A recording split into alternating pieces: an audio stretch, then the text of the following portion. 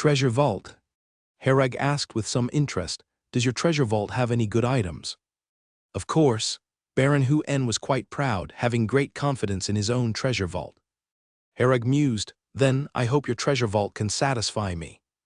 His words were rather blunt. Though wizards couldn't slaughter regular folk en masse, killing a few was still overlooked. Count Hu En nodded nervously, but then, thinking of the numerous treasures in the vault, gained some confidence. It should satisfy him, he thought. Herag extended his hand, placing it above Count Hu En's wound. The dark energy particles in the wound began to disperse, and Herag slowly absorbed these energy particles. Hu En felt an odd sensation. The wound seemed a little better, less itchy and painful. Since Herag was paid for his services, he didn't settle for half measures, meticulously absorbing all the dark energy particles from the wound, leaving none behind. Josh and the others stood quietly to the side, observing the process of Herag treating Count Hu En's injuries. Though they didn't understand what was being done, they could see the blackness on the wound gradually reducing. They had always assumed the black stuff to be toxins and had never figured out what it was, unable to eradicate it. Half an hour later, Herag withdrew his hand. The Count's wound is now fine. Proceed with normal treatment for external injuries. Hu En's wound showed no trace of blackness, revealing red flesh with some blood seeping out. The castle's doctor quickly arrived to reapply medication and bandage Count Hu En's wound.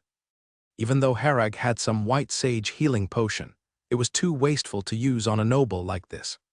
After the doctor finished treating the wound, Count Hu En heaved a sigh of relief, visibly looking better and with a bit more color in his face. Herag held a certain admiration for Count Hu En, considering he was just an ordinary person. The dark energy particles were no boon to ordinary people. Having such stuff in the wound was indeed torturous. Herag had just caught a whiff of anesthesia from the wound, likely used for pain relief. Hu En, leaning back in his chair, exhaled comfortably and after a sigh said, "Thanks to Mr. Herag, I feel much better. Now it's time for me to fulfill my promise." He stood up, with Great Knight Karen immediately stepping forward to support him. "Mr. Herag, this way please." Hu En led the way. Josh and Luki sensibly did not follow, as the treasure vault seemed not an area they could casually enter. Hu En personally led Herag all the way down to the third basement level of the castle. In front of a massive, heavy iron door stood two knight-level guards, both clad in heavy full-body armor. Hu En pulled out a wooden box from his pocket, opening it to reveal a bronze key inside. He took the key to the iron door, inserted it, and gently twisted. Sounds of countless mechanical gears turning came from behind the door. With a light sound, the door slowly opened on its own, revealing the passageway beyond. "You stand guard here, let no one inside," Hu En instructed the two knight-level guards. He turned to Herag saying, "Mr. Herag, please." Beyond the door stretched a long passageway, lit by oil lamps. Herag followed behind Hu En for distance, coming to another door. This door was smaller, yet made of some metal too, appearing very sturdy. Hu En reached into his shirt. But only then did Herag notice the small key hanging from his neck. Hu En used this key to open the smaller door. As soon as the door opened, Herag was greeted by a sight of golden splendor. Entering the treasure vault, Herag was stupefied. The enormous storeroom was filled with gold, jewelry, and numerous antique vases, paintings, and the like. Herag even spotted a colossal coral reef. At this moment, Hu En was spirited, introducing the treasures to Herag enthusiastically. "These are the treasures accumulated by the bank's family over the years. There are many items, even I don't know when they came into the vault. Mr. Herag, as a great mystic, ordinary riches might not catch your eye. Feel free to look around and see if there's anything you need." Herag nodded and walked ahead. The vault was as large as a football field, cluttered with various treasures, making him dizzy with delight, not knowing where to start. "This armor set is..." Herag spotted a suit of full armor in the corner. The material of the armor was special, and he couldn't determine what it was made of. More importantly, the armor seemed to have some magic resistance effects. He infused a little magic power into it, and was met with resistance. This reminded Herag of Dino's ship, which was built from wood from the forbidden magic forest, also possessing magic resistance, though this armor's effect was somewhat weaker. "This is the armor of legendary Knight Goodman's Graf," reputed to have many mysterious effects. Great Knight Goodman was a legendary figure over 300 years ago. His armor is certainly extraordinary. If Mr. Harag is interested, he may take it. Hu En introduced as he noticed Harag's gaze on the armor. Harag touched the armor and shook his head. "I'll look around some more." This armor didn't hold much significance for him, as he wouldn't typically wear such heavy armor. If it was for defense techniques, a dark energy shield would be more practical for him. As Harag continued forward, he suddenly stopped after a distance, spotting a pair of eyes. It was a pair of eyes submerged in a glass jar, appearing like a specimen. The eyes were bright red, and they seemed to be staring at Harag, giving him a slight discomfort. "What is this?" Harag recognized the shape of the eyes and felt he had seen related information in a book. "Shenlin, what is this?" he directly asked Shenlin. Based on the search, the probability that these are eyes of the Kiluta race is 98.34%. The Kiluta race was a species residing in the remote mountainous regions of the Kala continent, whose eyes turned crimson when emotionally agitated. This color was regarded as one of the world's 7 great beauties. Many nobles offered high prices for such red eyes, leading to the massacre of the Kiluta race, currently extinct. Shenlin replied with detailed information, and Harag, seeing this information, remembered that these eyes were also rare magic potion materials. Although he didn't need them at the moment, they could be useful in the future. Given they were extinct, it wouldn't hurt to hold on to them. "This thing is not bad. I'll keep it for now and decide later if I want it." Harag pointed at the crimson eye. Hu En nodded with a smile and said, "Mr. Harag has a keen eye," immediately spotting this now extinct Kiluta race eye. Seeing Harag choose, this made him very happy, because this item wasn't very valuable. Only some nobles who collected human body parts would buy such things. Ordinary people couldn't appreciate nor like them. Kiluta race eyes were only popular among nobles 200 years ago. At that time, nobles were infatuated with this crimson color, which made the price of Kiluta eyes extremely high. Only the great nobles had the means to purchase and admire them. But now this thing is no longer in vogue. Naturally, the price has gone down too. As for the matter of a race disappearing because of this, no one cared, nor would anyone speak up for them. Wizards' hobbies are indeed quite special. Hu En found this matching his imagination of wizards. Harag continued to walk forward, noting down some things he liked along the way, planning to compare after looking at everything to decide which 3 items he wanted. "This necklace is quite beautiful." As Harag wandered, he saw a necklace. A huge blue gemstone was hanging from it, with 2 flowers sculpted in gold on top, inlaid with more than a dozen smaller gems. When Hu En saw this necklace, he hesitated for a moment, but then smiled and said, "This is the famous Queen Milani's necklace, known as the Heart of the Ocean, a necklace countless women dream of." Queen Milani was very famous. Even Harag had read related histories. Queen Milani was the queen of an ancient kingdom 1,000 years ago, extremely beautiful, renowned as the greatest beauty of the north. To this day, her portraits are sold at exorbitant prices, with many great nobles spending lavishly at auctions to acquire them. "I didn't expect her necklace to be here with you. Is it real?" Harag questioned, startled by Harag's imposing manner. Hu En quickly said, "Yes, it's real. My father acquired it at great cost when he was young." "All right, this is also good." Harag planned to give this as a gift to Lillian. After all, he had previously taken so many things from Lillian without payment. He should return some gifts. Hu En felt a bit of pain, but he couldn't take back the words he had spoken. After all, the person in front of him was a wizard. It was already good fortune not being robbed of more by him, let alone daring to go back on his word. The Violet Kingdom is under the protection of the wizard organization, and generally, wizards do not trouble these great nobles. But if Harag bullied him a little, Hu En would have no one to complain to. Unless Harag completely looted his possessions, the higher-ups of the kingdom wouldn't bother reporting to the wizard organization for him. Harag naturally noticed the flash of pain on Hu En's face, smiled, and continued exploring the treasure trove. Most were just ordinary treasures. After wandering for a while, Harag discovered a peculiar item. A pink doll lay quietly atop a pile of gold, made of ordinary cloth material. In the treasure trove filled with treasures, such a cloth doll stood out starkly, incongruous with everything around it. Herag's expression became somewhat solemn. Shenlin analyzed this doll, comparing with the database. After comparison, the doll is most likely a resentful doll, a top casting material for many high-level curse magic. Shenlin quickly provided the result. Herag frowned. I didn't expect it to be this thing. No wonder there are so many negative energy particles. From afar, he could sense the negative energy particles entwining around the resentful doll, and the intense malice. This item is a top casting material for high-level curse magic. What's termed high-level curse magic refers to level 1 spells used by official wizards. The resentful doll is exceptionally rare and almost impossible to artificially create, only forming in certain special places. Such places generally harbor many casting materials, magic potion materials, and are invaluable to every wizard. However, such places generally also present certain dangers, depending on the specific circumstances. Where did you get this thing? Herag asked as he held the resentful doll.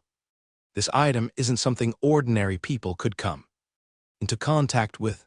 Herag hadn't expected it to appear in a regular noble's treasure trove. This, Hu-En stuttered as he looked at the resentful doll.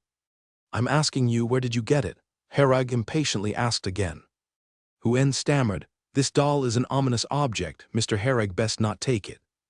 You keep an ominous object in a treasure trove. I know better than you what this is. Tell me where it came from. Herag continued to inquire. Wiping the sweat from his forehead, Hu-En said, this doll was brought by a thief said to have mysterious powers, so I bought it and kept it in the treasure trove, nearly forgetting about it. A thief. What is his name? Where is he? Herag sensed that Hu-En wasn't telling everything, so he continued to ask. His name is Robert, a Grand Knight level thief. I don't know exactly where he is now. You can ask at the Adventurers Association. He's quite famous.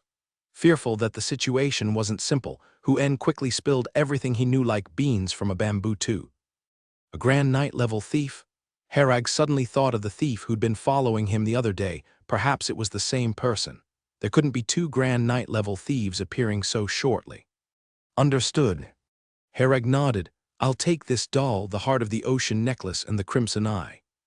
After speaking, he put away the resentful doll, then started to head back, picking up the Heart of the Ocean necklace and the Crimson Eye. Hu-En followed behind with a forced smile, not daring to express any opinion. Herag was merely informing him, not negotiating with him. After selecting the 3 items, Herag left the treasure trove, with Hu-En struggling behind him to push the door shut. Even that modest-looking door seemed heavier than it appeared, with Hu-En's face turning red as he barely managed to close it. As Hu-En closed the small door, he wiped his sweat and gasped for breath, quickening his steps to catch up with Herag before he got too far away. The outermost layer's main door didn't require his personal effort. 2 night-level guards stood by to close it. Seeing Hu-En anxiously closing doors, Herag found it somewhat amusing, as Hu-En seemed very afraid that he would loot his treasure trove. Herag, though tempted, still maintained reason. The Violet Kingdom falls under the jurisdiction of the Aluf Swamp, which is also a powerful wizard organization. The strength of these nobles shouldn't be underestimated. If he truly went overboard, they could certainly contact the Aluf Swamp, and he'd be in trouble. As it was someone else's territory, causing trouble wasn't sensible. Mr. Herag, will you continue to the late-night banquet or? Hu-En caught up and asked with his head lowered. Herag stretched lazily. I'm going back to rest. I won't be attending the banquet any longer. All right, then I wish Mr. Herag a good rest. Hu-En nodded and smiled. When Herag returned to his lodging in the palace, he found the 2 maids still waiting at the door. Does the master need a bath? The maid asked with her head lowered. A bath? Herag realized it had been days since he'd last bathed and nodded. Yes, you can go prepare it. Yes, a maid responded softly and then withdrew to make the preparations. The room Herag stayed in had a large bathtub, which should be quite comfortable for soaking. Shortly after the maid left, she returned to report at the door. Sir, the water is being prepared. It will be ready shortly. Herag nodded and lay down on the bed. In this world, taking a bath was quite troublesome. It required boiling water on site and carrying buckets of it to the bathtub. There were no water pipes or anything like that. After more than half an hour, 4 strong guards came with wooden buckets. Steam was rising from the hot water inside, indicating it had just come off the boil. After pouring the hot water into the bathtub, the guards returned with 2 buckets of cold water. After pouring 1 bucket, one of them said, "Sir, please check if the temperature is suitable. If it's too hot, we'll add more cold water." Hereg walked to the bathtub, dipped his hand in to check the water temperature, and remarked, "It's about right. You can leave now." The guards quickly retreated, but the 2 maids remained. Hereg turned back. "What are you still standing there for?" The maids lowered their heads. "We're here to serve you during the bath, sir." Hereg laughed. "I know. What I meant was, why are you still standing? Take off your clothes." The 2 maids exchanged a glance, a slight blush on their faces, and then slowly began to undress. Hereg knew they misunderstood him, but he didn't stop them. The next morning, Hereg pushed aside the fair arms draped over him and got up to dress. "It's fine once in a while, but I can't live like a decadent noble," Hereg thought after getting up, then meditated for a while to calm his mind and dispel many stray thoughts. After leaving the room, he immediately saw Huen and his 3 sons outside the palace. "Mr. Hereg is awake. Did you rest well last night?" Huen asked with a smile. "Not bad," Hereg nodded. Huen smiled. "That's good to hear. Oh, and Mr. Hereg, I'm feeling much better now. The wound has healed a lot. It was difficult before." It's just a superficial wound now. It won't take long to heal completely," Hereg remarked. "Thank you, Mr. Hereg, for saving my father. Josh is very grateful," Josh expressed gratefully. Hereg glanced at the sky and said, "I need to go out.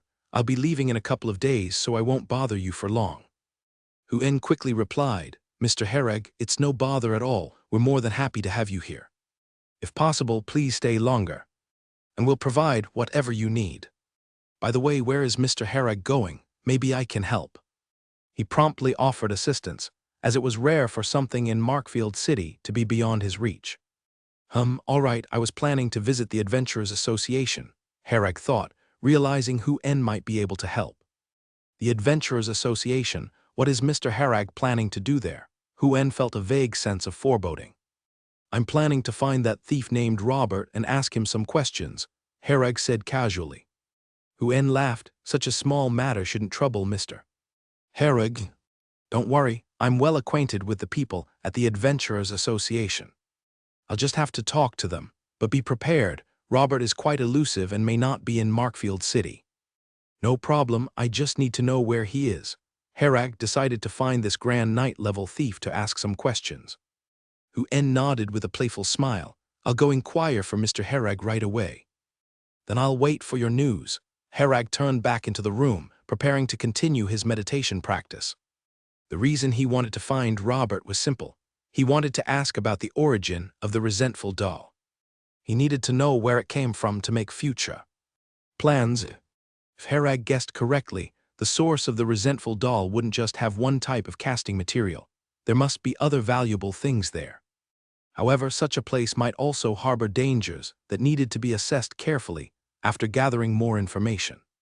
Count Huen was very efficient. Within just an hour, he personally came to report back.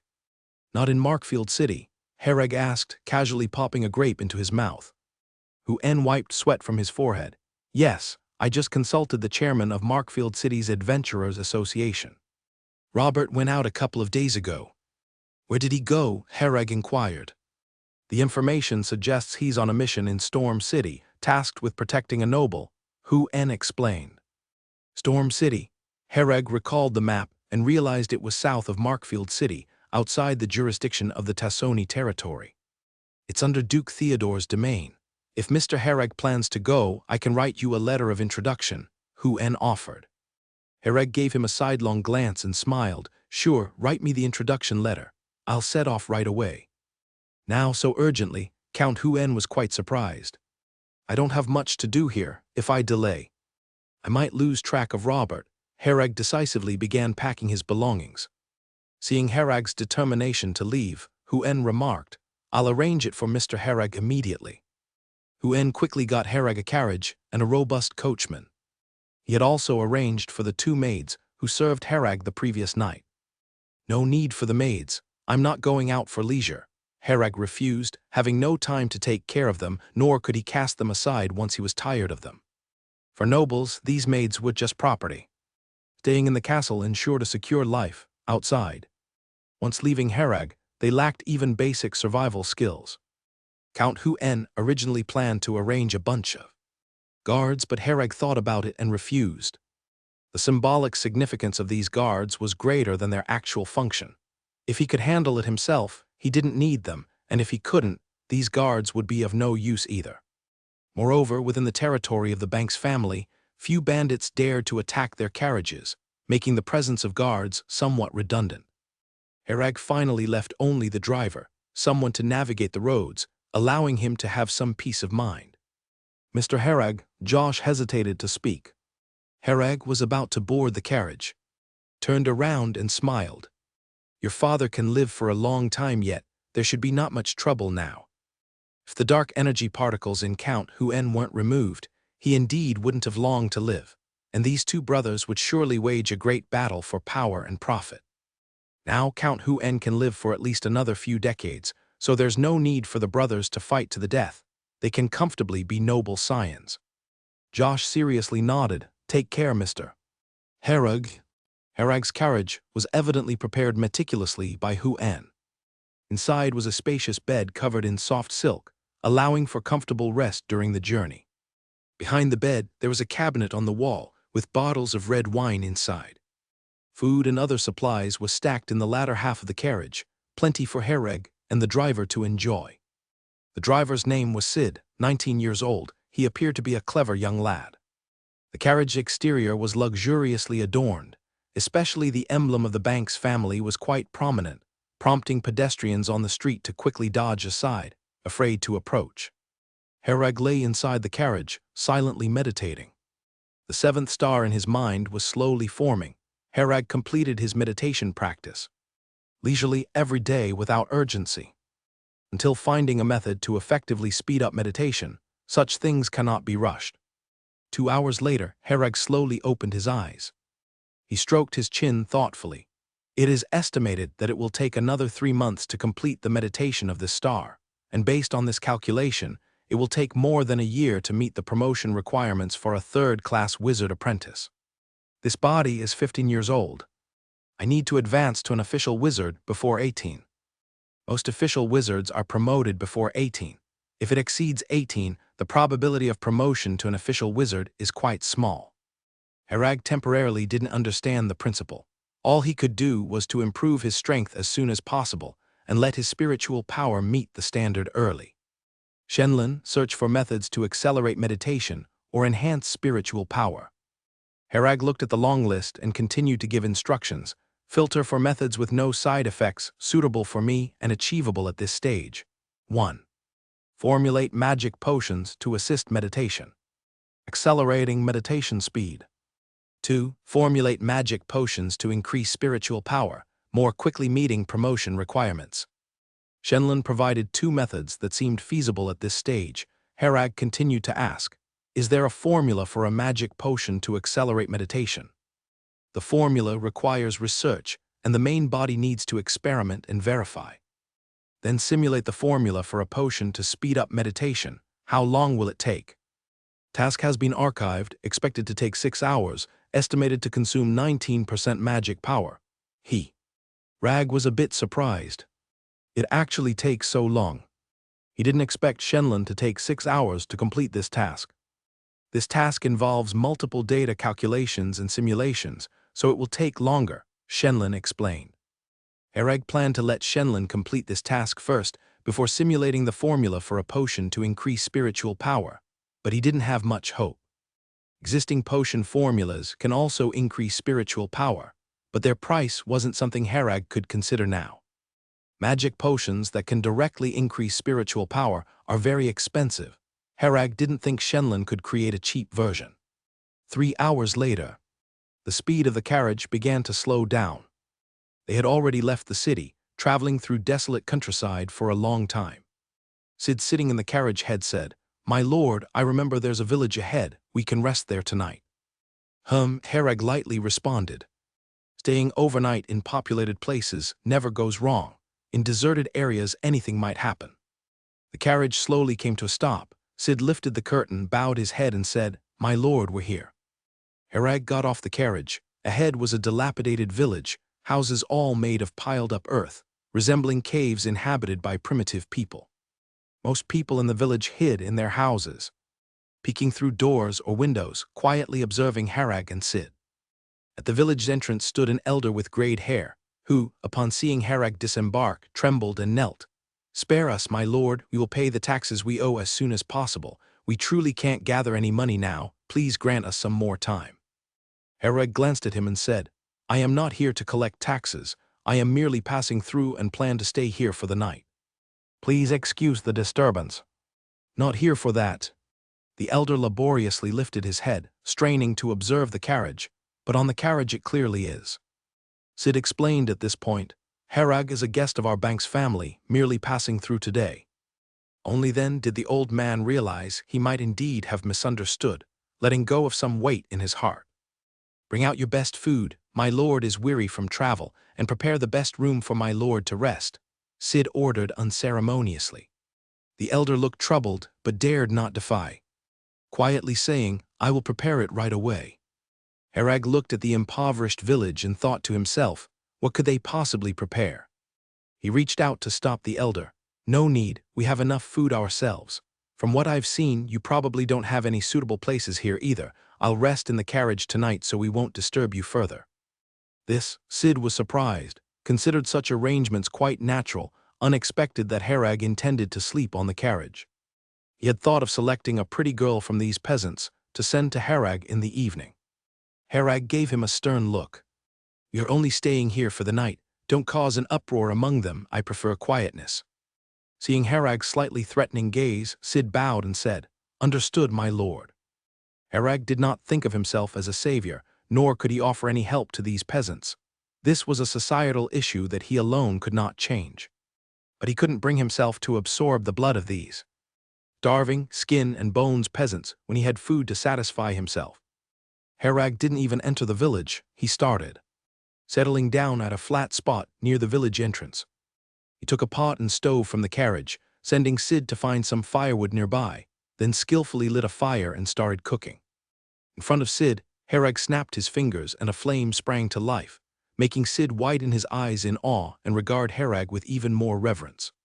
Count Hu-En had generously provided supplies, including cured meat, butter, cheese, and a variety of vegetables. Herag made a stew with these ingredients. With spices, it was bound to taste decent no matter what. "Here, serve yourself as much as you want to eat," Herag said, handing Sid a bowl from the carriage. Sid was flattered and hastily replied, "Sir, I can just eat dry rations." "If I tell you to eat, then you eat. Don't make me repeat myself," Herag said impatiently. Sid nodded, "Thank you, sir."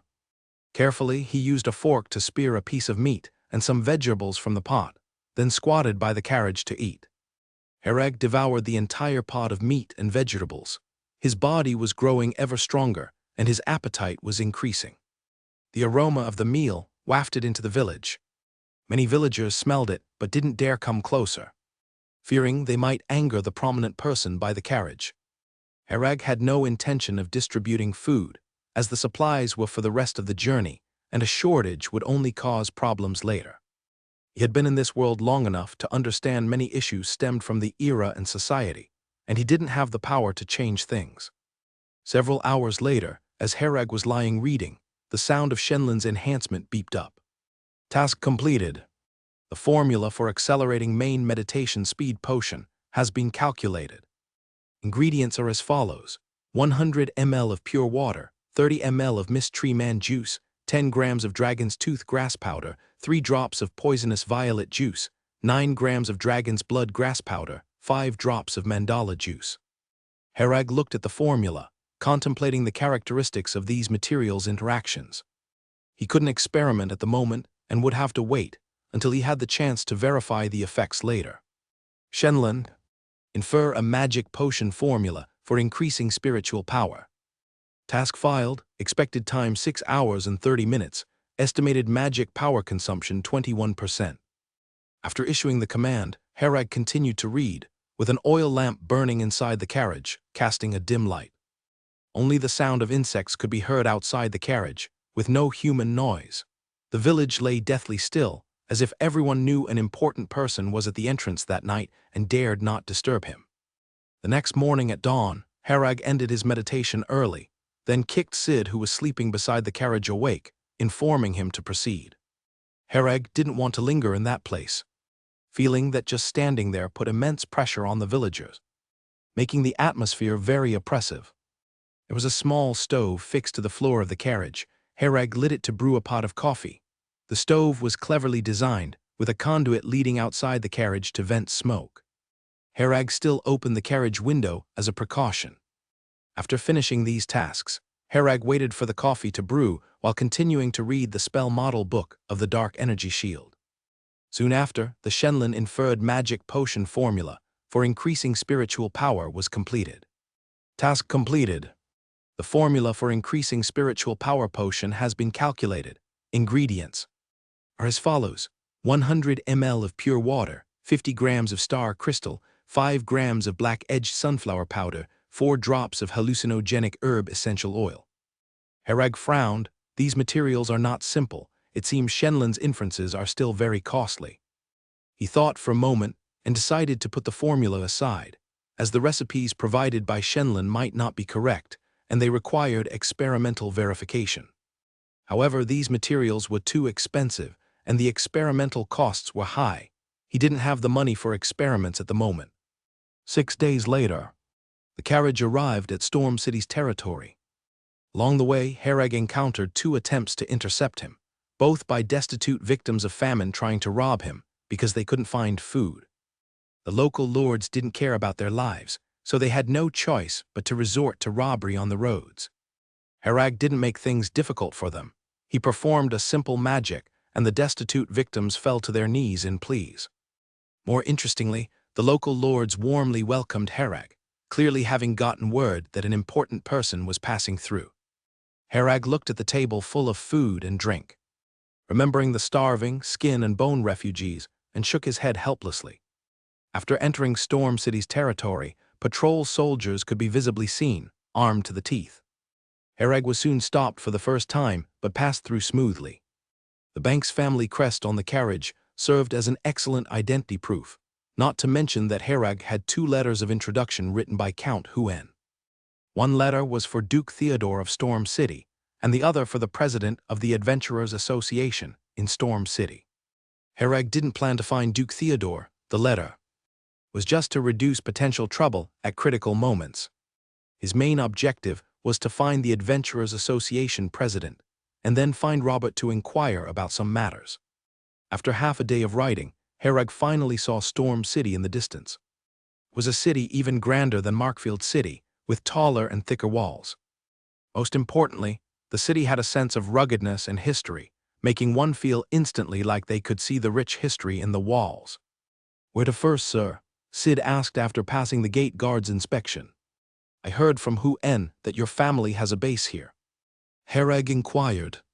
Before coming, Huen mentioned that Harag could settle at the Banks family base in Storm City, at least to have a place to stay initially. Sid nodded. "Yes, the family business has assets here." Harag said, "Then let's settle down first, and then head to the Adventurers Association." "All right." Sid eagerly drove the carriage forward. He had been in a good mood since arriving in Storm City.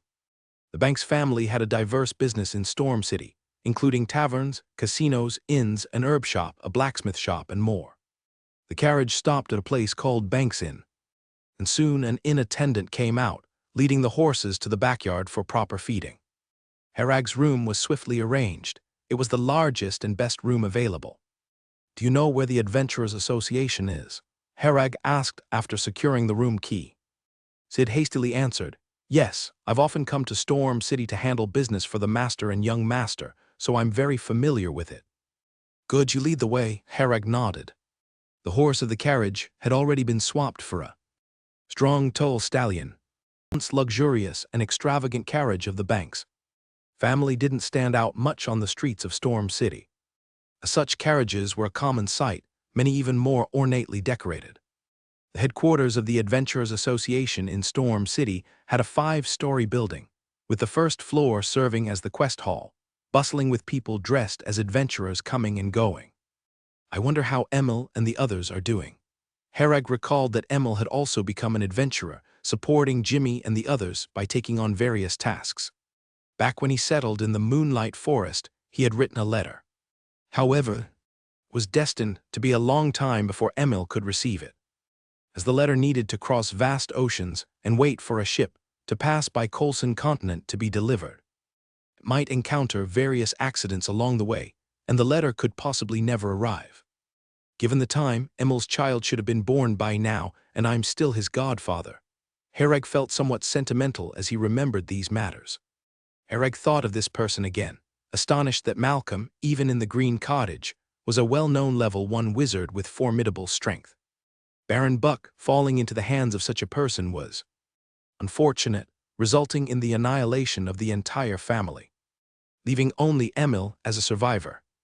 Conduct like Malcolm's on Kala continent would surely be stopped, but on Colson continent, there's no one to manage it, leaving him to act lawlessly. Herag, of course, wasn't foolish enough to stand up in protest against Malcolm's massacre of ordinary people, as without sufficient strength, he could only avoid Malcolm. As soon as Herag entered the hall, he attracted many people's attention. The hall had many adventurers, and night-level experts were a common sight. Herag's naturally emanating powerful aura instinctively made these adventurers wary, adding a touch of apprehension towards him. Sid proactively sought out the staff of the Adventurers Association, and soon he returned with a blonde-haired man. "Sir, this is Milo Kaler, Vice President of the Adventurers Association of Storm City," Sid introduced. Milo nodded, extended his hand, and said, "Greetings, esteemed guest. I am the Vice President here. You can speak to me about any matters you have." Herag took out Count Hu En's letter of introduction. "This is Count Hu En Bank's letter of introduction. Oh, it's addressed to the President, but the President is not present in Storm City at the moment. Since it's a letter of introduction, it's all right for me to look at it. I am temporarily handling all of the President's affairs." Milo took the letter, opened it, examined it carefully, and after verifying the signature, nodded. "Mr. Herag, please head upstairs, as there are too many people and eyes here."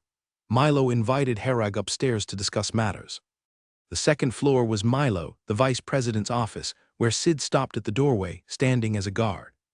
After pouring Herag a glass of water, Milo said, "Mr. Herag, are you a mystic?" "Yes, that's correct," Herag nodded. Milo smiled and said, "Mr. Herag, please don't misunderstand. According to Duke Theodore's regulations, if mystics enter the city, we are required to register them." "Understood, I am aware of the rule." Herag knew the regulation. For ordinary people, these wizards were too dangerous, and most large cities had similar regulations. However, generally, wizards wouldn't voluntarily register, and local authorities typically wouldn't provoke them. This regulation's significance wasn't substantial. "Where's Robert now?" Herag straightforwardly asked. Milo nodded. "He has already been informed before Mr. Herag arrived. We received notification from Count Hu En. Robert has deliberately stayed in Storm City during this time to await Mr. Herag." "All right, I'll wait for him here for a while. By the way, do you have many great night-level personnel in the association?" Herag asked, relaxedly reclining on the sofa with his eyes closed. Milo was somewhat taken aback, then smiled. "There are just 3 great night-level individuals in Storm City, and currently only Robert frequently takes on quests." Herag roughly knew. It seems the one following behind that day was Robert. His strength is indeed quite good. Half an hour later there was a knock at the door, and a man's steady and powerful voice came through. "Milo, I'm here." "Robert has arrived. Sorry to keep you waiting, Mr. Herag." Milo smiled as he stood to open the door. When the door opened, Herag looked towards the entrance, confirming Robert was indeed the grand night-level thief from that day. Initially, Robert was stunned upon seeing Herag. His expression fluctuated slightly, then he quickly adjusted, pretending not to recognize Herag.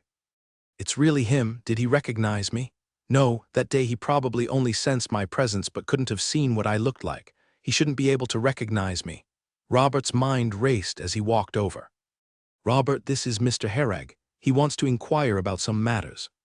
You two have a chat. I'll be off to handle the associations affairs," Milo said, having completed his task once Robert arrived. "Have a seat," Herag stated, sitting on the sofa, taking a leisurely sip of water. All right. Robert felt inexplicably tense. It had been years since he ever trembled when killing, yet he felt nervous at that moment. He sat on the sofa uprightly, like a child caught doing something wrong. Did you acquire this? Harag brought out the resentful doll, speaking candidly. Upon seeing the resentful doll, Robert gasped. Aye. Robert was at a loss, unsure how to respond to the question. He knew Harag was a mysterious wizard. Fearing an incorrect answer might cost him his life. No need to be nervous, I just want to ask where you found it. I won't do anything to you, Harag reassured him. Robert took a deep breath, calming himself. I indeed obtained this doll, but I found it. Found it? Harag asked with a hint of skepticism. Seeing Harag's dubious gaze, Robert hurriedly added, It's true, it was found. That person was likely a wizard dressed in a robe holding this doll. I thought that something a wizard clung to even in death must be valuable, so I summoned the courage to pick it up. But after I took it, the doll gave me an uncomfortable feeling. It wasn't likely anything good, probably something ominous, so I sold it to Count Huen. Those nobles, aren't short on money and enjoy collecting such things. Throughout, Harag monitored Robert's state, receiving from Shenlin a probability of 99.6% that he was telling the truth. After a moment of pondering, Harag asked, Where exactly did you find it?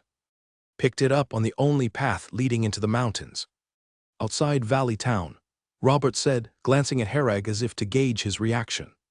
He continued, I really found it. That wizard's death had nothing to do with me.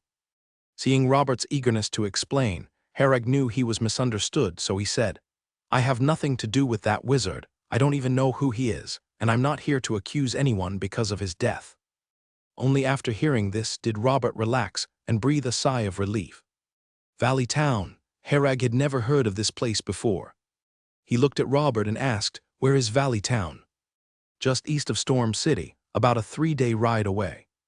Robert was familiar with these places and spoke without any hesitation. Is there anything special about that place? Harag was a bit puzzled as to why a wizard would die there. Robert scratched the back of his head, thought for a moment and said, Not that I know of, it's just an ordinary mountain town with a relatively small population. Are there any special rumors about the place? Ghost stories are fine too. Harag continued to ask. Robert shook his head. I'm not too sure about that, I'm not a local. There should be some ghost stories. There's always a few such tales in every place. If you want to know more, you'd best ask the locals.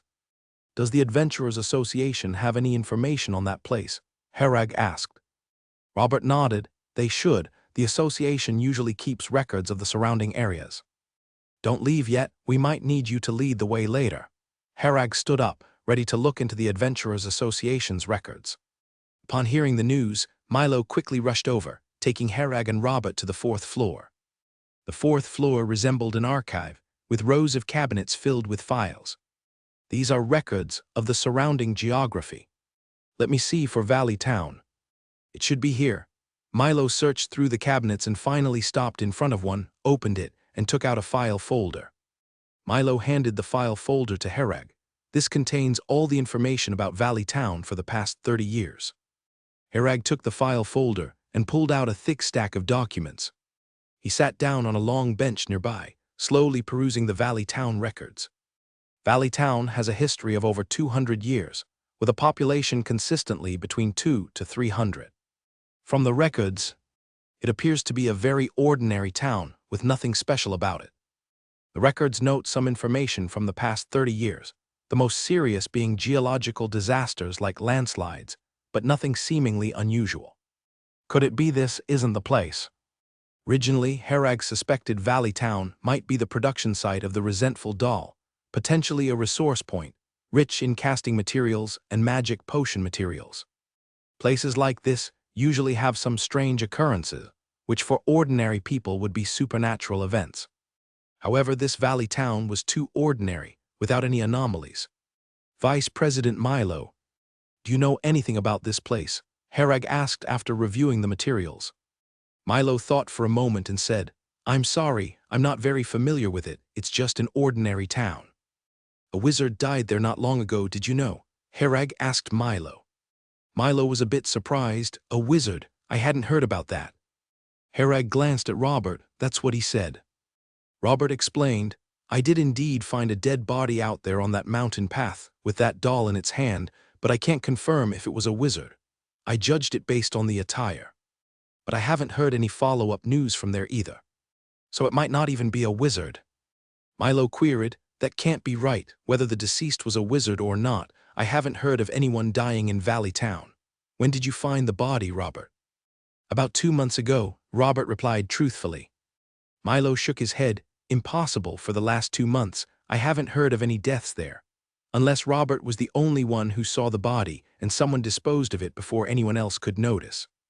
The Adventurers Association is typically very informed, and with Valley Town's small population and only one path leading out of the mountains, any death on that path would surely be discovered and reported by the locals. Yet, the Adventurers Association had no information whatsoever in this regard. Finally, something out of the ordinary. Herag thought this might be related to a mysterious event or simply a human-created incident. He stood up and said, "Robert, come with me, lead the way to Valley Town." "All right," Robert nodded, not daring to refuse. Herag had Shenlin record the Valley Town information, but found no valuable insights yet. He returned the file folder before heading downstairs. To Sid, who was waiting below, he said, "I'm going out for a while, you should go back first." "Sir, don't you need me to accompany you?" Sid eagerly offered his assistance. Herag shook his head. "You're too weak if anything happens. I won't have time to look after you. You should go back first." Herag's blunt remarks left Sid awkwardly scratching his head. "Then I'll be going back now, sir." Milo arranged 2 horses and prepared some dried food and water for Herag and Robert. Though Storm City was some distance from Valley Town, and despite their great strength, the duo still needed basic supplies. Without delay, Herag mounted the horse and headed towards the city gate, with Robert close behind. In the city, Herag had to maintain his speed, but once outside, he gave the horse a hard kick to the flank and dashed off. After leaving Storm City, they soon entered the mountains. The terrain here was nothing but vast stretches of mountains, slowing their pace considerably. They were either climbing or descending, unable to gallop freely as they did on flat ground. 2 days later, Herag and Robert arrived at Valley Town. A mountain path encircled the town, known for its Heaven's Edge formation. As Herag walked along the path intending to enter, a squirrel on a nearby tree jabbered incessantly. "Shut up!" Robert found the squirrel annoying and scared it off with a few threats. The squirrel was indeed frightened, and with a few leaps between branches, it disappeared. "Sir, I found the deceased here that day, lying on his back, clutching the doll tightly. I had to exert some effort to pry it from his hands." Robert recounted the events of that day. Herag glanced at the spot Robert was pointing to. Right at the valley entrance, at the mouth of the one-line Sky Canyon. Why did they die? Herag pondered over this question, not rushing to go inside. The squirrel's cry just now bothered him. Animals usually have very sharp senses, and that was a warning cry. Of course, it could also be warning its companions of these 2 outsiders. Shenlin, check if there's anything unusual around. To be cautious, Herag had Shenlin perform a comprehensive scan of the surroundings. No anomalies detected. No magic power flow detected.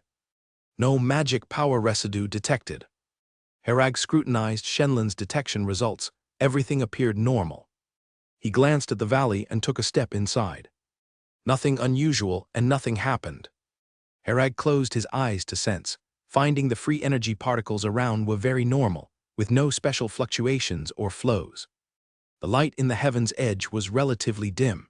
The cliffside at the roadside was somewhat damp, with water flowing down in some places. Herag followed the mountain road, quickly passing through the canyon area of the one-line Sky Canyon, finding the view ahead wide open. A small town sat on a distant hillside with wooden houses quietly nestled among the mountains, occasionally seeing people walking by. The town entrance had a small tavern. When Herag entered, there weren't many people inside, only 3 people split between 2 tables, with butter beer on the tables. As Herag and Robert entered, the tavern, which had been filled with conversation, quieted down. The 2 sitting together looked like hunters, while the man sitting alone seemed like a blacksmith from his clothes. When the 2 hunters saw Herag and Robert, they frowned, appearing wary of them. The 2 picked up their glasses and drained their butter beer in one go, then left without saying a word. The blacksmith glanced at the two of them, smiled, and took a sip of beer. His glass still had more than half full, indicating he wasn't planning to leave soon. Herag went over and smiled. Mind if we share a table? The blacksmith was a big-beard uncle. He laughed. Of course not, your new face is here. Are you here for business? Herag pulled out a chair and sat down, telling the bartender, 2 butter beers, please. After ordering, he turned back to the blacksmith uncle and said, I won't beat around the bush. I'd like to ask if you know about a death on the mountain. Road outside around 2 months ago. 2 months ago? The blacksmith uncle stroked his beard thoughtfully. No, I don't think so. This is a small place. If someone died, we locals would surely know, but I haven't heard of such a thing. He took a sip of beer and continued. This place is usually very peaceful, rarely any murders. There aren't many people here, connections are simple, and as far as I know, there's seldom deep hatred. The beer Herag ordered soon arrived, 2 large, full mugs. He wasn't accustomed to it at first, but got used to it after drinking more, mainly because there weren't many options. After taking a sip, Herag said, we just heard about it, so we came to ask. The blacksmith uncle realized, I see, then the news must be wrong. You know how it is, some stories drift far and deviate from the truth. We'll ask elsewhere later, Herag nodded. The blacksmith uncle continued, you must be from the Storm City investigation team. I guess you came to investigate after hearing about a murder. You'll likely be making a trip for nothing. I've been here for years, there couldn't have been a murder. Without me knowing. Investigation team? Storm City no longer has such an organization. Now it's the Adventurers Association handling these matters, Robert interjected. The blacksmith uncle said in confusion, Adventurers Association. It seems I've fallen behind on the news, ha ha ha. He laughed, taking a big gulp of beer, exhaling contentedly. After chatting with the blacksmith uncle for a while, not gaining any valuable information, Herag paid the bill and prepared to leave the tavern. Thanks, the blacksmith uncle thanked from behind. Herag also covered his share of the beer. Herag pushed open the tavern door and found it had already turned dark outside. This place had no streetlights, so except for some houses in the distance with their lights on, the roads were completely dark. Robert, have we been inside for that long? If I remember correctly, it was only afternoon when we entered. Herag noticed something was off. He got no response from behind, and when he turned around, Robert, who had followed him out, was gone. Herag turned back into the tavern. The lights were still on, the butter beer on the tables remained still bubbling. But there was no one inside the tavern. The blacksmith uncle was gone, and so was the tavern owner. Herag checked around with Shenlin's feedback. The entire tavern was empty, deathly quiet without a sound. Picking up a butterbeer mug, Herag found nothing unusual. The butterbeer seemed normal with nothing strange about it. Taking a deep breath, Herag walked out of the tavern. Lights still glowed on distant houses, and silhouettes could be seen behind the windows. Stumbling in the dark, he headed towards a house. It seemed there was more than one person inside. Reaching the door, he faintly heard conversation and a woman's laughter inside, as if an old couple were whispering at night. He knocked on the door, and instantly it fell silent, a deathly stillness. No one questioned him, and no one came to the door. Herag's knocking seemed to have pressed a pause button on the world, and the people inside seemed frozen, without making a sound. After a while, he heard the dull sound of something being dragged behind the door, and the harsh noise of a hard object scraping the ground. A muffled sound suddenly erupted. Herag listened intently, and it sounded like an axe hacking into flesh. The sound of the axe swings had a rhythm, slow and steady, reminding Herag of butchers slaughtering livestock. The door suddenly shivered. Something behind it seemed to be violently battering it. The whole house started shaking.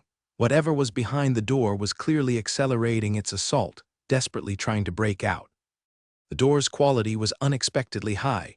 The entire house trembled from the pounding, yet the door remained unmoved. If it were an ordinary wooden door, it might have shattered in 1 or 2 hits. Herag felt a foreboding premonition, sensing a strong danger behind the door.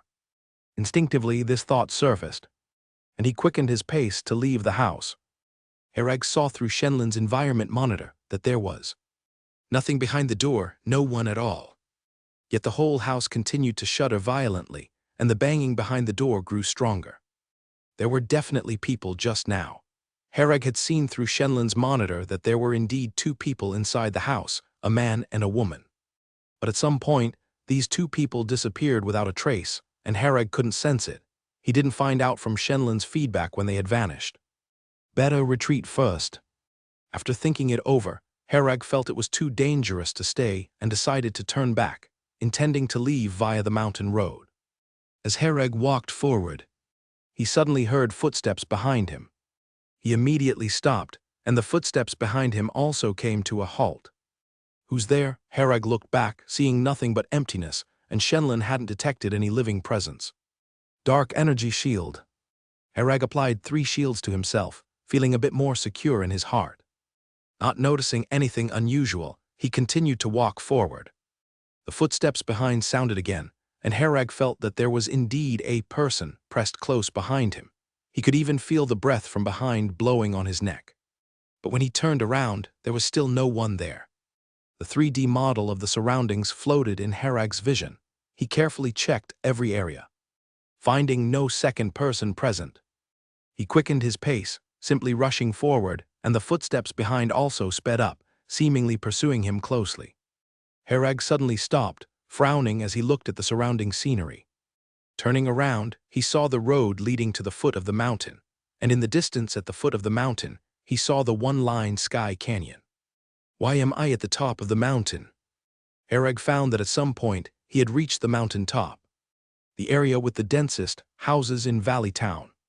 The house he had knocked on earlier was midway up the mountain, not far from the tavern. Hereg remembered clearly that he was heading toward the foot of the mountain, so how did he suddenly end up at the top? He stood in place for a moment, then continued to walk downhill, and when passing by that house, he found it particularly quiet inside with nothing banging on the door. Hereg deliberately detoured to walk away from that house. Passing by the tavern, the lights inside were still on. With not a sound to be heard, Hereg peeked inside and saw the butterbeer mug on the table still in place, unchanged. The footsteps behind never stopped, and Hereg never figured out where the sound was coming from. So far, he hadn't encountered any danger, suspecting that his own footsteps might be echoing in some way. Yet the feeling of being shadowed by someone never disappeared, and his neck still felt occasional breaths. I definitely need to brush up on necromancy knowledge when I get back. Facing such scenarios leaves me with too few options. Hereg didn't panic, guessing that he had probably encountered something like an evil spirit.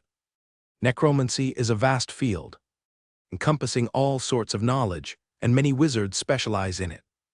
Heaven's Edge was again right ahead. Just a few more steps on this mountain road would lead him out of Valley Town. Just as I thought. As expected, Hereg found himself at the top of the mountain again.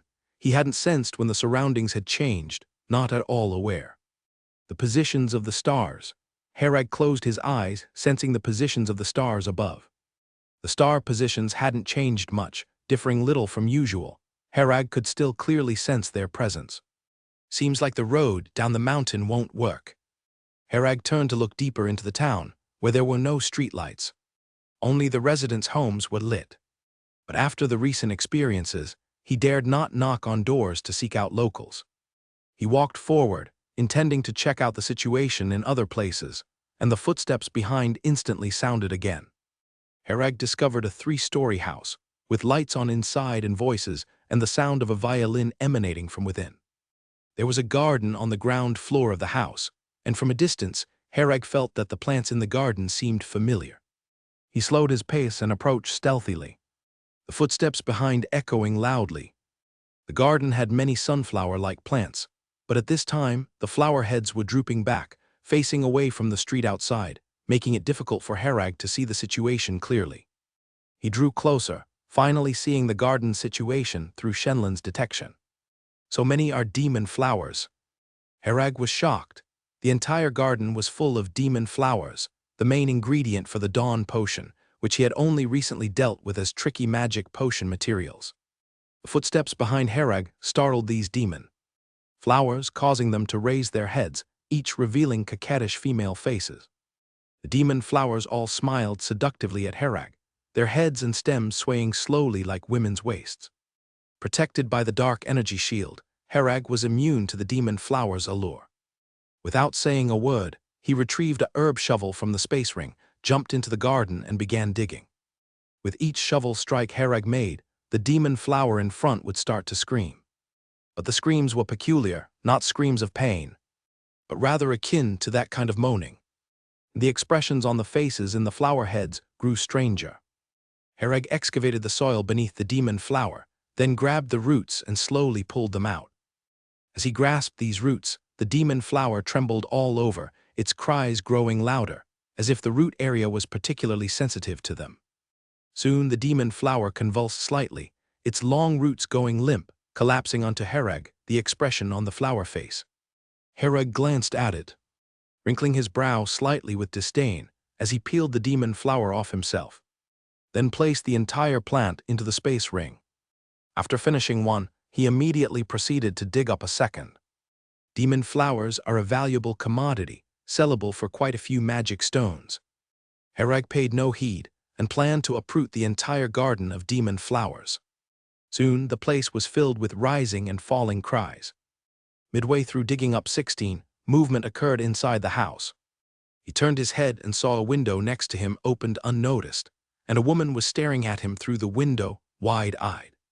To be precise, it was a woman's head. Her eyes fixed on him. On the windowsill was a woman's head, with a headless corpse behind it. The headless corpse held a violin in its left hand and gently caressed the head with its right hand. Hereg stopped digging, stood up, and locked eyes with the head, the scene falling into silence. All the demon flowers closed their eyes, their flower heads drooping. The headless corpse raised its left hand, placed the violin on its shoulder, then lifted the head and slid it along the strings, blood dripping down the strings, strands entwining around the violin. The woman's head seemed to be immersed in the enchanting music, closing her eyes with a smile, savoring the violin's melody. In Hereg's eyes, a mass of negative energy particles began to gather by the window. Without hesitation, he fired 3 corrosive arrows at the headless corpse playing the violin. When the corrosive arrows struck, the hit area of the headless corpse rapidly corroded, making sizzling sounds. The woman angrily opened her eyes, pain etched on her face. Hereg raised his hand, his ring flashed, and a small fireball technique quickly formed, then flew towards the opposite side. The violin's music quickly resumed. The headless corpse's right arm suddenly swelled, transforming into a massive arm with red fur in mere moments. The arm was larger than the headless corpse itself, looking quite incongruous. The small fireball technique exploded upon impact on the giant arm, the surface quickly burning, emitting a stench of scorched meat. Soon after, the violin resumed, and the headless corpse swung its arm, punching towards Hereg. The distance was too short, and Hereg had no time to avoid it. The fist struck his 3-layer shield, sending him flying a few meters to the ground. He quickly adjusted his stance upon landing, rolled to dispel most of the force, then drew his longsword. The shield protected him, leaving him almost unharmed. Hereg glanced at his shield's status, the outermost layer.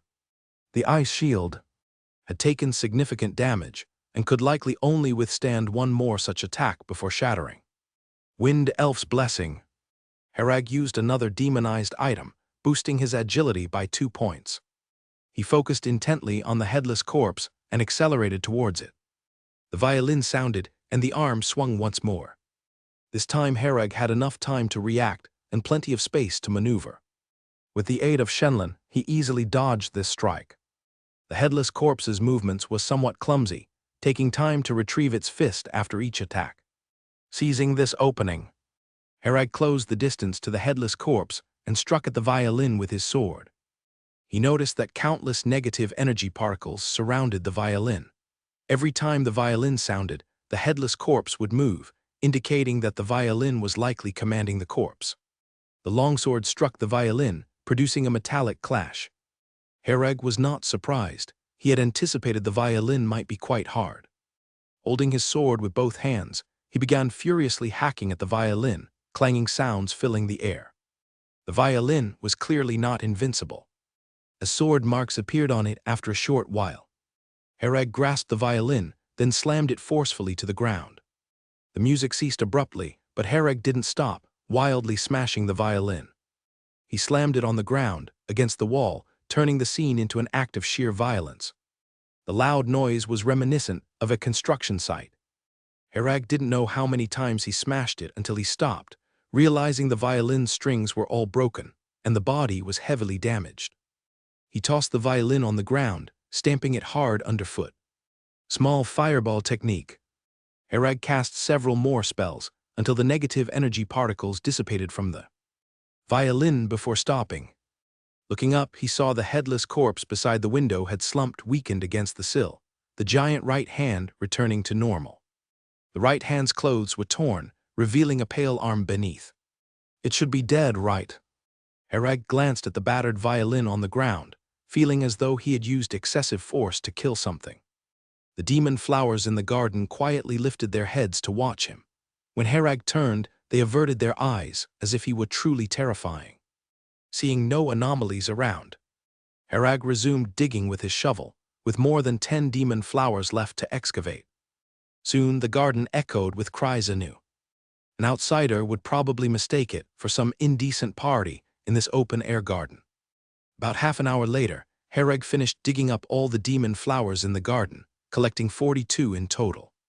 Glancing around, he confirmed there was nothing else of value in the garden before preparing to leave. The town was filled with houses, and this garden was merely the ground floor garden of one such house. Herag continued forward, the sound of footsteps again trailing behind him. This time much more cautiously, he felt that every house with lights on might hold something inside. Solving the violin didn't mean he could deal with other items, so it was prudent to act cautiously. Following the town's path, he noticed something peculiar. The number of houses seemed to have increased. He distinctly remembered that the valley town he glimpsed from the mountainside hadn't had this many houses. "Master finally found you," Robert's voice abruptly sounded from behind. Herag turned to see Robert breathlessly calling out to him. "Don't come near me yet." Herag drew his sword, aiming it at Robert as he moved closer. Robert awkwardly retreated. "It was abrupt of me. Master, it's truly me, not some foul thing in disguise." "Where did you just go?" Herag coldly inquired. Robert was puzzled. "I'm not sure either. I remember we were drinking in the tavern, then suddenly you vanished, and I ended up in town looking for you, but this cursed town was empty. Then I knocked on a house's door, and before I knew it, I was inside it. I panicked, tried to open the door to leave, but it was locked tight as if bolted shut. I even tried the windows to escape, but they were locked and incredibly sturdy, beyond my ability to break them. When I was desperate to get out, suddenly I was in the street again and saw you up ahead." Robert hurriedly explained, fearing that Herag might cut him down with a sword on a whim. Although he was a great knight, he had witnessed wizards in action more than once. He had no means to counter those eerie spells and could only allow wizards to have their way. Robert never considered counterattacking a wizard. He only thought about how to survive if Herag made a move against him. Herag carefully analyzed what he said, sensing that Robert wasn't lying, yet he felt there was something amiss that he couldn't quite pinpoint. "You said you were trapped in a house. Which one?" Herag questioned. Robert glanced around, recognizing the nearby house for a moment, then said, "It's this house." Herag turned to look. It was also a 3-story building with no lights on inside. He stepped back a few paces, distancing himself from the house. "Did you hear footsteps behind me?" Herag retreated a few more steps and the footsteps followed. Robert's expression was somewhat frightened. "I heard them, but I didn't see anything behind you." "I think something has set its sights on me." Herag sighed, a bit helpless. He glanced at Robert. "We'd better leave here quickly. There's something wrong with these houses." Robert had suddenly entered after knocking on the door and couldn't come out no matter what, and Herag guessed it would be the same result if he knocked. What puzzled him was why Robert came out inexplicably without doing anything, just in time to encounter him passing by. Herag noticed his surroundings suddenly lit up. The house beside them suddenly lit up, emitting a soft yellow glow from the windows. Herag tried to look inside through the windows, but could only see a field of yellow light. Shenlin's scan showed that the entire house was empty. Of course, Herag didn't believe there was truly nothing inside. Shenlin couldn't detect non-living entities like evil spirits, a conclusion he reached from past experiences. He believed it was due to his own lack of knowledge in this area, so Shenlin didn't have effective detection methods to discover the presence of evil spirits. At the same time, Herag felt that Shenlin was no longer an ordinary gene chip from a previous life. As he became a wizard and his strength grew stronger, Shenlin's functions gradually began to change, becoming much more powerful than a typical gene chip. Go, Herag growled at Robert, then dashed out first. The moment the lights came on in the nearby house, a sense of malice assaulted him. And he figured whatever was inside would be troublesome, so he wanted to flee immediately. Seeing Herag's urgency, Robert also realized the seriousness of the situation and quickly followed suit. Where did he go? Robert suddenly found that Herag had disappeared after running a few steps ahead. Robert looked around, unable to find any sign of Herag, and a chill surged through his heart. After running a few steps, Herag found himself inside a house. He surveyed the surroundings to confirm he was on the first floor. Herag walked to the window and looked out, seeing Robert standing outside, looking around in confusion.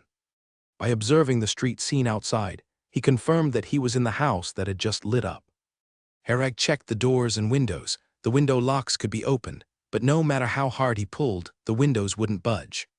He picked up a chair and smashed it hard against the window, but it didn't move an inch. Herag tried hacking at it with his longsword, but not even a scratch was left on the window. Seeing this, he temporarily gave up trying to break the window. Herag went to the door and found that it wasn't actually locked.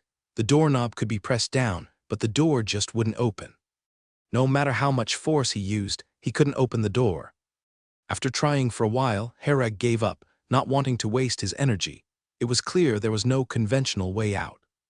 Outside, Robert occasionally glanced inside, but he didn't seem to see Herag, though Herag could see Robert from inside. Looks like I'm in the same predicament Robert was in. He inexplicably came out back then. What are the hidden rules? Herag began to ponder. He glanced at the room's furnishings. It was just an ordinary residential home with nothing special. Herag wandered around the rooms on the first floor. The first floor consisted of the living room and kitchen. What's on the second floor?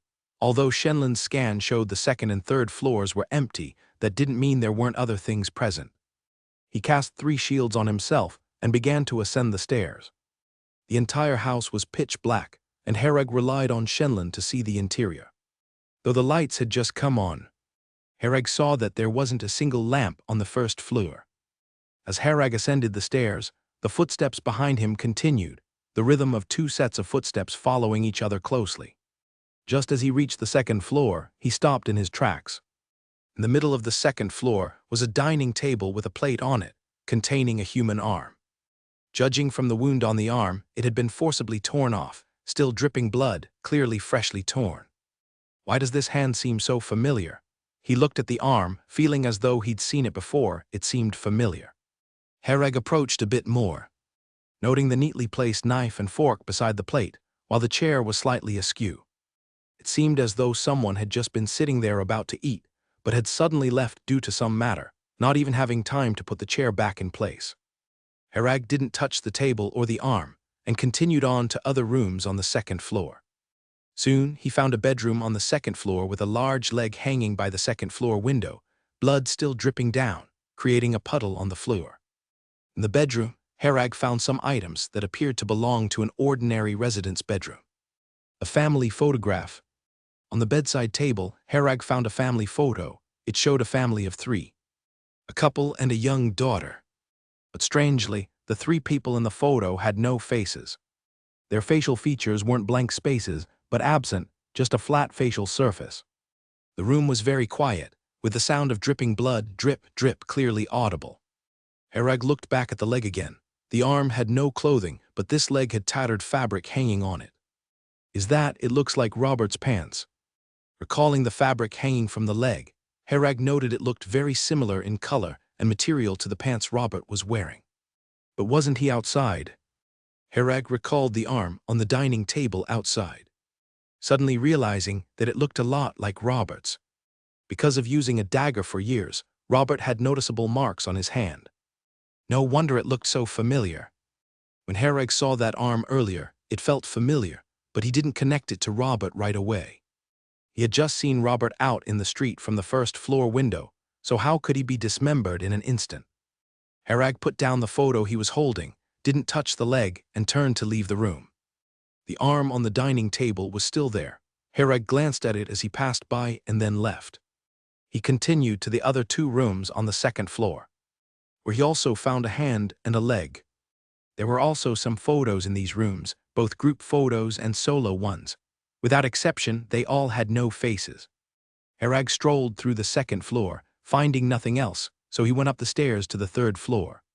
He recalled that outside, he remembered the 3rd floor should have an attic-like structure.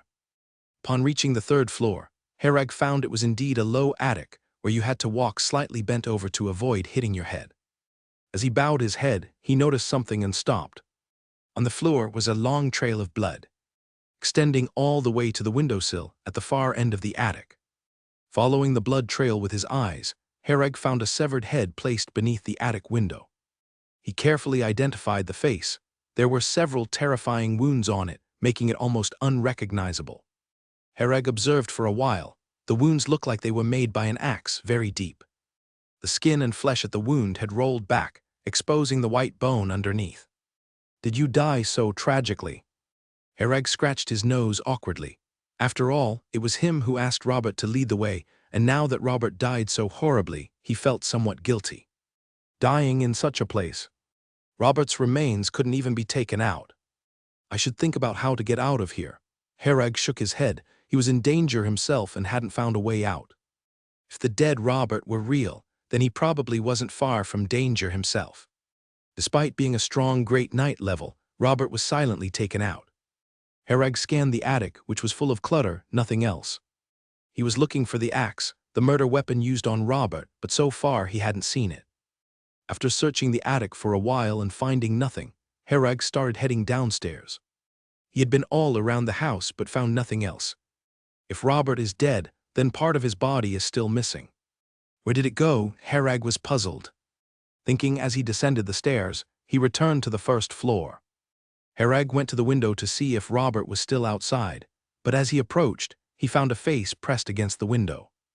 Robert was pressing his face against the window, looking hard inside, seemingly searching for Hereg. Suddenly, a heavy banging sound came from upstairs, as if someone was hitting the door with something heavy. A chill rose in Hereg's heart as he clearly felt a huge threat from something upstairs. "I have to get out of here quickly." His heartbeat quickened, and the feeling of impending doom grew stronger. The banging from upstairs abruptly stopped, and the house became quiet again, yet Hereg felt a sudden chill around him. He turned to see a little girl on the stairs leading to the 2nd floor, wearing a red plaid dress, holding a doll quietly. The girl's face, like in the photos, was featureless, but Hereg could feel her gazing at him. Hereg suddenly felt that the little girl was smiling at him. Then suddenly, a mouth appeared on the girl's featureless face, revealing white teeth with some red filaments between them. Hereg felt no warmth from this smile, only a chill down his spine. In his hand, fire elemental energy particles quickly gathered, and a small fireball technique was about to form. The little girl seemed not afraid at all, showing a horrific smile as she gradually walked down the stairs towards Hereg. At this moment, Hereg noticed that the doll in the little girl's hand was also a resentful doll. Could the resentful doll in my space ring have come from here? That wizard got this thing but died outside of Valley Town. Hereg noticed the resentful doll in the girl's hand. Although its appearance was different from the one in the space ring, both were top-level curse technique casting materials. But now he had no time to think about acquiring the resentful doll. His mind was racing to figure out how to escape. Just then there was a noise at the door. The sound of a key opening the door came from the entrance, causing the little girl to stop in her tracks. The key inserted into the lock, and then turned with a click, and the door opened. A big bearded man stepped in with an axe hanging from his head. The axe was embedded in his forehead, deeply cleaving into his head. Yet he seemed unaware, and upon seeing Hereg showed a delighted expression. "It's you, thank you for treating me to a butterbeer." "Blacksmith uncle." Hereg was taken aback, surprised to see the blacksmith uncle he had met at the tavern. But now the blacksmith uncle was clearly different from when he met him in the tavern. Besides the axe in his head, his eyeballs had turned a pale gray. His facial skin was also abnormal, presenting a bluish-green hue, not quite human-looking. The blacksmith uncle chuckled warmly.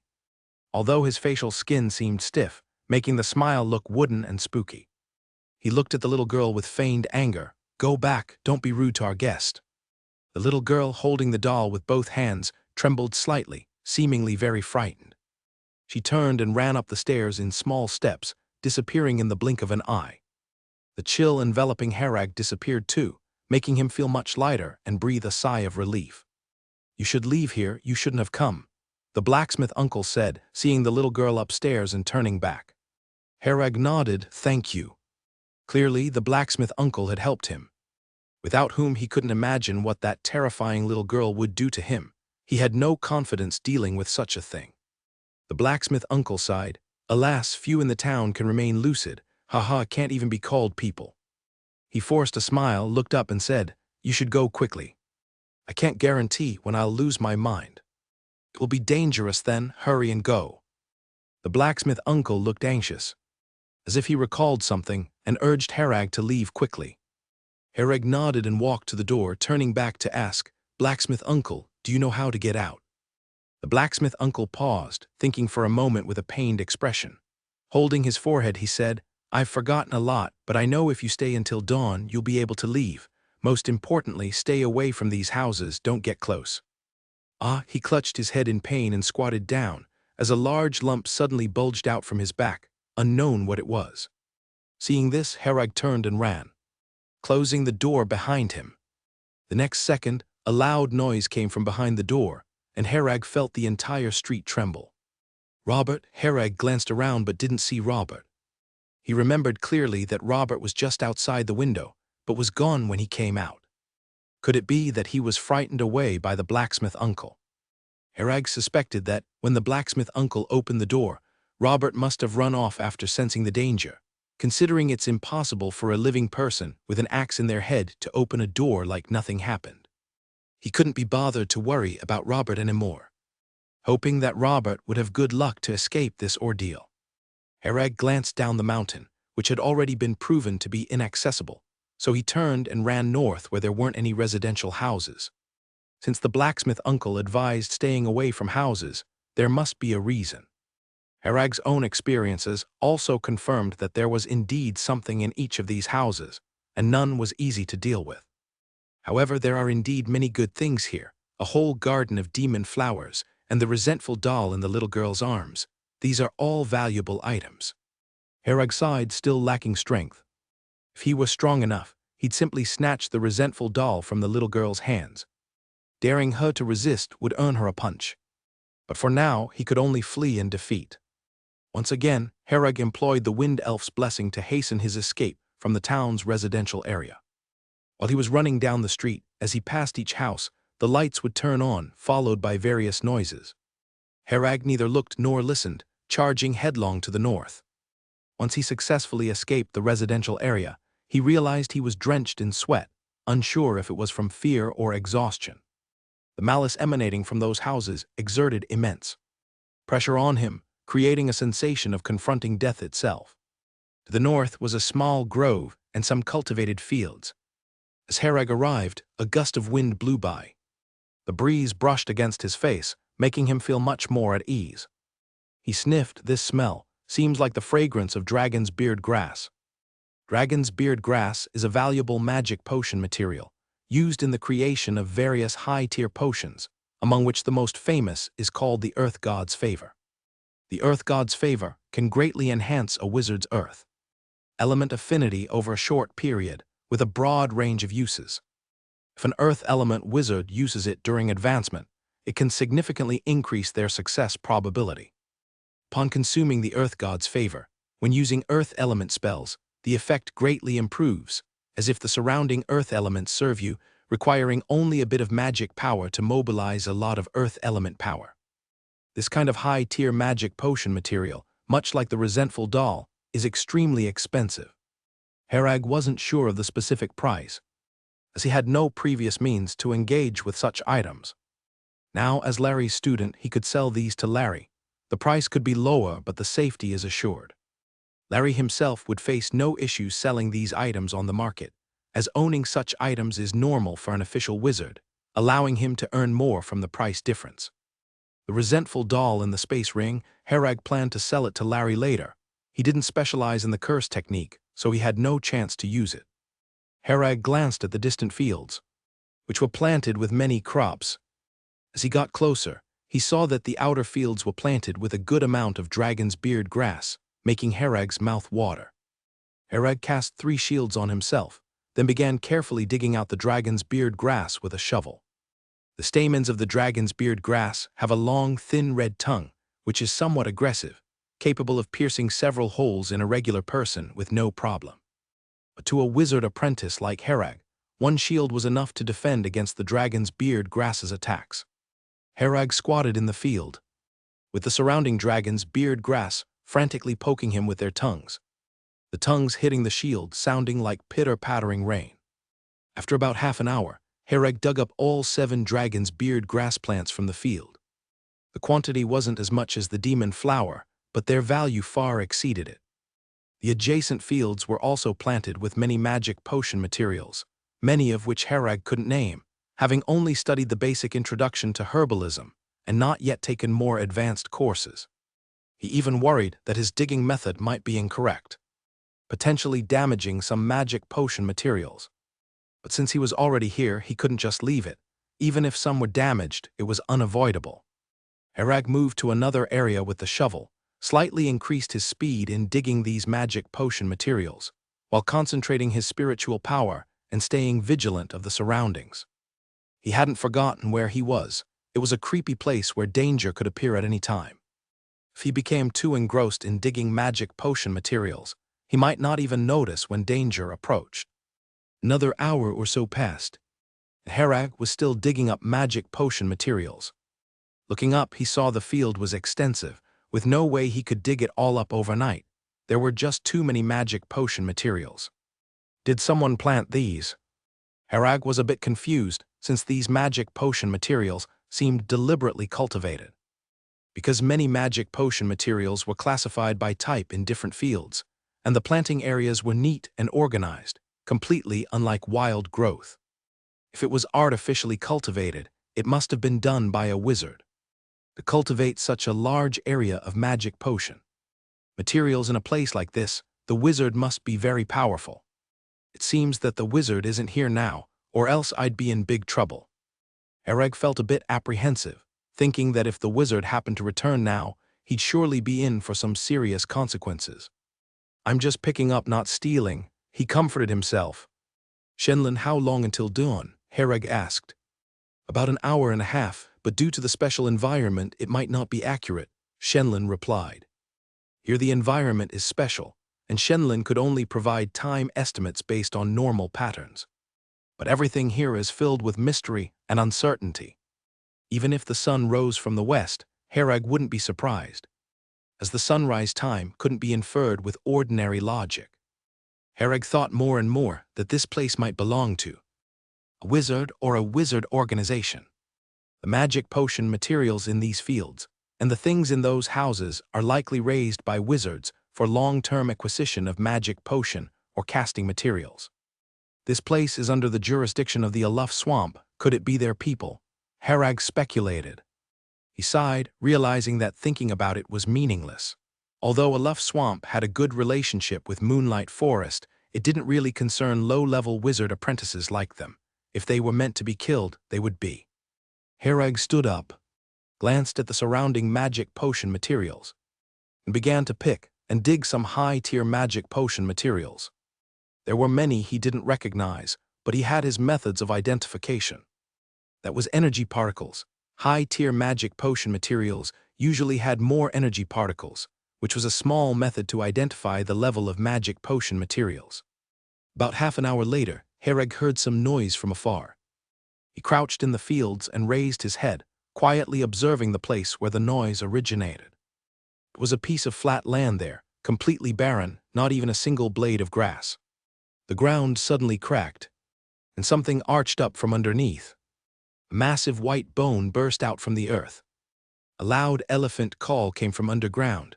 The large bone hadn't yet revealed its full form and was continuously arching upward.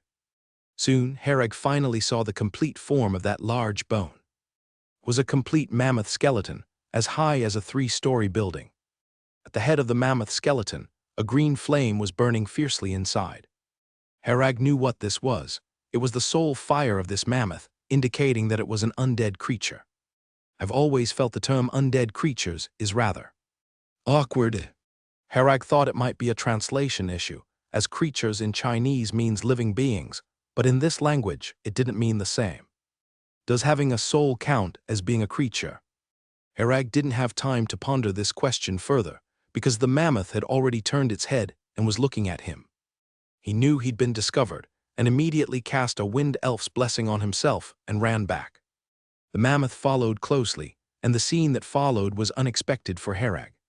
The mammoth was initially fast, but when it approached the field, it stopped and gently stepped on the vacant land that wasn't planted with magic potion materials. It seemed to know not to step into the fields. However, the paths between the fields were narrow, very narrow for the mammoth, which made it unable to run at full speed and forced it to tread carefully forward. This speed was naturally impossible to catch up with Herag, who seized this opportunity to speed up. He observed the distance and chose a direction to sprint. Hope I don't encounter the situation over the mountain foot. The only thing Herag worried about now was if he suddenly appeared somewhere else while running, especially if he ended up right next to the mammoth, then it would be a real mess. The strength of that mammoth was at least several dozens. At this level of power, no shield would be useful. It could stomp through with a single step. After Herag crossed the field area, there was a small forest ahead, mostly pine trees. He slowed his pace, as everything here required caution, especially when entering a new area. So many spider webs. Herag looked serious and first cast 3 shields on himself. The pine forest was covered with a large range of spider webs, with the ground almost filled with white spider silk. The fact that such a large area of spider webs was woven indicated that this spider must be of the demon level, usually very troublesome. The mammoth's call from behind drew nearer. As it tread down the narrow paths, its gaze fixed intently on Herag. No, I can't go into this forest. Herag ran to the side. Under no circumstances could he enter this pine forest. Although the mammoth was chasing, the things inside could potentially be more troublesome than the mammoth. Running to the side risked being caught by the mammoth, but venturing into the forest would surely result in being caught between the demons inside and the mammoth, ensuring certain death. Herag took a deep breath, once again picked up speed, ran to the right of the pine forest and circled around it. The mammoth drew closer, and after a while finally got out of the field, immediately speeding up and knocking over a large area of pine trees. At the same time, rustling noises came from within the pine forest, the sound dense. Herag turned back to glance and saw a mass of spiders crawling out of the pine forest, each more than a meter long. He realized this was a spider colony, and these spiders were just small ones. Deep within the spider nest, there was usually a spider queen, larger and more powerful. The poison and silk of this kind of spider queen seemed to be precious magic potion materials. Looks like it's also kept by some wizard. Seeing that the spiders weren't coming for him, Herag felt a bit relieved. It's good I slowed down when passing by. If I had alarmed these things, there'd be nothing left of me to even chew. He looked at the countless spiders, feeling a bit frightened. The spiders from the pine forest rushed out, all swarming toward the mammoth. The mammoth, all bones, stepped on and killed a spider with each foot, its 2 gigantic mammoth tusks sweeping and killing a swath of spiders. But these spiders seemed endless, continuously emerging from within, more and more. Spiders soon covered the mammoth's body, causing it to run around the pine forest like a headless fly. The ground was filled with spider webs, green spider pulp everywhere, spilling out from the trampled spiders. Herag had no time to continue observing their battle and ran forward without looking back. A loud crash came from behind, accompanied by the mammoth's wailing. Herag glanced back while running and found the mammoth had fallen, wrapped in spider silk. Initially, many of the spider silks on its body were snapped by the mammoth, but breaking one was followed by tens of thousands more. The strength and toughness of these spider silks were extraordinary, and soon enveloped the entire mammoth. Then, the horde of spiders dragged the mammoth into the depths of the pine forest. Can they even eat bones? Herag couldn't help but sneer. It seemed these spiders had hunted the mammoth as prey, wrapping it in webs as a stored food source. Just as he was sneering, these spiders suddenly halted their movements in unison. They began severing the spider silk connecting the mammoth, then turned around uniformly to face Herag's direction. "Oh no, you've got to be kidding." A strong sense of crisis overwhelmed Herag. Evidently, these spiders had received some sort of command, possibly from the Spider Queen behind them. He understood his position had been exposed, and the target of the spider swarm had become him. The saying goes, many ants can kill an elephant. And these aren't ants, they are gigantic spiders larger than humans. Even with Herag's thick shield and abundant magic, these spiders could eventually wear him down. Hearing the rustling noises behind him, Herag felt a chill down his spine and pushed his speed to the limit. The scenery around him blurred into a backdrop, his footsteps remained steady.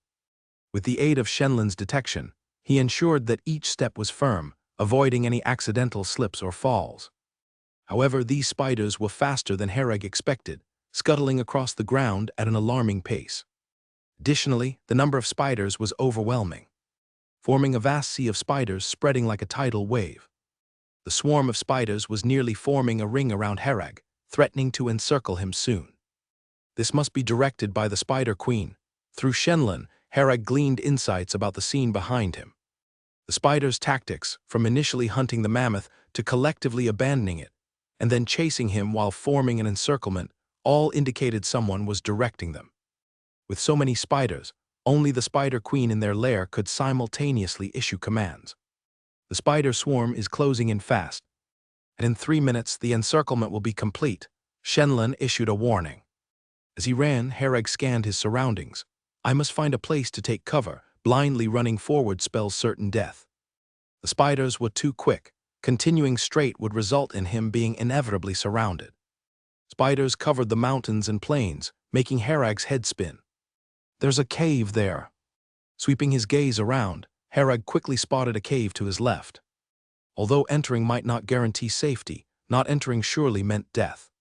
With no other options, Herag dashed towards the cave and squeezed inside. Inside, he glanced at the surrounding earth, noting its extreme hardness. Initially, Herag intended to collapse the cave entrance to somewhat impede the spiders. But feeling the rock-hard cave walls, he had to abandon that plan. The sound of spiders crawling, like a death toll, prompted Herag to venture deeper into the cave. Hoping to find an escape route, even an underground river would suffice. After entering, the spiders swarmed outside overwhelmingly. Oddly, every spider squatted at the cave entrance, not daring to enter. Countless spiders crouched there, their 8 eerie green eyes fixed intently inside. Once inside, Herag found total darkness, so he retrieved a lantern from his space ring, activating it to emit light.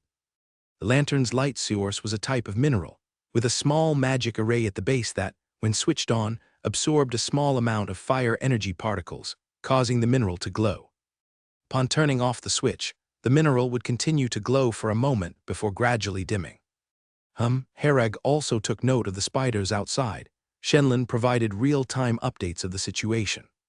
He pondered, why don't they dare pursue inside? Could there be something more terrifying in here, or is this place forbidden to them? He recalled the scenes of the mammoth passing through the fields, where the mammoth, spiders, and those mysterious entities in the town's residences seemed to obey certain rules. For instance, not disturbing the magic potion materials in the field should be one of the rules set by the wizards overseeing this place. Lighting the lantern, Herag noticed numerous murals on the cave walls. The mural lines were simplistic, nearly primitive, as if drawn by a child of 3. Yet these murals caused Herag to frown. This certainly dates back quite a bit. Holding the lantern, he proceeded, discovering the murals spanned long sections, conveying a continuous narrative. After viewing them all, Herag comprehended the story. Though crude and blunt, the murals clearly conveyed their meaning. Essentially, the indigenous people here constantly battled with various beasts, losing many lives daily. One day, a messenger of the gods descended, bringing them a stone slab.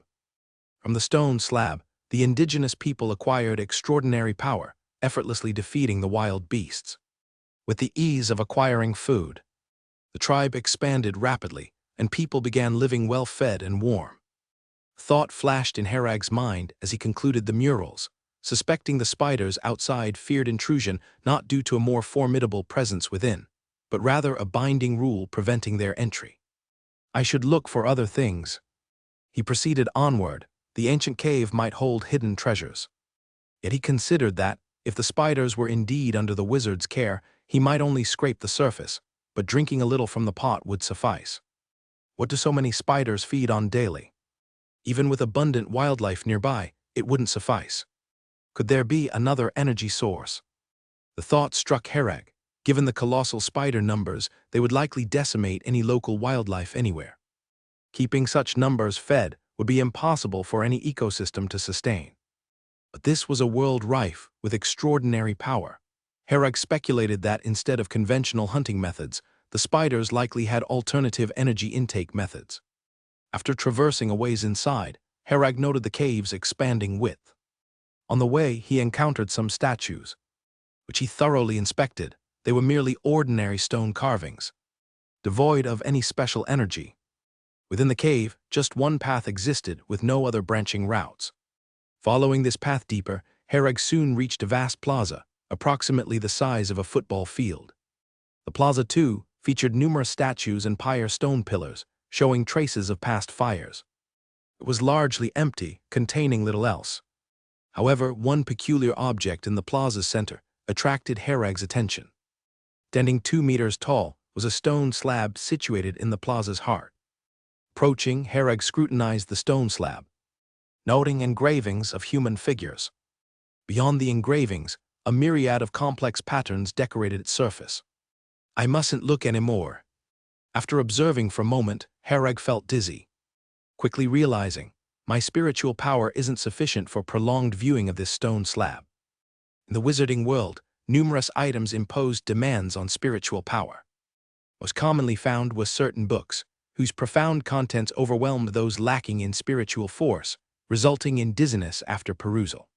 Should one persist in viewing beyond their limits, mental harm, even death, wasn't improbable.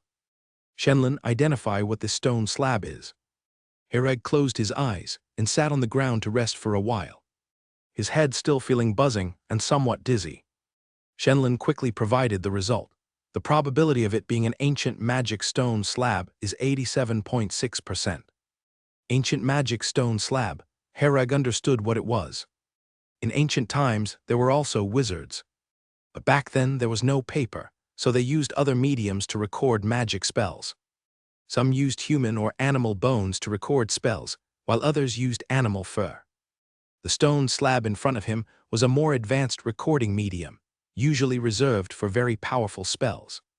It should be a level 1 spell. Herag thought for a moment and reached this conclusion. Only a level 1 spell could make him feel dizzy just by looking at it for a while. Even the most profound level 0 spell couldn't have such an effect, not the same grade. Shenlin scanned and record every detail of the stone slab. Herag instructed. This stone slab is an extremely precious treasure. The value of the spells recorded on it is high. Ancient magic recorded on slabs was never simple. Ancient society was mostly in the form of tribes and groups, and this ancient magic recorded on slabs was likely the core inheritance of a tribe, their survival guarantee from that era. Herag had read in some magical history books that the characteristic of such ancient magic was its extreme combat power, emphasizing actual combat strength improvement. After all, in that primitive era, the primary issue was survival, fighting countless beasts and demons to ensure the tribe's survival. Thus, this kind of ancient magic was very precious. Countless wizards strove to acquire it to enhance their own combat power. Scanning and recording completed. Shenlin took a few minutes to record every detail of the stone slab. Herag glanced at Shenlin's recorded images, still feeling a bit uneasy. Such an important slab. Merely researching from pictures might not be useful, possibly missing some crucial information. He circled around the stone slab, suddenly having a bold idea. I might as well take the entire slab and move it away. The stone slab was 2 meters tall and 50 centimeters wide, buried in the soil. Herag took the herbal digging shovel and squatted down, digging at the soil beneath, finding the slab wasn't buried deeply and could be unearthed. Moving it while carrying or holding it would be difficult, but Herag had a space ring. He glanced at the space ring, though filled with many items. It could still hold this slab. The only problem is there really an owner here?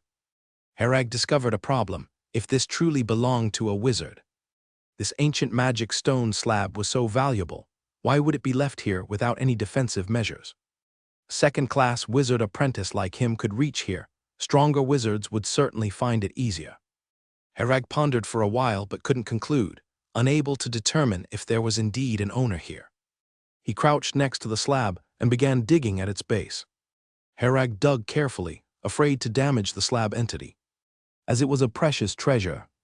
After carefully digging for half an hour, the soil at the base was mostly excavated. Herag attempted to move the slab, discovering he could lift it. He immediately stored the slab in his space ring, also smoothly. With a slab added to the space ring, the internal space seemed to be a bit cramped. Herag looked at the remaining pit and rubbed the back of his head. If this belonged to some wizard and I were caught, my fate could be quite dismal. To secure such a large place, the wizard must be someone Herag couldn't contend with. Now, he could only pray that the wizard would return late. If he could get out by dawn, he would flee. His trip here yielded a considerable harvest, not only collecting a pile of magic potion materials, but also unexpectedly acquiring this ancient magic stone slab. Herag calculated that normally there should be about half an hour left before dawn. If the blacksmith uncle's information was correct, he would have the chance to leave in half an hour. The problem was, Herag didn't know if the spiders outside would leave, as they were living creatures. The blacksmith uncle's existence could only count as a soul hiding upon dawn was quite normal. But those spiders were flesh and blood. Herag was unsure if the spider group would disperse after dawn. He walked around the square, carefully observing every place. The other decorations and carvings were very old, but they were just ordinary stone carvings. Herag examined every corner of the square. No more valuable items were found. After confirming everything was okay, Herag carefully approached the cave entrance with a lantern. He maintained a certain distance from the cave entrance and did not continue outward. Through Shenlin, Herag learned there were still many spiders outside. The sky outside was slightly bright. He breathed a sigh of relief. Looks like it's coming daylight. Luckily the sunrise here is normal. As the sky grew brighter, the spiders outside began to fidget uneasily. Some spiders on the periphery started to head towards their nest, and the spiders blocking the cave entrance began shifting their focus, no longer fixated on the cave but climbing around instead. 10 minutes later, the spider group began a large-scale retreat. A huge number of spiders started turning towards the direction of their nest in the pine forest, producing a widespread rustling sound.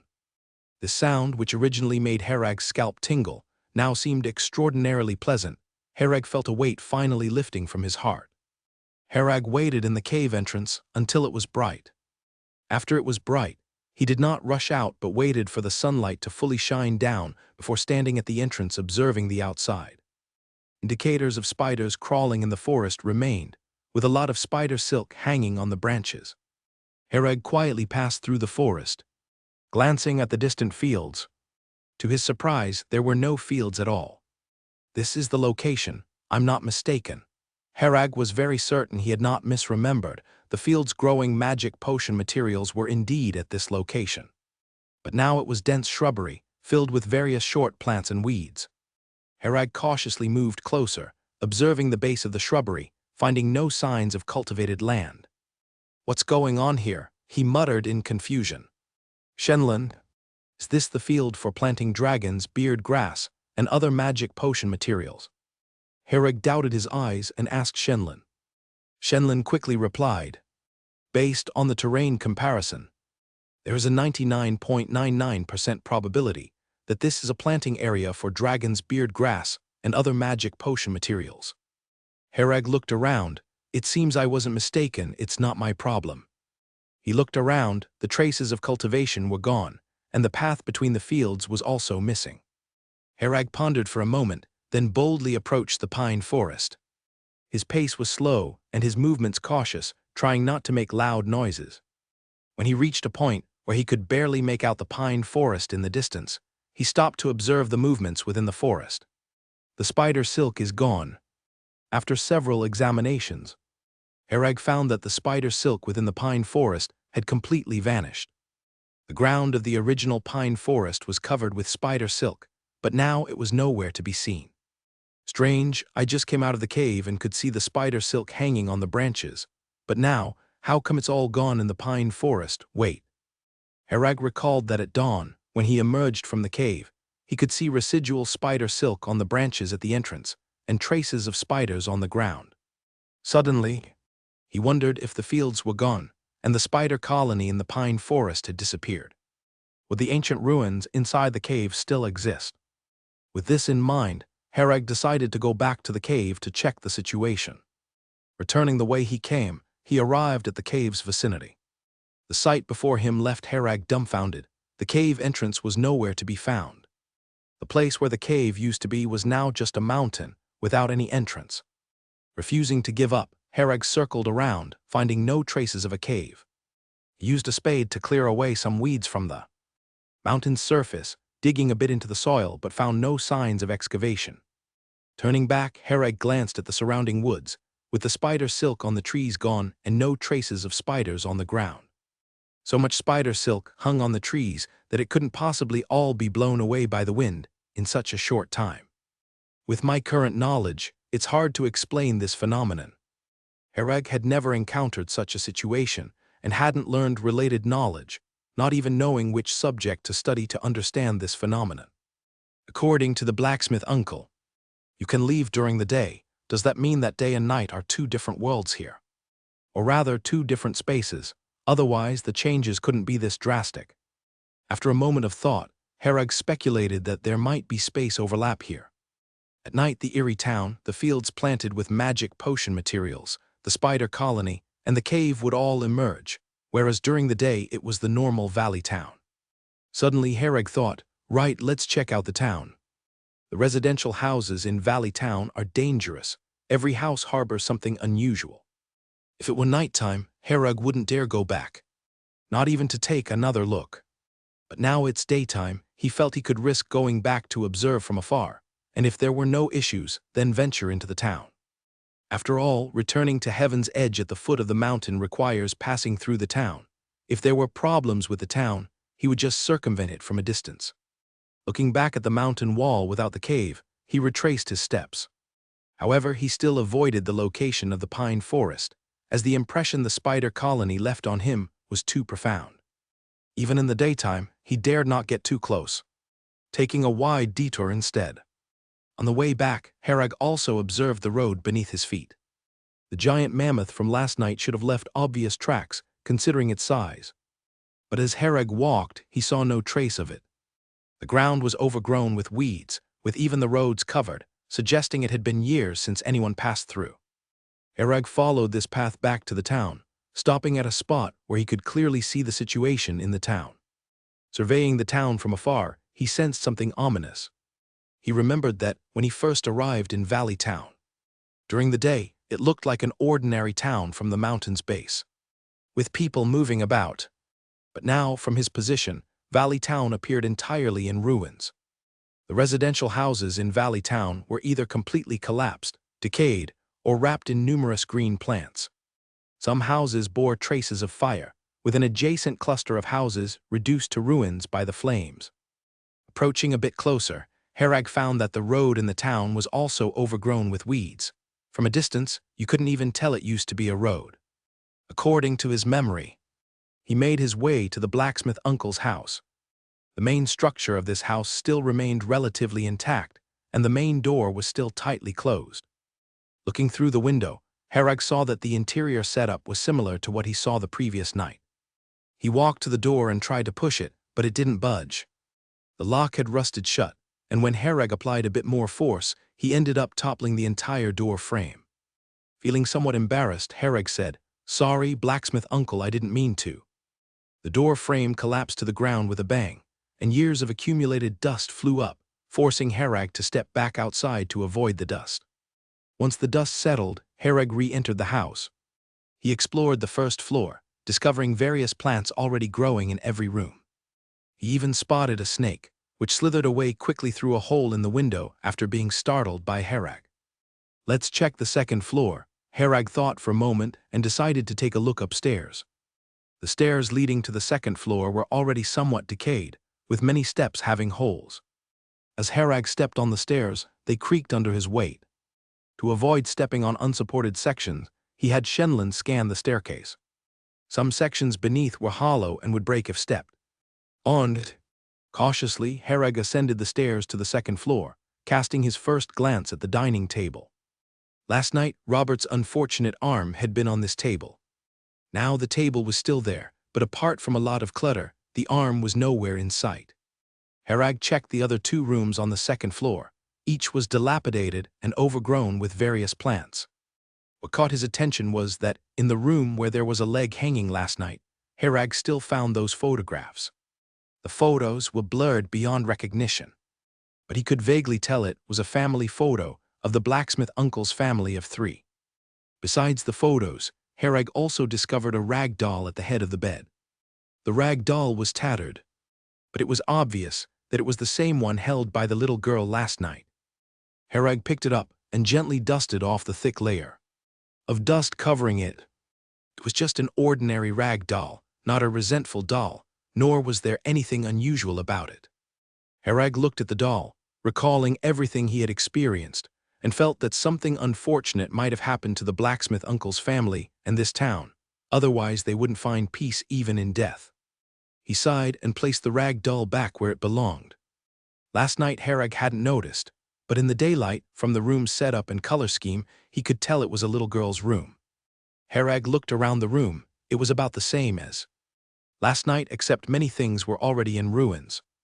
For example, when he pulled the cabinet door, the whole thing fell off, having completely decayed. Inside the cabinet, there were still some clothes, all belonging to a little girl. After leaving the room, Herag stepped on the rotting stairs to the attic. The attic was even messier, with many weeds growing, and there were several holes in the ceiling. Herag glanced at the windowsill. No heads were there. The window glass was broken, and half of the doorframe hung outside, looking like it would fall off at any moment. After wandering around the blacksmith uncle's house, Herag left, propping up the fallen doorframe and setting it back into place on his way out. He actually wanted to find the corpses of the blacksmith uncle's family, even if they were just bones, to bury them and let them rest in peace. From what he observed last night, the blacksmith uncle's family might have all turned into evil spirits, restless in death. So he wanted to see if he could find any remains to bury the family. After all, without the blacksmith uncle's help, he could very well have died. Without the information the blacksmith uncle provided, he wouldn't have been able to handle various situations later on. But, unfortunately, he couldn't find any remains. After leaving, Herag went to check another place. He arrived at the house next to the demon flower garden and found that the garden plot was still there, with many kinds of flowers growing, but no sign of the demon flower. The house next to the garden had now become a heap of ruins, lacking even the basic structure of a house, with just a pile of wood haphazardly stacked.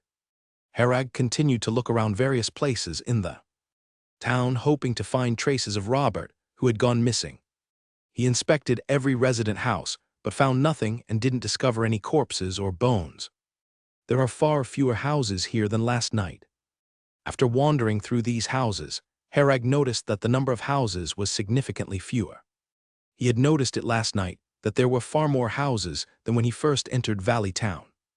Is it really 2 different spaces? Herag increasingly felt his guess was correct. In fact, verifying it would be simple. Just come back here again tonight. But Herag would never return. Not until he had enough strength to handle it. At the very least, he wouldn't step back in until he could easily manage that spider swarm. Otherwise, he'd just be courting death. He continued down the mountain path, and when passing the tavern, he suddenly realized that the footsteps behind him had disappeared. When did they disappear? Herag found he hadn't noticed, as the footsteps seemed to have vanished long ago. He thought back, remembering that he hadn't heard the footsteps since entering the cave. At that time, his focus was on the murals and stone slab, completely missing the moment the footsteps vanished. By the time he came out of the cave, it was already daylight, and he heard no more footsteps behind him. Herag held his head as he pondered, what on earth were those footsteps? This puzzled him greatly. Although the footsteps had followed him for quite a while, they hadn't caused any harm, leaving him confused about what they were and their purpose. While the footsteps had not led to any danger, Herag had a nagging feeling that the matter of the footsteps wasn't over. He glanced at the tavern, which had collapsed extensively, making it easy to see the tables and bar from outside. After one last look at the tavern, Herag followed the mountain path down to the foot of the hill. Looking back, Valley Town remained in decay, and the downhill path was overgrown with weeds at some point.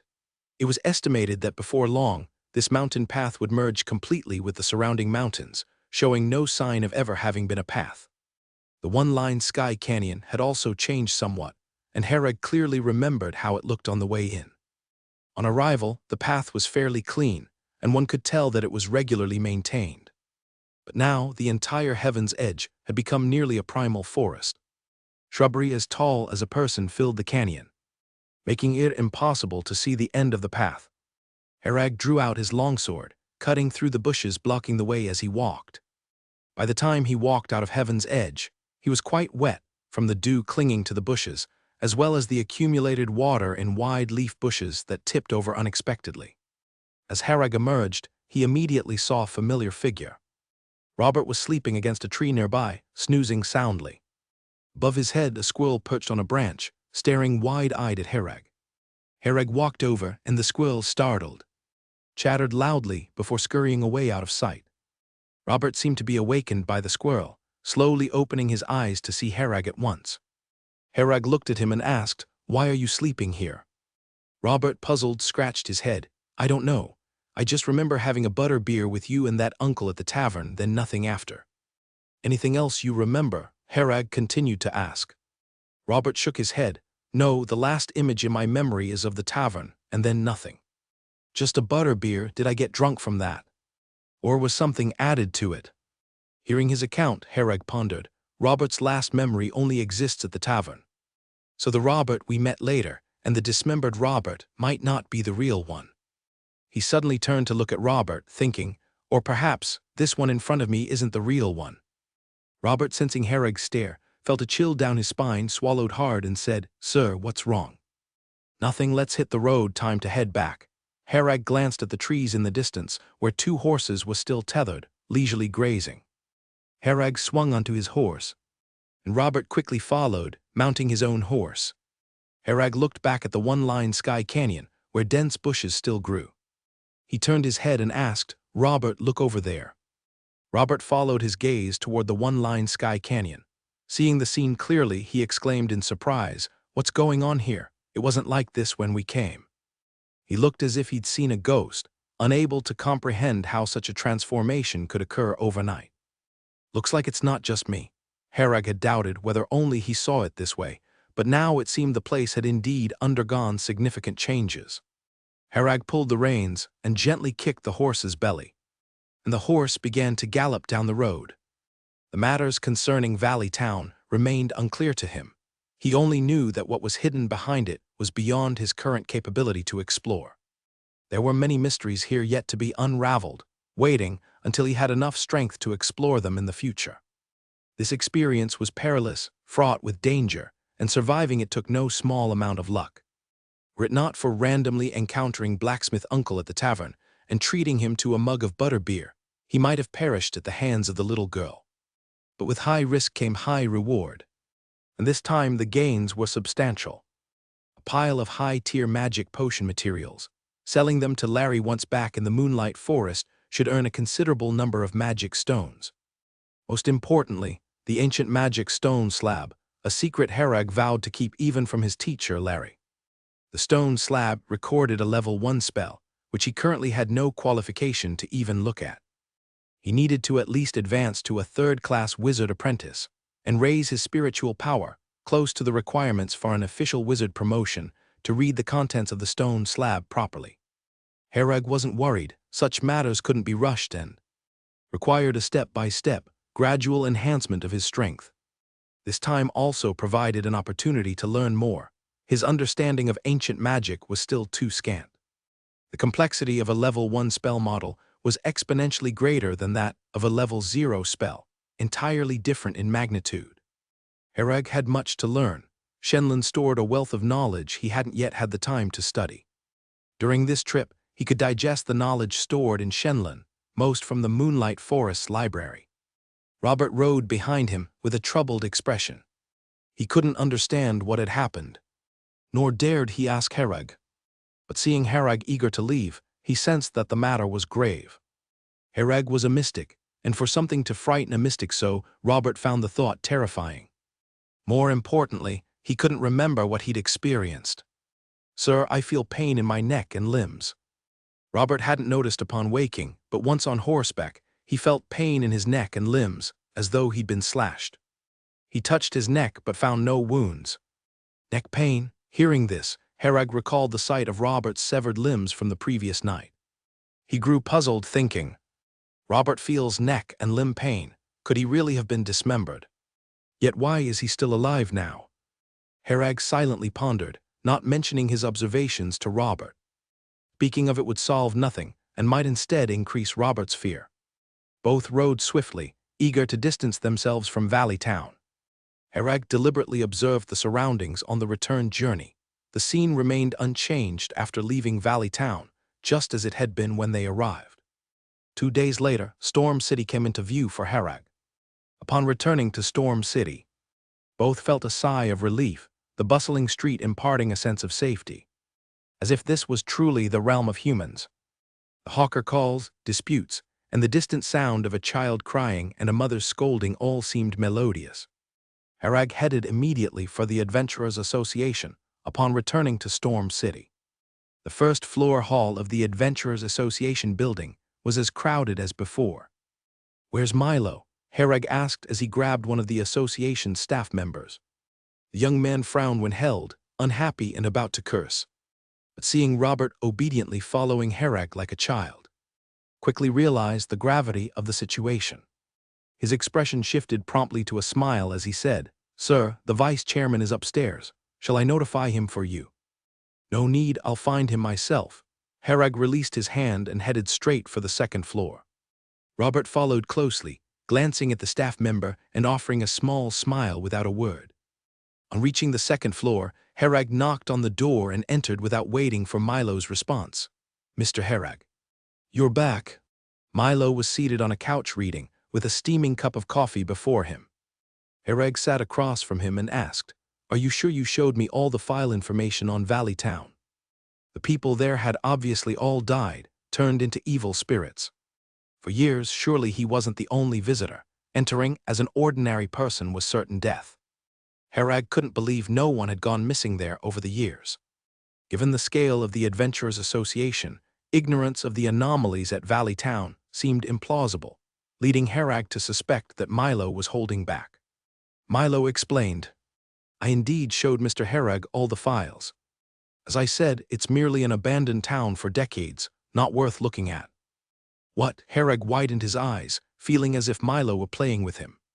In just 2 days, Milo's story completely changed, with unflinching composure as though stating facts. Milo hesitated. Mr. Herag, did something happen?" Spotting Robert's perplexed eyes upon him, Milo sensed that something was indeed amiss. Herag took a deep breath to calm himself. "You didn't say so 2 days ago. You said it was just an ordinary town back then. No mention of it being deserted for decades." Milo shook his head firmly. "Impossible. Many know Valley Town was raided by bandits years ago, left everyone dead, and the town burned." Milo said these things with clear reasoning, without any pauses, with no signs of lying. Herag also didn't think he would lie about such a matter but fell silent, pondering something. "Mr. Milo, you must be mistaken. I've been to that place several times before. There are people in the town. It's just an ordinary small town. But 2 days ago when we went, the mountain road was normal on the first day, but the next day it was overgrown with weeds, which would take many years to grow like that." Robert couldn't sit still, and with some agitation, he told Milo what he had seen and heard. Milo sat upright, knowing that since Great Night, Robert and Mystic Herag had both said so. The problem wasn't simple. These two wouldn't have come to mess with him for no reason. After pondering for a moment, Milo said, "Mr. Herag, you remember the Valley Town archive I showed you earlier, right? Everything I said is recorded in the archive. We can check it again." Herag nodded. "That's exactly what I was thinking."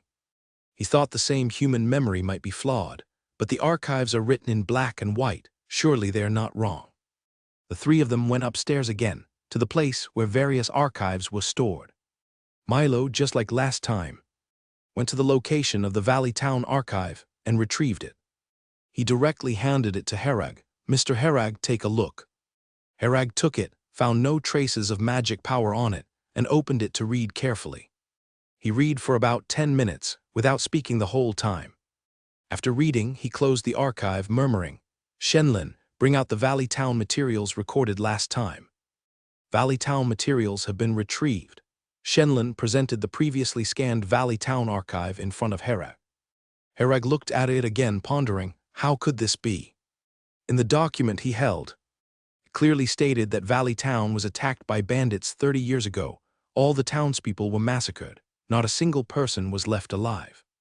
The bandits stole all the town's wealth and set fire to many houses. More importantly, the bandits were never caught, and to this day nobody knows which group did it.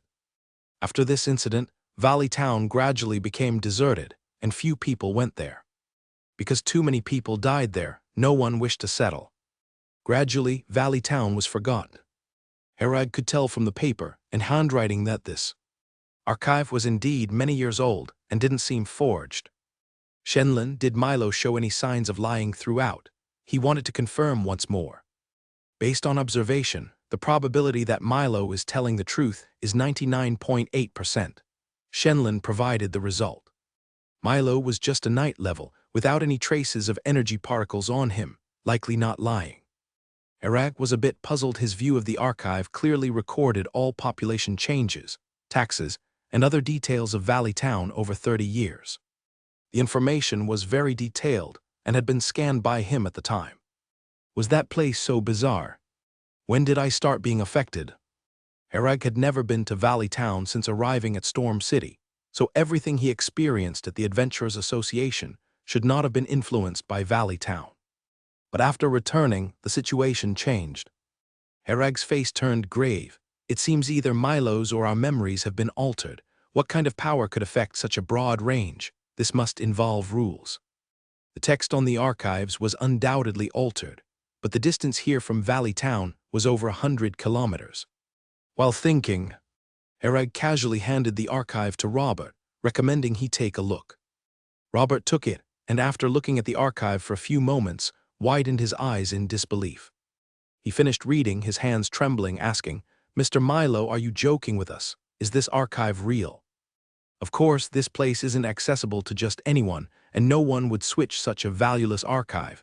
It's just a small place, and this matter happened many years ago. Milo explained. "Robert, go out and ask others about Valley Town. Don't ask people within the Adventurers Association. Go ask on the street." Herag was still uneasy and needed to confirm whether everyone's memories were altered. In theory, there's still a possibility Milo was lying and replaced the archive. This probability is very small, but he wanted to confirm again. Robert nodded, understanding Herag's intention, and quickly ran downstairs. He also wanted to confirm whether it was a problem with his own mind. About an hour later, Robert ran back out of breath. He didn't seem tired, but rather frightened based on his expression. "Sir, I went out to inquire. What they say matches Mr. Milo's account." Robert looked dejected, occasionally turning around as if fearing something was following him. Herag nodded to indicate he understood. Milo couldn't possibly unite everyone in Storm City to lie to them. It seems there's only one possibility. They triggered some power after doing something in Valley Town, leading to everyone's memories about Valley Town, except for the two of them, to change. Only rules could achieve such feats, something Herag wasn't qualified to access at this stage or in the foreseeable future. The fact that Herag and Robert weren't affected might be because they were in Valley Town at the time, thus being influenced by the power. Although Robert didn't know why he was sleeping there, he indeed had memories of drinking at the tavern, indicating he did enter it. "So what should we do now?" Robert felt that everything around was fake, only he and Herag were real. Herag patted his shoulder with a smile. "It's okay, it's just that some power exerted its influence. Don't be overly anxious, just eat, drink, and live normally." "But sir," Robert was still nervous, facing such an uncanny situation for the first time. It's one thing for one person to remember wrong. But how could everyone remember wrong, even the archive contents changing? This was beyond Robert's understanding. Relax, the problem isn't big. You should survive, otherwise we wouldn't have made it out alive, so don't be so scared. Herag could only comfort him a bit, not revealing that there were things more terrifying than death. The affairs in Valley Town clearly exceeded his ability to manage. He couldn't do anything. The only thing he could do was run. Herag had already prepared to run away, to hastily leave this storm city, to leave the Violet Kingdom. There were two reasons for the escape. One was having picked up quite a few things from Valley Town, and if there happened to be an owner there, he feared the owner would come to reclaim his belongings. Herag was definitely no match in a fight, so he had no choice but to run first. The second reason was that Valley Town was too bizarre a place, affecting even Storm City. Herag decided to distance himself further, for even the strongest power has its limits. Mr. Larry's mission is still incomplete. It's time to set out for the Doris Kingdom. He hadn't forgotten his mission, which was to go west to the Doris Kingdom to find moonstone grass. Although this mission was merely an excuse, it still needed to be completed. I hope the matters in Moonlight Forest are concluded soon. Herag touched the talisman stone in his pocket, still without any message. If the war had ended, Larry would have notified him through the talisman stone. Holding the talisman stone outside, he was unable to use the communication function properly or browse the internal gossip. Tavern and missions of Moonlight Forest, only passively receiving some messages, and only someone with Larry's level as an official wizard would have permission to send messages. Having made up his mind, Herag prepared to leave, speaking, "All right then, I'll be leaving Storm City in the next couple of days." Robert was a bit panicked. "Sir, where are you going? Can you take me with you?" Herag decisively refused. "No way, taking you along is too troublesome. You're not a beauty, why would I take you? But I feel it's a bit safer following you. If you leave, who knows what I'll encounter." Robert was feeling quite insecure. Herag laughed. "Safe with me? Are you sure? You've only been with me for one trip and already encountered these incidents. What about later?" Robert thought about it and felt it made sense. He was just unlucky to have led the way and ended up encountering such strange matters. If things went on, it could only get more dangerous, and he couldn't withstand such plights with his fragile life, he thought, and fell silent. Herag chuckled and then spoke to Milo. "Vice President Milo, there's something I need your help with." "Sir, please go ahead." Milo listened attentively. After leaving the Adventurers Association, Herag returned to the Banks family's inn. Sid was the first to learn of this news and hurried back, reeking of alcohol. "Sir, you're back." Herag was packing his things in the room, looked back and said, I'll be leaving in a few days, you can also return." "Leave? Where are you going, sir?" Sid sobered up slightly. Herag said, "That's not something you need to know. When you return this time, help me give my thanks to Count Huen." "All right, I'll relay the message to the Count." Sid nodded. At night, Herag lay on the bed and began to meditate. The recipe for the magic potion to speed up meditation still needed verification. He originally planned to stay in Storm City for a while to finalize this recipe through experimentation. But due to the Valley Town incident, Storm City was no longer a place to stay. A distance of over 100 kilometers clearly wasn't enough. Upon reaching the Doris Kingdom on the west coast, it should no longer be under the influence of Valley Town.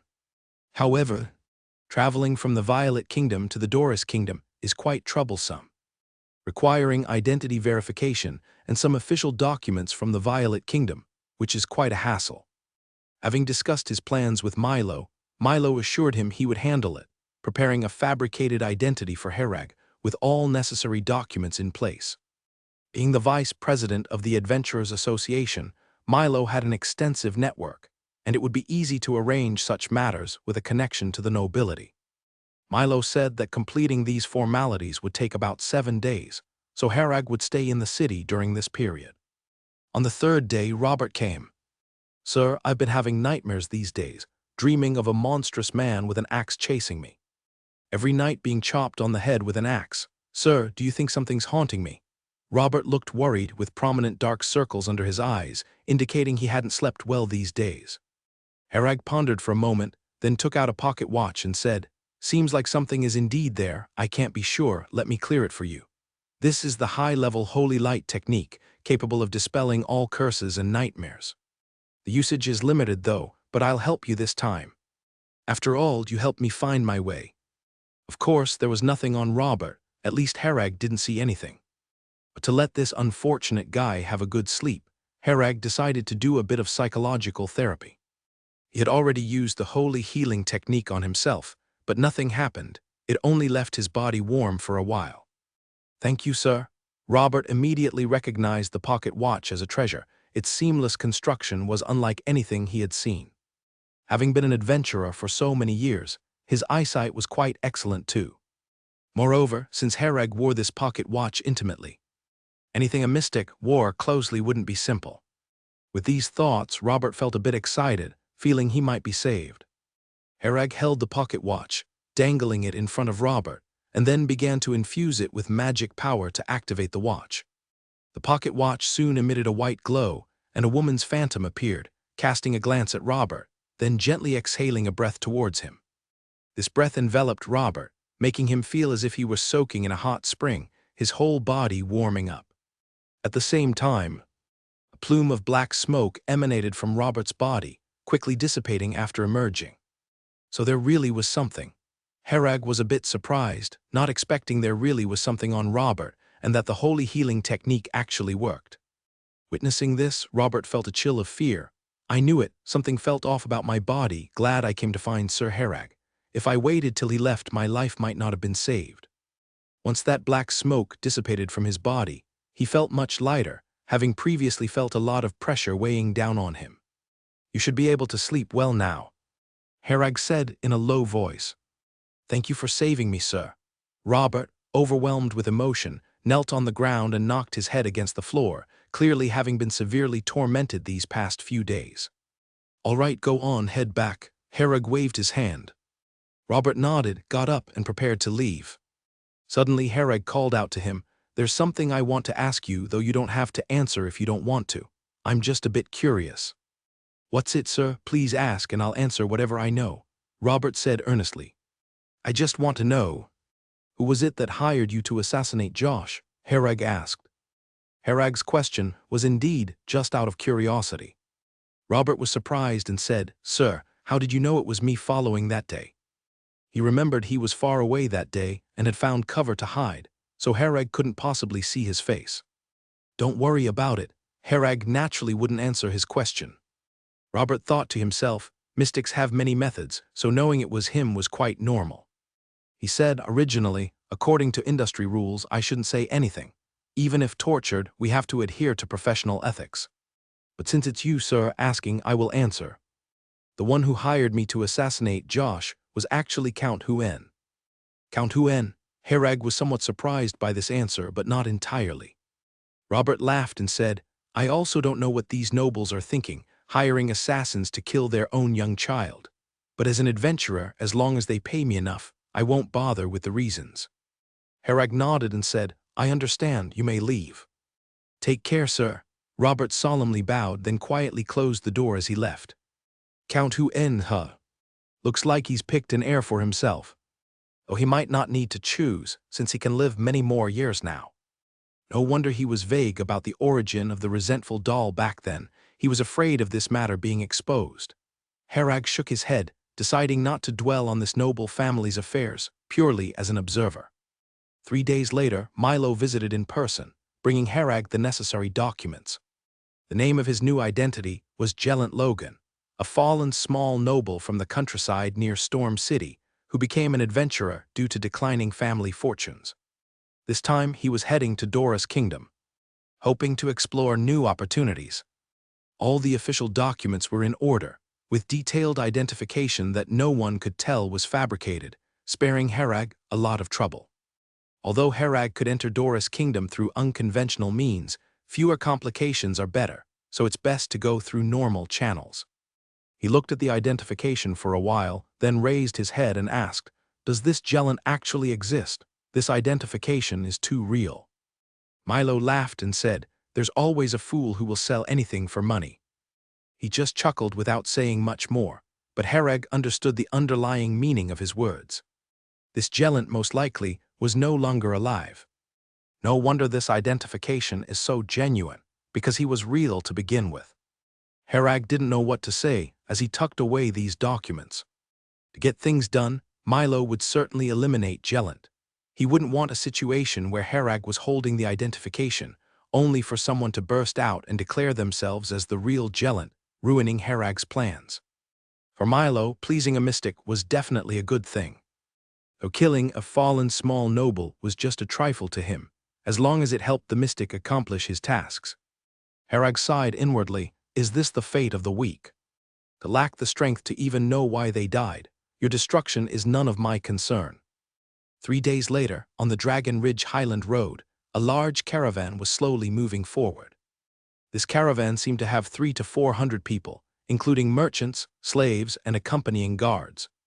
There were about 100 guards, some dressed in uniform armor, likely from a powerful adventure group.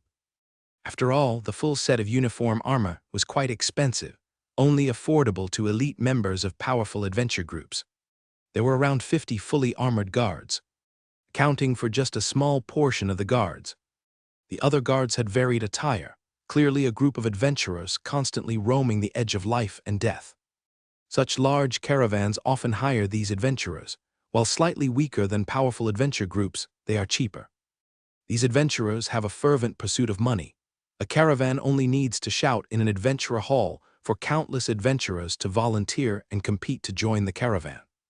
With many people, the price became negotiable. Merchants would never overspend, offering the lowest possible price.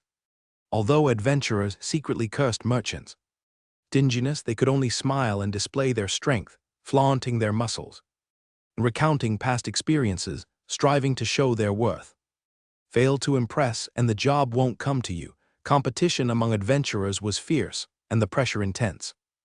Large caravan jobs were the most comfortable. Although the pay wasn't high, it was much better than ordinary task rewards. Most importantly, large caravans rarely encountered danger. No foolish bandits would rob such a massive caravan, as it would be seeking death. This greatly improved safety. With safety and decent pay, adventurers naturally clamored to join. This caravan carried large quantities of goods ready to be shipped from Violet Kingdom to Doris Kingdom for resale, with profits reaching 6 figures in gold coins for a successful trip. The journey was lengthy, taking 6 months for a round trip, and profits could be uncertain if unexpected events occurred. Losses were inevitable, the extent mattered. The total loss was rare, happening only if everyone in the caravan died or fled, which was unfortunate. Dragon Ridge Highland was the necessary passage from Violet Kingdom to Doris Kingdom, with high altitude and wide roads that perfectly accommodated such large-scale caravans. Herag lay on a bed in a carriage, beneath it a fixed stove simmering coffee, its aroma wafting through the carriage. His carriage was nicely decorated, with all aspects being top-tier. The exterior, however, looked ordinary, showing no signs of luxury inside. Milo prepared this specially for him, the humble exterior prioritizing discretion when traveling. Herag's carriage was situated in the middle of the caravan, allowing him exclusive use. The rest of the caravan had heard rumors about his identity, knowing he was a small noble whose family wasn't doing well, thus seeking opportunities in Doris Kingdom to restore his family's glory. Herag spent the past few days inside the carriage, rarely appearing outside. According to reports, the caravan needed about a month to cross Dragon Ridge Highland. The journey ahead was long. Beyond Dragon Ridge Highland, it would take 2 more months to reach Doris Kingdom's border, marking a lengthy voyage. The scenery on Dragon Ridge Highland was monotonous, with few tall trees and sparse vegetation. The caravan's established route had consistent water sources for replenishment. Several carriages were stocked with supplies to survive the highland, enabling resupply once off the highland before continuing the journey. Herag's driver was temporarily hired from the caravan. He was a slave named Ed, a man around 30 years old. Relatively thin but experienced in driving. Herag was quite satisfied with his driving skills. The journey was smooth. Ed was a rather silent person, always driving the carriage in silence. If Herag didn't call him, he wouldn't make a sound. There was a brand mark on his face, a symbol of slavery. Herag paid the caravan 10 silver coins to rent Ed to drive for him for 3 months. Of course, not a single copper coin of these 10 silver coins would end up in Ed's pocket.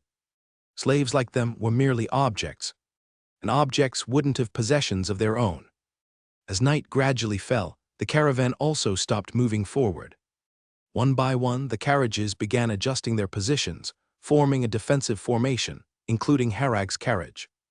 The people of the caravan started to light 7 or 8 bonfires and set up pots on them to cook, providing meals for everyone. The entire caravan ate dry food at noon and only had hot meals at night. Harag also ate the food provided by the caravan. He had water and food stored in his carriage and space ring. These were for emergencies. If anything happened to the caravan, this food and water could support him for a while. Half an hour later, Harag received his dinner, potato stew with smoked meat and half a smoked fish. This meal was considered good, as meals in the caravan were divided into different grades. Harag, who paid for his food, ate the best, while the adventurers ate slightly worse. Slaves like Ed ate even worse. They were fed leftovers mixed together, and it was from several days ago, basically slop. There were quite a few nobles in the caravan who despised the caravan's food and often left a lot uneaten. The caravan was very frugal, not wasting any food, collecting these leftovers to feed the slaves.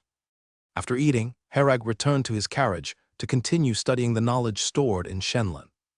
Lately, he's been reading some magic history. There are too few direct records of ancient magic, so he could only learn more from some historical accounts. After Shenlin scanned and recorded the ancient magic stone slab, it could start analyzing the content. However, analysis required the consumption of his own magic power. Now, during a long journey, he had to maintain his state at all times, so he couldn't use too much magic power. The analysis of the stone slab content and the experiment with magic potion formulas both needed to wait until he reached the Doris Kingdom to begin. Dragon Ridge Highlands' climate was harsh, with the sun itching the skin during the day and temperatures dropping sharply at night. Harag was using a quilt sent by Lillian, which suited this weather well. In the deep night, Harag closed his eyes to meditate. The 7th star in his mind was solidifying, and he estimated it would take about 2 more months to complete the meditation. As the night deepened, it became especially quiet around. There were no long-term residents on Dragon Ridge Highland and few animals as well, making the nights tranquil. The caravan's location was bright, with several bonfires burning throughout the night. The watchmen sat by the fires to keep warm and fend off the night's chill. Early the next morning, as the sky just brightened, the caravan prepared to set out and the surroundings became bustling. They had to seize the daylight to quickly leave Dragon Ridge Highland.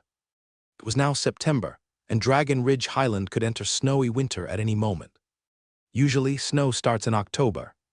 But if the weather is unusual, heavy snow could block the way in September, which would be dangerous. Fortunately, there were no such signs at present. The caravan had been traveling safely in Dragon Ridge Highland for 20 days smoothly, with about 5 days left to exit this region. The caravan advanced slowly in the thick white mist. Due to the clear road traces and only one road in Dragon Ridge Highland, there was no worry about getting lost in the white mist. They just needed to follow the road. Harag lay in the carriage, initially resting his eyes but suddenly opened them. There was nothing unusual in Shenlin's environmental detection, but Harag heard some uncommon sounds. Having traveled on Dragon Ridge Highland for so many days, Harag was familiar with the surrounding sounds. But at this moment, he heard the distant sound of hooves, and quite a lot of them. The caravan remained peaceful, proceeding as usual, obviously unaware of this unusual noise. After a while, as the hoofbeats got closer, a voice suddenly came from the front. Enemy attack. It was Kalim's voice, the leader of the Pewdies adventurer group, known for their full-body armor. He commanded all the caravan's guards, and they all had to obey his orders. Of course, this was only theoretical. Adventurers were notorious for not following orders and liked to act on their own thoughts. Kalim had strength close to a great knight, ready to take that crucial step at any moment. It was said that he came from a noble family, but preferred adventures over enjoying his family's estate. He treated his adventurer group well, with benefits far exceeding ordinary adventurers, evident from their full-body armor.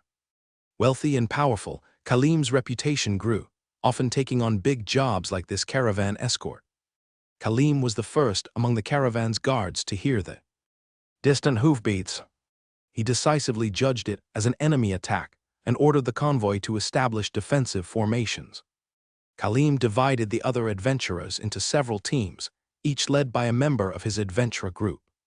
After his warning, adventurer group members immediately commanded their adventurer subordinates to arrange the carriages, defending against the approaching hoofbeats.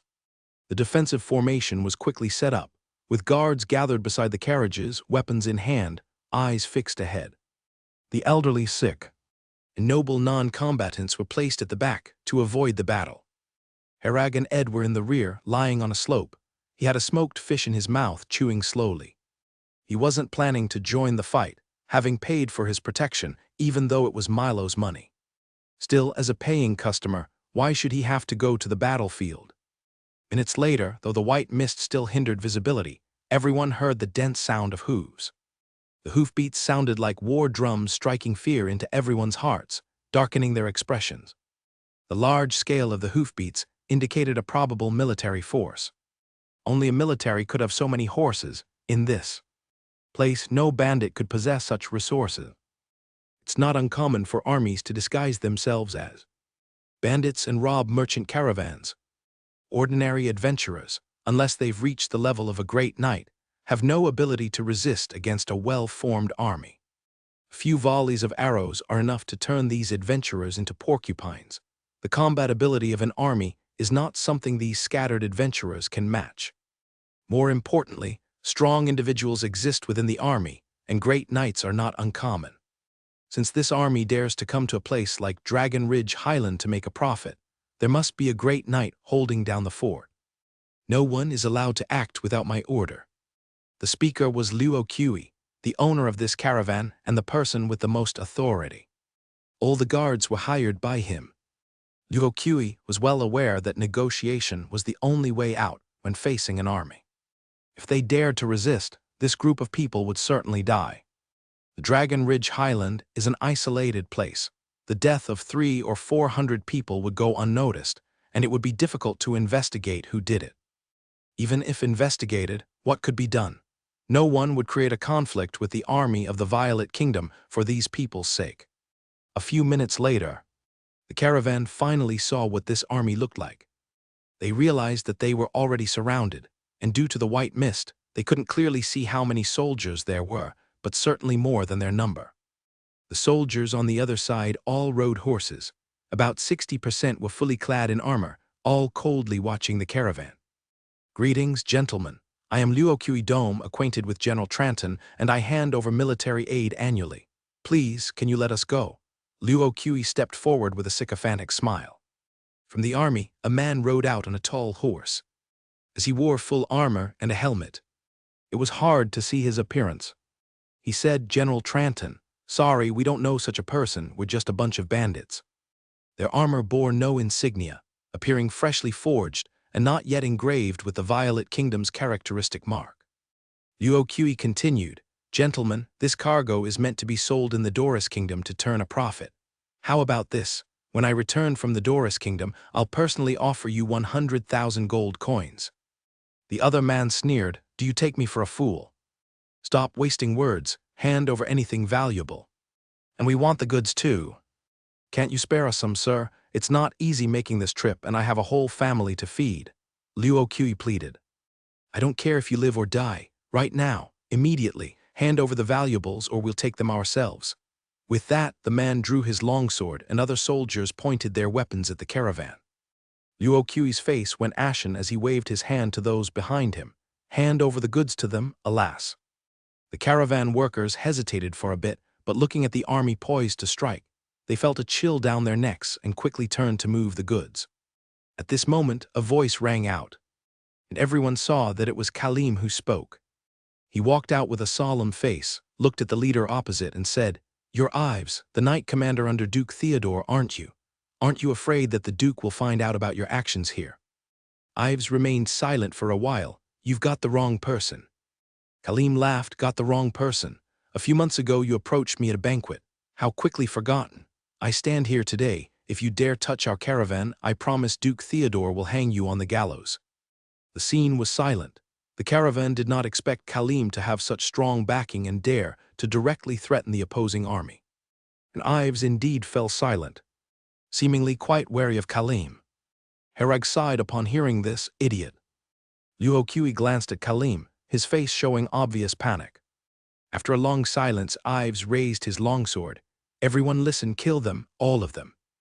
Khalim looked incredulous. He didn't expect Ives would dare to overstep his bounds, aiming not only to kill him, but also to eliminate everyone to silence them. Khalim was furious. "You'll pay the price for this." Ives sneered. "It's you who will pay for your foolishness. Remember, these people weren't killed by me, they were killed by you." His soldiers began to attack the caravan's defensive line, and naturally, the guards wouldn't sit still. They immediately started a defensive counterattack. They did possess some strength, and for a short time, Ives' troops couldn't take them down. Khalim stood at the front of the line, wielding a giant sword, wielding it energetically, and with each swing taking a head.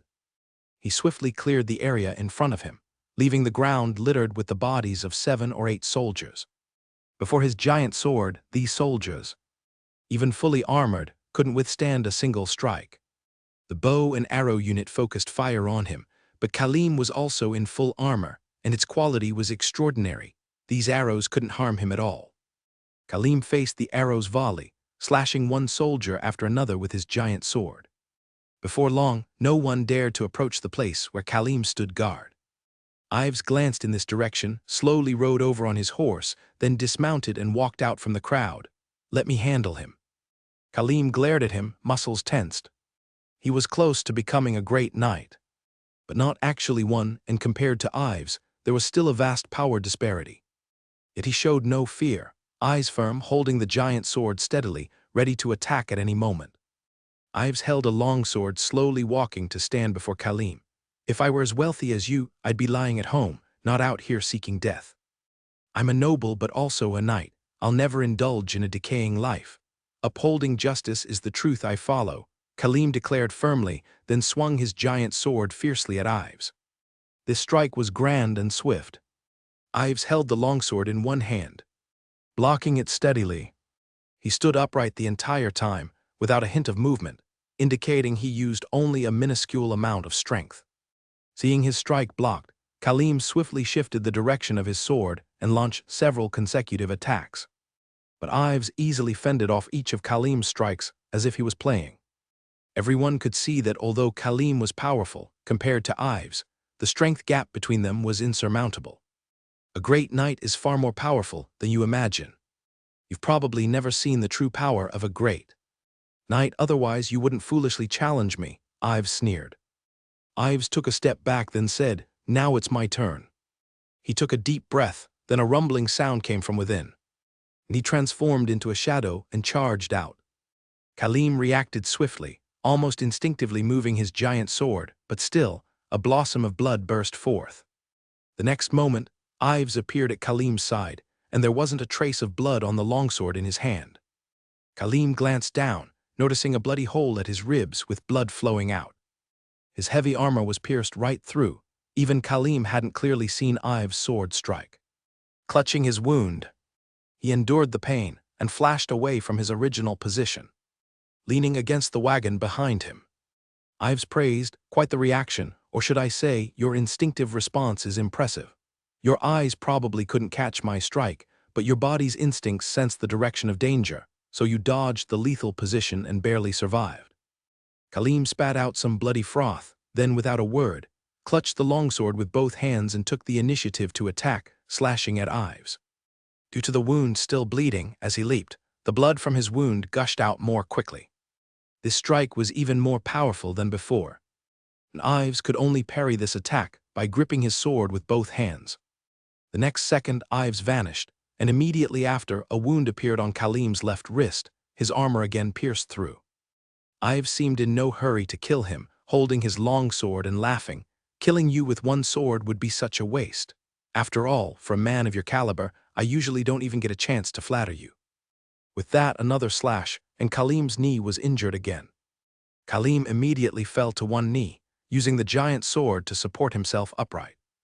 Ives seemed displeased, seeing Khalim in such a state, and promptly struck another blow to disable Khalim's other leg. This time Khalim could no longer support himself, and he knelt completely to the ground. Breathing heavily, Khalim didn't utter a word. If you had agreed to invest a little money in the project I mentioned back then, not only would you not be dying now, but you'd also get a share of these goods. Ives spoke in a relaxed tone, as if chatting with a friend. Meanwhile, the battle between the army and the merchant caravan continued. The caravan's guards was starting to struggle, with defenses in some areas already broken, allowing a large number of soldiers to rush in, killing anyone they saw amidst screams and wails. "I won't collude with you," as Duke Theodore also joined. Khalim raised his head, using the giant sword to stabilize himself from falling. Ives shook his head and said, "Of course not. He looks down on small businesses like this and disdains doing such business." "Let those." Khalim was speaking when his eyes suddenly widened. He looked down to see the blade of a longsword protruding from his chest. Ives withdrew the longsword, coldly watching Khalim fall weakly as his eyes gradually lost their luster. He sneered, then shouted to the soldiers around him, "Hurry up, don't let any of them escape." Herag stood calmly behind a wagon, wearing light armor, still chewing on smoked fish. Ed squatted on the ground, terrified. "My lord, we should run away." "Run?" Herag laughed. "Look around. We're already surrounded and there are archers outside. Run out and you'll have your head shot through immediately. If it's a skilled archer, he'll shoot an arrow into your eye, and then the arrow will mash your brain into pulp." As he spoke, he tore off a piece of fish flesh from the smoked fish and quickly devoured it. What should we do?" Ed, seeing Herag still in the mood for fish, was anxious as an ant on a hot pan. Herag naturally wasn't worried, as these people posed no threat to him. He could leave whenever he wanted. He had witnessed the fight between Khalim and Ives earlier, and also saw Khalim's death. Herag didn't step in to help. If it weren't for Khalim's foolishness, the caravan wouldn't have lost so many people. There was no way he would rescue him. Liu Oqui, being a merchant familiar with industry rules from years of business, understood that if the goods were left, at worst they'd suffer a huge loss, but at least their lives would be spared, and the people in the caravan would survive. As long as they're alive, there's a chance to earn it back. But Khalim, the fool, recognized Ives and blurted it out publicly. This forced Ives into killing them all to silence witnesses. Initially, Ives just intended to take advantage to gain something without intending to kill everyone, as that would only create more trouble for him. But now, because of Khalim's blunder, Ives was forced to take the dangerous route of massacre. Some adventurers in the caravan saw the situation turning bad and attempted to escape in the chaos. However, as soon as they sprinted in one direction, a volley of arrows rained down, turning them into pin cushions on the ground. This time, Ives was determined to kill everyone. He wouldn't let a single person escape. If what happened here became known to Duke Theodore would definitely execute him in public to protect his own reputation. Herag was still enjoying his smoked fish when the line of defense behind him was breached and a group of soldiers poured in. They spotted Herag, who was eating fish, and their faces showed strange expressions. Then they rushed toward him with various weapons. Herag sighed. Ice shield, mana shield, dark energy shield. 3 shields instantly enveloped him, the blue, white, and black swirling around, fully encasing Herag. Herag drew his longsword and gazed at the soldiers. He had no intention of using magic. Conserving a bit of mana wherever possible was prudent. Why waste magic power when a sword could solve the fight? The soldiers halted in their tracks, unsure of what to do as they looked at Herag encased in shields. Herag didn't care what they thought, charging forward with his sword with incredible speed, toppling a large swath of soldiers on the spot. The soldiers launched a counterattack, but their swords and blades had no effect on Herag, unable to even crack a shield.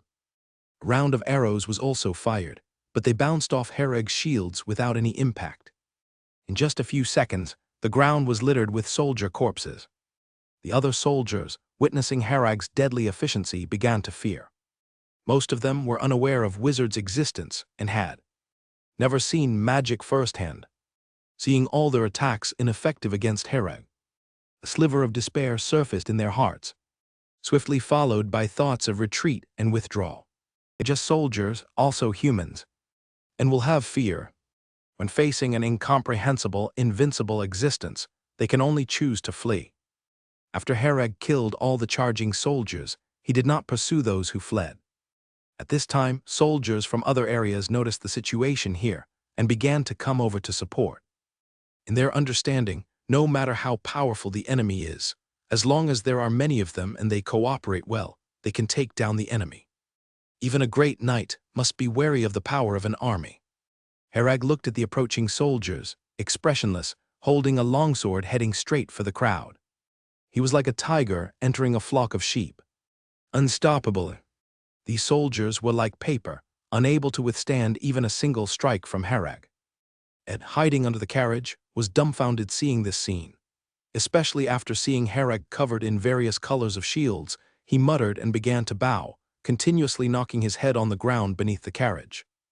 Luoqui also noticed the commotion here, seeing firsthand how Hereg shielded himself and then wreaked havoc. Mystic, this word popped into his head. Luoqui had been in the trading business for many years, seeing and hearing everything. But a mystic. It was the first time he had seen it with his own eyes. Indeed, as powerful as the rumors said, ordinary people had no chance against him. It was a complete massacre on one side.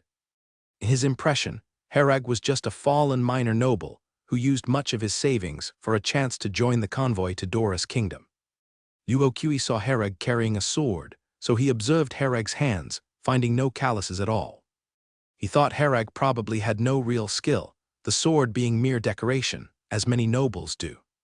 Especially fallen nobles, who always use flashy decorations to show they haven't completely fallen. Anyone who seriously trains in swordsmanship would have. Calluses, a feature easily observed. When Khalim said that, Luoqui felt like he was falling into an ice cavern, almost losing hope when the army broke through the defenses. Then Hereg suddenly emerged, slaughtered everyone, and turned out to be a mystic, something Luoqui could not have imagined. On the other side, as Hereg was slaughtering, Ives also noticed him. Mystic Ives instantly recognized Hereg's identity and was shocked. Having just been surprised by Khalim, he never expected there was another mystic in the convoy. Such figures only exist in rumors. And yet he just happened to encounter one.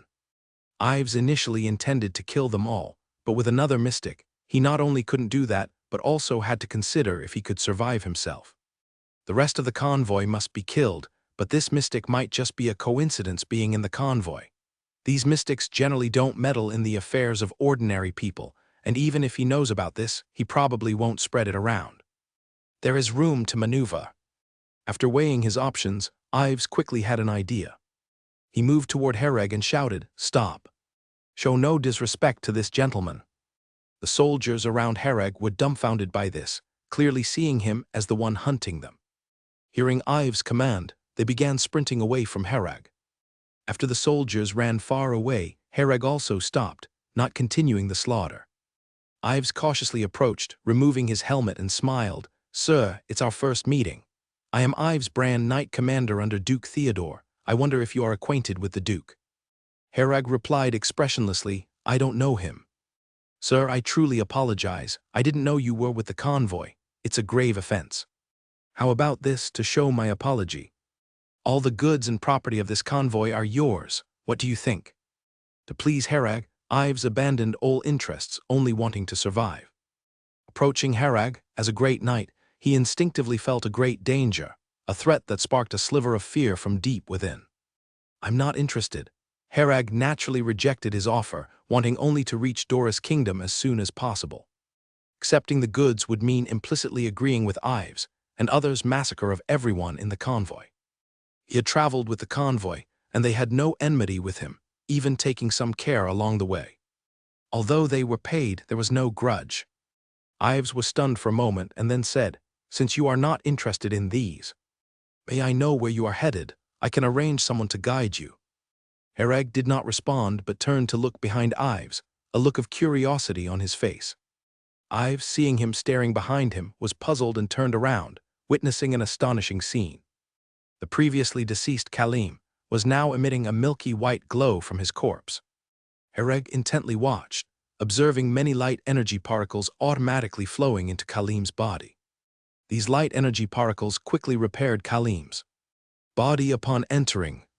Shenlin, check if Kalim's body has any demonized items or other magical source. Herag was puzzled, sensing no magical fluctuations from Kalim.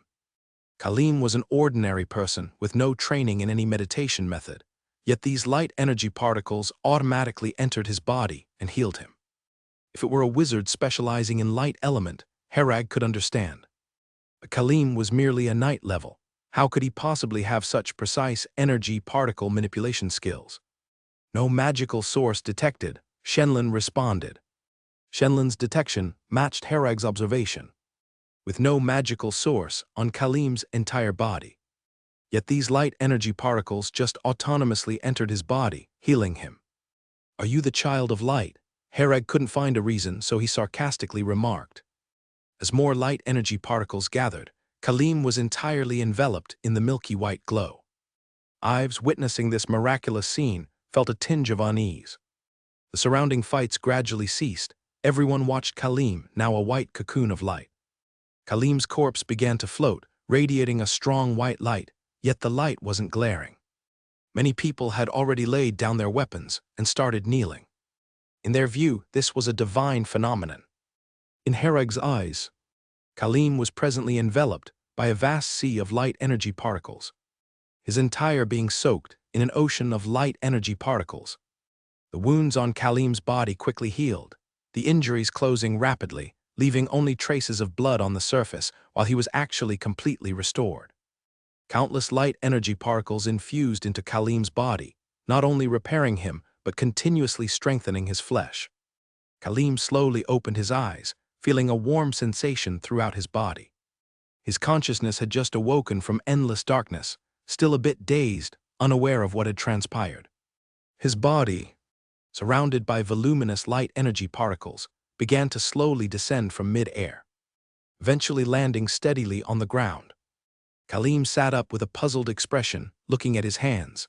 The marks where his armor was pierced remained, and there was a hole in the armor at his chest where a wound had been.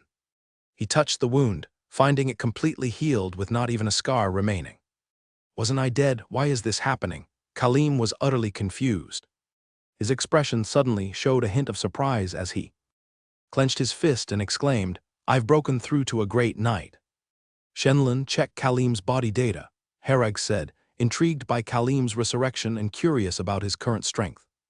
Kalim Power 5.1, Agility 4.2, Constitution 6.1, Spirit 2.7, containing unknown light energy within his body. Herag was somewhat taken aback by these figures.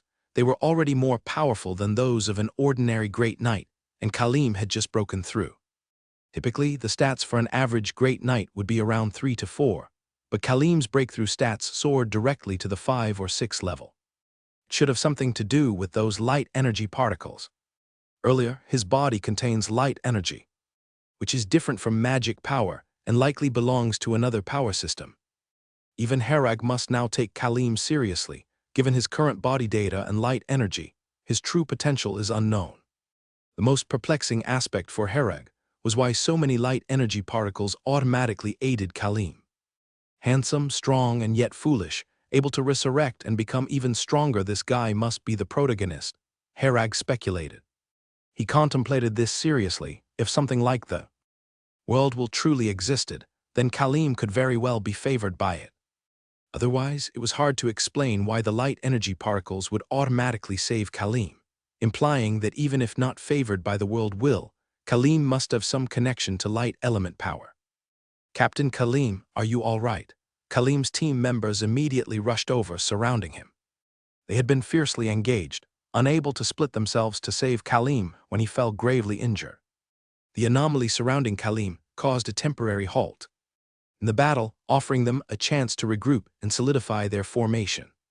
Kalim smiled and said, "Not only am I all right, but I've now become a great knight." The other members of the adventurer group immediately cheered, fully aware of the implications. Any adventuring group or team with a great knight instantly rises to the top tier in terms of strength rating. After exchanging a few words with his team, Khalim said, "Enough about that for now, there are still matters to resolve." He stepped forward from the crowd, looking at Ives. "Ives, I never thought you'd go so far as to kill everyone to silence them." Khalim then looked around at the corpses scattered about, his face full of guilt. "It's my fault, too impulsive, careless, leading to their deaths. Ives, I won't kill you. After all, you are Duke Theodore's knight commander. I will personally escort you back and have you face the gallows."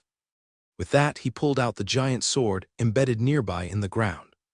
Ives laughed. "Send me to the gallows. You've just ascended to a great knight. I've been one for many years, you're still too green." Despite his words, Ives prepared for battle without delay, donning his helmet and unsheathing his longsword, fully concentrating on Khalim.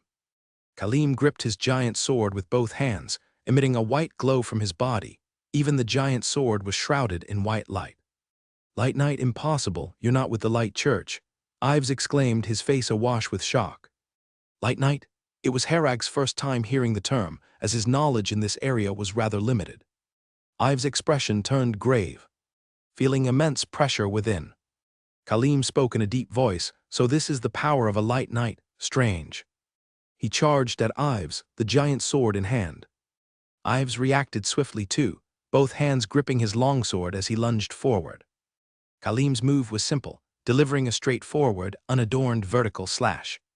However, this strike shone with dazzling white light, dissipating the white mist, while the sunlight made Khalim's entire being glimmer brightly.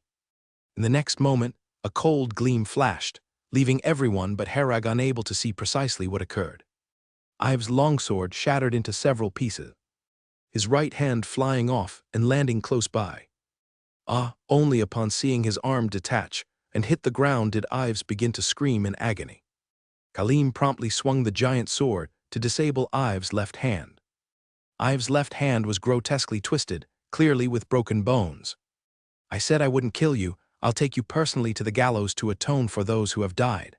Khalim thrust his giant sword into the ground, speaking each word deliberately. Ives gritted his teeth, looking up with spite and malice in his eyes as he glared at Khalim. Khalim's team quickly gathered around, borrowing chains from the caravan to bind Ives securely, also rendering his knees useless. Though Ives had the strength to resist, he did nothing, recognizing its futility. He passively allowed them to tie him up and cage him within an iron cell. This particular cell was specially made, exceptionally sturdy, sometimes used by caravans to contain demons, leaving the current state of Ives with almost no chance of escape. As Khalim secured Ives' soldiers, sensing the situation's dire turn, fled in all directions. Their escape routes suggested none would return to Storm City, probably turning into true bandits instead. Khalim did not assign anyone to pursue them. The number of soldiers was too many, and with the caravan's heavy casualties, they were far too overwhelmed to chase them down. This battle caused heavy losses for the caravan, with as many as 62 deaths. Among these 62, 25 were ordinary people, and the rest were all guards who died in battle. Khalim's adventurer group lost 13 people. They faced the most enemies among the adventurer groups. Because they were well equipped, the army deliberately allocated considerable forces to deal with them during the attack. The other adventurers lost 24 members, most of whom were on the weaker side. Adventurers are especially shrewd. Most of them wouldn't really risk their lives, focusing instead on surviving safely. With this mindset, those slightly stronger could generally survive since the battle didn't last long. Khalim and Luo Qi commanded the caravan, arranging for their men to handle various tasks. Khalim now had considerable prestige. The previous scene had left an indelible impression on these people. Seeing the matter was resolved, Herag went to find Ed hiding under the wagon and kicked him on the butt. "Get out quickly and prepare to drive us out of here." Ed promptly climbed out, nodded and smiled. "Okay, sir." Since witnessing Herag's incredible powers, Ed held him in reverence akin to the gods. Khalim, with his whole body glowing white, indeed looked splendid, but Ed believed Herag was even more formidable. Herag returned to his carriage and was about to get in when Khalim ran over. "Are you Sir Gellant? Thank you for saving us at that crucial moment. Otherwise, who knows how many might have died," Khalim said gratefully.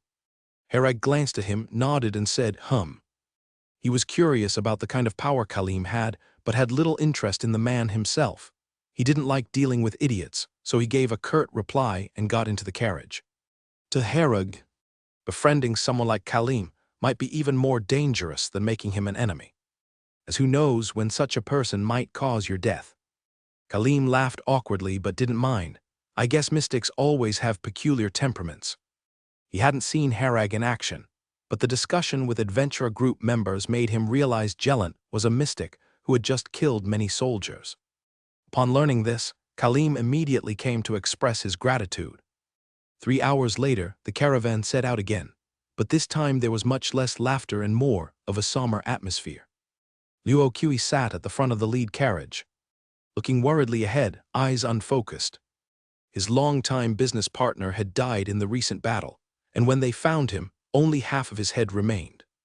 After this run, I'm going back to the countryside to enjoy life, he remembered his friend saying before they set off.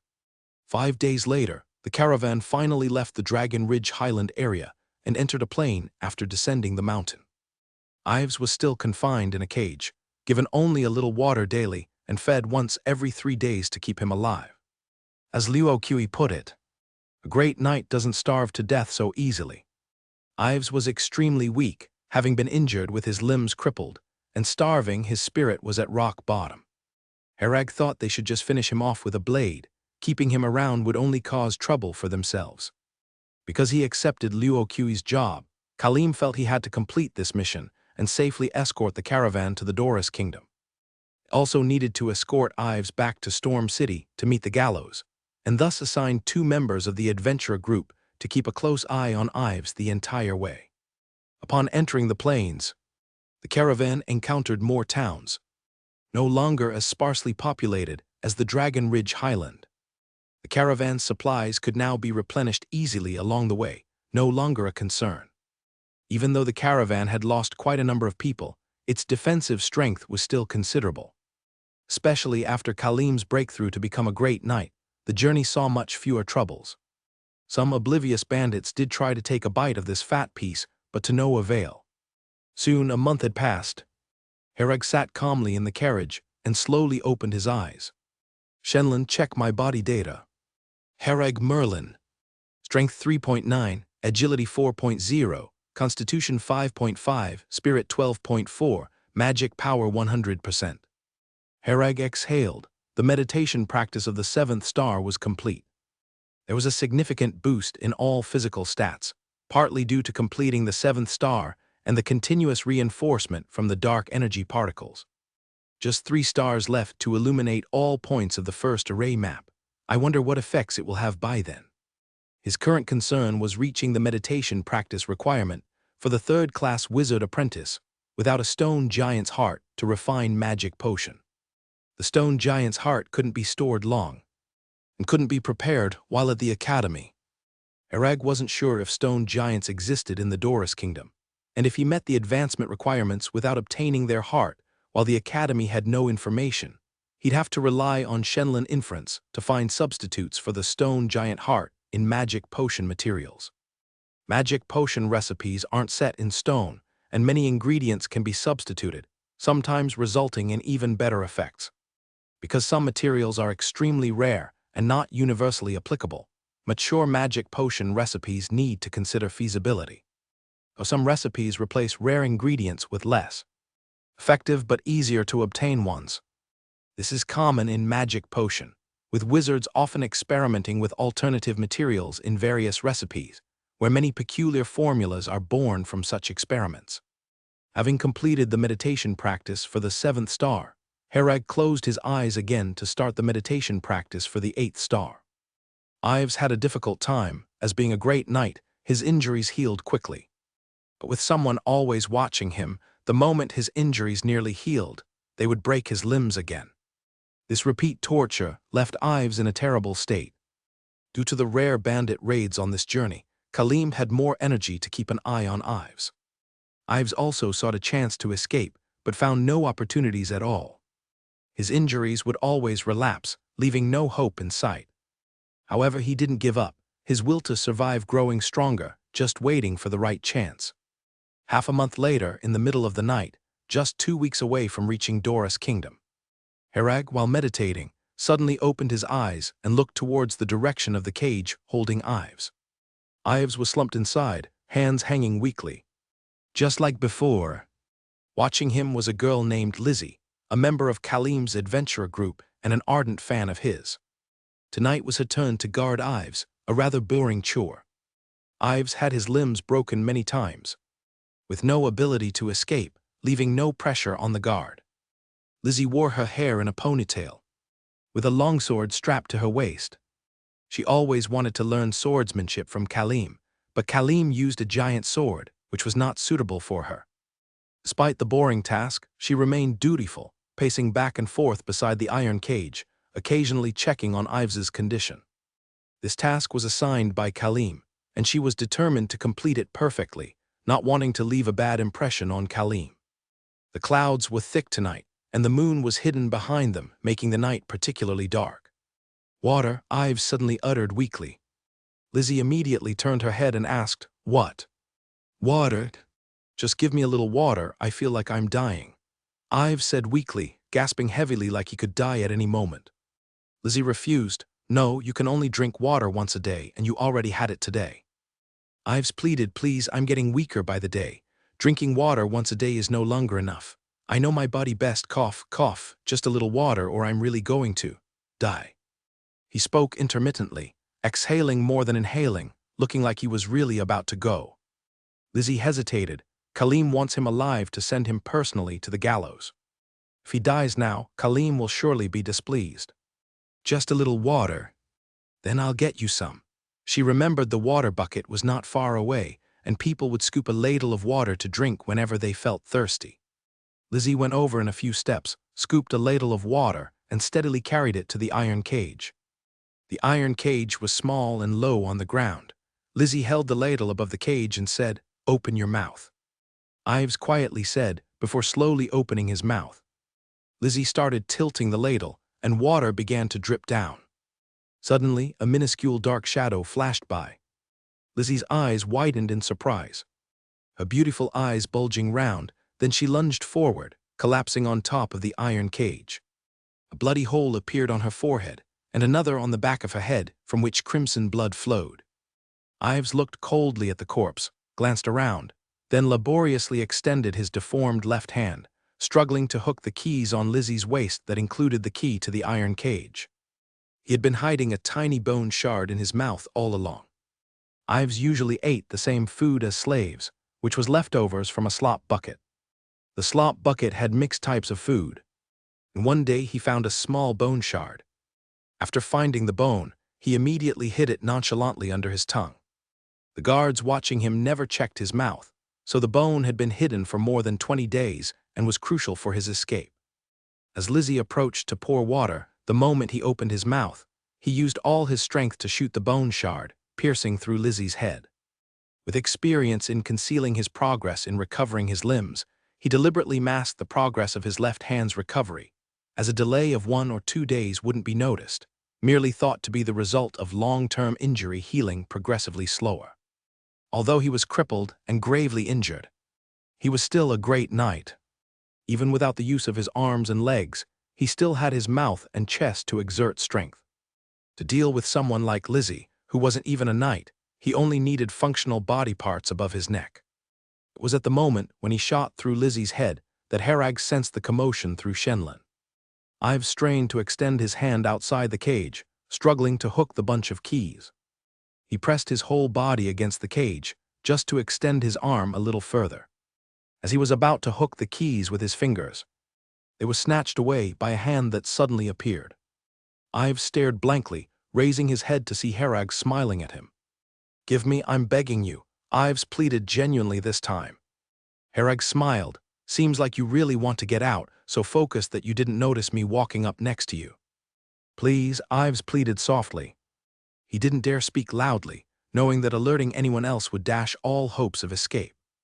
Herag spread his hands. "Sorry, I won't meddle in your affairs.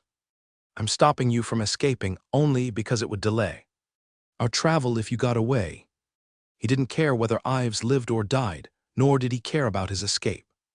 The main issue was that if Ives escaped, Kaleem would surely make every effort to recapture him upon finding Lizzie dead. and that would definitely disrupt the caravan's schedule. If Herag had to travel alone, it would still be half a month's journey, and preparing supplies would also be a hassle. So to minimize trouble for himself and avoid disrupting the journey, he decisively stopped Ives's escape attempt. "Kaleem, your captive's trying to escape. And you're still sleeping." Herag's voice wasn't loud, but it was particularly clear amidst the quiet night. Several nearby caravans immediately lit up, and some people, disheveled and drowsy, grabbed lamps to get off and check the situation. Kaleem rushed over and immediately saw Lizzie collapsed on the cage with eyes wide in anger. "Lizzie." He rushed forward to hold Lizzie's body, and after glancing at the wound on Lizzie's head, he felt his heart sink, knowing she was beyond saving. "Who did this?" Kaleem roared in fury. He always treated Lizzie like a sister, to him. Lizzie was a pure and cute girl whom he took care of in many ways. With Lizzie's tragic death, Kaleem was overwhelmed with anger and sadness. Ives quickly crawled to the other side of the cage, not daring to look at Kaleem. "Was it you?" Kaleem noticed Ives's movement in the cage and shouted angrily. By now, almost everyone in the caravan was awake, and many people approached, with several women gasping and covering their mouths upon seeing Lizzie's body in Kaleem's arms. Ives shook his head frantically. "No. It wasn't. It was Ives who did it. The weapon was probably something bone-related hidden in his mouth." Herag said from the side. Kaleem glanced at the wound again, then looked at the ladle on the ground and the traces of water, quickly piecing together the entire event based on Herag's information. "Ives," he roared, placing Lizzie's body aside, then brutally tore apart the iron cage, pulling Ives out like a chick. Kaleem grabbed Ives and slammed him onto the ground with great force. A clear cracking sound emerged, and Ives was bent. It was apparent that his back had been broken. Kaleem then punched Ives in the chest, causing him to spit out a lot of blood. It was unclear how many of his ribs were broken. Kaleem paused, ready to continue, then slowly calmed down. Herag glanced at him and said, "You ask someone who isn't even a knight to guard a great knight. No matter what, a great knight is still a great knight. How can a normal person deal with that?" Kaleem nodded, showing a look of remorse on his face. "I didn't consider things carefully. It's my responsibility. Starting today, I'll personally guard him." "Still guarding him. Just kill him with one stroke and save the trouble," Herag said somewhat speechlessly. Kaleem said with determination, "I must send him to the gallows and execute him in front of everyone in Storm City. Otherwise, I wouldn't be worthy of those souls who died by his hand." Herag nonchalantly replied, "Suit yourself, as long as it doesn't delay our journey." Kaleem nodded silently, crouched to pick up Lizzie's body, and walked towards the nearby woods, seemingly preparing to bury her there. Herag returned to the carriage and continued his meditation. Ives was tied up again by the members of Kaleem's adventurer group, this time even more securely, with his crippled left hand bound behind his back. They also found a new iron cage, as the previous one was broken by Kaleem, and put Ives inside it. As Kaleem was digging a pit with a shovel, the adventurer group sent 6 people to guard Ives. Kaleem silently dug the pit with the shovel, not saying a word throughout the process. His companions nearby offered help, but he refused, insisting on digging the pit himself to bury Lizzie. The other people in the caravan watched the scene like a farce, and went back to sleep after watching. After that night, Ives's situation became more miserable. The once daily water supply became twice a day, and meals were given every 3 or 4 days. Kaleem kept his word, staying by the cage and personally guarding Ives. Kaleem was somewhat dispirited during this time, speaking less, seemingly filled with guilt over Lizzie's death, unable to let go. "What's the point of feeling guilty? You should have dealt with the problem earlier, or else it would harm both others and yourself." Herag shook his head, grumbling in his heart while eating a meal after stepping off the carriage. The following half-month journey was quite peaceful. Ives had completely lost hope. Even the food he ate was checked to ensure no bones or similar items were used as weapons. Kaleem, to be safe, knocked out all of Ives's teeth, leaving none. He did this mainly because Herag casually mentioned, "There's no bone in the meal, but he still has some in his mouth." As soon as Herag said this, Ives stared at him with wide eyes. Upon hearing this, Kaleem pondered, and soon there were continuous screams from Ives. After the half-month journey, the caravan finally reached the Doris Kingdom's border. Brown City is a border city on the eastern side of the Doris Kingdom, with a population of around 5,000. Although the population is small, the entry inspection is very strict. Everyone entering must have their identity documents strictly checked. Without official entry procedures from the Violet Kingdom, they cannot enter the Doris Kingdom. Members of Kalim's adventurer group and other adventurers did not qualify to enter the Doris Kingdom since they hadn't completed the necessary procedures. After escorting the caravan to Brown City, their mission was considered completed. After completing some handover procedures with Luo Kui, Kalim immediately set off with his adventurer group members to return. Of course, Ives was certainly brought along. Many people in the caravan were preparing to enter the country and lined up for inspection. Herag was also in the queue, and the people around him kept a distance, fearing to offend him. Ed stood at a distance, calling out somewhat sadly, "Sir." Herag glanced at him, thought for a moment, then waved to Ed. Upon seeing this, Ed immediately ran over. "Do you have any instructions, sir?" "Your slavery documents are with Luo Kui," Herag asked. "Yes, sir." Ed nodded, not understanding why Herag was asking this. Herag pondered and said to Ed, "Help me hold my place in line, I need to take care of something." Ed obediently got in line, feeling that Herag didn't need him to hold the spot. Herag would only be gone for a moment, and others wouldn't dare complain or have any opinions upon his return. Everyone in line here was from the caravan, and knew how many soldiers Herag had killed alone. Herag found Luo Kui and said, "How much for Ed? I'll buy him."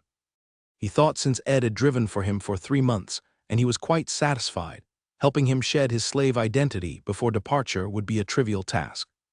Luo Kui was a bit surprised, but then smiled. "Since Jellant likes him, consider it a gift to you, no need to discuss money."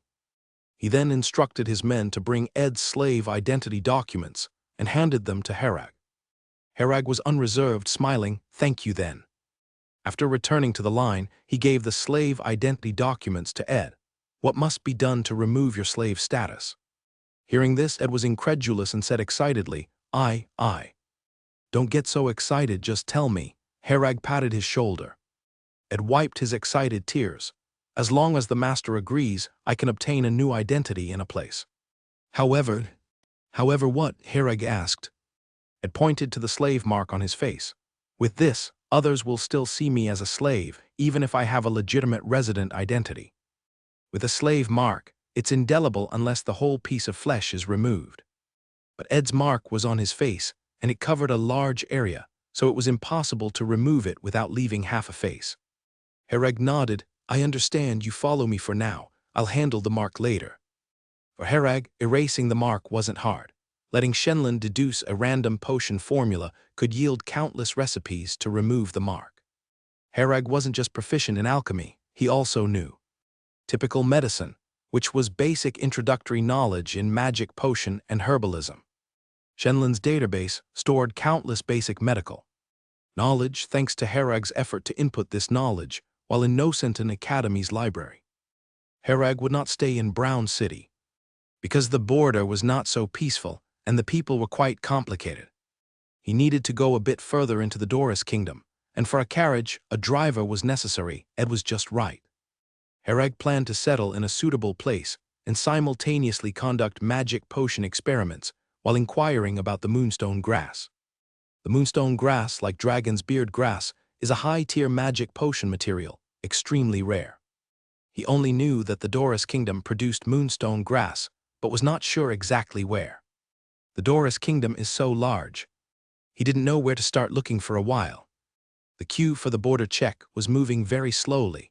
Herag had waited for more than half an hour before it was his turn. Jellant Logan, the one responsible for the check, was a middle-aged man. After carefully reviewing the identity proof and entry documents, he looked up at Herag. The age and external features roughly matched, and after confirming that there were no issues, he stamped the document, allowing Herag to legally enter. In this era, there were no photographs. Identity proofs only recorded general physical characteristics. And a simple comparison was considered a completed identity check. This Jelot's physical characteristics were similar to Herag's, and most importantly, they both had black hair. In this world, black hair was rare, and no one knew where Milo found a nobleman with black hair. So Herag's identity didn't need much scrutiny. As soon as you saw black hair, it was unmistakably him, a very distinctive feature. I also have a slave. Herag showed Ed's slave identity proof, pointing to Ed behind him. The middle-aged man glanced at Ed and didn't even look. At the slave identity proof directly said, one slave is fine. If there were more, it would involve slave trading, which requires extra tax. You can go in. Herag took back his stamped identity proof, returned to the carriage and said to Ed, "Continue driving." "Yes, master." Ed was very excited, jumped directly onto the carriage and grabbed the reins. The carriage slowly entered Brown City. After Herag bought some supplies at several shops in the city, he left Brown City straight away. Herag sat in the carriage, holding a map of the entire Doris kingdom, marked with various cities and major roads. His destination was a city named Ryan, located at the intersection of several major transport routes, a transportation hub. Because of its geographical location, Ryan had been a large city since ancient times. The Doris kingdom now had stable governance, with very few major disturbances.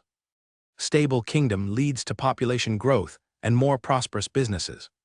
Ryan had a resident population of 70 to 80,000, and all kinds of goods were available in the city, making life convenient. Brown was not far from Ryan, and the carriage could reach there in 6 to 7 days along a major road.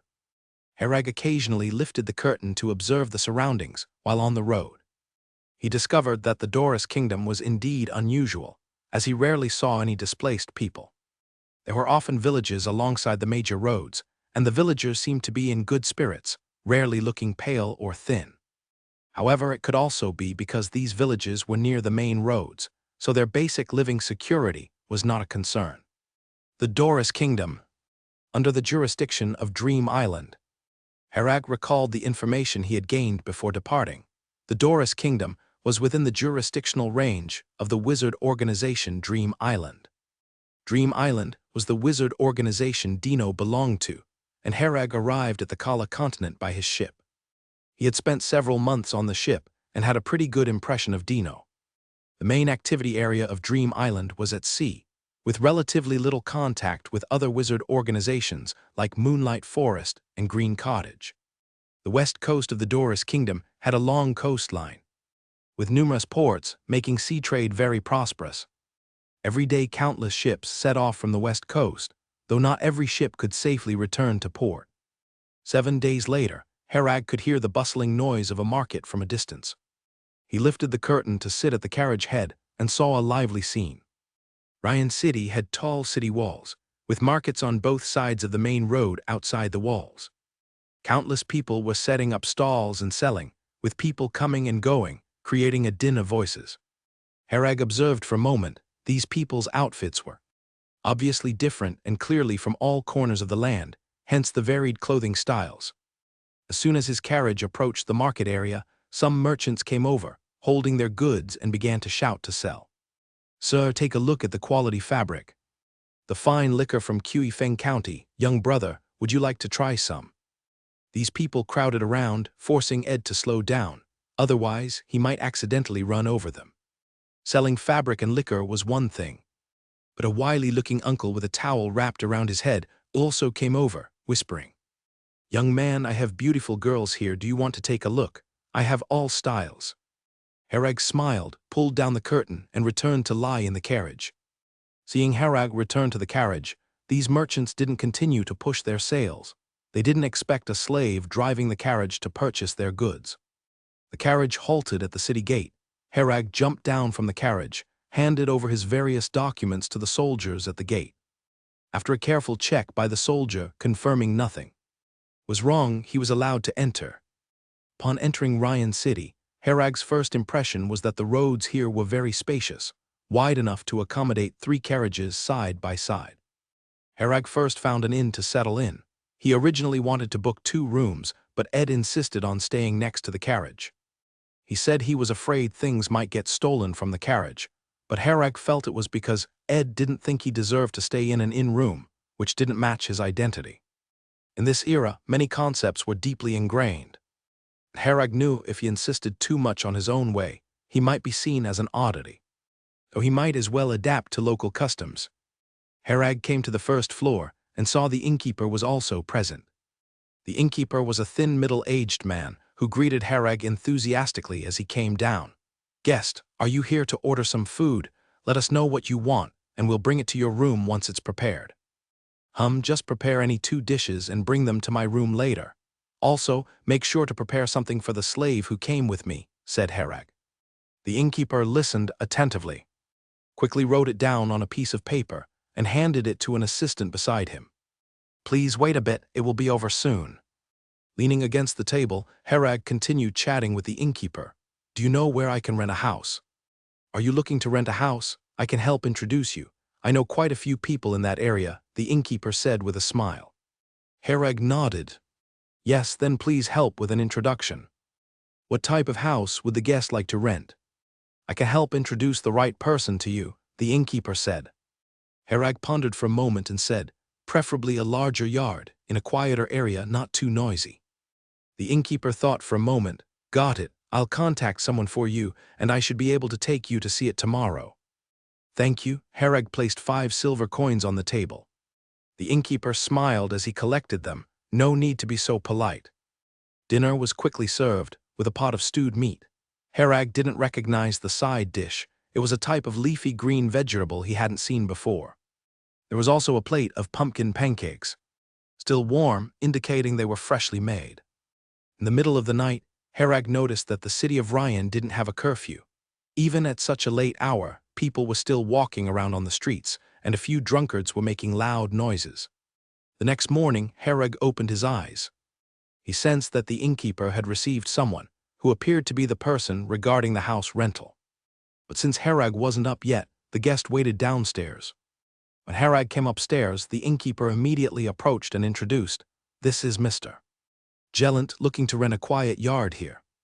This is Colin, who has many properties in the western part of the city and can show you around." Colin wore a headscarf, had a round face, and a large belly, probably weighing nearly 300 pounds. When he smiled, his eyes narrowed to slits. To Herag he said, "Mr. Jellant, I have properties ranging from 10 silver coins to 10 gold coins per month. Which price range are you looking for?" 10 gold coins a month, that's quite expensive. Herag hadn't expected properties to be so costly. After considering, he said, "Within 1 gold coin. Preferably quiet." Colin's small eyes darted around. "I understand. I think Mr. Jellant might like this place." His carriage was waiting outside, and Herag got on to head west. The carriage passed through several streets and a market area, crossed 2 main roads, and finally arrived at the destination. This was a residential district, but the houses had larger yards, and the distances between the yards were relatively far. Colin explained, "This is the wealthy district. You won't see any vagrants here, and soldiers guard the entrance. Soldiers patrol daily, so you won't have to worry about drunkards barging into your home unexpectedly. It's very quiet here. This yard's monthly rent is 1 gold coin. Although it's somewhat expensive, it perfectly fits Mr. Jellant's requirements. What do you think?" Herag observed the surroundings. Indeed, it was very quiet, with little foot traffic. He entered the yard to take a look. This yard had 3 houses, which were clean inside, indicating they were regularly cleaned. Herag inspected each place and found no issues, so he said, "We'll take this one, rent it for 3 months first." Since subsequent arrangements were uncertain, he rented for 3 months first and would assess later. Colin didn't expect him to decide so readily, and his eyes crinkled with laughter. "Okay, no problem. Would Mr. Jellant need a maid to do laundry and cook? I can arrange that for just 10 silver coins a month." "Sure, please handle it for me." Herag didn't want to spend time on such matters, so he left it to Colin to manage. It was just spending some money, and he didn't mind Colin earning a bit more since time was more important to him. By that afternoon, Herag had completed the paperwork and moved into the yard. Colin worked quickly, and a woman in her 30s named Judy soon reported for duty. She was from the Ryan slums. Though not young and pretty, she was skilled at managing household chores. Herag specifically requested this because he was wary of Colin sending a young, attractive but ineffective woman. Colin understood immediately and selected Judy, a competent worker, grasping Herag's core needs. After moving in, Herag designated the largest house as his living quarters. The other two slightly smaller houses, he assigned the left one to Ed and Judy for their living use.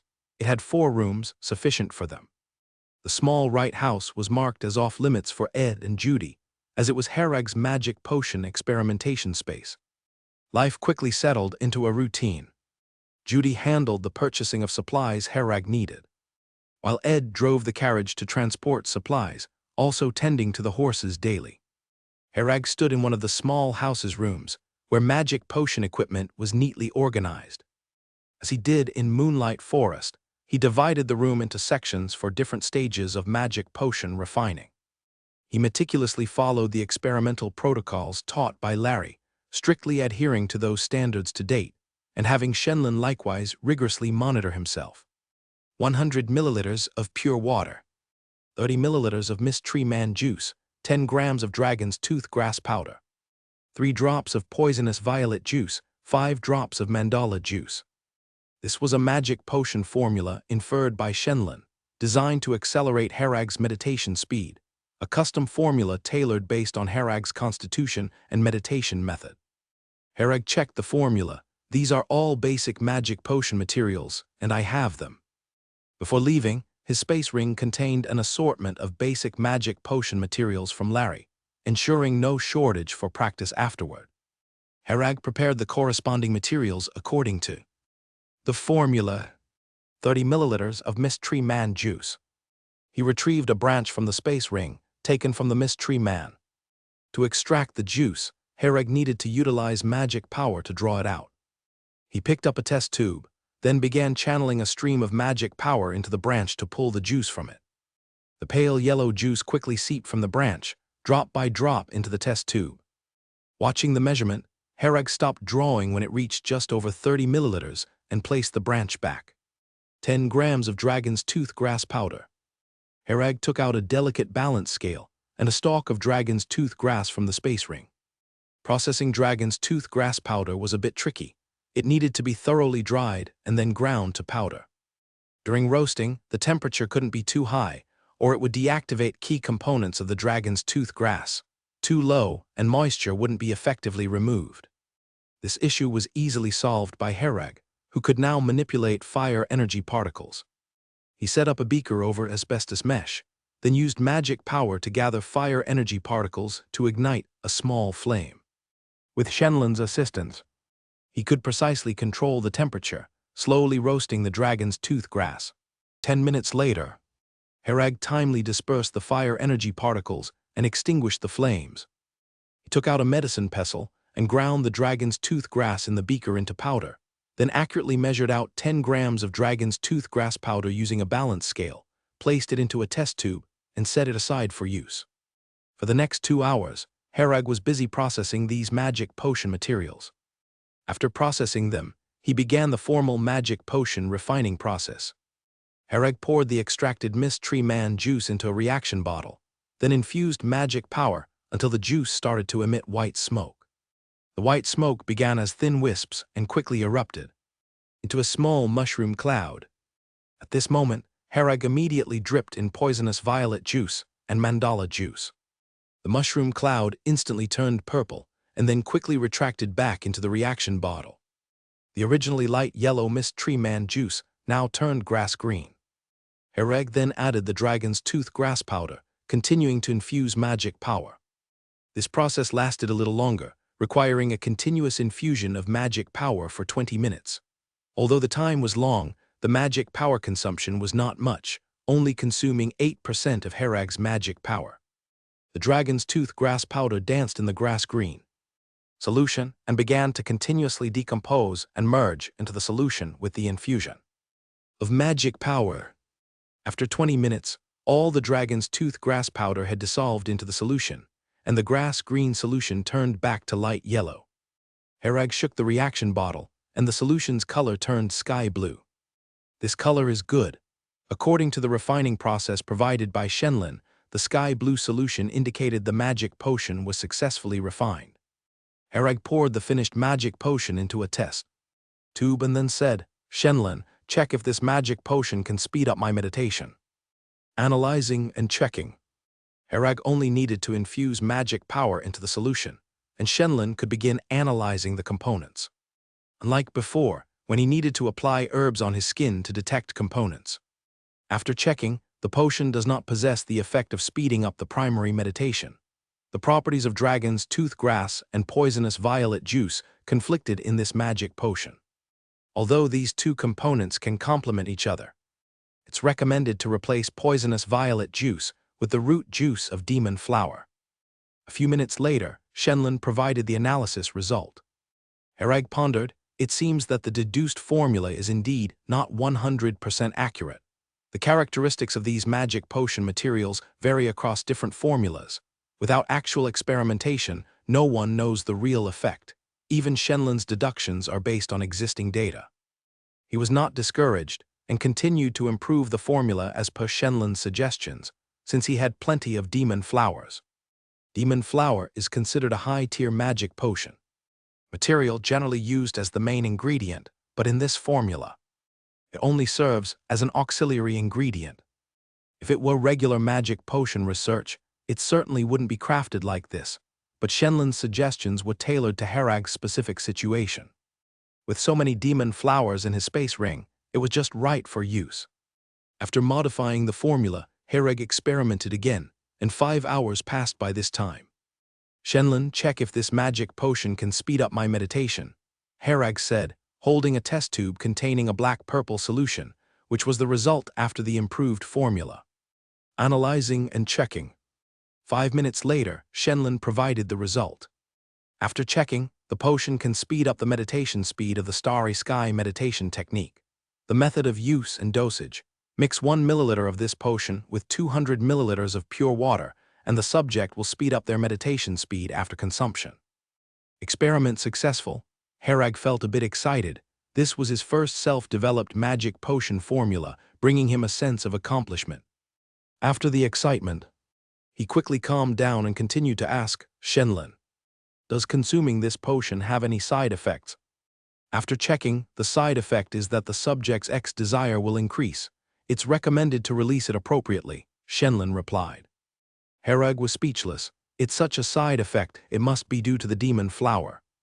After contemplating for a while, he decided to use the potion. The side effect was minimal and almost negligible, and solving it was very simple. Shenlin named this potion Starry Sky Potion. Herag named the potion. Unfortunately, this potion only works for him. Shenlin customized it based on his constitution and his meditation method, so it won't be effective if others use it, making it impossible to market and sell. Named, recorded in the database. After naming it, Herag took some pure water to prepare a dose. The Starry Sky Potion was dripped into the pure water, quickly spreading like ink, turning the entire cup of pure water black-purple in a blink. He picked up the potion, took a small sip, and held it in his mouth. Shenlin, check again if the Starry Sky Potion has any issues or if the results match the previous detection. To be safe, Herag had Shenlin check once more. After checking, the results are consistent with the previous ones, Shenlin confirmed. With the result, Herag swallowed it. He didn't continue to drink, but waited to see if there were any changes. The body showed no discomfort. He tried meditating and found the meditation speed indeed slightly increased.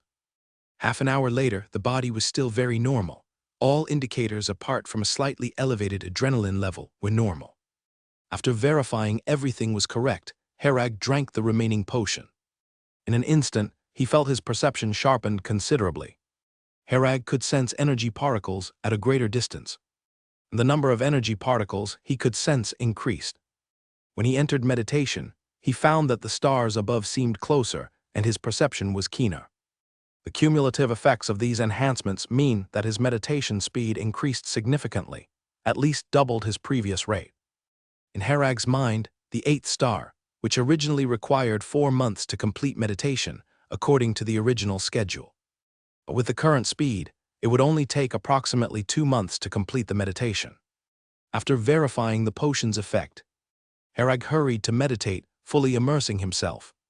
The Starry Sky Potion's effect lasted for 7 hours, conveniently matching the time it took to complete a meditation session. In the morning, Herag slowly opened his eyes. The effect of the Starry Sky potion was exceptionally good, leaving Herag very satisfied. The only imperfection was a slightly increased heart rate. Of course, for men who often have more desire than strength, this isn't a side effect at all. But Herag, with his physical condition, didn't need this effect, and it became a burden instead. He took a deep breath, forcing himself to calm down. The side effect was a bit more significant than he imagined, and his mind kept replaying scenes from the night at Count Huen's, which he found somewhat difficult to suppress. Scenes flashed quickly through his mind, and Herag felt his blood surging. He closed his eyes and re-entered a state of meditation, while gradually stabilizing his emotions. About 10 minutes later, Herag was completely calm again. Compared to many magic potions, such side effects are nothing at all. It just takes a bit more time to meditate. Overall, Herag was quite satisfied with the effects of the Starry Sky potion. Meditation in itself has the effect of calming oneself and stabilizing emotions. By spending more time meditating, he could suppress the unrest in his heart. Of course, there were other solutions too. But since Herag needed to meditate every day, it wasn't feasible to solve problems that way each time. It was too time-consuming, and he didn't want to waste 2 or 3 hours a day on such things. Herag also wanted to be quicker, but unfortunately, his ability didn't allow it. Meditation was still more time-efficient, as 10 minutes could stabilize his emotions. There were still 9 milliliters left of the Starry Sky potion in the test tube. One batch could produce 10 milliliters, enough for 10 days' use. After the successful experiment in enhancing the speed of meditation with the Starry Sky potion, Herag tidied up the lab, restoring it to its clean, orderly state.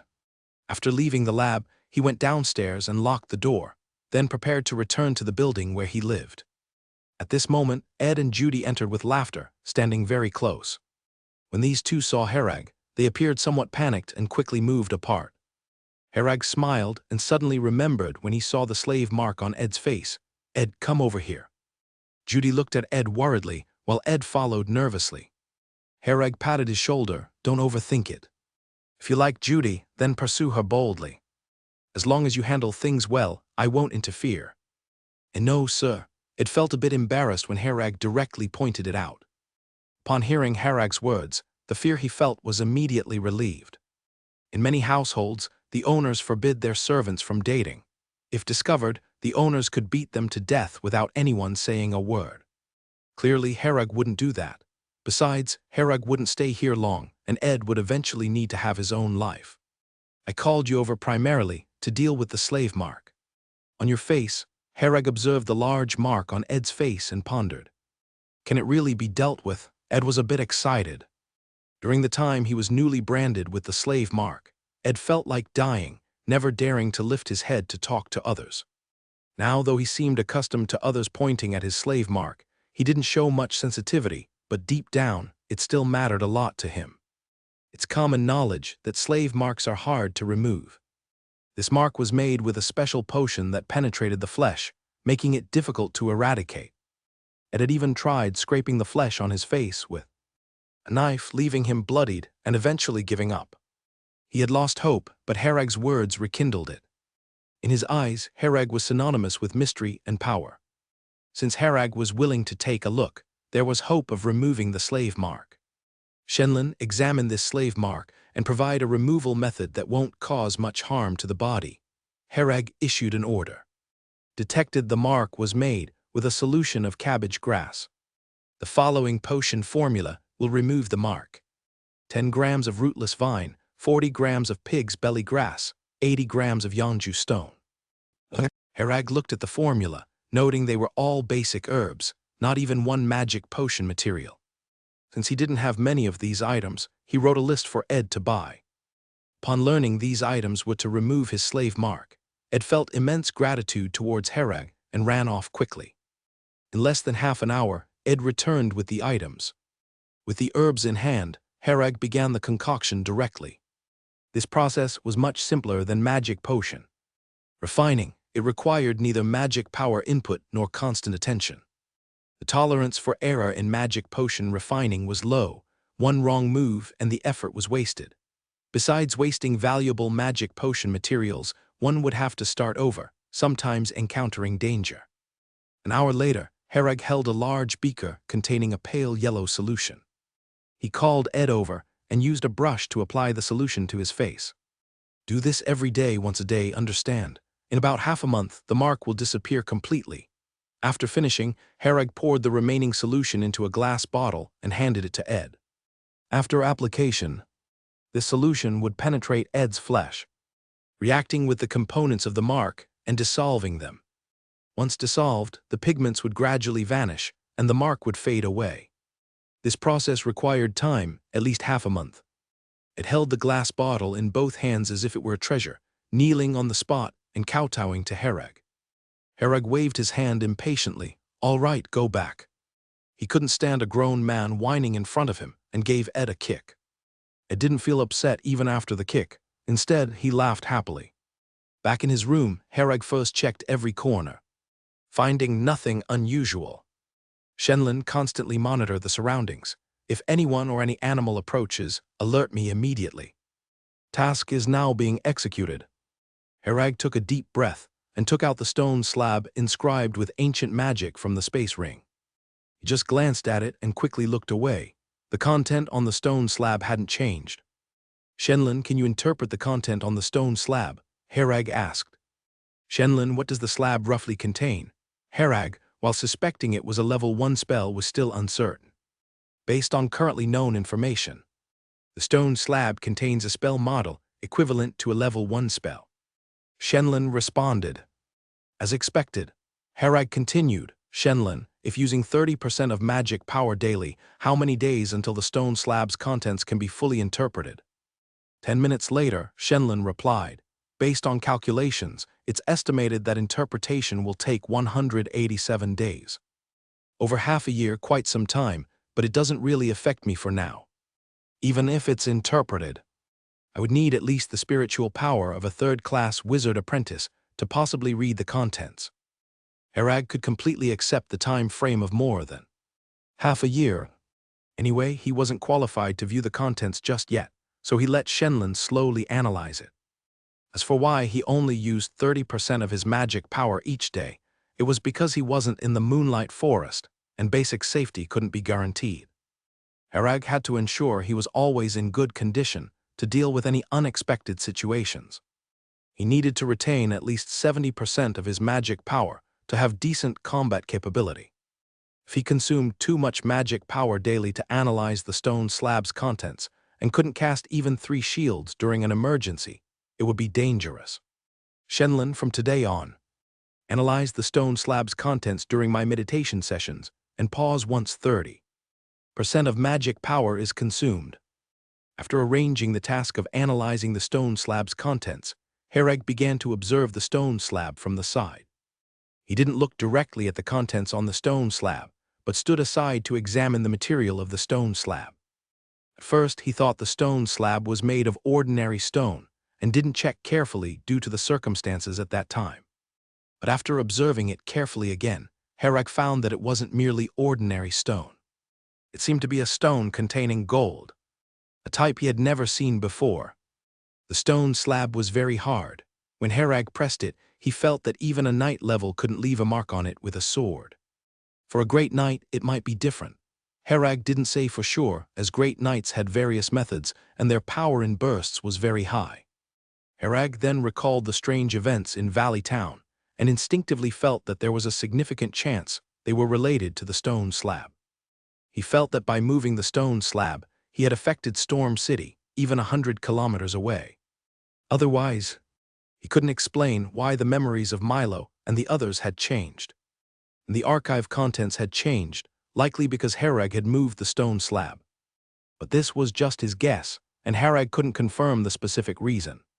After observing for a while and finding nothing conclusive, Herag put the stone slab back into the space ring. The next morning, Herag called for Ed to drive because he needed to go out. He was planning to visit the Adventurers Association in Ryan City, as he still had no leads on the Moonstone grass matter. The Doris Kingdom was too large for Herag to conduct a thorough sweep of every place. His first thought was the Adventurers Association, which was spread throughout the Kala continent, with numerous members and multiple channels of information. The Adventurers Association didn't belong to any one kingdom, but cooperated with every kingdom, with its presence in every city. The Adventurers Association in Ryan City was similar to the one in Storm City, with its own dedicated 5-story building. The division of areas on the first-floor hall was similar, giving Herag a feeling of being in a chain store. He found the task posting counter and, after queuing for a while, it was his turn. Behind the counter was a young man, seemingly in his 20s, named Ward. "I want to post a task to find clues about moonstone grass." Herag directly stated his needs. Ward took a piece of paper, wrote some details, and then asked, "Do you have any requirements for the reward or deadline of the task?" 10 gold coins for anyone who can provide valuable clues. As for the task deadline, I can't say for sure. The task will cease once I obtain moonstone grass, Herag replied. Ward nodded and said, "Understood, sir." According to the Adventurers Association's requirements, we need to charge you 1/10 of the task reward as a fee. Is that acceptable? Herag placed a gold coin on the counter, saying, "No problem, please post the task as soon as possible and notify me promptly if there are any updates." Ward took the gold coin, checked it, and then placed a piece of paper in front of Herag. "Please fill in your contact address and name, sir. We'll notify you immediately once there is information." After Herag wrote down his current residential address, the procedure was completed. Next, this task would be posted in the Adventurers Association's task list in Ryan City, visible to all adventurers browsing tasks. There is strength in numbers, and with so many in the Adventurers Association, it would be much faster than Herag searching alone. After completing the task posting, Herag returned home and continued his reclusive life. Every day was spent dining, meditating, and studying. When he ran out of Starry Sky potion, he would brew another batch. Everyday matters didn't require Herag's attention, as Judy and Ed managed things well. Half a month passed, and the slave mark on Ed's face had almost disappeared. In a few more days, it would be completely gone. Ed was truly grateful to Herag and placed immense importance on every task Herag assigned. Herag even suspected that if he now ordered Ed to die, he would do so without question. Soon another half-month passed. On this day, like every other, Herag was meditating when he suddenly opened his eyes. Someone knocked on the door, and Ed immediately ran to open it, seeing a young man in his 20s. He asked, "What brings you here?" The visitor was Ward from the Adventurers Association, who smiled and said, "Hello, I'm here for Mr. Jellant. There's news regarding the task he posted at our Adventurers Association." Ed replied, "Please wait a moment, I'll notify our master." "All right, thank you," Ward said politely. By this time, the mark on Ed's face had completely vanished, and no one would view him as a slave anymore. Before Ed could inform him, Herag had already come out. "Master, there's Ed said respectfully. Herag nodded, "I know." He quickly reached the entrance and said to Ward, "Is there news?" Ward nodded, "Yes, Mr. Jellant, there is news about your task." "Can its authenticity be confirmed?" Herag inquired. He was wary of adventurers who might deceive him. False information for the gold coins. For example, they might name a random location, causing Herag to waste time and energy if he went to search and found nothing. Ward smiled, "Rest assured, Mr. Jellant. Since I'm here to inform you, you can be sure that the information has been verified. I guarantee it's authentic." His smile was confident, and his tone firm, showing his trust in his information. "May I meet the person who took the task?" Herag asked. Since Ward spoke with such assurance, Herag felt a bit more at ease. A large organization like the Adventurers Association wouldn't likely have issues with such matters. The one who accepted the task is the City Lord of Ryan. "City Lady Urza," Ward glanced around and said in a low voice. The City Lord. Herag couldn't believe it. It was actually the City Lord of Ryan City who accepted his task. Herag had long heard of City Lord Urza. Since arriving in Ryan City, he could always hear news about her. Urza came from a noble family. Her father was the famous Duke Barton of the Doris Kingdom. 8 years ago, Urza married the City Lord of Ryan City, which was meant to be a powerful union. Unexpectedly, just a month after the wedding, the City Lord of Ryan City succumbed to a severe illness. It was said at the time that even the legendary mystic was invited, but no one could cure the City Lord's illness. They could only watch him die. Afterwards, Duke Barton used various contacts and resources to make Urza the city lord of Ryan City, where she remains to this day. This event was filled with so much drama that it became a topic of discussion among the residents of Ryan City and throughout the Doris Kingdom. Such discussions were fewer in Ryan City because anyone daring to comment on the city lord, if known by the staff of the city lord's mansion, would suffer extreme punishment. Many believed back then that the marriage was a conspiracy, a plot by Duke Barton to seize Ryan City. The then city lord of Ryan City was in the prime of life with excellent health. Suddenly falling severely ill aroused suspicion from everyone. There were also those who thought that the city lord's illness might have been due to Lady Urza's overwhelming allure, leading to indulgence. When Urza first became the city lord of Ryan City, she faced many obstacles, including opposition from many of the late city lord's loyalists. But Duke Barton was no pushover. He quickly eradicated these opposition forces, helping Urza smoothly take over Ryan City. In the past 8 years, key positions within the city lord's mansion have been replaced with Urza's own people, putting Ryan City firmly under her control. She could be said to have immense power in Ryan City. Why would such a person come to take my task? Herag was deeply puzzled. Ward saw his expression and said in a low voice, I don't know the specifics, but City Lord Urza surely has the information you need. I can't bring her to see you, you'll have to go see her. Ward showed a helpless expression, indicating he was powerless in this. Herag nodded and said, I understand. Ed. To the city lord's mansion. He turned and called to Ed in the courtyard. Ed quickly brought the horse out and then attached it to the carriage. After Ward completed his notification task, he left as well. The city lord's mansion was located at the northernmost part of Ryan City. Though called a mansion, it was actually a castle. Tall walls shielded it from prying eyes. Heavily armed soldiers stood on and outside the walls, showcasing the authority of its master. Herag's carriage was stopped 100 meters away from the wall, where 3 soldiers wielding weapons stood outside the carriage. Stop, what's your purpose here? My name is Jelent. I have matters with City Lord Urza. Please notify her. Herag lifted the curtain, slightly revealing his own presence. These soldiers, having been on the battlefield many times, quickly sensed that this person was extraordinary. Especially when Herag lifted the curtain, a tremendous pressure enveloped them, giving them a feeling of suffocation. Fortunately, Herag quickly retracted his spreading magic power, allowing the soldiers to feel more at ease. Seeing Herag showed no intent to force entry, one of the soldiers ran back to the city lord's mansion to report. The remaining 2 soldiers continued to hold their weapons against Herag.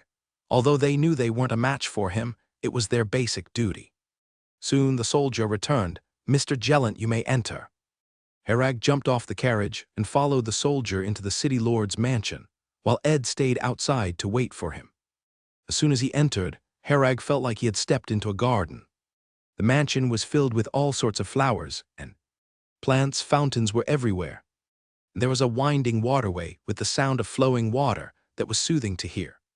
The soldier led Herag through 2 palaces to a place that appeared more residential. There was a long staircase in front of the residence, and a man in his 40s stood at the top of the stairs, staring coldly at Herag. Mr. Jelent, please go up. Knight Commander Levin will take you to see the city lord, the soldier said, and then returned the way they came.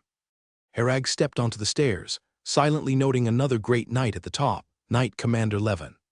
He climbed the stairs step by step, with Levin watching him intensely the whole time. Once Herag reached the top, Levin said, "Follow me." Then he turned to lead the way, seemingly unwilling to speak more with Herag. Herag sensed a persistent hostility and wariness from Levin, along with a hint of disdain. He couldn't fathom what he had done to provoke this Levin, since it was their first meeting. Levin led Herag through a series of turns, and finally to a large door. He reported with his head down, "City Lord, Jelent has arrived." Let him in." A clear and pleasant voice came from behind the door, soothing to hear.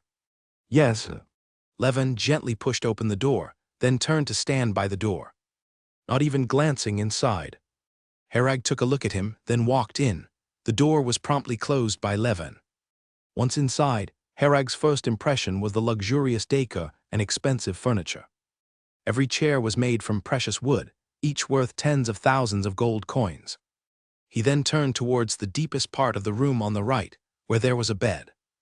A woman lay across it, supporting her head with one hand, a plate of fruits in front of her, eating grapes. "City Lord Urza," Harag said. Urza was dressed casually in a loose robe, with the front revealing vast patches of white skin. She didn't seem to be wearing pants, only covered by the long robe. Her long white legs peeked through the robe, faintly visible. Her feet were bare, toes delicate and fair. Urza popped a grape into her mouth and then said, "It is I, esteemed Harag." "You know me?" Harag was instantly on high alert upon hearing her name him directly. Urza smiled and said, "No need to be tense, I have no ill intentions. I am also a wizard apprentice. Though lacking in natural ability, Uncle Dino tried many ways for me, and I remain a first-class wizard apprentice." Uncle Dino. Harag heard the name and wondered if it was the Dino wizard he knew. Urza smiled softly. "That's right, it's the Dino you know. You came to the Kala continent on his ship." With her words, Harag was completely surprised. He didn't expect Urza to know Dino, and they seemed to have a close relationship. He could sense magic power fluctuations from Urza, although they were very weak.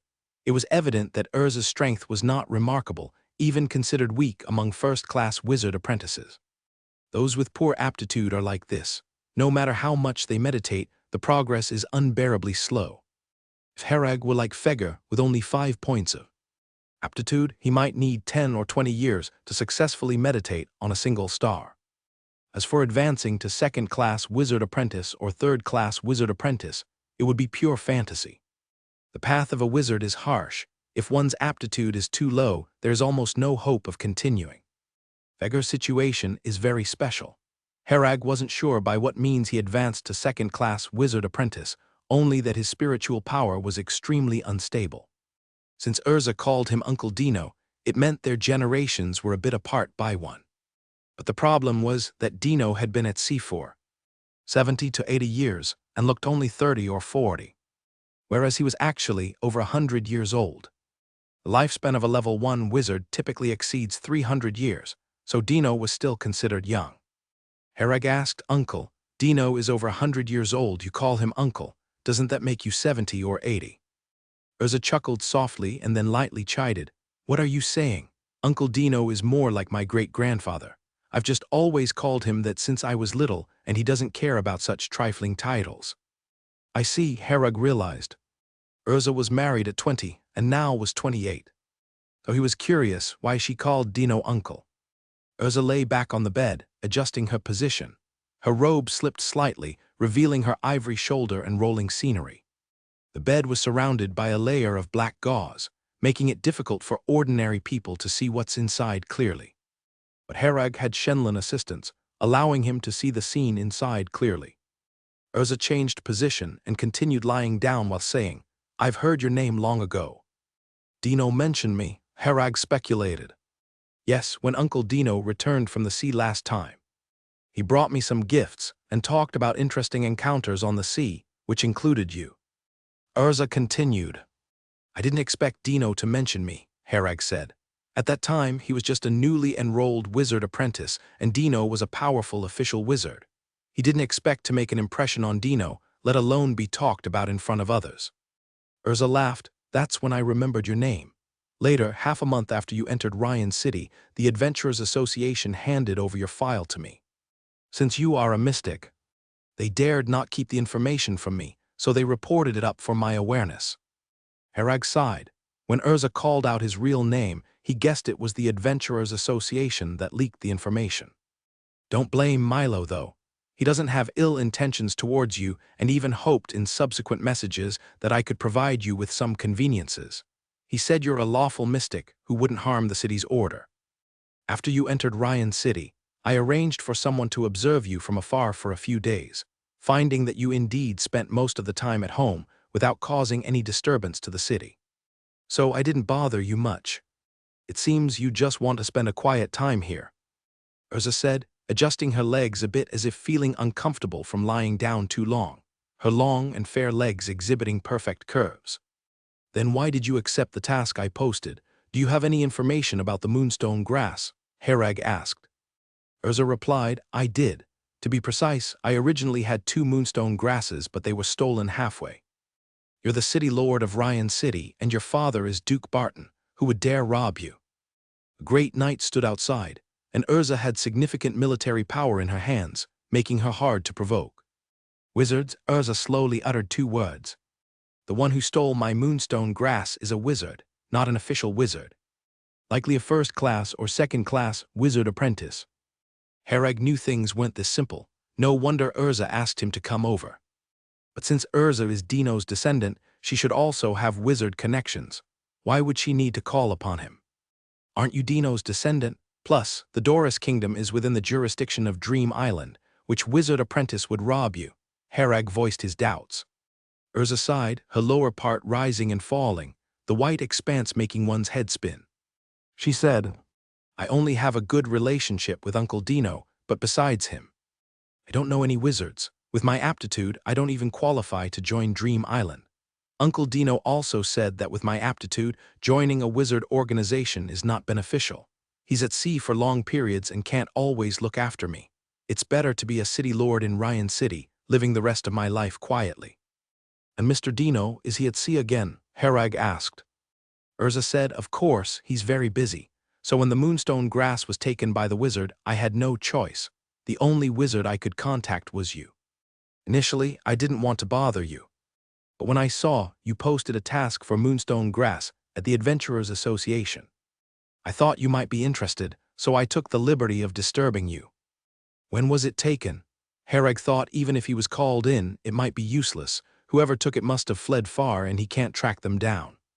10 days ago, Urza said. Herag shrugged, can you find the person's location?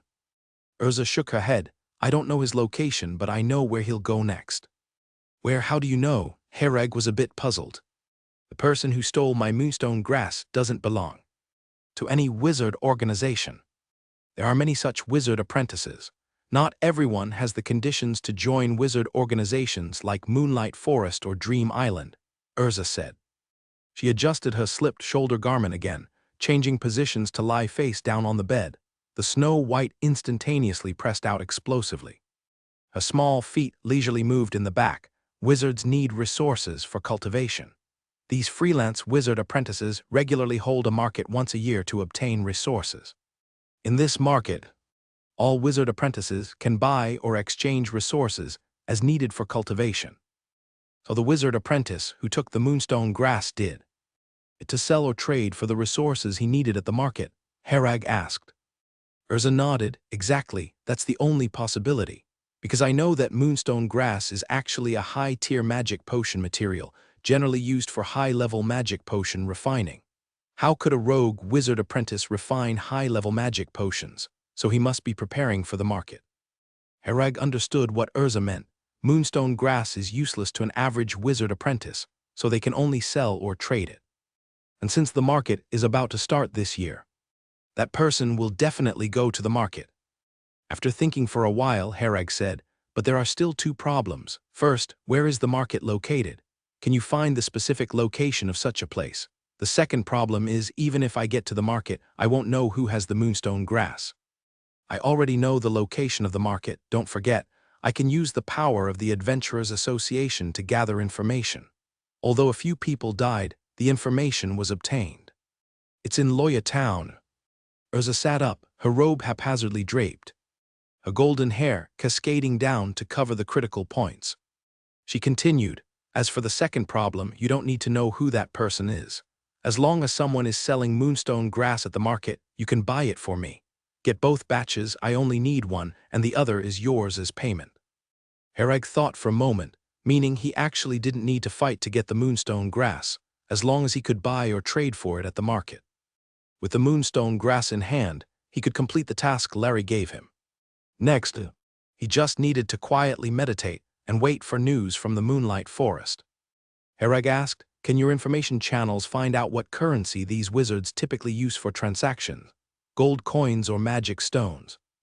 I can tell you without needing any information channels, they mostly use bartering or gold coin transactions. Magic stones are quite rare and hard to acquire for anyone outside the wizard organizations. Most magic stone mines are controlled by major wizard organizations. and magic stones mostly circulate within these organizations, with very few reaching the outside world, Urza said. She took a bite of a grape as the juice splashed onto her chest, quickly wiping it with a towel, making one's blood boil. Hereg gulped, calming his emotions before asking, if moonstone grass is priced in gold coins, about how much does it usually cost? I am but a pauper with no money on me. He had over 10,000 gold coins in his pocket and a valuable heart of the ocean necklace, which was a gift prepared for Lillian. Overall, he wasn't exactly poor, but in front of this wealthy woman, Hereg had to play the poor card. Urza glanced at him, a smile on her lips. I have prepared 100,000 gold coins for you. Typically, this level of magic potion material costs about 10,000 gold coins. No more than 20,000. The extra gold coins are also your reward. Why don't you send someone yourself? Hereg asked. Urza rolled her eyes at him, because only wizard apprentices or wizards can enter the market. Understood, hand over the money, Hereg said with a smile. Urza, with a bit of shyness in her voice, said, actually, you can refuse the gold coins and I can give you a different reward. I haven't experienced a wizard yet. This woman is nearly 30, yet still talks so coquettishly. Hereg grumbled in his heart. He refused. No, I only recognize gold coins. Urza sighed, you are still too young, not knowing the goodness of an older sister. There will always be time to earn gold coins, but some things once missed are gone forever. She could also release the information, perhaps finding some wizard apprentices willing to help shop on behalf of her. But firstly, it wasn't certain she could find someone, as wizard apprentices are usually very mysterious and hard to find. Secondly, even if she found someone, Urza wouldn't trust them. But Hereg was different. Urza knew a bit more about him and trusted him a bit more. Overall, Hereg was the most suitable candidate at the moment. All right, give me the detailed information on Loya Town and the 100,000 gold coins. After some thought, Hereg decided to take on this task. He was quite interested in the market himself, curious about what might be available there. You won't run away, will you? Urza asked with a bit of coyness. Run away? I, Hereg, am not that kind of person. Besides, given my acquaintance with Mr. Dino, there's no way I would just take your money and disappear. Hereg laughed. Hereg left the city lord's mansion with 10 chests of gold coins in his space ring, filling it to the brim as it was already a bit cramped. He nearly fled from there, as staying even a moment longer would have stirred his blood. Recently, due to practicing with the Starry Sky potion, he managed to suppress its side effects through meditation. But facing Urza's mature and alluring figure, that restlessness quickly bubbled up. He finally understood why many wizards have eccentric personalities, mostly because of the side effects of these magic potions. Afraid of doing something irrational if he stayed longer. Especially since she was Dino's descendant, he couldn't act recklessly. But judging by Urza's demeanor, she seemed quite hopeful that he might act recklessly. Hereg now had a tall, robust build, striking looks, and a composed yet mysterious aura that easily drew attention and curiosity from the opposite sex. Many spells also have side effects, particularly necromancy and curse spells. The market was set to take place in half a month, in Loya Town, not far from Ryan City. With Ryan's convenient transportation, riding a horse there would take only 3 days.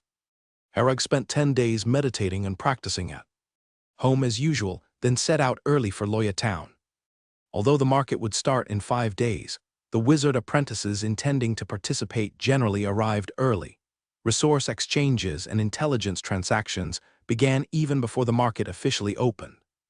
This time Hereg did not let Ed drive because that place was filled with wizard apprentices, and Ed, being an ordinary person, might inexplicably perish there. Traveling on horseback was more convenient and faster, especially since it wasn't too far. Hereg rode along the main road at a fast pace. After traveling for 2 days, Hereg encountered another man on horseback at a fork in the road. The man was cloaked in black, and upon seeing Hereg he actively kept his distance without getting too close. Shenlin scanned his physical data. Power 3.1, Agility 3.5, Constitution 4.2, Spirit 9.8. The level of a second-class wizard apprentice. Judging by his direction, he should be heading towards Loya Town as well. Seeing the result given by Shenlin, Hereg had an idea in his mind. It's easy to recognize wizards. The magic power fluctuations on them are hard to fully conceal unless with special means. That kind of kindred aura, Herag could tell at a glance from afar. The man seemed to sense that Herag wasn't easy to deal with, so he voluntarily kept a distance and sped up, remaining wary of Herag the whole time. Herag didn't approach to provoke him, maintaining the distance to show he had no hostile intentions. Along the way, Herag encountered many other wizard apprentices, all heading to the market just like him. Among them, most were first-class wizard apprentices, with second-class wizard apprentices being relatively rare, and third-class wizard apprentices even rarer. For these scattered wizard apprentices, advancing to a third-class wizard apprentice is extremely difficult without training resources. Since they couldn't join the major wizard organizations due to inadequate aptitude, trying to advance to a third-class wizard apprentice on their own is like reaching for the stars. As for becoming an official wizard, was something these scattered wizard apprentices scarcely dared to dream of, unless they had some fortuitous encounter. A day later, Herag arrived at Loya Town with a group of people. Loya Town is quite a large town, nestled in a valley. There's a large stone at the entrance, covered in moss without any inscriptions. If ordinary people came here, they'd only see this large stone and the towering cliff behind it. Even if they climbed the cliff, they'd only see the forest, unable to find a trace of Loya Town. The way to enter Loya Town is to channel magic power into the large stone, which then transports you into the town. Inside Loya Town, fighting is forbidden. Anyone who causes trouble and fights will be punished and expelled from the town, and blacklisted, never to enter Loya Town again. This is quite a serious consequence for these wizard apprentices, as the market in Loya Town is their important avenue for resource exchange. Nobody is sure who the management of Loya Town is, but it's certain that an official wizard oversees each market opening. Most people speculate it's the wizards from Dream Island, as it's under Dream Island's jurisdiction. These scattered wizard apprentices are actually unstable elements. Dream Island probably employs this method to manage them within its jurisdiction. After entering, Herag found himself on a street lined with many shops, some empty and some with goods being set up for sale. Various transactions had already begun, but whether they were buying or selling, most people hadn't left Loya Town. At the center of Loya Town, there's a large stone. When the market officially opens, wizard apprentices can activate this stone to randomly teleport to nearby places. This measure was established to protect the market participants' safety, to prevent instances of murder and treasure theft. However, this still cannot entirely prevent occurrences of murder and robbery, as wizards have many tricks, and some strange marking methods always exist. The teleportation only covers a 30-kilometer radius, and once outside, targets can generally be found through marking methods. Hence, after entering, these wizard apprentices remain cautious of each other, keeping their distance and avoiding any physical contact. Shenlin, constantly monitor the magic power fluctuations around and anyone's actions. Warn me immediately if there's any potential threat to me. Herag was also very cautious, instructing Shenlin to start monitoring immediately to avoid unknowingly being marked. Are you new here? You look unfamiliar. A chubby, round-faced wizard apprentice approached, standing several meters from Herag. Herag glanced at him and said, yes. Shenlin, check his vital stats. Power 3.2, Agility 3.5, Constitution 4.1, Spirit 9.5. Second-class wizard apprentice, Herag glanced at the data. The round-faced wizard smiled. I come to this market every year, and it's easy to spot newcomers. My name is Kali's. How about 5 gold coins to tell you about this place? There are many things to watch out for or you'll get scammed.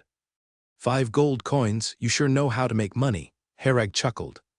Kali sighed, well, making money isn't easy. Rest assured, those 5 coins will definitely be worth it. Herag thought for a moment, then took out 5 gold coins. All right then. Detected abnormal magic power fluctuation. Shenlin immediately alerted. Herag, who thought 5 gold coins weren't much, and some information was worth the expense, now had second thoughts when Shenlin warned him. In his vision, Shenlin marked a blue magic power fluctuation emitting from Kali's. Shenlin, what's going on? Herag asked.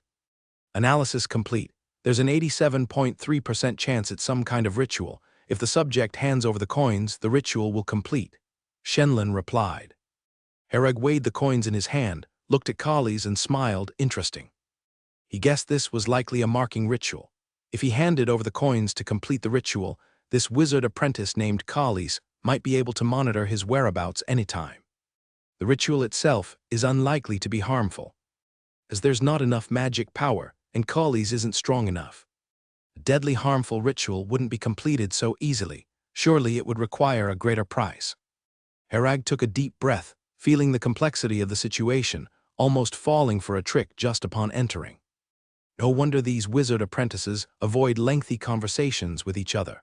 Without Shenlin and adequate experience, someone else would surely get marked by Kali's. Although Hereg isn't afraid of him with his power, Kali's might not be alone. What's interesting? Give me the coins and I'll start explaining. You must be extremely cautious here. Kali's appeared earnest and sincere. Hereg nodded, agreeing wholeheartedly. Indeed, one must be extremely cautious here. So, to be a little cautious, I won't give these 5 gold coins and I won't trouble you for introductions. I'll explore on my own. Kali's expression froze. Seeing Hereg's knowing smile, he realized Hereg had seen through him. He immediately switched to a cold, indifferent demeanor. Not bad, newcomer. Hereg spared him a glance, chuckled, and walked down the street, intending to visit the various shops. Kali, seeing he couldn't deceive Hereg, wandered around, seemingly waiting for the next newcomer. In Loya town, the rows of houses are almost all set up as shops for people. So you can find an empty house if you want to sell anything. The houses here are definitely sufficient because there are too few wizard apprentices. Even though this is an annual market, most of the surrounding wizard apprentices come to participate, but the numbers are still small. Hereg walked all the way and counted a bit. There are only about 30 people. The number might increase a bit later, but it's unlikely to suddenly surge, ending up with only dozens of people. No wonder Kali's could tell at a glance that I'm a newcomer. The number of idle wizard apprentices is still too few. Most people have likely crossed paths before, making it easy to spot who's new. Hereg continued strolling down the street, noticing that some shops already had wizard apprentices settled in, while others were putting up small blackboards with what they were selling and seeking to buy. There seems to be a lot of bartering here, with very little gold coin trading, and I haven't seen any magic stone trading yet. He observed several shops, mostly selling magic potion materials, casting materials, and finished magic potions, and some were selling spell model books. Sales are generally priced in gold coins or through exchanges with items of the same level. For instance, the shop next door has written on the small blackboard, selling withered demon vine, 80 gold coins per piece, preferably exchanged for white dew grass. For these wizard apprentices, making money here is secondary. The most important thing is acquiring cultivation resources. These people are not part of a wizard organization and have no stable channels to obtain cultivation resources. It's easy for them to earn money in the ordinary world, but the toughest part is getting various magic potion materials and casting materials. Places with abundant resources are almost all under the control of wizard organizations, and scattered resources are hard to find and acquire. A place like Valley Town has abundant resources, and if these people knew about it, they'd probably risk the danger and venture in. Hereg took a round, but did not discover anyone selling moonstone grass, guessing the person hasn't arrived yet. He's not interested in the current shop items, as they're nearly all things he already has. Larry prepared too richly with that batch of basic magic potion materials for him, with a lot of variety. Seeing it was late, Hereg found an empty house and moved in. He shut the door and started taking out the food and water prepared as dinner. No need to worry here about someone suddenly breaking in and attacking him. No wizard apprentice in Loya Town dared act recklessly. 2 days later, the market officially began, and the number of people in Loya Town reached over 60. Hereg stayed in his room these 2 days, practicing at ease, suspending the analysis work of the stone slab during this time, as he must always maintain the best state without any magic power loss. Loya Town was now bustling, and on the street appeared 2 or 3 figures in black robes. Reportedly the management personnel of Loya Town, responsible for maintaining order.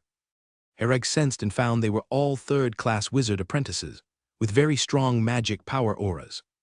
Seems they're likely from some wizard organization, probably Dream Island, Herag guessed inwardly. With these people around, transactions on site were orderly, and no need to worry about someone getting greedy and forcibly rushing in, even if displaying some treasures in hand. Moonstone grass. It's actually moonstone grass. This is high-tier magic potion materials. How did he come by it? This thing is good but useless to me.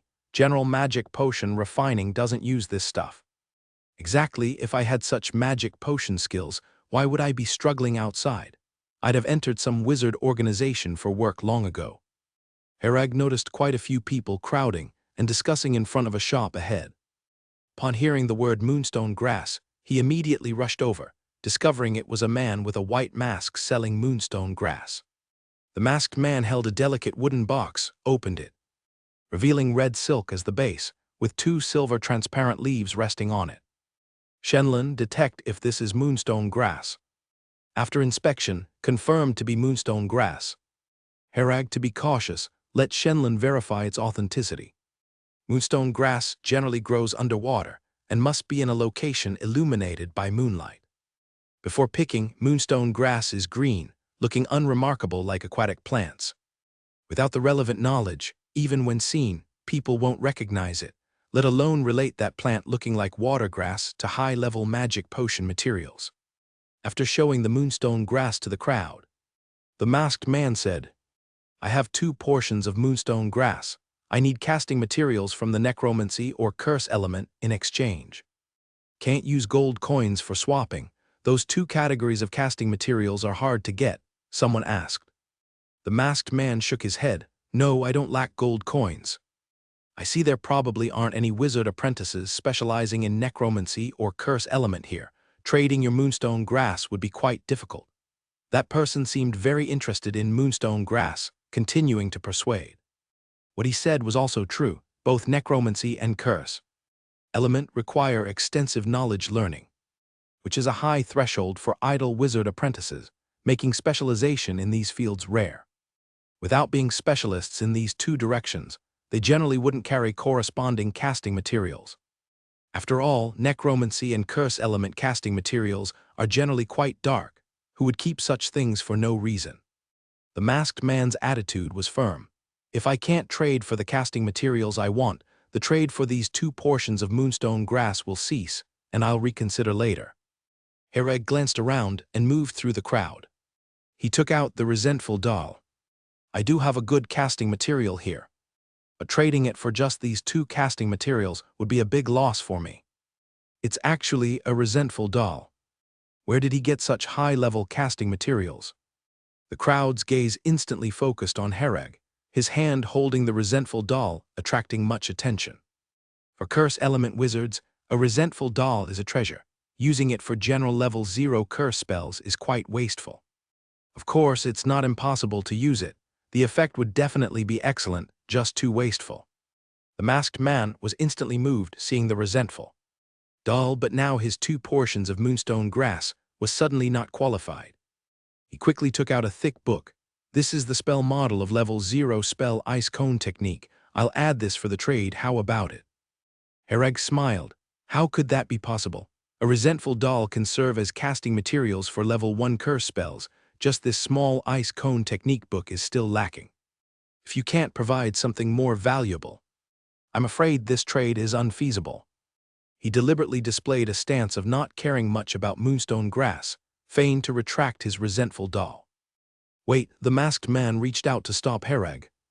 He was silent for a moment, though his expression was invisible, his hesitation was palpable. "Do you have anything else good?" Hereg asked impatiently. The masked man then took out a block of ice, inside which was a giant beating heart.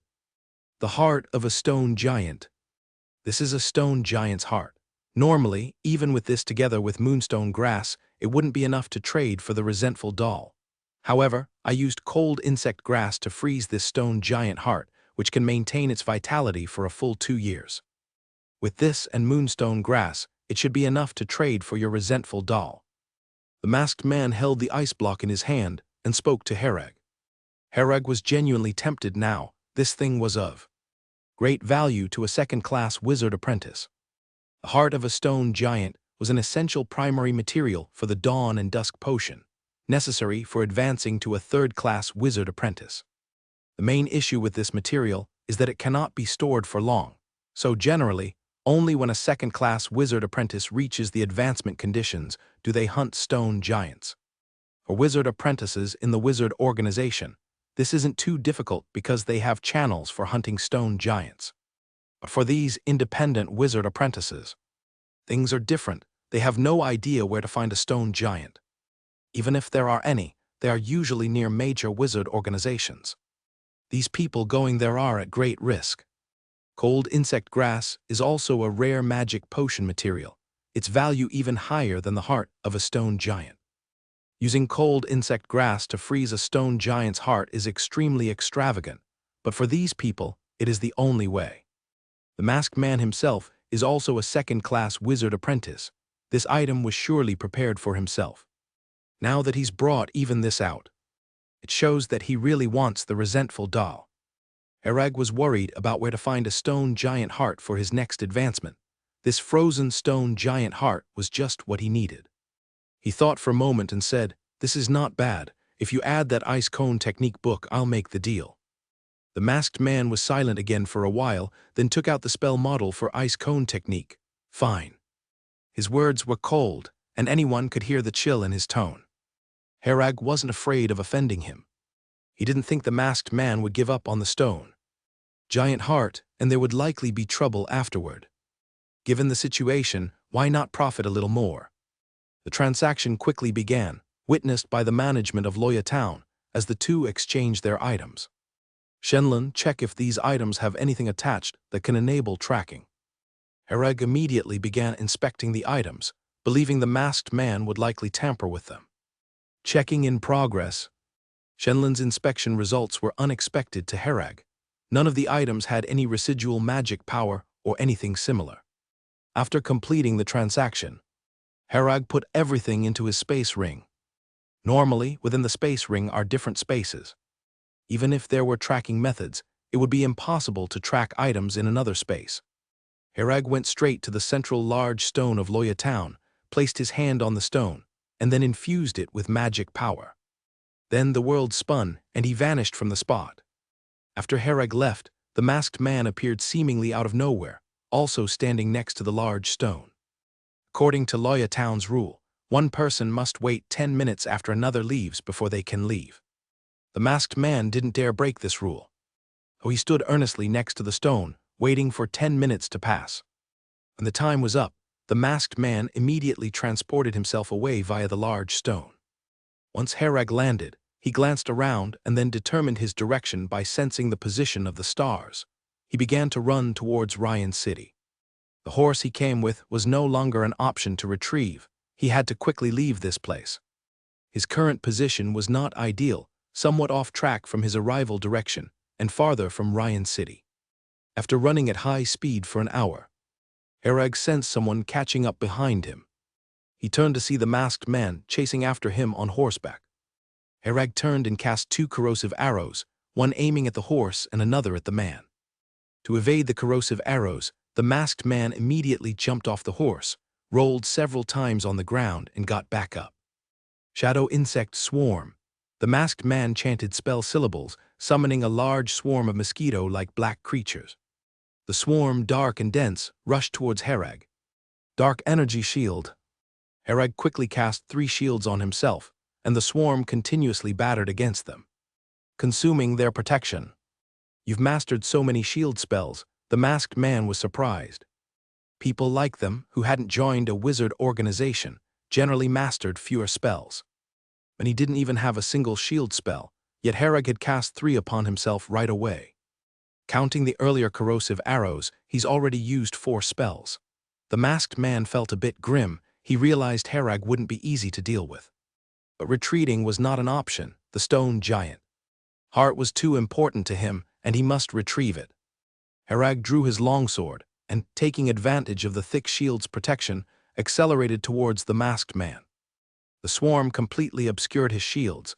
Normally, one would definitely not see their surroundings.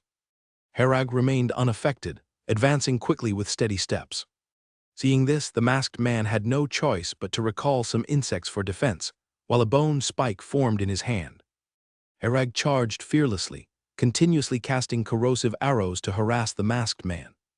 The masked man had only one mana shield, which soon became tattered under the assault of corrosive arrows and could no longer hold. As Herag was about to close in, the large bone spike in the masked man's hand completed its formation. The next moment, Herag disappeared. Shocked, the masked man seemed to realize something. But by then it was too late. A longsword pierced his chest. The masked man slowly uttered these words before falling heavily, his swarm dissolving soon after. He never expected Herag to actually master the Flash Step spell, the most difficult spell among the level 0 spells.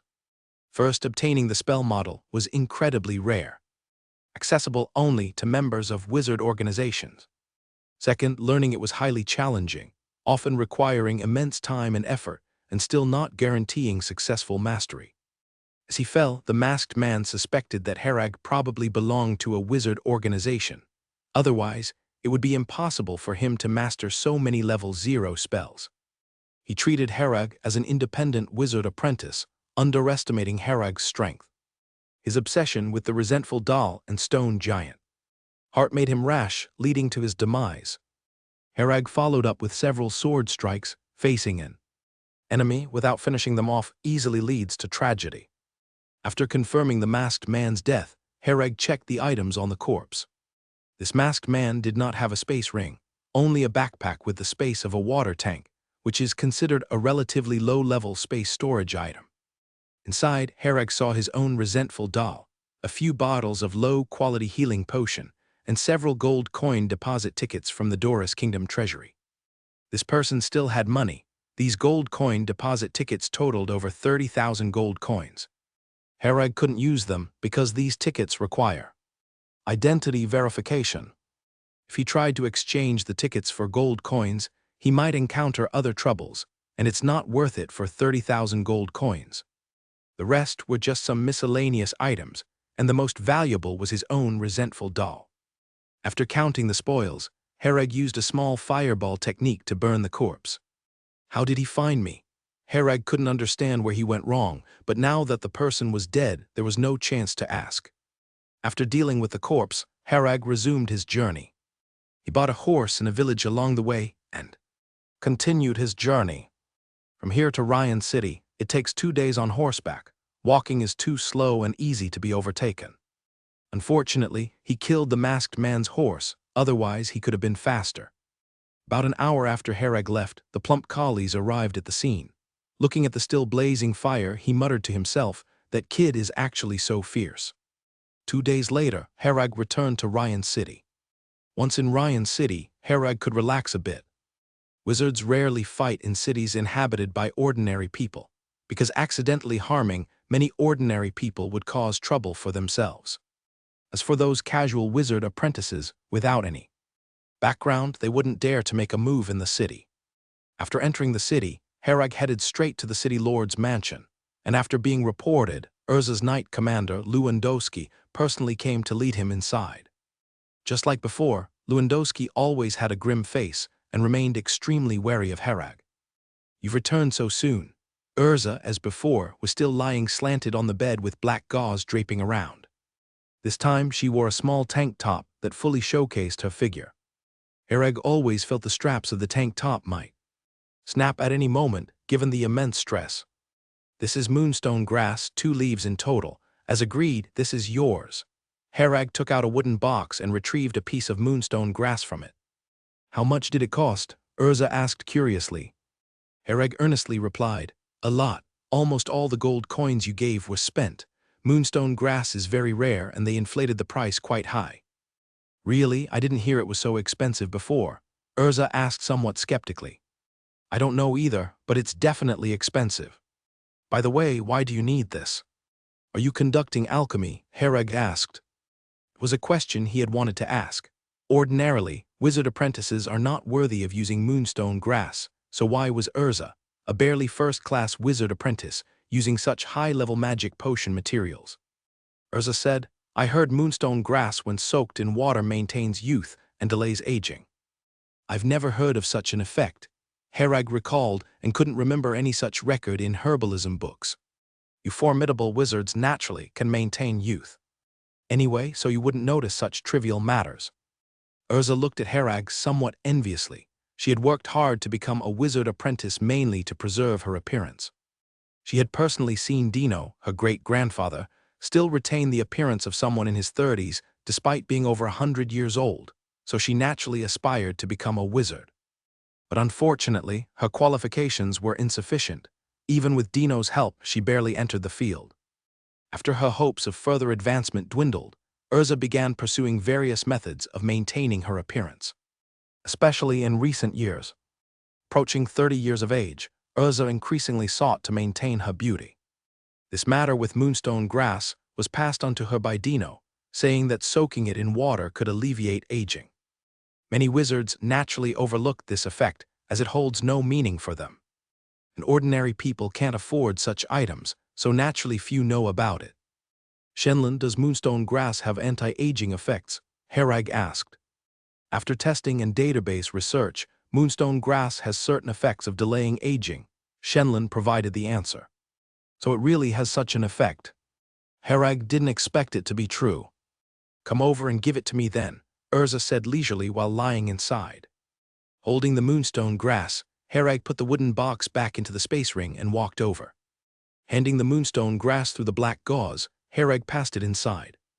Urza reached out to take the moonstone grass but turned her hand to grasp Herag's hand, while her fingers traced Herag's palm, making him feel ticklish. Since you spent almost all the gold coins you had to buy moonstone grass, why don't I give you another kind of reward? Urza gazed at Herag seductively, murmuring with an enticing breath. Herag immediately pulled up the black gauze and slipped. Inside, pressing down on Urza, "You're playing with fire." Urza showed no fear.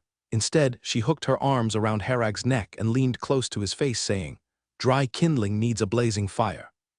The most needed age encounters the most capable age." An entire night quickly passed. Herag looked at the sleeping Urza in his arms, feeling no fatigue at all, whereas Urza was exhausted and asleep. Herag suddenly had a strange feeling. So this is the real application of the starry sky potion. He closed his eyes and immediately began meditation, discovering that his meditation speed was several times faster than when he consumed the starry sky potion. The unfortunate part is that this speed is due to a large accumulation of the starry sky potion's properties, manifesting all at once now and can't be regularly maintained at such a pace. The starry sky potion's latent properties were stored in Herag's body, and they hadn't been completely unleashed. But after the frenzy last night, these properties once again activated and produced an even better effect. The effect is excellent, but I can't possibly sustain this daily. Right, I could store this effect and release it after a week. That should be more reasonable. The unactivated properties of the starry sky potion would settle down and could be released all at once later. During the period when the properties were effective, Herag seized the chance to meditate and didn't miss any opportunity to enhance himself. Herag's meditation lasted for 8 hours this time, with effects comparable to a week's meditation after consuming the starry sky potion. Originally, it would take more than a month to succeed in meditating on the 8th star, but now it only requires about a month. When Herag opened his eyes again, it was already evening. Urza, seeing that he was meditating, did not disturb him but instead dressed up and went out to arrange some food.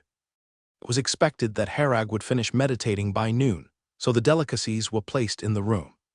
Who knew Herag would meditate until evening, and the food, having gone cold, was taken away and dinner preparations began. "You are really diligent," Urza said as she sat by the bed, seeing Herag awake. She was wearing a low-cut outfit, the lower part just covered by her hips. Herag felt a bit agitated inside and said, "If I hadn't taken another look at you, I should have completed my daily meditation last night." "Did I force you to look?" Urza lightly rebuked. Herag thought for a moment and nodded. "I looked." Urza was stunned for a moment, then quickly understood and gave Herag a friendly punch. After having dinner at the city lord's mansion, Herag left. Urza tried to persuade him to stay, but Herag still refused. Instinctively, he would love to stay in the frivolity of the night, but Herag didn't want to waste too much time on these matters. With the moonstone grass now in hand, The task given by Larry is considered complete, and now he just needs to wait for news from the Moonlight Forest. Once things settle down there, he can return. To him, there are still too many inconveniences outside. At least inside the Moonlight Forest, it is safe enough. Anything he wants to learn can be learned immediately.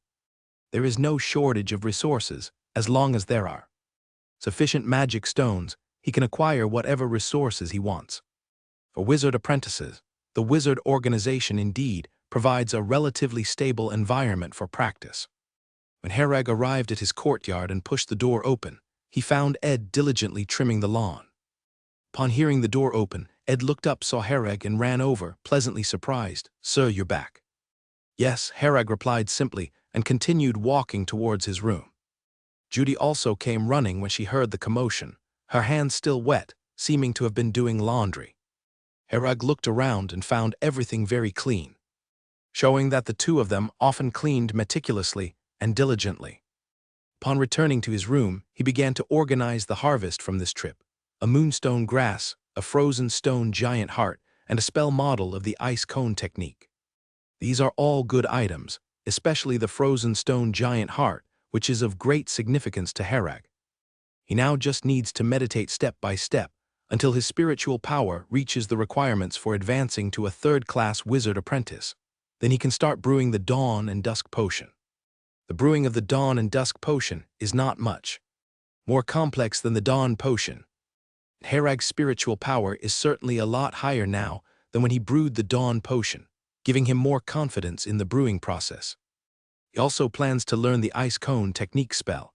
Having more spells means more options, and being better prepared is always beneficial. In his battle with the Man in the Mask, he realized the advantage of having multiple spells. Just having 3 shields was enough to frustrate the Man in the Mask.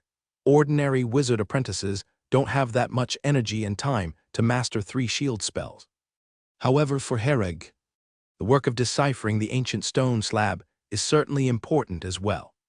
Another major discovery from this trip was finding the true usage of the Starry Sky potion. Herag didn't expect that only by combining in such a way can the true effects of the Starry Sky potion be released. In the future, he plans to accumulate at least 7 days of potency, and then see Urza to release the potency. Since Urza is also a first-class wizard apprentice, her body is stronger than an ordinary person's and can withstand his endless energy.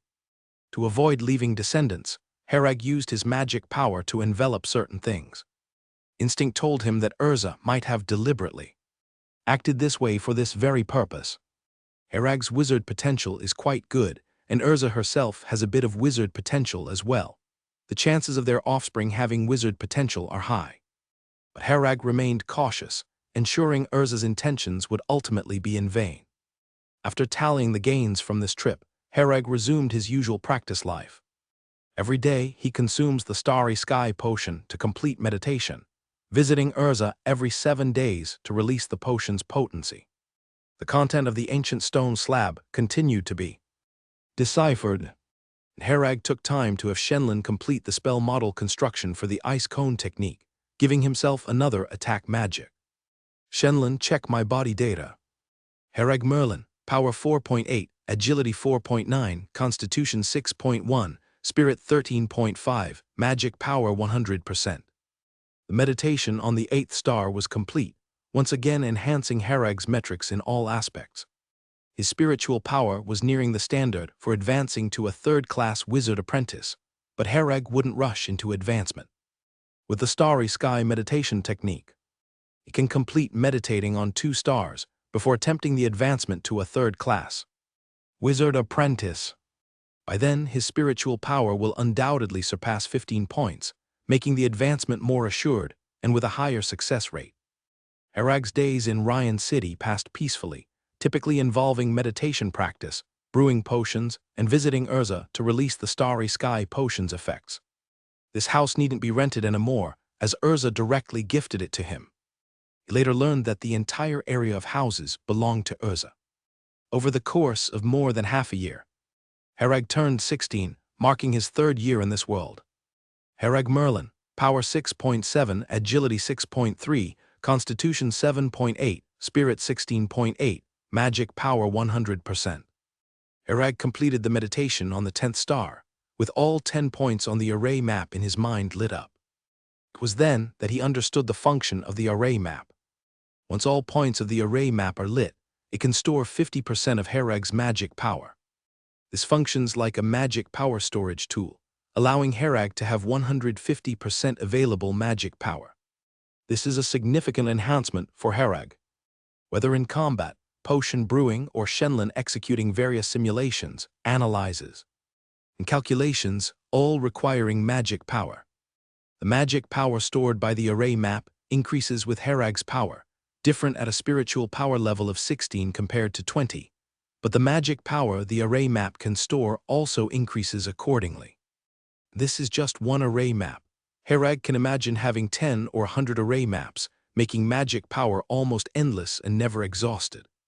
Herag already began pondering some combat methods, advantageous to him based on the effects of the array map. Magic power is the wizard's combat resource. Herag, having more resources than wizard's apprentices of the same level, enjoys more flexibility and higher limits. After fully lighting up the first array map, Herag reached another bottleneck in his data. If he does not continue advancing to third-class wizard apprentice, his data cannot be further improved, having reached genetic limits.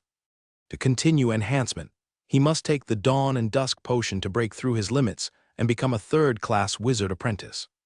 Herag has already begun preparing for the refining of the Dawn and Dusk potion. He isn't rushing into refinement, but repeatedly rehearsing the refining process of the Dawn and Dusk potion. He only has one frozen stone giant heart, the opportunity only comes once, and he must maximize success probability.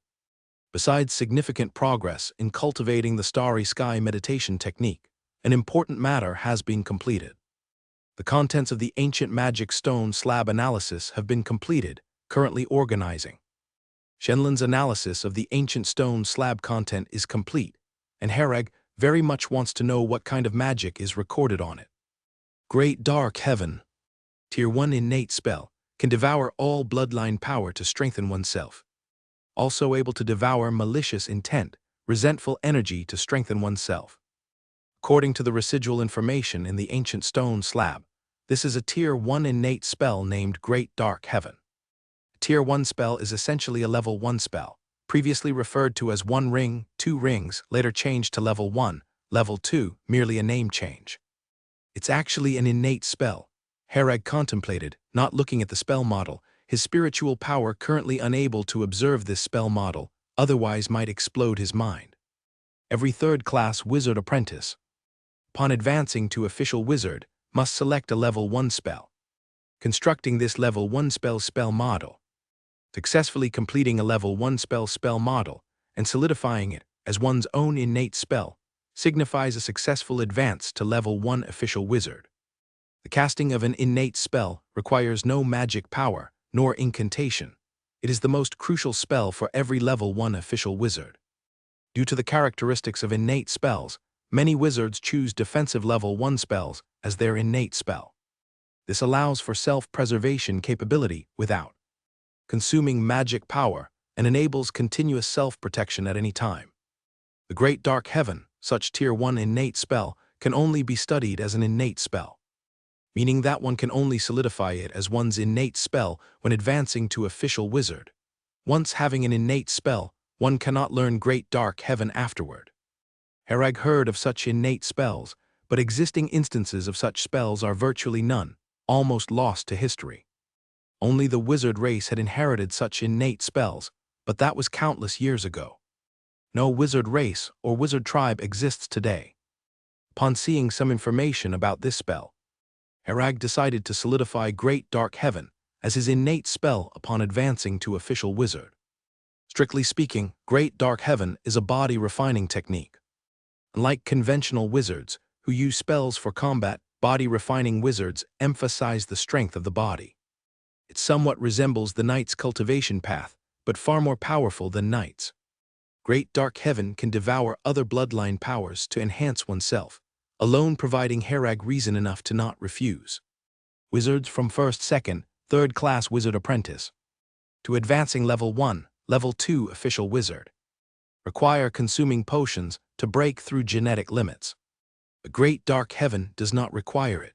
Even upon reaching genetic limits, one can enhance oneself by absorbing other bloodline powers to strengthen their bloodline power. The devouring aspect of great dark heaven has no upper limit, representing infinite possibilities. The group that left behind this ancient stone slab survived that primitive era relying on this innate spell, constantly defeating then existing demons, absorbing their bloodline, strengthening themselves to develop and grow. For ordinary wizards, absorbing other bloodline powers is difficult, risking instant death from bloodline conflict. However, post-solidification of great dark heaven as one's innate spell, such concern vanishes. Herag restrained the internal impulse, forcing himself not to view the contents of great dark heaven. His current duty is silent cultivation until the advance to official wizard, then mastery of this spell.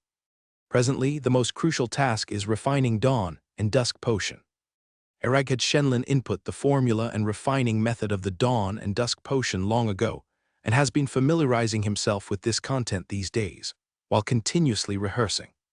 Once Herag felt all preparations were ready, he entered the laboratory, informing Ed and Judy not to disturb him. Anyone, including Urza, must not interrupt. Seeing his particularly serious expression, Ed understood the importance of the matter, opting to stay up vigilantly outside until Herag emerged. Herag entered the lab. Shenlin commenced dawn and dusk potion refining assistance. Task has been filed, executing now. Herag's vision presented various data, flow hints showing what each step entails, what materials require handling, along with the required time for each reaction, all marked. Shenlin's hints arrived directly through nerves, eliminating action delays post-hearing, transmitting all information almost synchronously to Herag. By leveraging this, Herag achieves near perfection in every step of his potion refining, with meticulous precision. The lab was quiet, with only Herag's muted processing of various magic potion material sounds. A large crucible contained a green liquid, mixed with unknown solids bubbling away. Herag focused on the crucible, his hand gathering fire energy particles, controlling the temperature, maintaining the cooking of the concoction. He glanced at the time marker from Shenlin in his vision, but upon seeing time had arrived, maintained the flame to continue brewing, while inputting magic power into the frozen stone giant heart. After magic power flowed into the stone giant heart, the ice on its surface began melting, with the melting water vanishing instead of dropping. The cold insect grass's freezing is special, unable to melt just by fire, but only through magic power can the ice melt. Once completely thawed, the stone giant heart maintained stable, vigorous pulsation, with surface tissue and blood vessels visible clearly. Post-thawing, the stone giant heart quickly loses activity, requiring immediate immersion in the green solution within the crucible. Herag hurriedly placed the stone giant's heart into the cauldron, and the flames beneath it maintained a steady burn without extinguishing. Once the stone giant's heart entered the cauldron, it quickly absorbed the solution within. In just a few seconds, the solution in the cauldron visibly diminished. The previously red stone giant's heart now had some patches of green on its surface. The solution continued to decrease, while the stone giant's heart kept beating. With each beat, the solution in the cauldron would diminish further. However, the stone giant's heart did not swell and increase in size. Instead, it shrank with each beat. As time went by, the solution in the cauldron was gradually absorbed entirely by the stone giant's heart. The stone giant's heart, initially the size of a basketball, gradually shrank to the size of an egg. Now the stone giant's heart completely lost its heart-like appearance, transforming into a green lump of flesh, still pulsating continuously. The brewing of the dawn and dusk potion was not yet finished. Herag took out a dagger, sliced open his finger, and let fresh blood drip onto the pulsating stone giant's heart. The blood dripped onto the surface of the stone giant's heart, quickly emitting sizzling sounds and billowing blood-colored smoke. Soon, the green stone giant's heart transformed into a blood-red lump of flesh, lying at the bottom of the cauldron, pulsating continuously. Herag took a deep breath and, using his bleeding hand, grabbed the flesh lump, then swallowed it whole. This flesh lump was the dawn and dusk potion, distinct in form from other magic potions. As the lump entered Herag's mouth, He bit down hard, causing its internal solution to burst forth, mixed with blood and various other liquids. A strong stench lingered in his mouth and throat, and if not for Herag's strong controllability, the smell alone could have made him nauseated and vomit. Herag held firm, gritting his teeth as he swallowed everything in his mouth. After the lump entered his body, a burning sensation soon spread from his stomach and esophagus. This wasn't an illusion. His stomach and esophagus were genuinely burning. Detected body damage at 5%, immediate treatment recommended. Detected body damage at 8%, immediate treatment recommended. Shenlin continuously issued warnings, which Herag outright ignored. This was the necessary consequence of consuming the Dawn and Dusk potion. Once the lump reached his stomach, the potion's effect began to take hold, transmitted to every corner of his body via blood flow. Herag felt a burning sensation all over his body, indicating the Dawn and Dusk potion was truly taking effect. Detected body damage at 15%. Detected body damage at 21%. In Herag's vision, Shenlin issued severe warnings, flashing red repeatedly. Shenlin, continue checking my overall condition. Herag remained calm, his mind unaffected by the pervasive aching pain. The surrounding free energy particles, especially the dark energy particles, began to gather toward him, forming a storm of energy particles. These energy particles adhered to the surface of his body, crazily burrowing into his flesh, making Herag feel as if thousands of needles were pricking him, both itchy and painful. Beep beep, are you insane? Suddenly, Herag found himself standing on a crosswalk, beside a traffic light showing red, while the driver behind him furiously honked, scolding him from the car window. He ignored the driver's angry rant, glanced around, and saw tall buildings everywhere. Isn't that the place where I used to work? Herag recognized his former workplace. No, this isn't reality. With his strong spiritual power, Herag quickly cleared his mind. The surrounding scene instantly vanished, returning him to the cold laboratory. Too bad I couldn't borrow a cigarette from someone. Herag chuckled, feeling a bit regretful. Have I ascended successfully? He suddenly realized that as the hallucination faded, his ascension was already complete. Shenlin, check my current physical data. Herag Merlin, Power 7.2, Agility 6.5, Constitution 8.1, Spirit 17.5, Magic 8%. Herag examined the data panel and found his magic power had dwindled to only 8%, though there were still reserves of magic power in the star-sky array that were unused. Is this the force field? Herag sensed that his entire body was enveloped by a layer of magic force field, the hallmark of a third-class wizard apprentice. Upon ascension to a third-class wizard apprentice, one's entire body becomes covered with a force field. This force field serves as a natural protective barrier, comparable to a level 0 magic shield, without consuming magic power, ever present like breathing. This significantly enhanced the defensive capabilities of third-class wizard apprentices, giving them a natural advantage when facing first- and second-class wizard apprentices. The force field also emitted certain radiation, affecting ordinary people over prolonged exposure. This radiation was beyond the wizard's control, growing stronger with increased power. This is why cities densely populated by ordinary people seldom housed any wizards. Third-class wizard apprentices and official wizards would not live in places filled with ordinary people. Wizard organizations were similarly built away from the populous areas, inaccessible to ordinary people. After becoming a third-class wizard apprentice, it becomes even harder to produce offspring with ordinary people, drastically increasing the difficulty of conception. Wizards like Dino, who stayed at sea for long periods, would seldom linger when visiting offspring like Urza. The stronger the power, the stronger the radiation, he wouldn't want to affect these descendants. Herag estimated the strength of his body's force field, and found it slightly weaker than the dark energy shield, but still quite impressive. After ascending, Herag took out a bottle of Starry Sky potion, mixed it with water and drank it. After consuming the Starry Sky potion, he commenced meditation, and a second array map appeared in his mind with 15 points. It seems the number of points on subsequent array maps should gradually increase.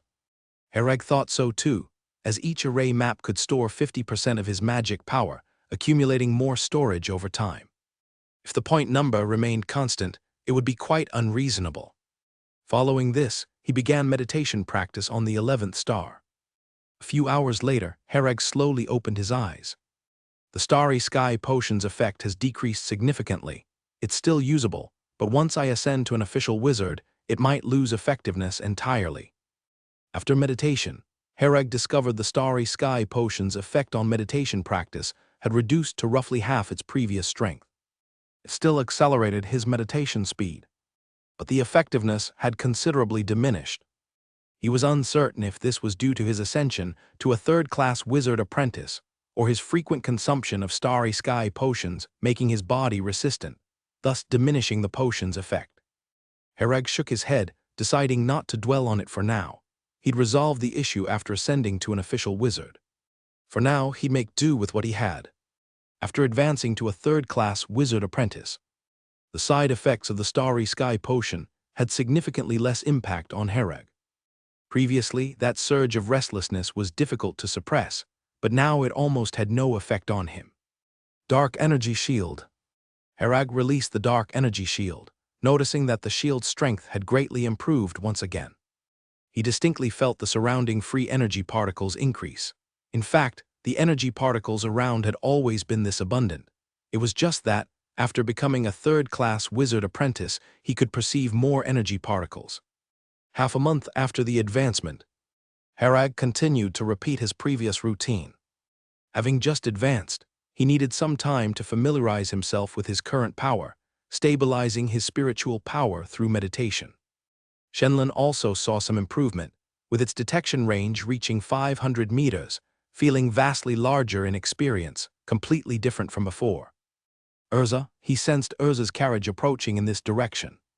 Herag thought about how he hadn't been to the city lord's mansion for some time, which is why Urza must be coming to check on him. Herag tidied up a bit before heading to the door. As he reached the door, Urza's carriage also arrived, driven by the great knight Lewandowski. Urza wore a long dress, traditional noble attire, covering most places tightly. Her attire was generally very formal outside. "Why did you come?" Herag asked while helping her down from the carriage, holding her hand. Urza pouted. "You still remember me. I thought you had forgotten about me." "I told you, these days I need to retreat and practice." Herag smoothly wrapped his arm around Urza's waist. "Did you succeed?" Urza, upon closing in, sensed the unusual aura around Herag. "That's right," Herag nodded. Urza, a 16-year-old third-class wizard apprentice. Through Dino, she learned a lot about wizards, and naturally knew that advancing to a third-class wizard apprentice at 16 symbolized infinite potential, with a high possibility of becoming an official wizard. Not every wizard apprentice can become an official wizard. Most stay at the apprentice stage for a lifetime. "What plans do you have next?" Urza asked. Herag pondered. "I'll continue staying here. The matters at Moonlight Forest are still unresolved. If I reach the requirements to advance to an official wizard but still can't return, I'll need to consider how to acquire the necessary resources for advancement." "So you'll leave here eventually?" Urza asked. Herag nodded. "Yes, I certainly won't stay here long." Urza sighed, anticipating this. She touched her belly. "Can you give me a child before you leave? I am now a third-class wizard apprentice. It's difficult to conceive a child with you." Herag shook his head. "How do you know without trying?" Urza, unwilling to give up, said while holding Herag's hand. Feeling that softness, Herag had some restlessness again and turned to lift Urza horizontally. After a long time apart, they shared another intimate moment. Herag Merlin, Power 8.0, Agility 7.1, Constitution 8.8, Spirit 18.6, Magic Power 100%. The meditation of the 11th star had completed, taking Herag nearly 3 months. The effect of the starry sky potion had indeed waned considerably. The second array map finally illuminated the first point, with 14 points remaining. The spiritual power requirement to advance to an official wizard is 20 points, and the starry sky meditation technique allows for the meditation of 5 stars at the third-class wizard apprentice stage. Herag could meditate on 4 more stars. It's time to start preparing for advancement to official wizard. Herag thought if he couldn't return to Moonlight Forest shortly, obtaining the things needed for advancement would be difficult. Firstly, the ancient potion required for advancement. Many of its materials are high-tier potion materials, which are hard to come by. If he were in Moonlight Forest, Herag could purchase directly from Larry. There's a heap of things in his space ring now, enough to sell to buy an ancient potion. He could also make it himself, but the cost would be quite high.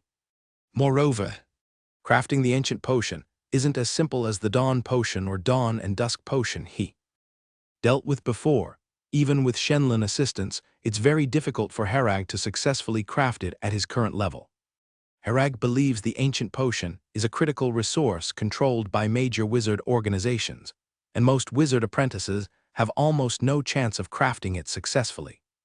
This is one reason why Larry and Master Potion Masters hold such high status. They can easily craft ancient potions, which is crucial for wizard organizations. Wandering wizard apprentices likely can't advance to official wizard in their lifetime. The key ancient potion is almost out of their reach. The major wizard organizations control these resources, almost dictating the path to advancing to official wizard.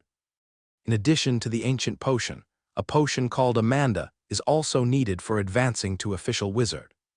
Amanda can stimulate body potential, aiding breakthroughs to become an official wizard, and one can use more than one dose. This is why advancing to an official wizard before 18 is necessary. The older you get, the less potential your body has left. Even using more Amanda potions at too old an age won't help, and overconsumption might exhaust one's potential and lead to death.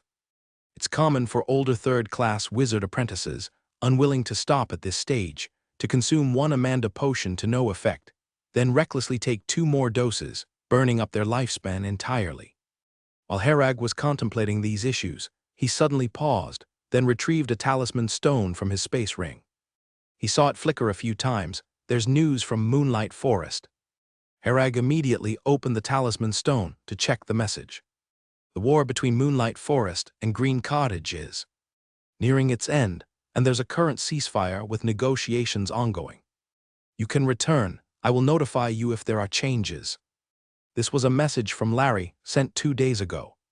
Currently, Herag was too far from Moonlight Forest, resulting in delayed messages. Additionally, being outside, Herag didn't have the permission to reply, only able to passively receive messages. After receiving the message, Herag looked around and said with some sentiment, "It's time to leave." He wasn't in a rush to depart immediately. The route back needed careful investigation and planning. Surely, the Violet Kingdom was off-limits due to the peculiar valley town, which Herag preferred to stay away from entirely. After ruling out the eastern route, the only options left were heading north or taking a boat along the west coast around to the east.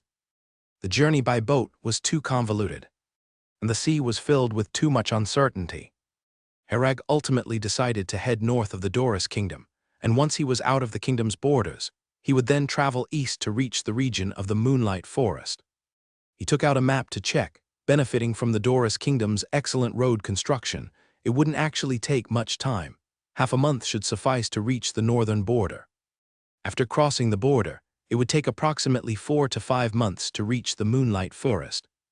After planning his route, Herag prepared to arrange the matters here. He went downstairs and shouted, "Ed." The sound of hurried footsteps soon followed, as Ed, holding scissors, quickly ran over. He happened to be trimming the flowers and plants in the flower bed. "Ed, I'm going to leave here soon. You and Judy can stay in this house for now. I probably won't be coming here much in the future," said Herag. Ed was very surprised and somewhat panicked.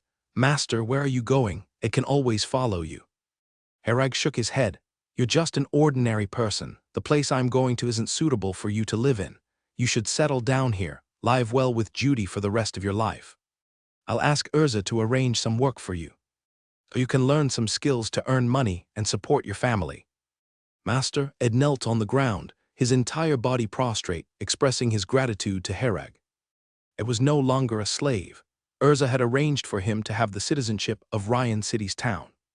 For Herag, this was just a trivial matter, but for Ed, it was as if he had been given a new life. Judy could also move out of the slum and no longer have to live in that place, surrounded by sewage and frequent corpses.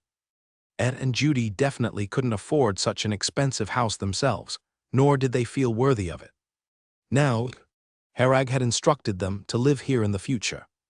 And Ed thought to himself that no matter what, he must maintain and take good care of the house, as it is Master Herag's house. Ed, let's go to the city lord's mansion, Herag said as he got on the carriage. Ed, initially enmeshed in sadness, was immediately invigorated upon hearing Herag's words. He briskly sat in the driver's seat, the reins gripping tightly in his hands. Every time he drove for Herag, he felt his life was very meaningful. The carriage made its way through the bustling city and stopped in front of the city lord's mansion. The city lord's mansion was well acquainted with Herag's carriage, and upon stopping, soldiers quickly arrived to lead the carriage to the backyard, providing grass and water for the horse. It could also take a short rest in the backyard, waiting for Herag to emerge. If Herag were to stay overnight, he would rest in a small room in the backyard, with food provided by the city lord's mansion. Herag now entered the city lord's mansion without needing any announcement, walking in on his own. Entering the mansion, he skillfully arrived at Urza's private chamber and softly knocked on the door. "Come in," came Urza's lazy voice. She didn't need to ask to know it was Herag, because if it were Lewandowski knocking, he would specify what matter he was reporting. Urza lay in her chair, in front of a large floor-to-ceiling window, sunlight streaming in. Urza lazily stretched on the long bench, enjoying the warm rays. The scene made Herag feel like it was an oil painting, a very beautiful one. "I am leaving," Herag whispered. Urza continued lying there with her eyes closed and said nothing. Silence enveloped the room. Soon after, although keeping her eyes shut, tears trickled down Urza's cheeks. She opened her eyes, gently wiping away the tears. Her voice feigning steadiness but with a slight tremble, "Will you come back?" "Probably not, don't wait for me, I'm a wizard," Herag said, feeling powerless for the first time. His meaning was clear, a wizard's life is long. He might not return to Ryan City for a very long time, and when he does come back, Urza may very well be getting on in years. For Herag it was just a goodbye, but for Urza it could possibly be a forever farewell, as not every farewell precedes another meeting. "Then leave, don't return. Even if you do return, let it be after I die, so at least you can forever remember me and my youthful beauty," Urza said softly. Herag walked over and crouched by the chair, burying his head in Urza's arms, closing his eyes without speaking. Urza held Herag's head, gently stroking his cheek, savoring this moment of quietness and peace. 3 days later, Herag and Urza stood at the entrance of the city lord's mansion. Ed stood behind them. He had waited in the backyard for Herag for 3 days. Herag removed the ring from his hand, the Sorlow's fireball ring. The ring was enchanted with a small fireball technique, which now held little significance for him. By simply gathering fire energy particles, Herag could conjure a fireball, and the small fireball technique was fairly easy to learn. He placed the ring on Urza's hand. "This is a demonized item, imbued with a small fireball technique.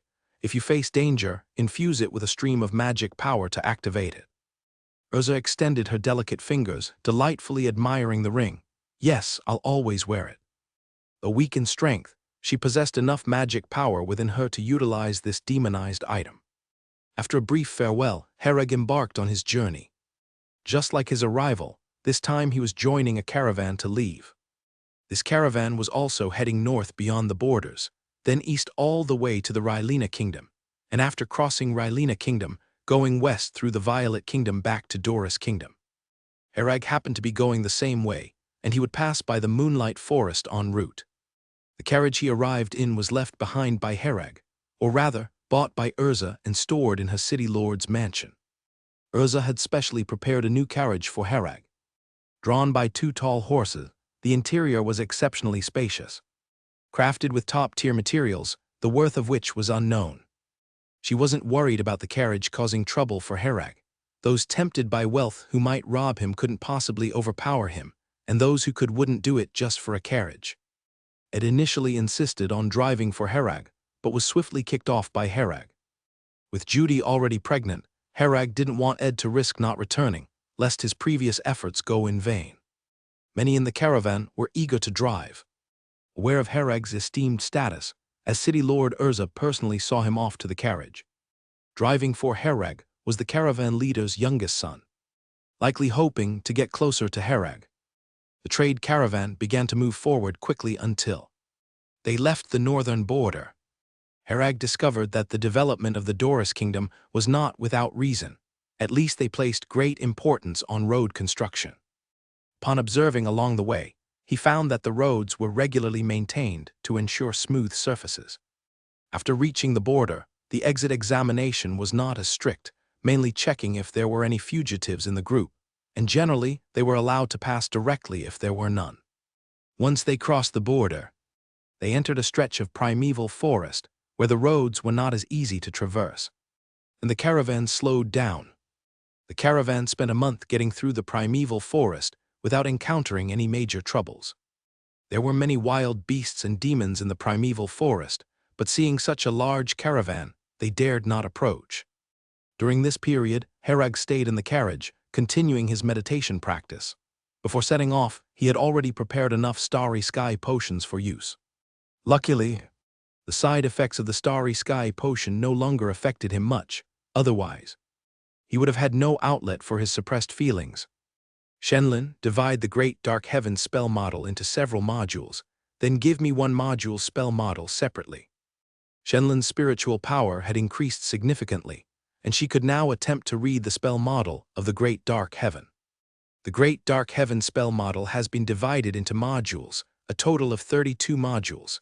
Here is module number 1. Shenlin displayed the spell model of module number 1 in front of Herag.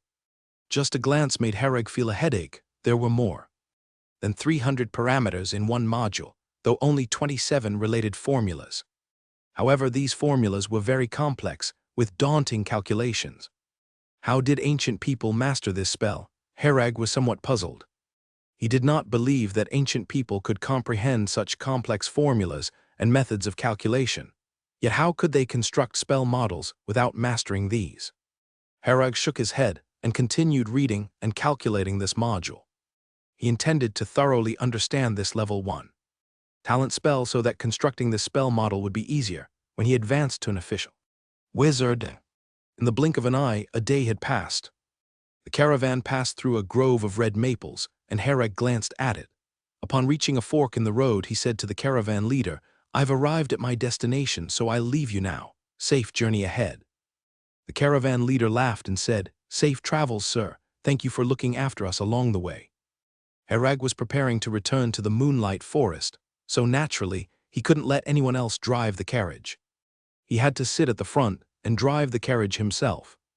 There was no news from Larry along the way, which meant the war was at least in a paused state. Herag looked at the familiar red maple forest around him, recalling when he first left the moonlight forest from here. He was only a first-class wizard apprentice back then, and had to flee immediately in the face of a third-class wizard apprentice from the Green Cottage. Now, in the blink of an eye, he was already a third-class wizard apprentice, with at least some ability to protect himself. Based on previous memories, Herag followed the road straight ahead and arrived at the familiar in 2 days later. By this time, the inn was very different from before, with a giant skull covering the entire inn. "Show your talisman stone." A third-class wizard apprentice emerged from the mouth of the skull, which served as the inn's entrance. He noticed Herag had already changed into the wizard apprentice robe and asked, "Herag Merlin, a student of Mr. Larry." Herag took out the talisman stone, also mentioning that he was a student of Larry to avoid some trouble. The person took the talisman stone, checked it carefully, and then returned it. "Go on in." He allowed entry after confirming there was no issue. Herag drove the carriage into the inn and found that the defense force here was very strong, with 7 third-class wizard apprentices and 2 official wizards. He also noticed many battle marks on the ground around, some being large scorched areas, and other places had large sunken pits. It was clear that a fierce battle had occurred here before. Herag was thankful he left early, as being caught up in the war would have surely cost him his life. "Mr. Larry, I'm back." After returning to the moonlight forest, Herag let out a sigh of relief. The talisman stone could be used normally again, and he immediately sent a message to Larry. Larry replied, "Take a rest for 2 days first, then come to me the day after tomorrow, and I'll update you on the recent situation."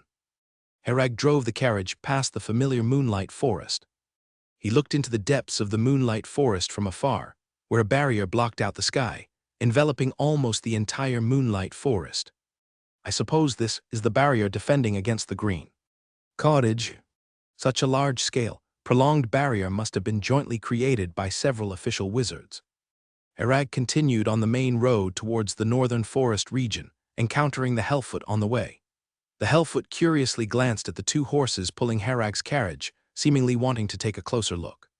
But with duties to attend to, it couldn't delay on the road and had to continue its journey. After arriving in the northern forest region, Herag realized that the previous war might have been fiercer than he imagined. Many houses in the northern forest region were already collapsed, evidently the result of spell bombardment. The population in the northern forest region had noticeably decreased. Even among the undamaged houses, few had lights on, and there were hardly any people active. Herag drove the carriage to his house's area. Fortunately, his house remained intact.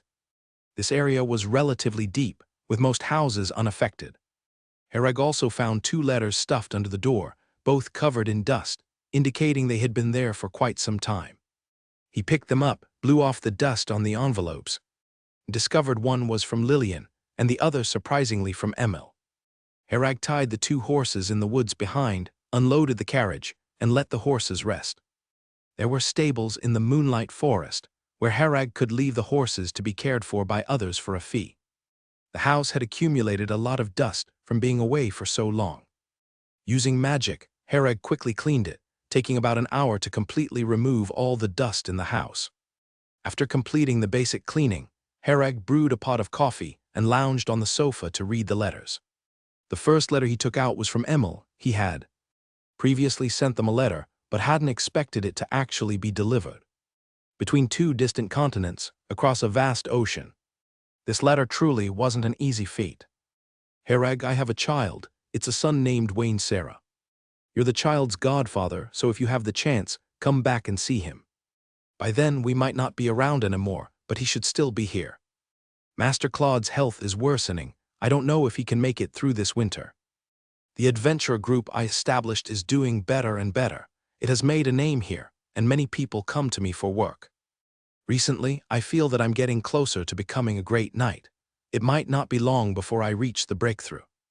By then, I'll have more power to protect Wayne, protect Melissa, and protect Jimmy and the others who followed me out.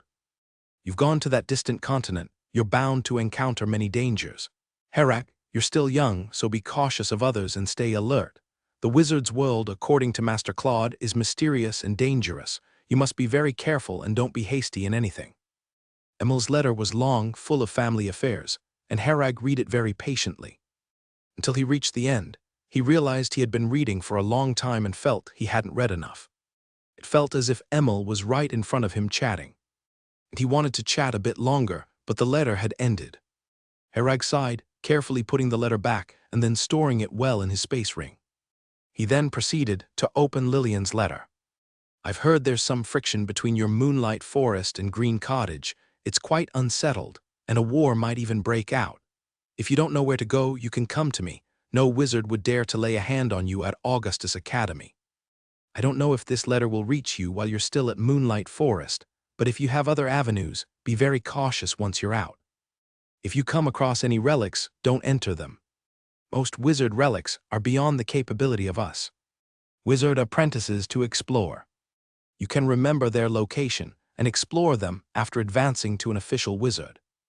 Remember, those places are even more dangerous than you imagine. Don't go there at all. Lillian's letter mainly talked about things outside, like wizard relics. Herag chuckled. He read the letter late as he had already visited one. It seems Valley Town is a wizard relic, exhibiting many features Lillian mentioned, indeed lurking with many dangers. Escaping from there was truly by luck. However, with great risk comes great reward. The stone slab of great dark heaven alone was worth the adventure. Herag put down the letter, intending to visit Augustus Academy later after the situation stabilized. Augustus Academy, unlike other wizard organizations, does not prohibit wizards from other organizations from entering its premises.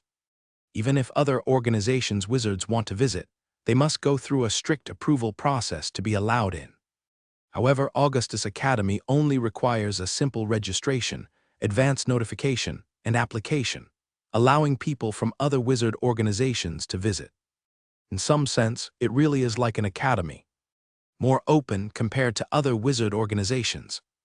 Of course, they're able to do this because of their formidable strength.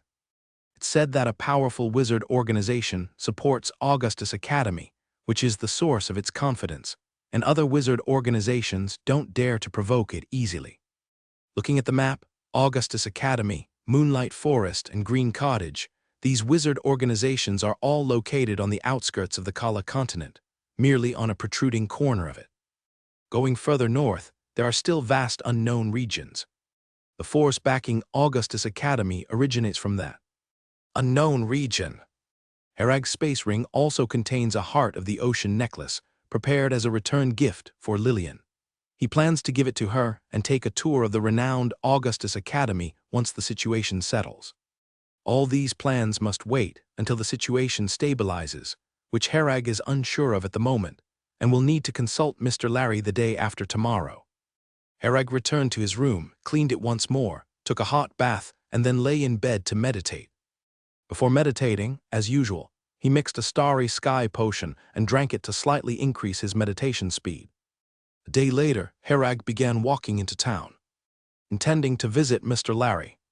As he walked through the town streets, he noticeably felt there were fewer people. Someone like him, who could find a chance to leave Moonlight Forest and avoid the war, was in the minority. More people were forced to stay and participate in the war. As it stands, those missing are likely to have already died in the war.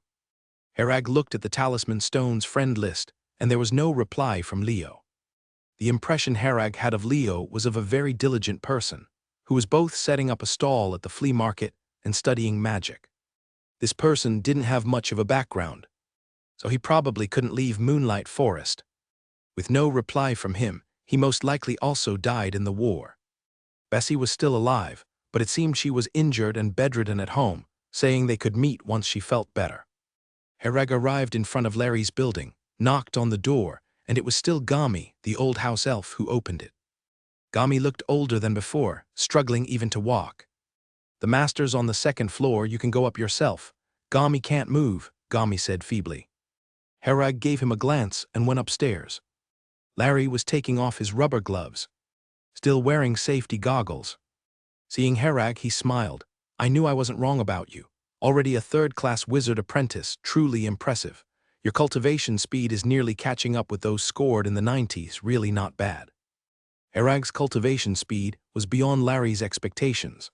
He hadn't anticipated Herag would return as a third-class wizard apprentice after just a trip out, which is an achievement that's quite tough outside. "I was just lucky," Herag smiled. He took a wooden box from his space ring, opening it to reveal the moonstone grass inside. Larry walked over to take the wooden box, observed the moonstone grass and nodded. "Very good, mission completed successfully." "Isn't Gami near death? He seems out of it," Herag asked. Larry glanced upstairs and said, "Pretty much, he's quite old now, probably only has another 50 years left." 50 years? Herag was speechless. The elf race's lifespan was indeed ridiculously long. Gami looked like a wreck, yet could still live for another 50 years, really tenacious enough. Herag felt a bit emotional. Even if he risked it all to become an official wizard, he'd only have 300 years of life, which is not as long as Gami. The elf race naturally possessed an incredibly long lifespan, far exceeding that of humans. Some people are born in Rome, while others are born as cattle and horses. Larry took off his goggles, cleaned them briefly, and poured a cup of brewed coffee for the two of them. The two sat down beside a small round table, and Larry said, "Let me tell you about the recent situation. The war between the Moonlight Forest and the Green Cottage is now confirmed to be over, and both sides are negotiating post-war matters. Do you know who ended this war?" "Someone you know," Larry said and took a sip of coffee. Herag asked, puzzled, "Someone I know?" In his mind, the only person he knew who might influence the course of a war would be Malcolm. But Larry didn't know he knew Malcolm, so it could only be someone else. It couldn't be Larry, who stayed at the Moonlight Forest's gate all day without stepping out, steady as an old dog. Who could it be? Herag pondered for a long time but couldn't think of who it might be. Larry chuckled and slowly revealed a name, Fegar. Herag's mind quickly conjured up the image of Fegar, who always had an expressionless face and cold, indifferent eyes. How could it be him? If Herag remembered correctly, Fegar was a second-class wizard apprentice at the time. With a qualification of only 5, it was almost impossible for him to advance to a third-class wizard apprentice. How could such a Fegar influence the war situation of 2 wizard organizations? He's already an official wizard, Larry continued with news that Herag found unbelievable. An official wizard, Herag was shocked. With a wizard qualification of 75 and Shenlin assistance, he was still only a third-class wizard apprentice and far from becoming an official wizard. Fegar's wizard qualification was a mere 5 points. Yet he was already an official wizard. Larry nodded. That's right, are you envious? Learn about his experiences and you won't be. After Larry recounted Fegar's story, Herag understood. When Fegar initially joined the Green Cottage, he was quickly noticed by Malcolm. Of course, it wasn't because of his wizard qualification, but because Malcolm saw him as a promising experimental subject. Thus, ever since Fegar joined Green Cottage, hellish days began. Malcolm conducted all sorts of torturous experiments on him, each enough to kill a person. But not only did Fegar survive, he grew increasingly stronger. Seeing this, Malcolm became even more interested in Fegar, continuing various experiments during the war without stopping. When the war reached its critical stage, Fegar quietly ascended to an official wizard and successfully ambushed Malcolm. Malcolm was severely injured by him, and Fegar escaped Green Cottage immediately after succeeding. The event quickly triggered a chain reaction, leading to the defection of 2 more official wizards from Green Cottage. The war situation changed rapidly, with Malcolm, the main instigator, severely injured. Internally, many in Green Cottage disagreed with the war, and after Malcolm was injured, the peace faction quickly gained the upper hand. The war then gradually subsided, with Malcolm still recuperating and Fegar missing. Despite his successful ambush on Malcolm, many were sent by Malcolm to hunt Fegar down, yet Fegar's whereabouts remained unknown. Even if Fegar became an official wizard, how did he manage to severely injure Malcolm? How did he do it? Herag was still incredulous. Malcolm was considered a powerful wizard even among level 1 wizards, while Fegar had only just ascended. Even with an ambush, it would seem implausible to severely injure Malcolm. Larry shook his head. Only the 2 of them might know the details. No one else knows what really happened at the time. He also found it quite incredible. Malcolm hadn't revealed any specifics to the outside world, so no one knew what methods Fegar used. Herag thought about it, couldn't find any leads, and decided not to dwell on the matter anymore since it had nothing to do with him. He took out a dragon's beard grass from his space ring. Teacher, what do you think of this? Larry's eyes lit up. This dragon's beard grass is of good quality. He lifted the dragon's beard grass, holding it to observe closely. Once dug out from the ground, dragon's beard grass turns into ordinary grass without any aggression. If planted again, it would soon regain vitality. What's the market price for this? Herag asked. A plant of dragon's beard grass of this quality sells for 120 magic stones. It's a good item, not easy to obtain, Larry praised. I have 5 more of these, Mr. Larry. Would you like them? Herag presented the remaining dragon's beard grass, keeping one for himself as a spare. He didn't need dragon's beard grass in the short term. Selling them for magic stones would allow him to acquire other resources. Larry, looks like your outing was fruitful this time. Okay. I'll take them all at market price since I need them too. Larry understood Herag's intent. He couldn't sell them outside but used him as the selling channel. But he was happy to do it, as these things were hard to come by. Herag then took out a pile of magic potion materials. Teacher, have a look at these as well. Larry widened his eyes. Did you dig up someone's magic potion garden? Herag scratched the back of his head and laughed. No, I picked them up on the road. I'll take all of these, but the price will be slightly lower than the market rate, and you understand why. Let me calculate, including the dragon's beard grass. I'll give you a total of 765 magic stones. Such a large amount of magic potion materials couldn't be used by Larry alone, so he planned to sell them to Moonlight Forest for a profit margin. He wouldn't lose out. He kept one of each magic potion material for himself, for future use. Herag didn't mind the slightly lower price. The safe transaction was the most important. Selling them himself could indeed earn more, but it entailed significant risks. Larry, being his teacher, could earn more, and Herag didn't mind. Larry, wealthy and generous, handed over the 765 magic stones right away. Originally, Herag's space ring didn't have much space left, but after selling these magic potion materials, it became spacious. Herag looked at the pile of magic stones in his space ring and finally felt a bit well off. Previously, he had to toil for a single magic stone by mushroom picking, compared to now selling a high-level magic potion material. The speed of earning money was vastly different. Someone like Larry, a master of magic potions, had a speed of earning far beyond Herag's imagination, proving that the stronger one's abilities, the easier it was to make money. For wizard apprentices at the lowest level, life was exceedingly difficult. Resources had to be exchanged for magic stones. Yet without ability, they earned few magic stones, creating a vicious cycle.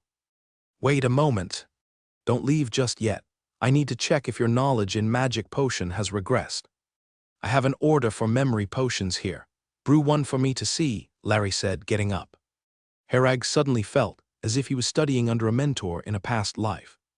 Larry led Herag into his laboratory, where all the materials related to the memory potion were ready. The memory potion is a magic potion that stabilizes spiritual power, which is very useful for wizards. For example, after conducting an experiment or when spiritual power is unstable, drinking a bottle will stabilize it. The market price for a memory potion is generally around 60 to 70 magic stones, making it a relatively high-tier potion.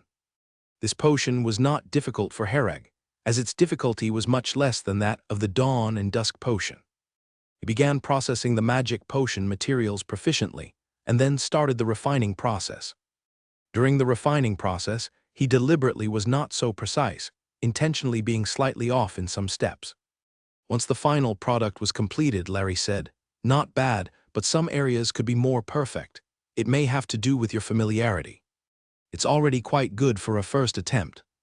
Larry then proceeded to explain some precautions to Herag, pointing out those steps where Herag had deliberately been slightly off. Herag listened carefully, seemingly eager to jot it all down. After Larry finished speaking, Herag decided to perform the process once more. This time, Herag deliberately performed better than the last time, and the quality of the memory potion produced improved significantly. Larry smiled and patted him on the shoulder. "Very nice. I have a total order of 50 memory potions to produce. Work a bit harder the next few days, and I'll give you 20 magic stones as compensation.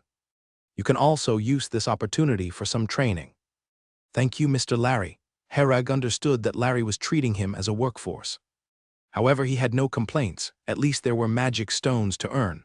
Although it's a bit less, it's still good. Larry had helped him so much. Helping with these tasks was only right. Herag worked very efficiently, immediately starting the refining process without a word. There were plenty of raw materials for the memory potion. He could produce 17 or 18 in a day, finishing the 50 within 2 or 3 days. With Herag taking over the refining of the memory potions, Larry could enjoy some leisure and return to his study to read. As he left, he said, "Return by dusk and call me if you need anything anytime." "Yes, master," Herag replied energetically, as if returning to the days of working for a mentor. Refining the memory potion was indeed a form of training for Herag. Being able to practice his magic potion refining skills, the average person wouldn't have access to this many materials to practice with. Herag deliberately controlled the quality of the finished products. Some were high quality, some average, and occasionally some memory potions didn't meet the required standards. This was normal if he were to consistently perform perfect refining, given the Shenlong assistance. He could almost always produce high-quality magic potions, which would be too unusual. 2 days later, all 50 potions were successfully refined. Herag managed to control his level to be better than the average wizard apprentice, but not excessively exceptional. "Very nice, I often have such orders. If you're willing, I'll contact you next time," Larry said, inspecting the quality of the 50 finished products, clearly satisfied. "Of course, master, just let me know." Herag naturally was willing, earning magic stones while gaining experience. Even if a bit tiring, didn't bother him. This kind of opportunity, for other wizard apprentices, would be highly sought after even without magic stone compensation. Of course, with their level of magic potion refining, Larry wouldn't consider them. They wouldn't make money and might even incur a loss. Herag's skills were decent, allowing him to take on some simple magic potion refining orders, making the job much easier for Larry. Students, after all, are there to handle these chores. In addition, now that you have become a third-class wizard apprentice, your permissions will increase. You can access the second floor of the library. However, be aware that you might occasionally be assigned tasks, Larry reminded. Herag asked, "Do I need to register or anything?" Having access to the second floor of the library was great news, as he just had a lot of knowledge to learn.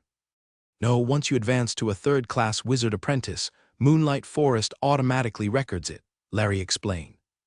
Herag nodded. "I see. I wonder what kind of tasks will be assigned to me." Larry pondered. There could be all sorts of tasks. Now that the war has just ended, indeed. There are many matters to address. For Moonlight Forest, someone like you, a third-class wizard apprentice, is a suitable executor for tasks.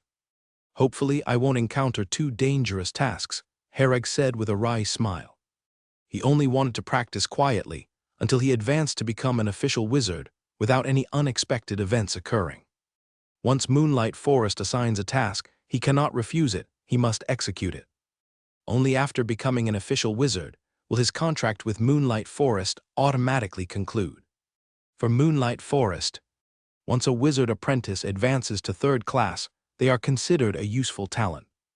First class and second class wizard apprentices have limited usefulness, typically not assigned many tasks. Unless it's war, weaker wizard apprentices become expendable. After leaving Larry's place, Herag bought some food and daily supplies in town. The house hadn't been visited for a while, and many things needed restocking. Currently, he had 3,785 magic stones, a fortune for a wizard apprentice. The market price for an ancient magic potion is over 900 magic stones per portion, and for Amanda's potion, it's 100 magic stones per portion. My current magic stones are more than enough for me to buy potions, so for the upcoming time, it's about learning and meditation, striving to meet the advancement requirements for an official wizard as soon as possible. Herag quickly decided on his subsequent course of action. He wasn't short of magic stones anymore, not needing to miserably hunt for mushrooms or do tasks. He resolved that unless Moonlight Forest assigned him a task, he would never step out of Moonlight Forest. Without becoming an official wizard, he wouldn't leave. Focusing on stable development was the safest path. Herag glanced around. The crowd was still sparse, with only 2 people talking in the cafe, very quiet. After returning home, he began to organize the knowledge he needed to supplement. First were the courses of herbalism and magic potion. He needed to learn more advanced knowledge, as the basic introductory knowledge previously acquired wasn't sufficient anymore. Some of the magic potion materials he harvested, Valley Town, were unknown to him, which Larry had to explain one by one after he returned. There's no need to worry about the textbooks for herbalism and magic potion. Larry has them all, and Herag has already obtained them. There's no need to worry about the courses either, as Larry is personally explaining them, truly treating Herag as a student. Herag took out the talisman stone and had a look. There are almost no courses scheduled during this period, and it should be a few days before the regular courses start one after another. The courses in the Moonlight Forest are very cheap, mainly for the convenience of wizard apprentices. The official wizards teaching them generally do so due to mission requirements, with the task being to conduct at least one class every 3 months. The Moonlight Forest provides a lot of resources to the official wizards who sign the contract, and correspondingly, these wizards must assume certain responsibilities and obligations. In this recent war between the Moonlight Forest and the Green Cottage, several official wizards died, leading to severe losses for both sides. The knowledge Herag urgently needs now includes information related to ancient magic, which is not available on the library's first level, so he can only check the second level to see if it's there. The library of the Moonlight Forest consists of a total of 17 levels. Even a third-class wizard apprentice can only borrow books up to the second level. To access any higher, one must be an official wizard with a signed contract to borrow books. Since Herag has decided to focus on the Great Dark Heaven as his talent spell, he certainly needs to understand more about related knowledge. The next morning at dawn, Herag finished his meditation and headed for the library. These 2 days, Larry temporarily has no order tasks, so it's a good time to go to the library to replenish knowledge. When Herag arrived at the library, he found more than a dozen people already waiting outside. The library wouldn't open for a while, so a few people were squatting by the roadside, reading books under the street lights. Herag recalled Leo again. The talisman stone had yet to return any messages. This person had few friends, so Herag had no way to inquire about his whereabouts. Most of the people outside the library, like Leo, worked hard, mainly being first- and second-class wizard apprentices, with only 2 third-class wizard apprentices including Herag. Herag glanced at the time in his sight, and as soon as it reached 6 o'clock, the library doors automatically opened. The waiting wizard apprentices filed in orderly, with no jostling for position. This place is unlike schools in the past life, where there were many people competing for spots. The library of the Moonlight Forest is all about being vast and sparsely populated, with plenty of vacant places. Herag first wandered around on the first floor, scanning and inputting some of the newly added books with Shenlin. The book updates here are slow, even when there are new books.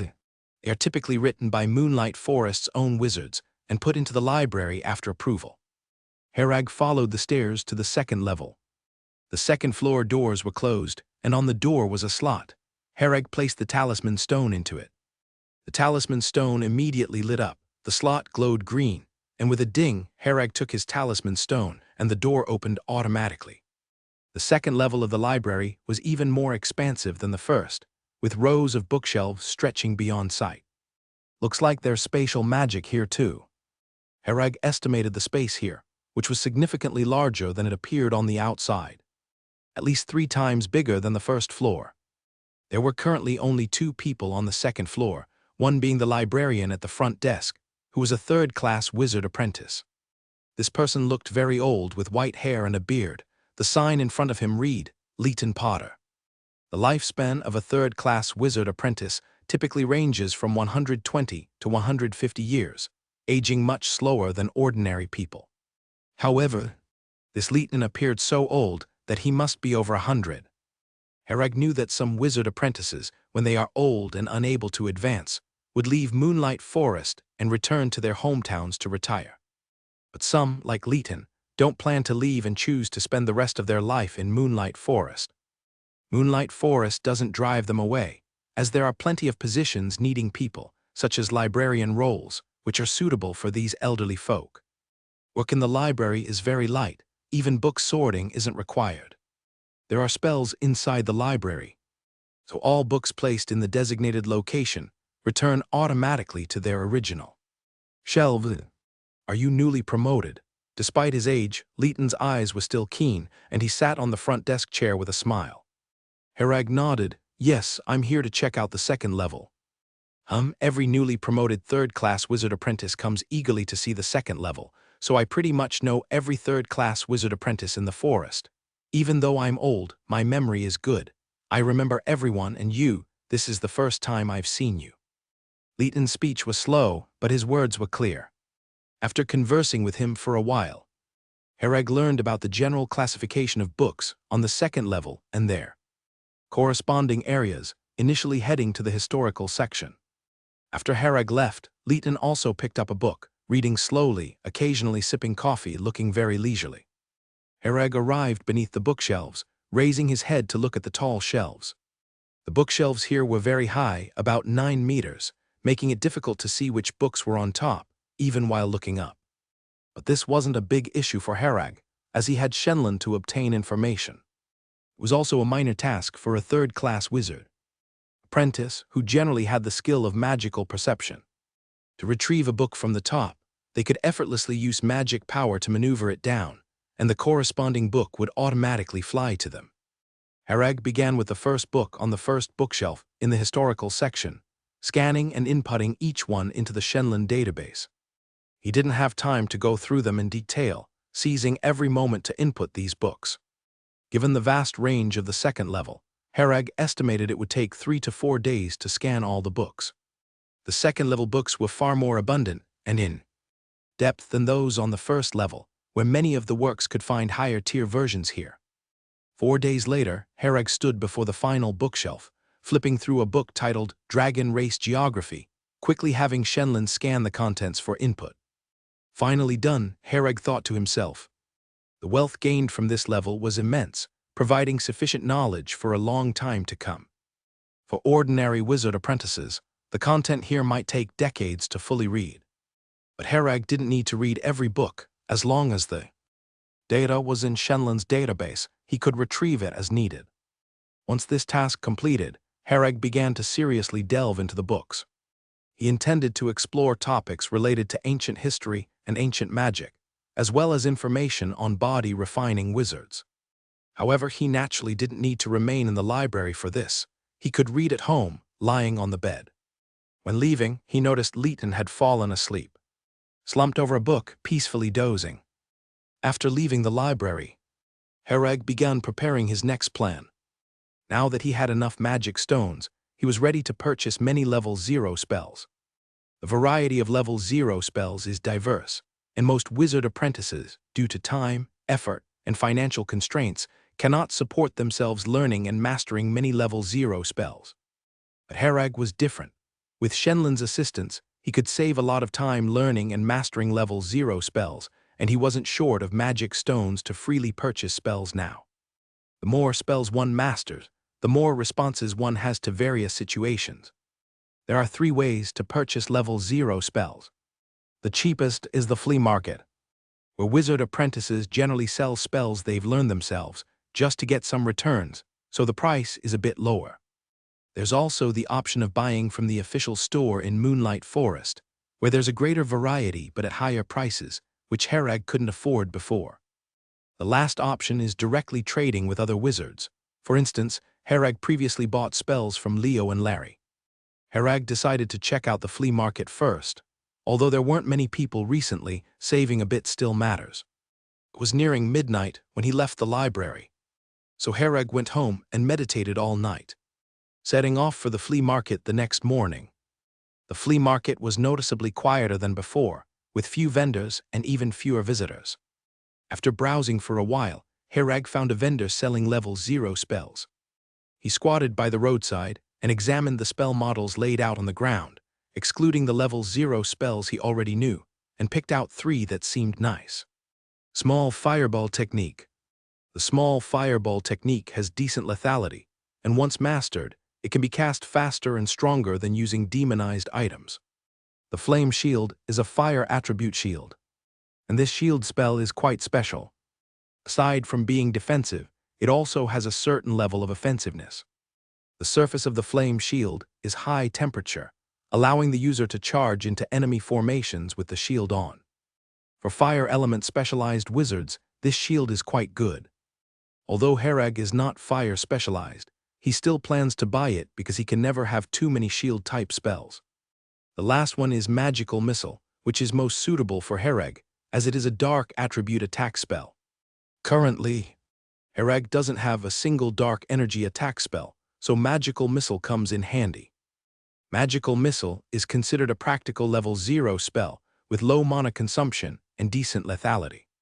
How much for these 3 level 0 spells? Herag asked.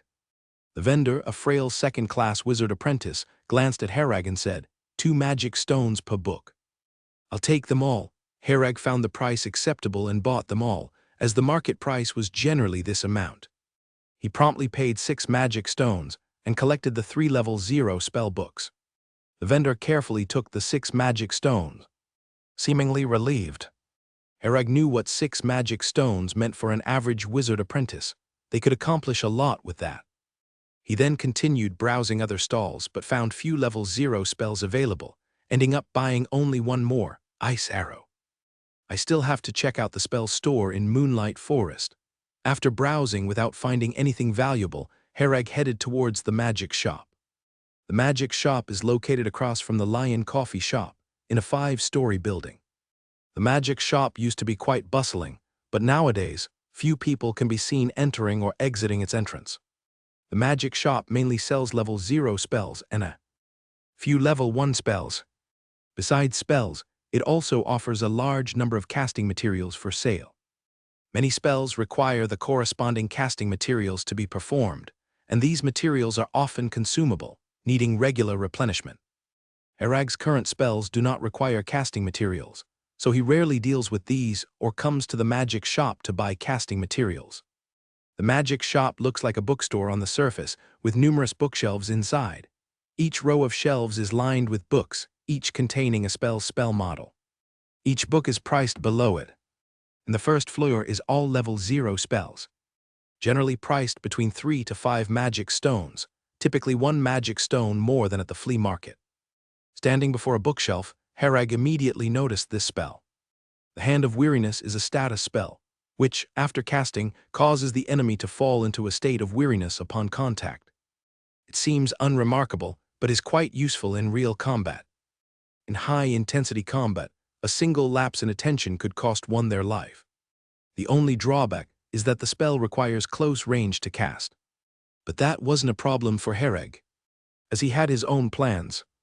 After picking up the Hand of Weariness from the shelf, Herag continued browsing and soon found another spell he was interested in. This spell is also defensive, but unlike shield spells, mana armor increases physical type attack resistance on the body surface, like wearing armor, hence being called mana armor. Herag was happy to take any defensive spell, so he grabbed it right away. He subsequently purchased 5 shield type spells, almost collecting all the shield type spells among level 0 spells. Besides shield spells, Herag also bought some beneficial spells. Great Stride Running instantly increases movement speed, lasting 1 second.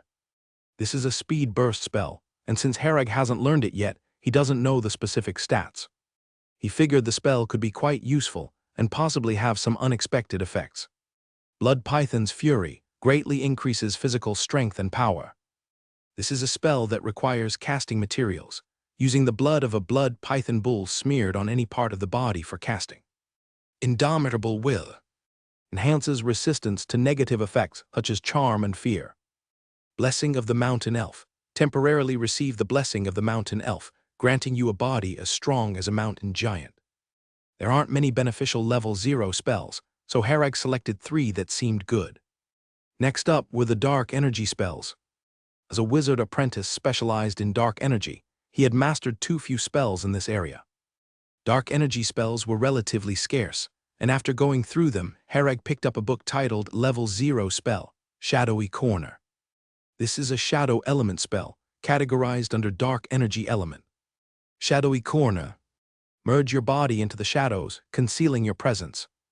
This is more like a thief's stealth technique, but more sophisticated and effective. Herag had his eyes on this spell immediately, as it was perfect for ambushing and looting. However, this spell is only for ambushes, as it becomes useless if the enemy is prepared with magical perception. The spell Shadowy Corner is quite useful for escaping, instantaneously concealing one's form. As long as you run out of the enemy's magical perception range, it becomes very difficult to be detected. Herag then purchased a copy of Dark Imprisonment and Dark Energy Burst. Dark Imprisonment is a dark energy element control spell that can restrict the enemy's movements, with effects dependent on the opponent's strength. Dark Energy Burst is considered a beneficial magic, through which a large amount of dark energy particles are absorbed and infused into the body, thus acquiring a short burst of power. In total, Herag bought 14 spells, spending 57 magic stones. Besides this, Herag also bought 20 portions of Blood Python Bull's blood, spending a total of 4 magic stones. A portion of Blood Python Bull's blood can be used roughly 10 times, sufficient for Herag's usage for a period.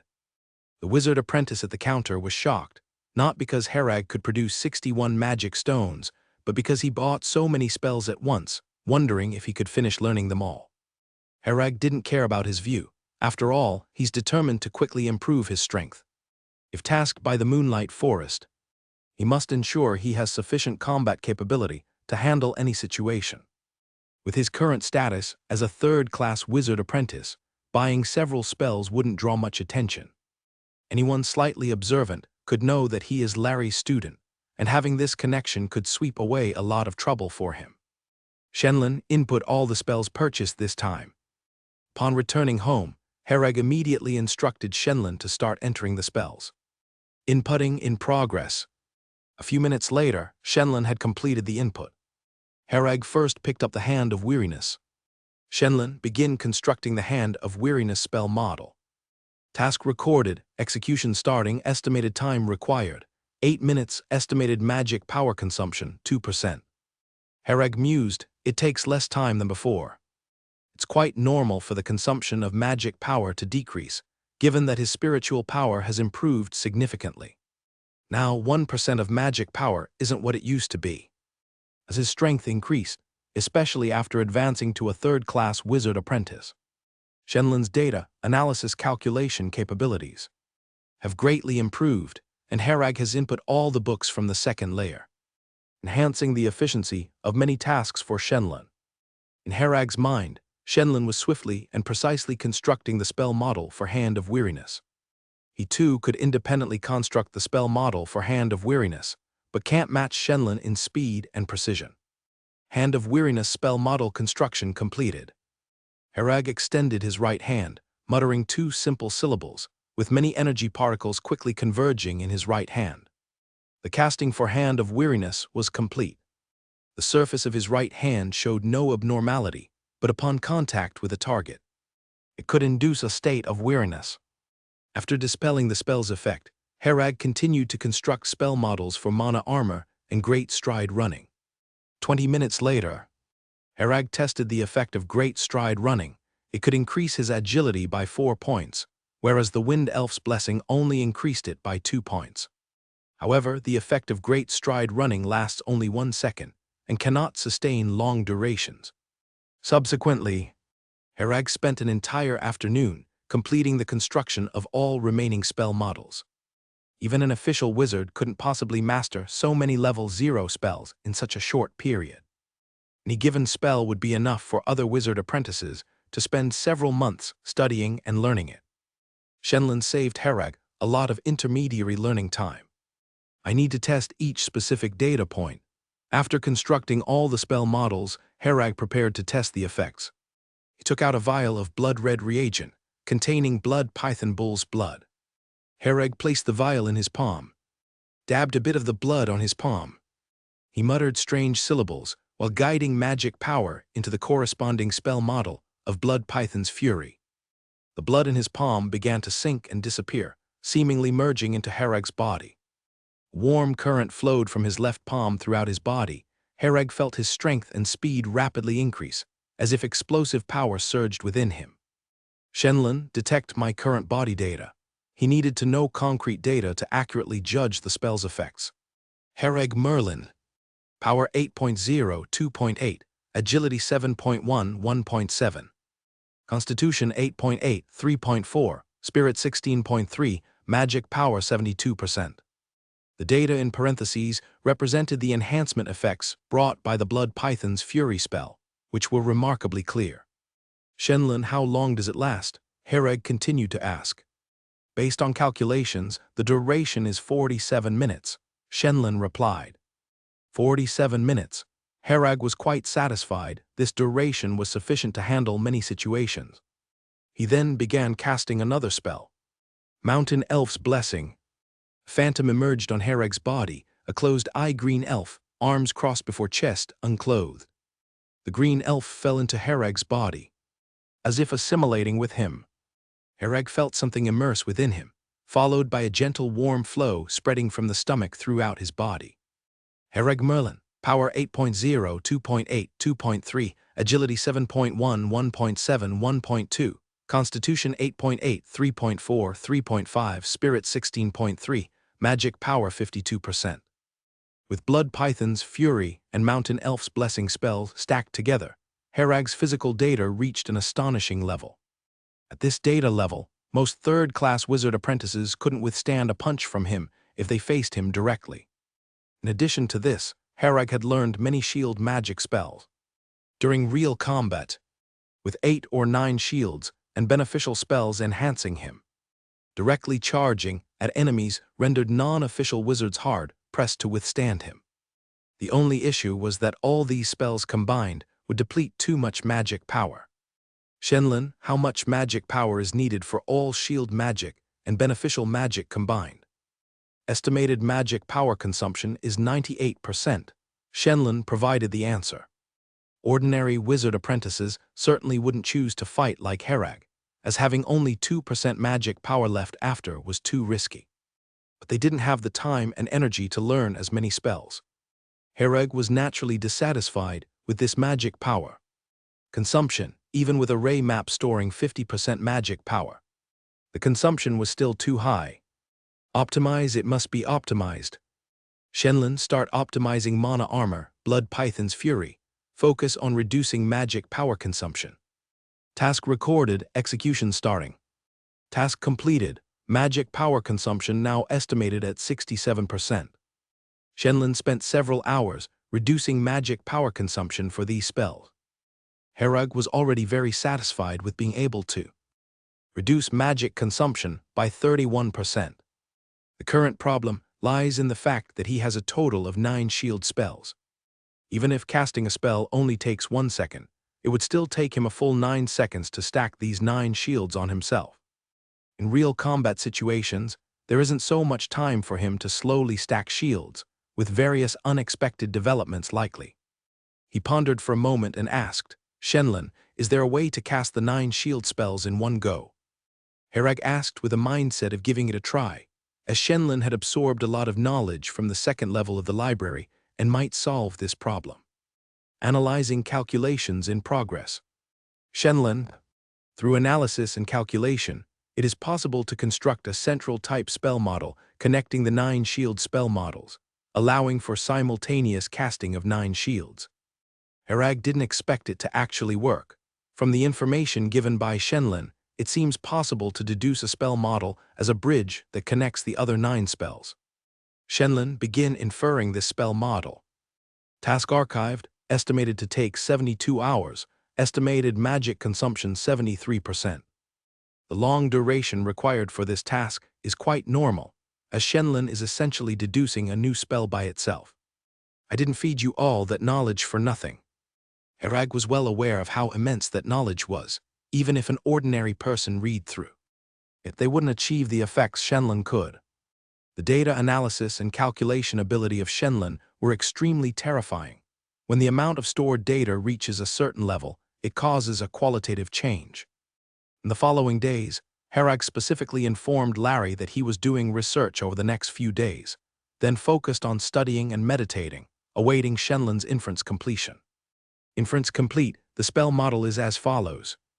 After hearing Shenlin's prompt, a spell model appeared before Herag. The spell model was simpler than he imagined. The structure was very simple, with very few formulas and parameters.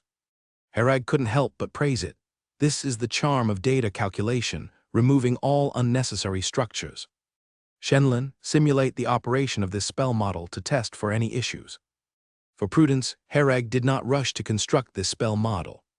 Shenlin quickly began simulating the operation of this spell model, testing to see if it could operate normally and if there were any hidden issues. Simulation complete, no issues found after tests. Only then did Herag feel relieved. Shenlin, start constructing this spell model. Task archived, estimated to take 3 minutes, estimated magic consumption 1%. Since this spell model was Shenlin's inference, its structure was already the simplest, making construction rapid. In Herag's mind, a spell model was rapidly forming. Unlike other spell models, this one had a line connecting spell models like the Mana Shield and Dark Energy Shield. 3 minutes later, Herag looked at this peculiar spell model structure in his mind and thought, have I created something remarkable? In his current understanding, he hasn't seen such a spell model, nor even heard of a spell model that can connect to other spell models. For wizards, spell models are independent of each other. Each spell has its own independent spell model. Let's test the effect. Herag thought for a moment and input a bit of magic power into the central spell model. Once the magic power entered this spell model, It quickly spread to the other 9 spell models.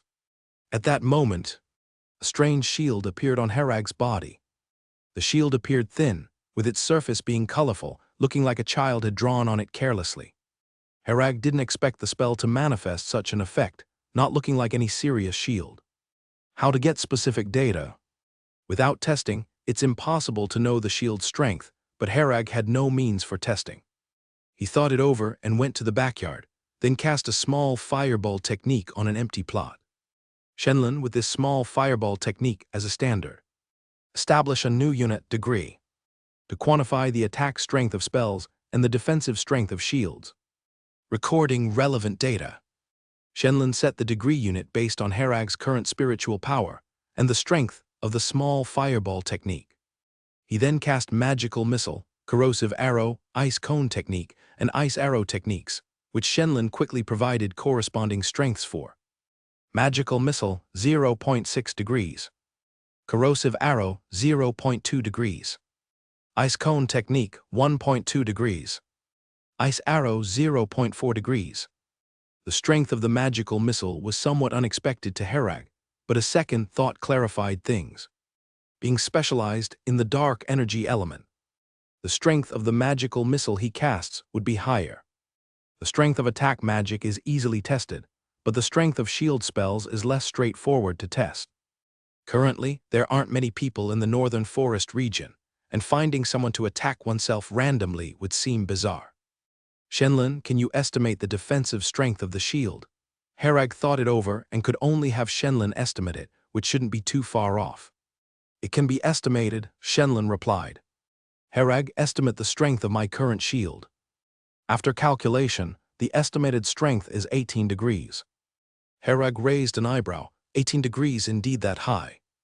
He had a hunch the shield would be strong, but didn't expect it to be this strong. Degrees means that the small fireball technique would have to hit continuously 18 times to break his shield. A typical third-class wizard apprentice couldn't possibly cast the small fireball technique 18 times in a row, and if the apprentice's spiritual power is lower than Herag's, it may require more than 20 times. Very good. Herag was very satisfied with this shield's effect. Shenlin named this spell Absolute Defense. Herag felt the name was quite fitting. He observed the spell model of Absolute Defense and felt it could still be further expanded, being a spell model with extensibility. This means that if Herag can learn more shield spells later on, he can further enhance the strength of Absolute Defense. Despite having Absolute Defense, Herag still remained vigilant. He clearly understood that this shield was indeed hard for wizard apprentices to break. But for official wizards, Absolute Defense might shatter with a touch. Once out on missions, it wouldn't just be wizard apprentices to face, he would still need to be very cautious. Power 8.0, 2.8. 2.3, 2.1, Agility 7.1, 1.7. 1.22, Constitution 8.8, 3.4, 3.5, Spirit 18.6. Summing it up, the numbers are Power 15.2, Agility 12, Constitution 15.7, Spirit 18.6. Herag calculated that if he enhanced himself with all the beneficial magics, he would end up with these body stats. With these stats, he could almost outmatch all third-class wizard apprentices, unless the opponent had some special means. After finishing the spell model construction for these magics, Herag returned to a peaceful life of meditation, studying, and working. The talisman stone lit up, and when Herag opened it, he found a message from Larry. "Come see me, I have something to tell you." Upon seeing the message, Herag quickly left for Larry's place. Upon seeing Herag, Larry spoke. "Today's matter is related to your promotion to official wizard. Have you thought about your plans afterward?" "Official wizard, what exactly do you mean by plans after that?" Herag asked. "Larry, stay in the Moonlight Forest or leave." Herag understood that upon being promoted to an official wizard, the current contract would automatically become void, and he would need to sign a new one.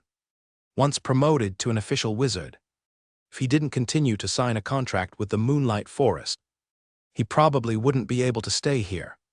If he couldn't stay in the Moonlight Forest, it would be less convenient for Herag to obtain resources like magic potion materials and casting materials. However, conversely, if he stayed in the Moonlight Forest, he would need to sign a new contract. The contract for an official wizard would definitely be more powerful than that of a wizard apprentice, with more constraints. As merely a third-class wizard apprentice, he must accept tasks assigned by the Moonlight Forest. Once he's an official wizard and signs a contract, everything will be tied to the Moonlight Forest, and by then, there will undoubtedly be many uncontrollable situations. Herag, being someone who naturally loves freedom, is unwilling to be overly constrained or have his destiny controlled by others. He isn't like Larry, a famous master of magic potions, who can sign an equal employment contract with the Moonlight Forest. If I stay in the Moonlight Forest, what will be the costs? Herag wanted to understand the specifics of the contract. Larry took a sip of coffee and said, 100 years. You must stay in the Moonlight Forest for at least 100 years. 100 years. Herag lost all intention of staying in the Moonlight Forest.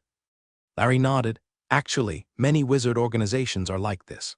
Official wizards have to serve the organization for about 100 to 150 years before they can leave freely. Because the resources needed by official wizards are substantial, the organizations invest a lot as well, so this condition can be considered a fair exchange. 100 years is 1/3 of the lifespan of most level 1 wizards.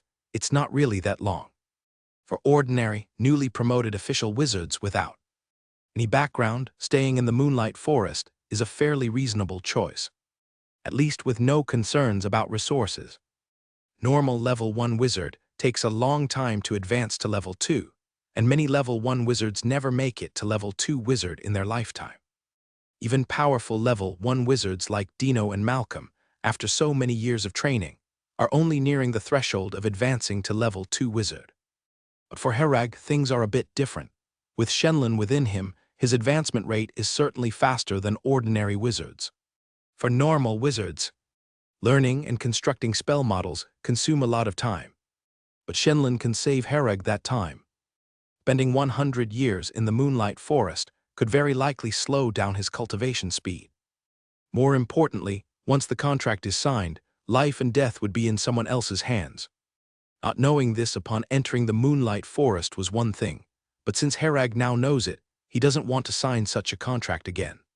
Fate must be in one's own hands. Mr. Larry, I probably won't choose to stay in the Moonlight Forest, Herag replied. Larry nodded and said, I guessed as much. Actually, the Moonlight Forest had me ask you this. If you agree to stay in the future, they will provide you with a free ancient magic potion and an Amanda's potion. Yes, for ordinary wizard apprentices, saving up magic stones for an ancient magic potion takes a long time. And it's crucial to advance to official wizard as soon as possible, which can't afford delays. So, this offer from the Moonlight Forest is highly tempting for ordinary wizard apprentices.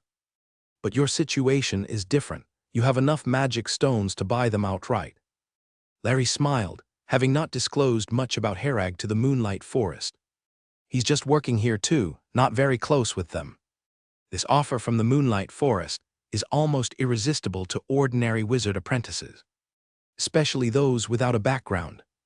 An ancient magic potion along with an Amanda's potion costs over 1,000 magic stones, and earning such an amount is extremely hard for ordinary wizard apprentices.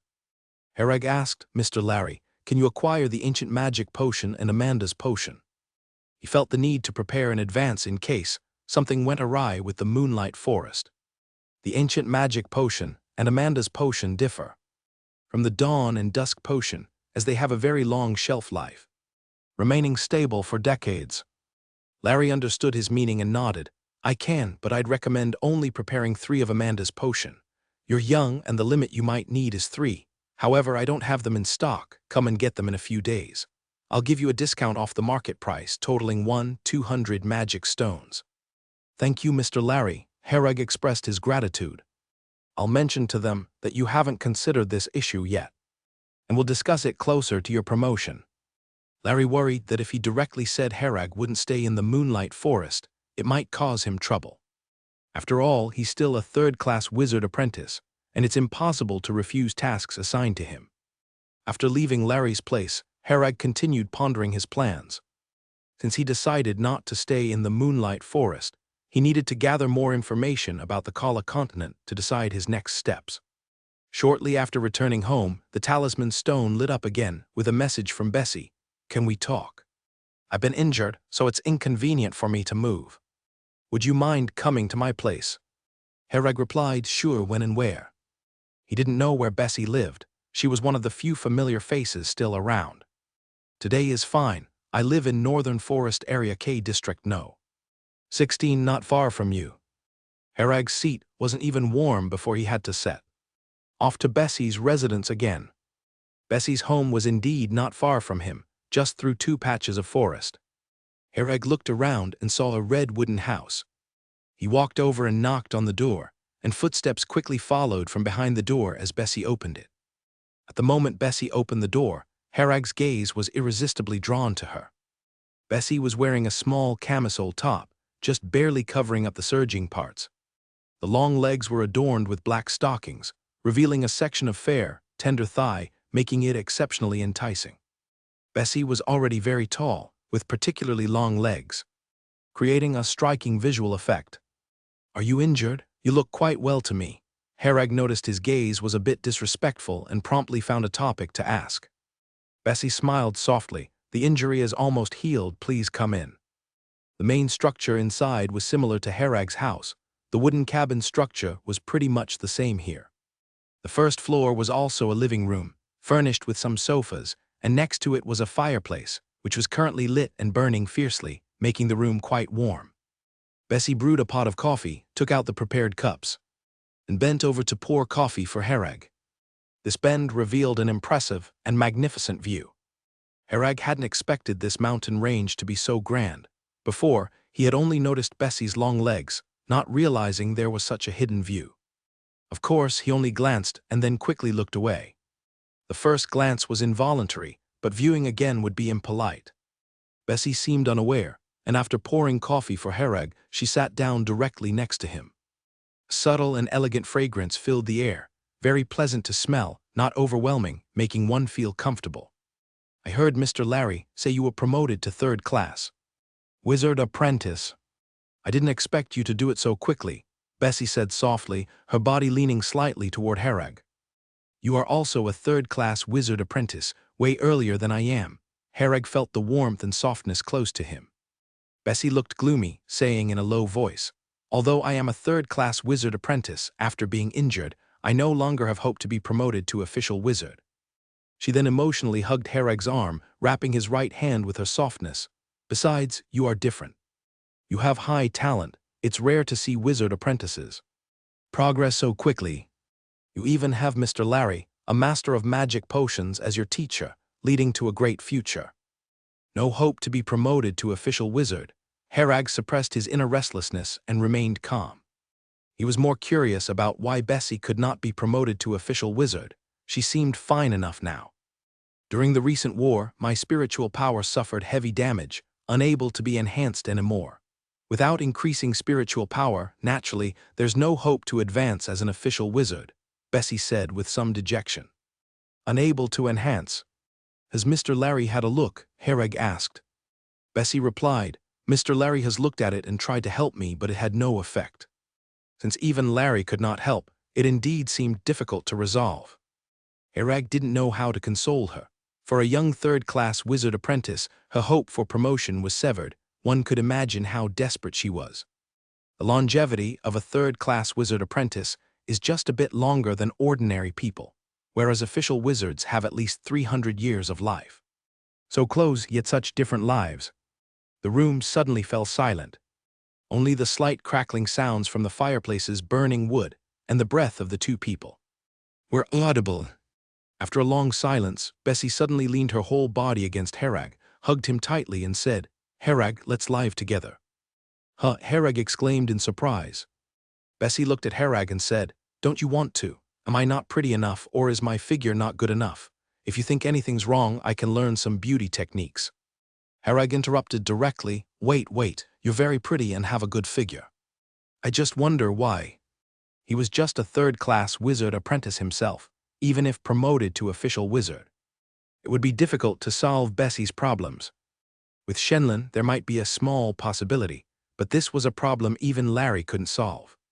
If he solved it, it would be too extraordinary. Shenlin is his biggest secret and most important asset. He couldn't possibly reveal even a bit of information. I want to find a backing, Bessie said directly. Backing, even if I can get promoted to official wizard, I have no background, can't help you much. Hereg shook his head. Bessie continued, no, I'm well aware of my conditions. Aside from appearance, nothing about me can attract those powerful official wizards or wizards with a deep background. In the wizard world, beauty is nothing. But you have great potential, great talent. I very much believe in your future. If I am with you, I promise to help you go further.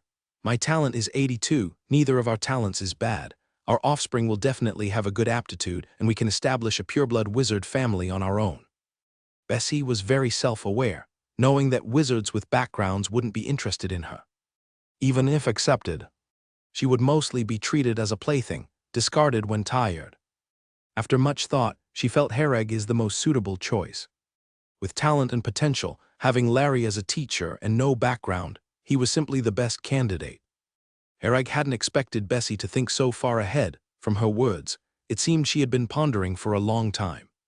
But he had no interest in establishing a pureblood wizard family. In his view, numerous excellent descendants are not as practical as his own strength. No matter what, as long as he has enough strength, he doesn't need to rely on any external objects or others' power. Hereg shook his head, sorry. Bessie's beautiful eyes instantly welled up with tears. Her voice trembled, why? Hereg couldn't tell her he had no plans to stay in Moonlight Forest. He could only say, now all my focus is on preparing to be promoted to official wizard. I'll consider these things later. He planned to tell Bessie after he truly got promoted to official wizard. Of course, he could enjoy Bessie's company for a while, and then say out loud about leaving Moonlight Forest once promoted. But doing so would be too disgraceful. Bessie was at least an acquaintance, if not a friend. In the wizard world, friendships are precious, acquaintances are also valuable. Bessie was already so miserable, Hereg didn't want to push her down further. Not being able to offer much help doesn't mean causing harm.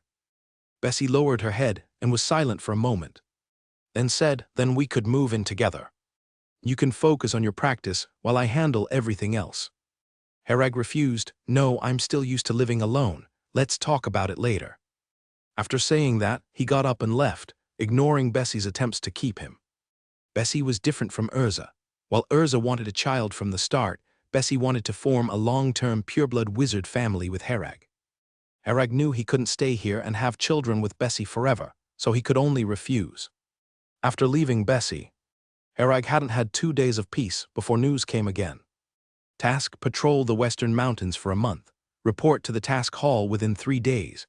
If special circumstances arise, please state them in advance or bear the consequences.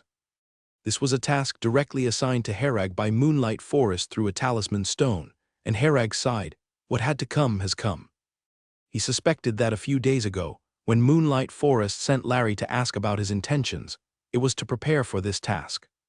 If he had clearly stated he wanted to stay, he would likely have been given an easy task, or perhaps no task at all. But if he refused or didn't clearly state his attitude, the assigned task wouldn't be easy. The Western Mountains are located to the west of Moonlight Forest, a vast area said to contain the 10,000 mountains.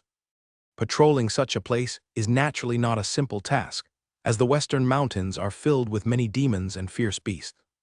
Furthermore, because the area is so vast, Moonlight Forest can't control every spot, often leading to the presence of wizards from other places. The 10,000 mountains are also rich in magic potion materials and casting materials. In theory, these belong to Moonlight Forest, but they can't manage such a large area. So other wizard organizations or rogue wizards often come to steal resources, and patrolling there involves stopping these people. Stopping them naturally leads to conflicts. Wizards who come here to steal resources aren't easy people. They know this is Moonlight Forest territory and dare to come, so they're prepared for a fight. Hereg sent a message to Larry, teacher, my task has been assigned. What task? Larry asked. Hereg briefly explained his task situation. Larry replied, this isn't an easy task. You should make more preparations and remember to be cautious. He couldn't do much about it and couldn't interfere with Moonlight Forest's arrangements. After chatting with Larry for a bit, Hereg headed to the task hall. The task hall was much quieter, with fewer people posting and accepting tasks, making it appear quite deserted. Moonlight Forest's task assignments have a dedicated window. After Herag completed some simple procedures here, he was told to reach the West Station within 3 days and then take the Hellfoot to the farthest western station in the Western Mountains. Herag didn't rush over immediately. Instead, he used the 3 days to buy a batch of magic potions and miscellaneous items with the magic stones he had. Besides, the ancient magic potion prepared by Larry and Amanda's potion had also arrived, so Herag went to pick them up.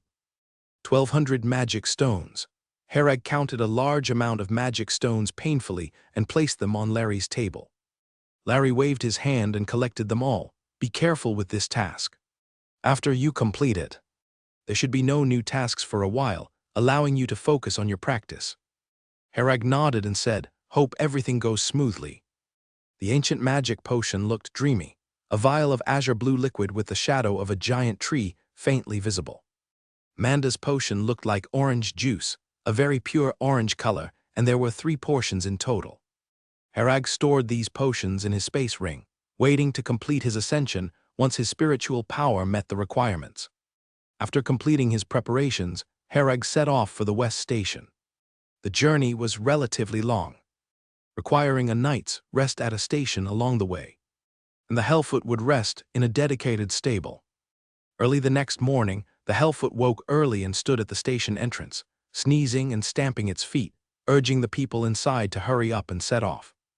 Herag and a chubby wizard boarded together, and Herag remembered him as the wizard who helped Bessie deal with the stone giant's heart at the Red Maple Forest Station.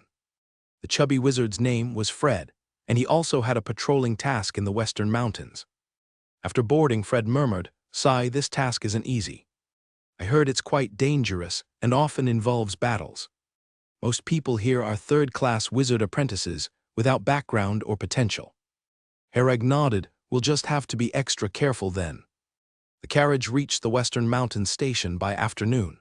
The Hellfoot didn't return immediately. It would rest here overnight and begin returning the next day. The Western Mountains Station was quite large, with a big yard and castle-like walls around it.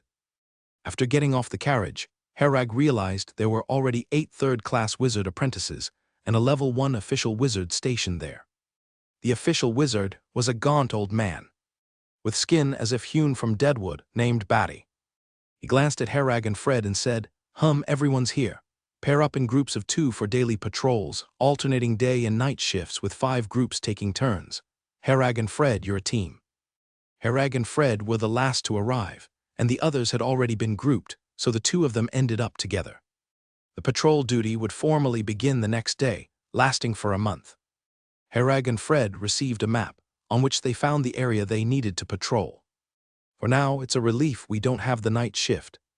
Fred sighed. Herag asked, during night shifts, do we have to stay overnight in the mountains? Fred nodded, yes, nights are the most dangerous. Herag checked the roster, noticing that their night shift patrol was scheduled for 3 nights later. He received a red water ball filled with some unknown liquid. This was the Whispering Water Ball, meant for sending messages. If encountering any unexpected situations, like meeting a very strong resource thief, they must immediately infuse magic power into the Whispering Water Ball, so Batty can be notified as soon as possible. Usually, there are 2 third-class wizard apprentices patrolling, enough for most situations. If they genuinely needed to use the Whispering Water Ball to report, it would most likely mean they encountered an official wizard. At that point, Herag and the others would only have time to inform Batty before their likely demise. As the official wizard of the Moonlight Forest, one of Batty's tasks was to be stationed here. However, unlike wizard apprentices like Herag, he didn't have to patrol the mountains laboriously. He could simply oversee the station. Generally, it was uneventful and quite leisurely. Early in the morning, Herag and Fred started their patrol on horseback, heading towards the designated area. The path in the Western Mountains was extremely difficult, full of narrow and muddy trails, with plenty of weeds stretching out to block the road. Occasionally, they could see small snakes quickly slithering across the path into the opposite bushes. The mountain roads were hard to travel, and their horseback speed was slow, but neither was in a hurry. There's no task quota for patrols, and they could return to the station on time. As Herag would say, just go with the flow. Herag rode slowly, enjoying the scenery, appearing quite at ease. However, even though he appeared relaxed on the surface, he remained very vigilant. The Shenlin environmental detection was always on, keeping track of everything within a radius of 500 meters. Last time I saw you, you were a first-class wizard apprentice, and now you're a third-class wizard apprentice. With such potential, no wonder Mr. Larry took notice of you, Fred commented. He already knew that Herag was a student of Larry's. Herag did not specifically hide this fact. At least within the Moonlight Forest, having an official wizard as a teacher could help avoid some troubles. Just lucky, Herag responded modestly. They walked in the mountains for half a day, and everything was calm without any incidents.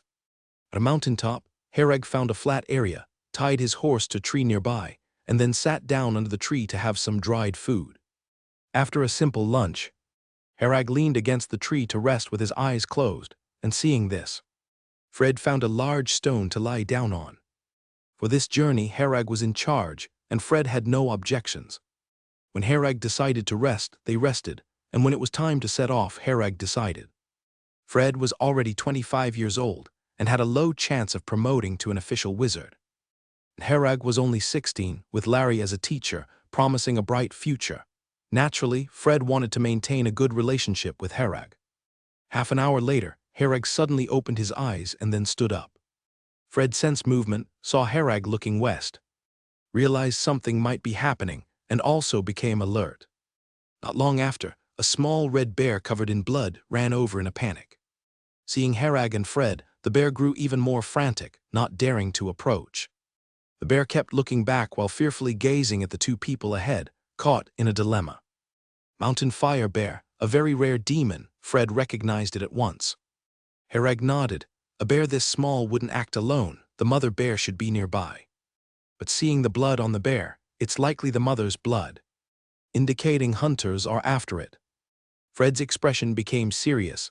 The Mountain Fire Bear's fur is precious and can sell for hundreds of magic stones. Now, only the Western Mountains can find remnants of the Mountain Fire Bear, and often poachers take the risk to hunt them. One of their tasks was to protect the resources of the Western Mountains, and the Mountain Fire Bear was naturally under protection. These were part of the Moonlight Forest's resources. The Mountain Fire Bear itself had the strength of a great knight level, and it was stronger and had more constitution than a regular great knight. Those daring to hunt the Mountain Fire Bear were usually at least third-class wizard apprentices. Herag and Fred headed in the direction from which the bear had come, and soon heard sounds of a fight. After crossing a ridge, they saw three people attacking a giant Mountain Fire Bear at the foot of the mountain. The Mountain Fire Bear's fur was a bright red, and flames emanated from its body. Herag quickly scanned the area, finding two third-class wizard apprentices and one second-class wizard apprentice among the attackers. The Mountain Fire Bear already had many wounds by then, including a huge gash on its belly that exposed its organs, showing it wouldn't last much longer. Blood Python's Fury. Mountain Elf's Blessing. Herag cast an absolute defense shield on himself, then silently applied several beneficial spells on himself. Fred only saw Herag smear some blood on his palm, followed by a magical surge, but couldn't tell what spell Herag was casting. Herag turned into a shadow and merged with the ground, moving swiftly and silently towards the foot of the mountain. As he approached the three, he cast another spell, Dark Imprisonment. The trio instantly froze, realizing they were under an imprisonment spell but unable to find the caster. The two third-class wizard apprentices were about to dispel the imprisonment effect when they noticed a shadow appearing on the ground before them, and, in the next moment, a shielded person emerged from the ground. Herag struck straightforwardly with a punch at the third-class wizard apprentice before him, whose body had only a thin mana shield. Herag's punch was lightning fast, with a loud whoosh, shattering the mana shield like paper. His fist passed through the shield unhindered, hitting the wizard apprentice's chest. The apprentice's chest caved in immediately, his body bending backward, and in the next second he was sent flying, crashing into a distant rock wall, mumbling no more. The remaining two were terrified, awed by Herag's formidable strength and speed. Reacting quickly, The other third-class wizard apprentice broke his left hand's pinky, chanting a few syllables rapidly, and freed himself from the dark imprisonment. He turned and ran without hesitation, with a mana shield up, having no intention of fighting Hereg. A strong wind suddenly hit from behind, and in the next second, Hereg was right behind him. After Hereg shattered his shield with a punch, he grabbed the man's arm, pulling him back.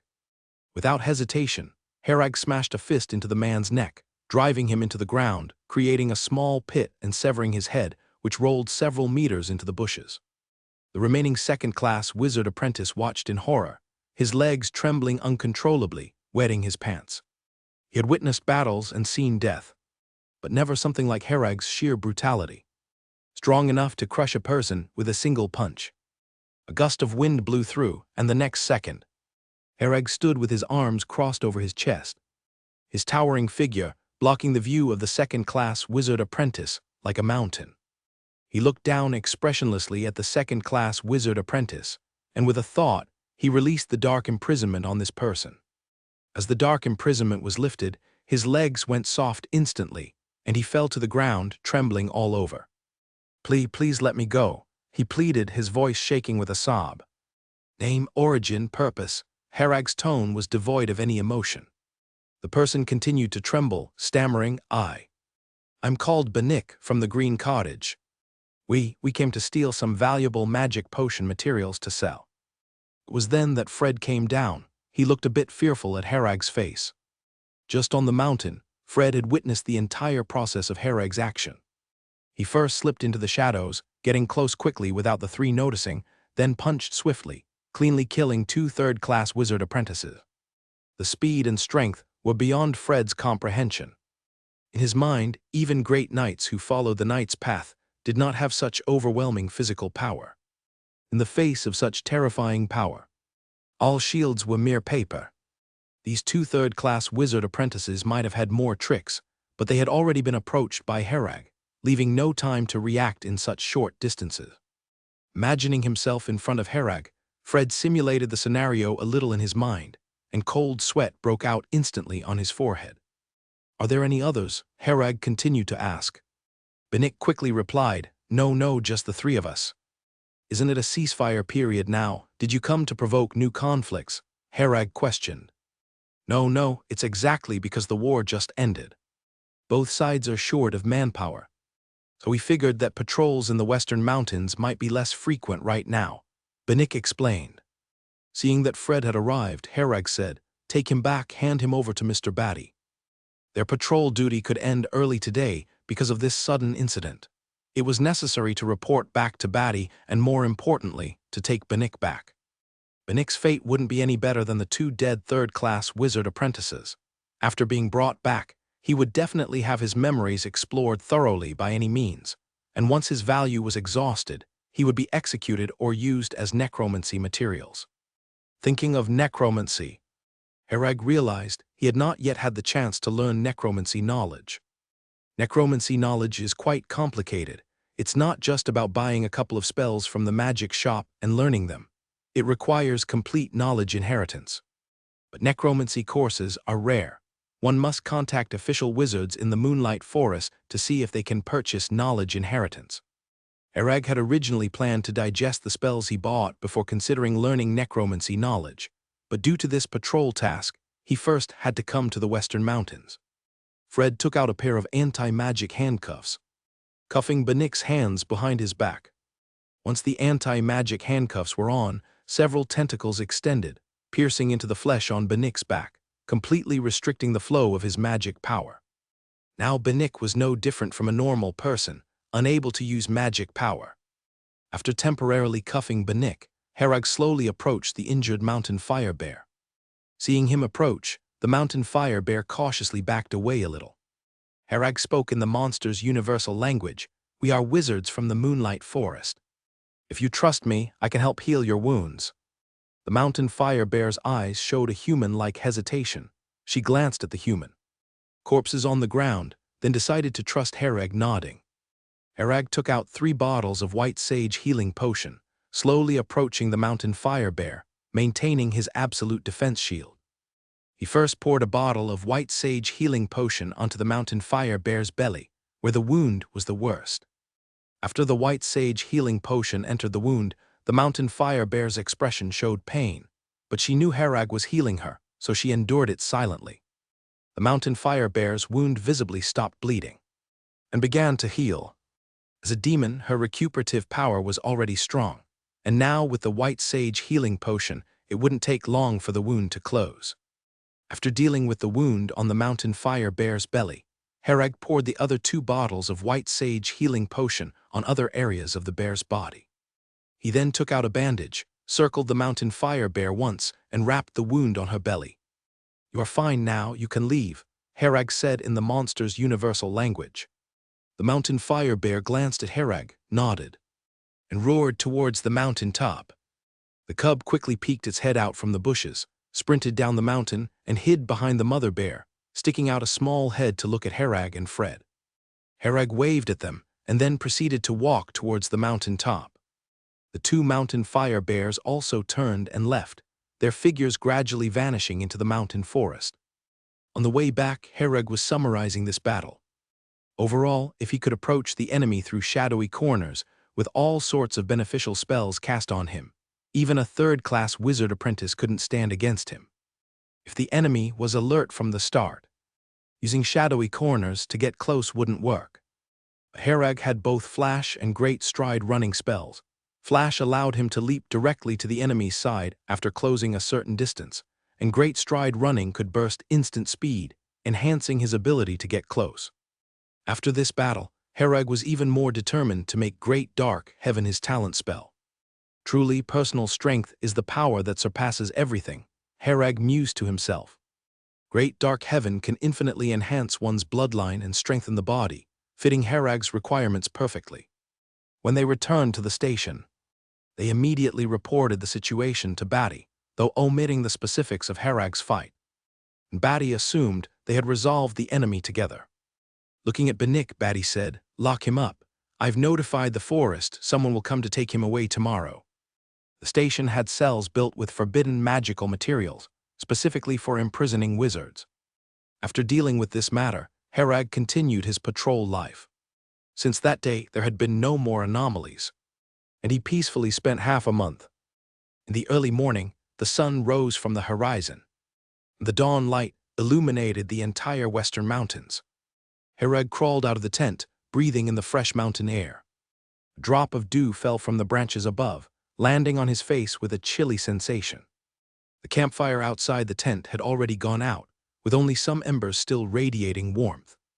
Herag tossed a few dry sticks into the fire pit, manipulated the fire energy particles, and reignited the fire. A pot hung over the fire, containing last night's unfinished food, which he intended to heat up as breakfast. Fred heard the commotion and woke sleepily. Not every wizard substitutes meditation for sleep every day. Many cannot commit to such diligence and self-discipline as Herag does. For someone like Fred, who has difficulty advancing to an official wizard, it's even harder to persist, so he chose to sleep comfortably. Herag was stirring the porridge in the pot when his hand suddenly stopped, and sweat began to bead on his forehead. A multicolored shield appeared instantaneously, leaving Fred somewhat perplexed, not understanding what had happened. In the next second, a terrifying aura descended from the sky, pinning Fred entirely to the ground. A blood-red hand fell from the sky, directly targeting Herag. The shield on Herag's body endured for a few seconds before developing spiderweb-like cracks, and then shattering. Immediately following, Herag was flung out, spitting a mouthful of fresh blood while airborne. Seizing the opportunity, he took out the whispering water ball and immediately notified Batty. The term surfaced in Herag's mind. Only an official wizard could possess such an aura, and only an official wizard could break through his absolute defense with one strike. Shenlin, how many degrees was the attack just now? After testing, the attack intensity was approximately 21 degrees. Herag's expression was grave. Such an attack was undeniably a level 1 spell, on a different scale from standard level 0 spells. When he landed on the ground, all beneficial magic spells were already cast on him. The current issue was that he didn't know who the enemy was, nor where they were. While he was cooking porridge, Shenlong detected intense magic power fluctuations, prompting him to use absolute defense immediately. A slight delay would have resulted in being smacked into a pulp. In his current physical state, without magical enhancements, there's no way he could withstand that 21-degree blood hand. Soon Harag heard a familiar yet strange voice. "You were able to survive. I initially intended to slap you to death, then slowly probe your soul." A man shrouded in a black robe, riding a night steed, appeared mid-air in front of Harag. This person had brown hair, a face full of freckles, and was squinting with a harmless smile. Malcolm. Harag subconsciously uttered the name. Before embarking on the wizard path, he had witnessed Malcolm curse and kill Baron Buck at Melissa's wedding. Back then, he was nothing more than an ant in front of Malcolm, unworthy of even a glance. From Malcolm's expression, it was clear he had no recollection of Harag, didn't remember meeting him. After these years, Harag found himself still powerless against Malcolm. The vast disparity in strength turned him into a slightly stronger ant, meriting an extra glance. "Loon's death is related to you." Malcolm slowly spoke these words. "Loon, the third-class wizard apprentice that Shivara killed," Harag recalled. Malcolm coldly declared, "It's indeed related to you. I don't know why his soul seems absent from this world, making me spend an extensive amount of time summoning Loon's soul back. I could only glimpse some fragments from his soul due to the long interval, and you appeared in them. Except for Shivara, the abyssal demon, you're the only person in those memory fragments I don't recognize. I spent some time investigating your identity.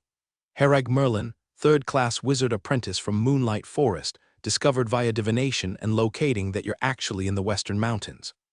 What a godsend opportunity. If you stayed put in Moonlight Forest, I'd have been helpless. But being here allows me to directly come and take your soul for a slow interrogation."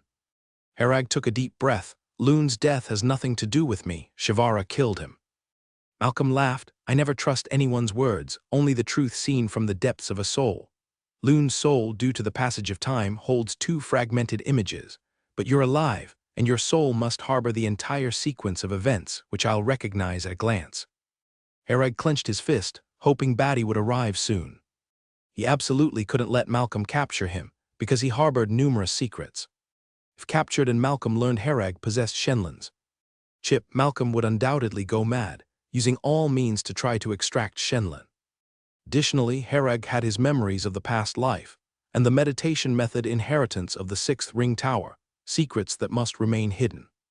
More importantly, if caught, death would be the least of his worries. Given Malcolm's usual methods, Harag would surely find living worse than death.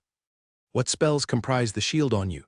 "It's not a level 1 spell, yet it endured my strike." "How strange." Malcolm frowned, seemingly puzzled. Harag naturally ignored him, every muscle tense, watching Malcolm's movements closely. He cast another absolute defense shield on himself while checking his remaining magic power, 24%, plus the 74% stored in the array map. Malcolm pondered for a moment without conclusions before turning to Harag.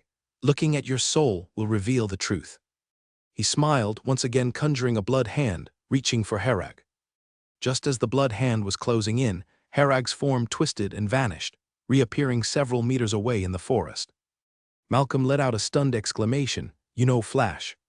"Quite intriguing." His interest in Harag grew, a slight thrill appearing on his face. "You will certainly be an excellent specimen. Originally, there was a fun specimen, but I carelessly let him escape. Now I'll use you to compensate for my amusement." Malcolm spoke slowly. Upon hearing his words, Harag quickly grasped his meaning. The specimen he referred to was likely Fegar. Remaining magic power, 11%. Currently, each use of Flash consumes 13% of magic power, leaving Harag with only enough magic power for 3 more flashes, while Malcolm's blood hand was already forming again. Harag ran forward, constantly keeping an eye on the blood hand in the sky, ready to use Flash to dodge at any moment. Malcolm watched Harag sprinting away and muttered, "Pretty fast speed." He then stretched out his hand, using magic power to draw a few runes in the air, then chanted a few syllables, blood-colored imprisonment. While Harag was sprinting to escape, he suddenly noticed a blood-red wall rising in front of him. He looked around and found that the entire area was covered by a blood-colored dome. "Got you, worm," Malcolm smiled cruelly. Herag punched the blood-red wall, causing it to shake. But it still stood firmly in place, unbroken. Such strong power, Malcolm was somewhat surprised and grew more curious about Herag. The blood hand coalesced and once again reached down to grab Herag. Herag was fully focused. Flash couldn't be used too early nor too late. If used too early, Malcolm could manipulate the blood hand to change direction, wasting a flash opportunity. Relying on Shenlin to monitor the blood hand's position, Herag used flash at the moment it was about to hit and avoided the attack. The blood hand slammed down where he just stood, creating a large pit.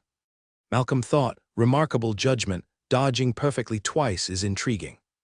Just being able to dodge these two attacks continuously is not something an ordinary third-class wizard apprentice could do. Malcolm extended his hand, summoning a gigantic bone spear.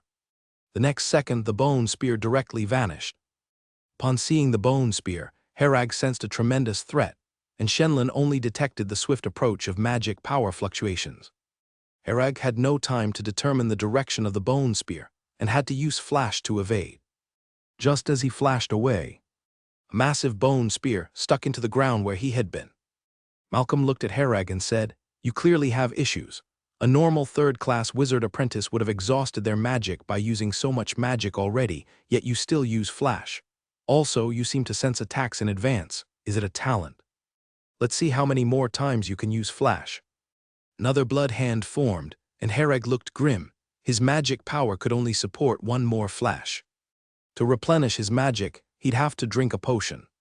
But at such a critical moment, he had no time to drink a potion. Every attack happened in an instant, leaving no time for it. The blood hand swooped down again, and Herag used his last bit of magic for flash. He took out a spirit-stabilizing potion, about to drink it. Another blood hand descended from the sky, breaking through his absolute defense and smashing him to the ground.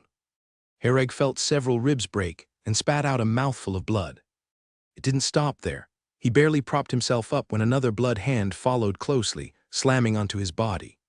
This blow fractured multiple bones throughout his body and injured his internal organs. If not for being under a few beneficial spells, raising his constitution to 15 points, that hit would have killed him outright. Still not dead, Malcolm was somewhat shocked. An ordinary third-class wizard apprentice would have been smashed into pulp by now, but Herag was only gravely injured. Should I preserve the body for research? Malcolm pondered, considering keeping Herag alive to study him later. Herag lay on the ground, feeling piercing pain all over his body. Looking bad, death seemed inevitable. Just then, the ground began to tremble, making rumbling noises around. Herag managed to lift his eyelids slightly and saw many trees growing rapidly around, breaking through the blood-red walls from underneath. He heard some movement coming from underground, feeling the ground he lay on vibrating. Through Shenlin, he quickly learned what was below a plant root was tunneling towards him. Unclear about the root's intent and whether it was friend or foe, Herag couldn't move or evade. In a blink, the plant's root reached the ground beneath Herag, emerging with a bud at its tip. The bud rapidly bloomed, enveloping Herag entirely. The root swiftly retracted, taking Herag into the ground. Herag suddenly felt surrounded by darkness, wrapped in the sticky interior of the bud. The sticky fluid spread over his body and seeped into his wounds. This fluid seems to have healing properties. Herag felt his injuries slowly healing, the fluid aiding in stopping the bleeding and hastening recovery. This whole process happened in the blink of an eye, and Malcolm tried to catch Herag, but was a step too late, the blood hand grasping at emptiness, leaving only a bottomless hole in the ground. "Malcolm, are you intending to provoke a war again?" Batty arrived at some point, standing on a giant tree leaf with Fred beside him. A branch approached, with a flower on it, its core opening to reveal a person Herag. Herag was drenched, severely injured, lying on the ground unable to move. Herag, seeing the situation, Fred quickly approached, examined Herag's injuries, and took out a white sage healing potion to treat him. "He's linked to my brother's death, hand him over." Malcolm's face was grim. Batty sneered, "So what? Even if he killed him, what then? If you want him, come get him, see if you have the skill. See if you want to continue the war." His attitude was strong, not taking Malcolm seriously at all. If it were the unharmed Malcolm, it would indeed be troublesome. But now Malcolm's injuries hadn't fully healed, Batty didn't fear him. Moreover, Moonlight Forest had always been tough on Green Cottage and was unlikely to show any kindness. No official wizard of Moonlight Forest would ever hand over their wizard apprentice to Malcolm. It would be a humiliation. Malcolm had a fierce look, but he was wary of Batty, especially since this was Moonlight Forest territory. If a fight broke out with Batty, he couldn't resolve it quickly. As long as the fight dragged on, Moonlight Forest's reinforcements would arrive soon, and then he might not be able to leave.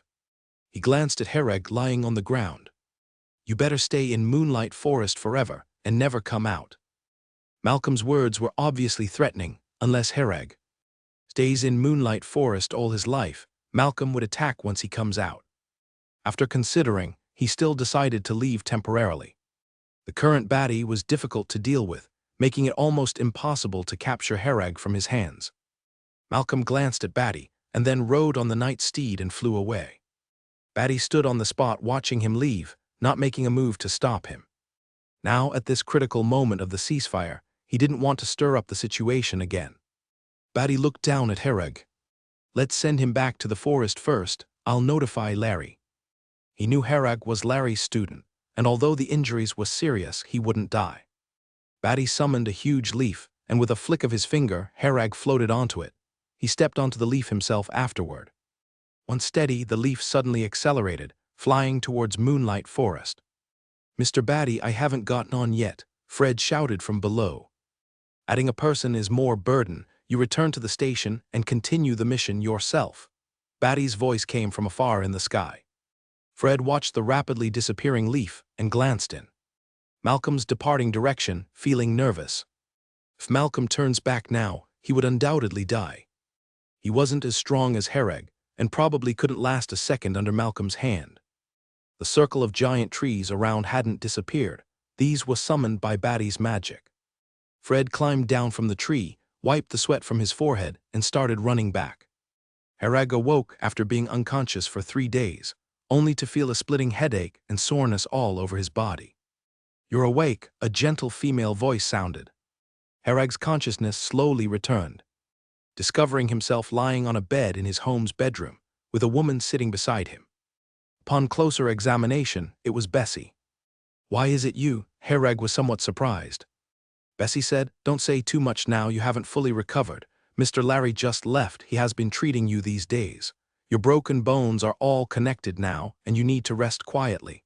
I can't heal, but there hasn't been much to do recently, so I'm staying here to take care of you." "Thank you." Hereg found it difficult even to lift his head. "Shenlin, check my current physical condition. Multiple fractures all over the body, all currently connected. Multiple soft tissue bruises, the lung was pierced by broken ribs, now repaired. Liver rupture with massive bleeding, now repaired. The body is in a state of severe injury recovery, estimated to require a month of rest to fully recover."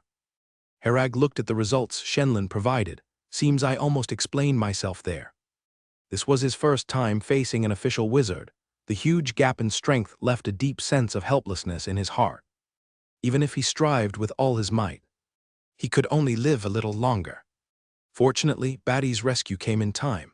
Otherwise, he would already be lying in Malcolm's lab dissected and studied. Water. Hereg felt very thirsty, his lips somewhat chapped.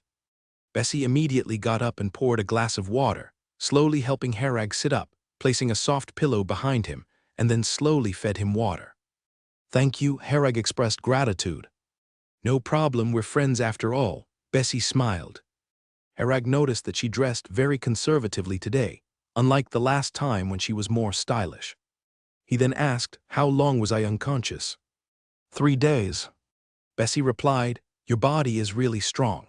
Mr. Larry said, "Normal people who suffered such severe injuries wouldn't wake up within 10 days or half a month." Hereg knew it was due to his strong constitution, but compared to an official wizard, it was still far worse. He shook his head.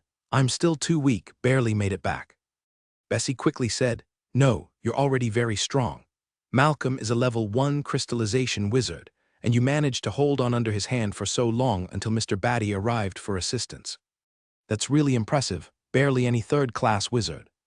Apprentices can achieve your level. The gap between official wizards and wizard apprentices is an insurmountable chasm. with strength like heaven and earth. Normally, Herag should have been killed instantly at first sight. Herag smiled bitterly, knowing it's a compliment, yet feeling so helpless inside. Ascend to become an official wizard. I must ascend to become an official wizard. Never before had he felt so strongly the desire to become an official wizard. Facing life and death, Herag's yearning for strength grew increasingly intense. After feeding him some water and food, Herag continued to lie down and immediately began meditating. You really work hard, no wonder you progress so fast.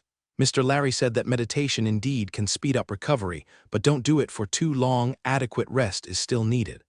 Bessie reminded him, then lightly closed the door and left, not disturbing Herag further. In Herag's mind, a second star lit up in the array map. In the third-class wizard apprentice stage of the Starry Sky meditation technique, 5 stars can be lit. He still lacks 4. His current spiritual power is 18.6. Herag estimates that reaching the extreme in his current stage of the Starry Sky meditation technique can get to a spiritual power of 24 or 25. Generally, the ascension requirement for third-class wizard apprentices is around 20, and if Herag can ascend with a spiritual power of 24 or 25, it's naturally very advantageous. Meditate to the extreme before ascending. Despite his urgent desire to become stronger, Herag remained calm. He could choose to ascend once his spiritual power reaches 20 points. But Herag wants to pursue the utmost, and he is perfectly capable of reaching it, planning to prepare thoroughly before ascending. Herag was already able to get out of bed and walk slowly, recovering faster than he imagined. Perhaps it's related to the Starry Sky meditation technique, he speculated in his heart. During this time's meditation, the 12th star is close to solidifying, and within 2 to 3 days, meditation will likely be completed. Bessie was helping him to the living room when suddenly someone knocked on the door downstairs. I'll get the door. Bessie assisted him to sit on the sofa, then went downstairs to open the door. Through Shenlin's perception, Herag saw a middle-aged man wearing round glasses. From the magic power fluctuation, he seemed to be a powerful level 1 official wizard. Don't know him, why is he looking for me? He hadn't seen this person before. Herag observed the movements downstairs. Bessie obviously knew him after opening the door, her expression very respectful. This person's status and identity appeared unusual. After Bessie brought him upstairs, this person looked at Herag and said, I'm Salin Ellison, one of the current managers of Moonlight Forest. Manager, hello, Mr. Salin. Herag looked puzzled for a moment and then greeted. Salin sat down on the sofa opposite Herag and said, some time ago you were attacked by Malcolm. There are some things I've wanted to ask you. However, I didn't come before because you were seriously injured. Do you mind if I ask you some questions now? You can, Herag nodded. Salin then said, why did Malcolm specifically come to hunt you down? Batty claims it has something to do with his brother's death, is that true? To be precise, I witnessed his brother's death, but I had nothing to do with it. At that time I was just a first-class wizard apprentice. And Loon was a third-class wizard apprentice. I didn't have the ability to kill him then. Lying in front of a powerful official wizard was obviously not a good choice, so Herag didn't lie, he just left some things unsaid. Salin did not dwell deeply on this issue, as this was not the purpose of his visit. He continued, from my observations, you seem to not plan on staying in the Moonlight Forest in the future. Herag thought for a moment and nodded, I like freedom more. Salin continued, but now there's a problem. Once you leave the Moonlight Forest, it's hard to escape Malcolm's pursuit. If that's the case, would you still choose to leave the Moonlight Forest? This was actually something Herag had been considering recently. He didn't think that by becoming an official wizard he could immediately defeat Malcolm. That was unrealistic. At that time, without signing a contract with the Moonlight Forest, he couldn't stay there, and once he left, he would have to face Malcolm, who might come after him at any time. But the cost of staying was signing a 100-year contract with the Moonlight Forest. It wasn't about the time. Herag was more concerned that the contract's constraints were too strong, with life and death in the hands of others. Seeing Herag hesitated, Salin said, you can think about it slowly, but you should know, once you are promoted to an official wizard, we can't keep you in the Moonlight Forest. At that time your contract will automatically end, and you will not belong to our Moonlight Forest. We cannot let an official wizard who does not belong to us stay in the organization. His meaning was clear. Even a newly promoted official wizard was still an official wizard. If there wasn't enough trust, it would be impossible to let him roam in the Moonlight Forest. And the only way to gain trust was to sign a contract. Herag was not in a hurry to make a decision and said solemnly, "Mr. Salen, I still need to think about this issue." Salen nodded. You still have enough time to consider, but I hope you can think about it for your own benefit and what is the best choice." "Thank you, Mr. Salen." Salen didn't stay long before leaving. It seemed he just wanted to see what Herag thought this time. Herag suddenly realized that if it were an ordinary, third-class wizard apprentice, the manager of the Moonlight Forest wouldn't have come to ask these questions. Perhaps because he endured for so long in Malcolm's hands, it led him to truly enter the sights of the Moonlight Forest's management. At this time, Herag was also considering whether to stay in the Moonlight Forest. He planned to wait for Larry to come and ask for his opinion. If it weren't for the issue with Malcolm, he definitely wouldn't stay. But who would have thought Malcolm actually retrieved Loon's soul? Herag guessed that Loon most likely died in the abyss. Plain, and his soul wasn't in this world at all. Which was why Malcolm took so much time to summon Loon's soul back.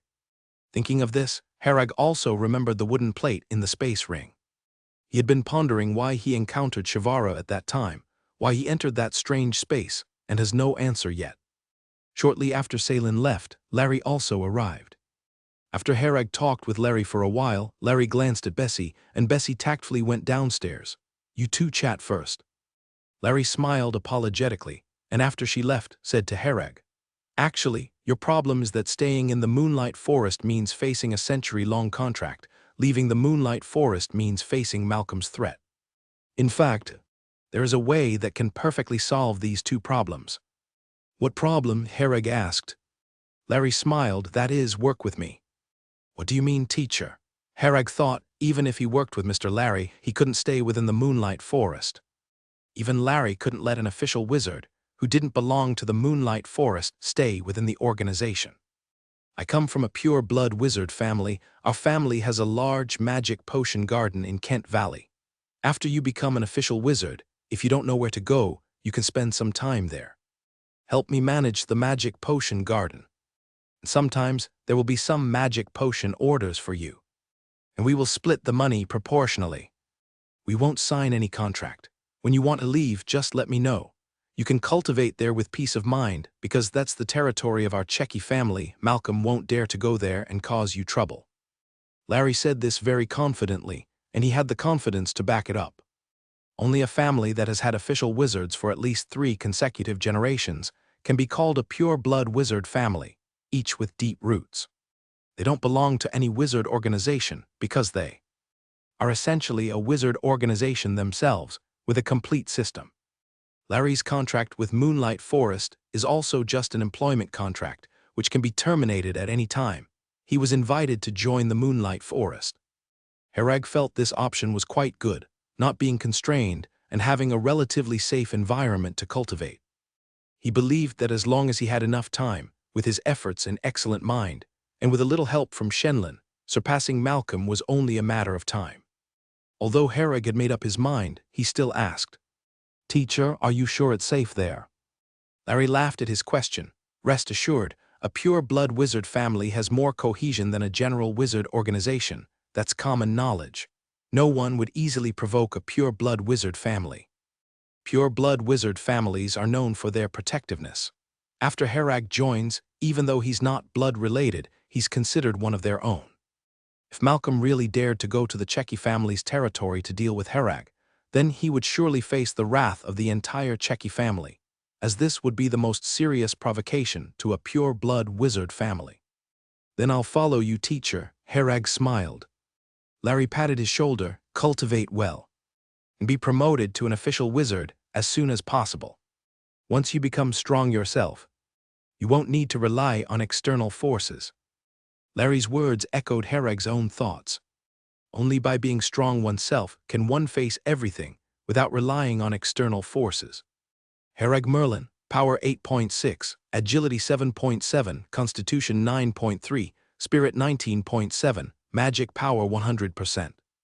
Herag completed the meditation for the 12th star, but his injuries were still not fully healed, and he needed Bessie to help him walk. He counted the magic stones in his space ring, and there were over 2,300 pieces. Since I've decided to leave after becoming an official wizard, I should make use of this time before leaving, thought Herag. To him, the most useful things in the Moonlight Forest are the various resources and knowledge. Herag planned to use the magic stones he had to exchange for resources and knowledge before leaving. Many pieces of knowledge are relatively easy to acquire within the wizard organization, but once outside, it's not so easy. The first thing Herag planned to learn was knowledge of necromancy, about which he knew very little. To inherit knowledge of necromancy, he needed to find an official wizard in the Moonlight Forest to study with, which would likely be costly, but Herag could afford it. 10 days later, in town. "How do you feel?" Larry asked. Herag stretched his muscles, basically recovered. "Yes, your constitution is strong, which is an important reason for your quick recovery," Larry nodded. Herag smiled and said, "It's also thanks to the magic potions the teacher prepared, otherwise I would still be bedridden." During this time, Larry had specially concocted some magic potions according to Herag's injuries, which were very effective for his recovery. "You should also thank Bessie, she has been taking care of you all this time," Larry said while sipping coffee. Herag sighed, "I'm destined to leave, even at your place. Teacher, I probably won't stay long." He was confident in his advancement speed. The further he progressed, the more resources he would need. At the level 1 wizard stage, he could still obtain the resources he needed here, but if he became a level 2 or even level 3 wizard, he would have to go elsewhere. Bessie was just a third-class wizard apprentice and couldn't possibly follow him around forever. Moreover, Bessie herself had already given up her own practice. Her goal was to create a pure-blood wizard family, which was not something that could be accomplished in a short time. Herag did not want to become a breeding horse. His focus remained on enhancing his own strength. He thought about the necromancy knowledge and asked, "Teacher, do you know which wizard in the forest teaches necromancy knowledge?" "Necromancy? Lady Morin is very proficient in it. I can ask her if she has any free time recently. However, why do you want to learn necromancy? Learning too much knowledge can make you unfocused," Larry reminded him. Herag understood his point. It was difficult for ordinary wizard apprentices to balance multiple fields of knowledge. A single discipline like magic potion could consume most of their time and energy. Necromancy knowledge is no simpler than magic potion, and might be even more profound and complex. "I am preparing for the future. For now, I am just going to accumulate the knowledge I need and digest it gradually," Herag explained. Larry thought it made sense. Once outside, such knowledge would not be as easy to acquire. He took out a talisman stone and sent a few messages. After a while he said, "Lady Morin agreed. The basic necromancy knowledge inheritance requires 100 magic stones. If you're willing, you can visit her at No. 6 in D District this afternoon. She happens to be free." D District was not far, and Herag arrived after walking for more than 10 minutes. He followed the signs for a bit before seeing Lady Morin's No. 6 house. This house was quite different from Larry's, with only 3 floors and a small yard outside where several carnivorous plants with bloodthirsty mouths grew.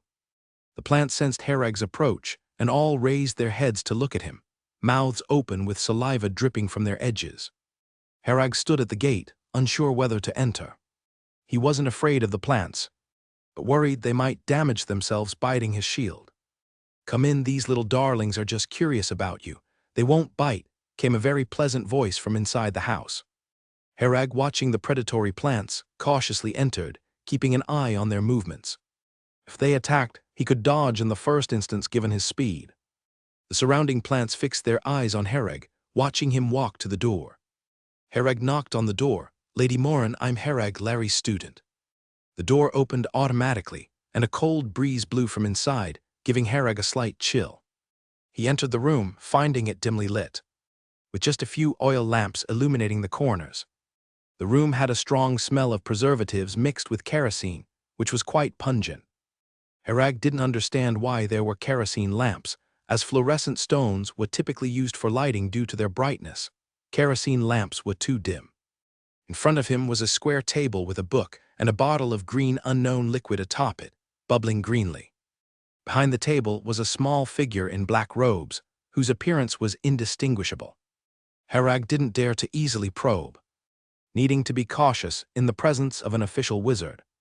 "You want to learn the basic knowledge of necromancy?" came the melodious voice from under the black robe. Herag nodded. "Yes, here's the tuition." He took out a small pouch containing 100 magic stones. Feeling a force pulling, Herag released the pouch, which floated to the table. Morin's hand hidden beneath the black robe waved, and a glass bottle floated to Herag. Herag caught the bottle and found the liquid inside was similar to beer. "This contains the basic knowledge of necromancy. Drink it here." Morin emphasized the last words.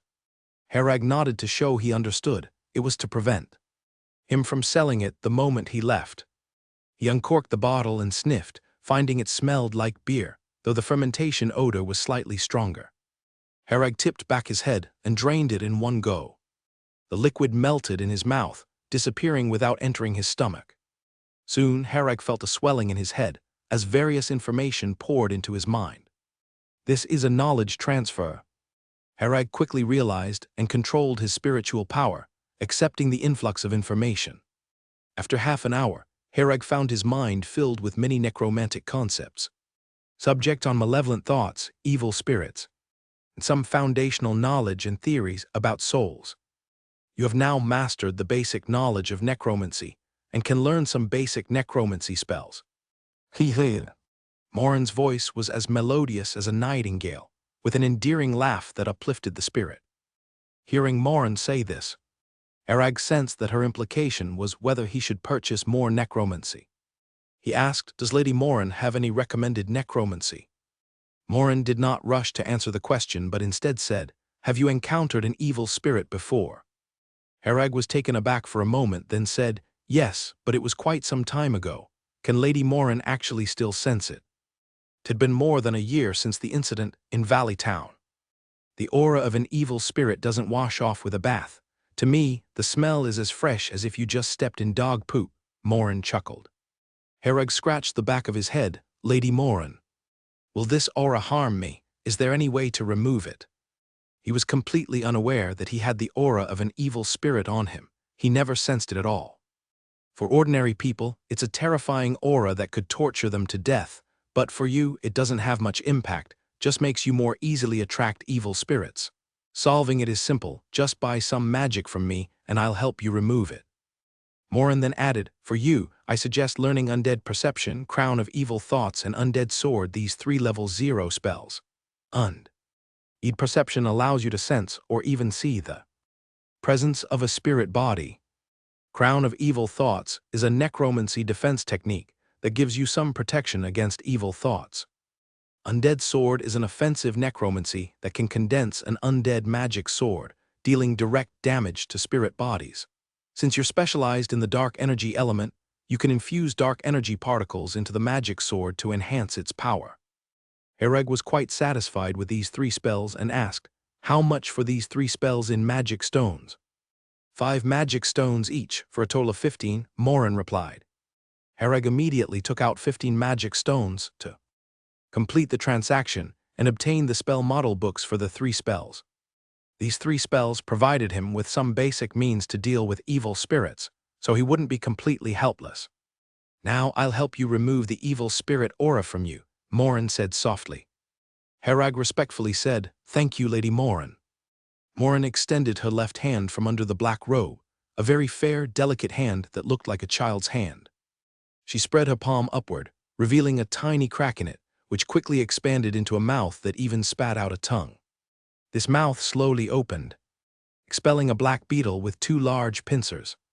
"Go on, devour it, little darling," Morin said very gently. The black beetle spread its wings and flew up, circling Herag a few times before stopping above his head. A series of footsteps sounded, and Herag instantly found the sound familiar, suddenly recalling, "Isn't this that strange footsteps from Valley Town?" Back then, this step had been following him until he entered the cave of the ancient stone slab, where the sound stopped. When he left the cave after dawn, the footsteps did not continue. He thought the footsteps, like other evil spirits, vanished with daylight, only to hear it once more now. This indicates that the footsteps had clung to him the entire time, never leaving. Realizing this, Herag broke out in cold sweat because if he hadn't come to Lady Morin today, he might have never noticed its existence. Although he hadn't faced trouble so far, it was like a ticking time bomb, ready to go off any day. You really encountered something daunting, yet I didn't expect you'd be standing here alive in front of me, Morin said casually. The black beetle emitted a faint screech, its footsteps soon hastening, as if in a rush. A massive phantom arose from the beetle. Herag glanced at it, realizing it was an enormous beetle phantom. The beetle's pincers gripped towards Herag's back, pulling out a mass of gray mist, then gobbled it down. Herag clearly heard that the footsteps came from within that mist. After the gray mist was devoured by the beetle, there were still echoes inside the beetle, but they soon faded. Herag asked, "What is this thing, an evil spirit?" Morin's voice turned more serious as she furrowed her brows and said, "This is a mix of an evil spirit and some kind of curse, adept at hiding.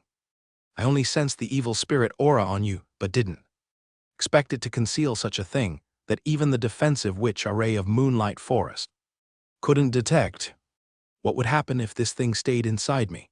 Herag was also increasingly apprehensive, realizing more about the dangers of strange places like Valley Town. He vowed never to venture into such places lightly again.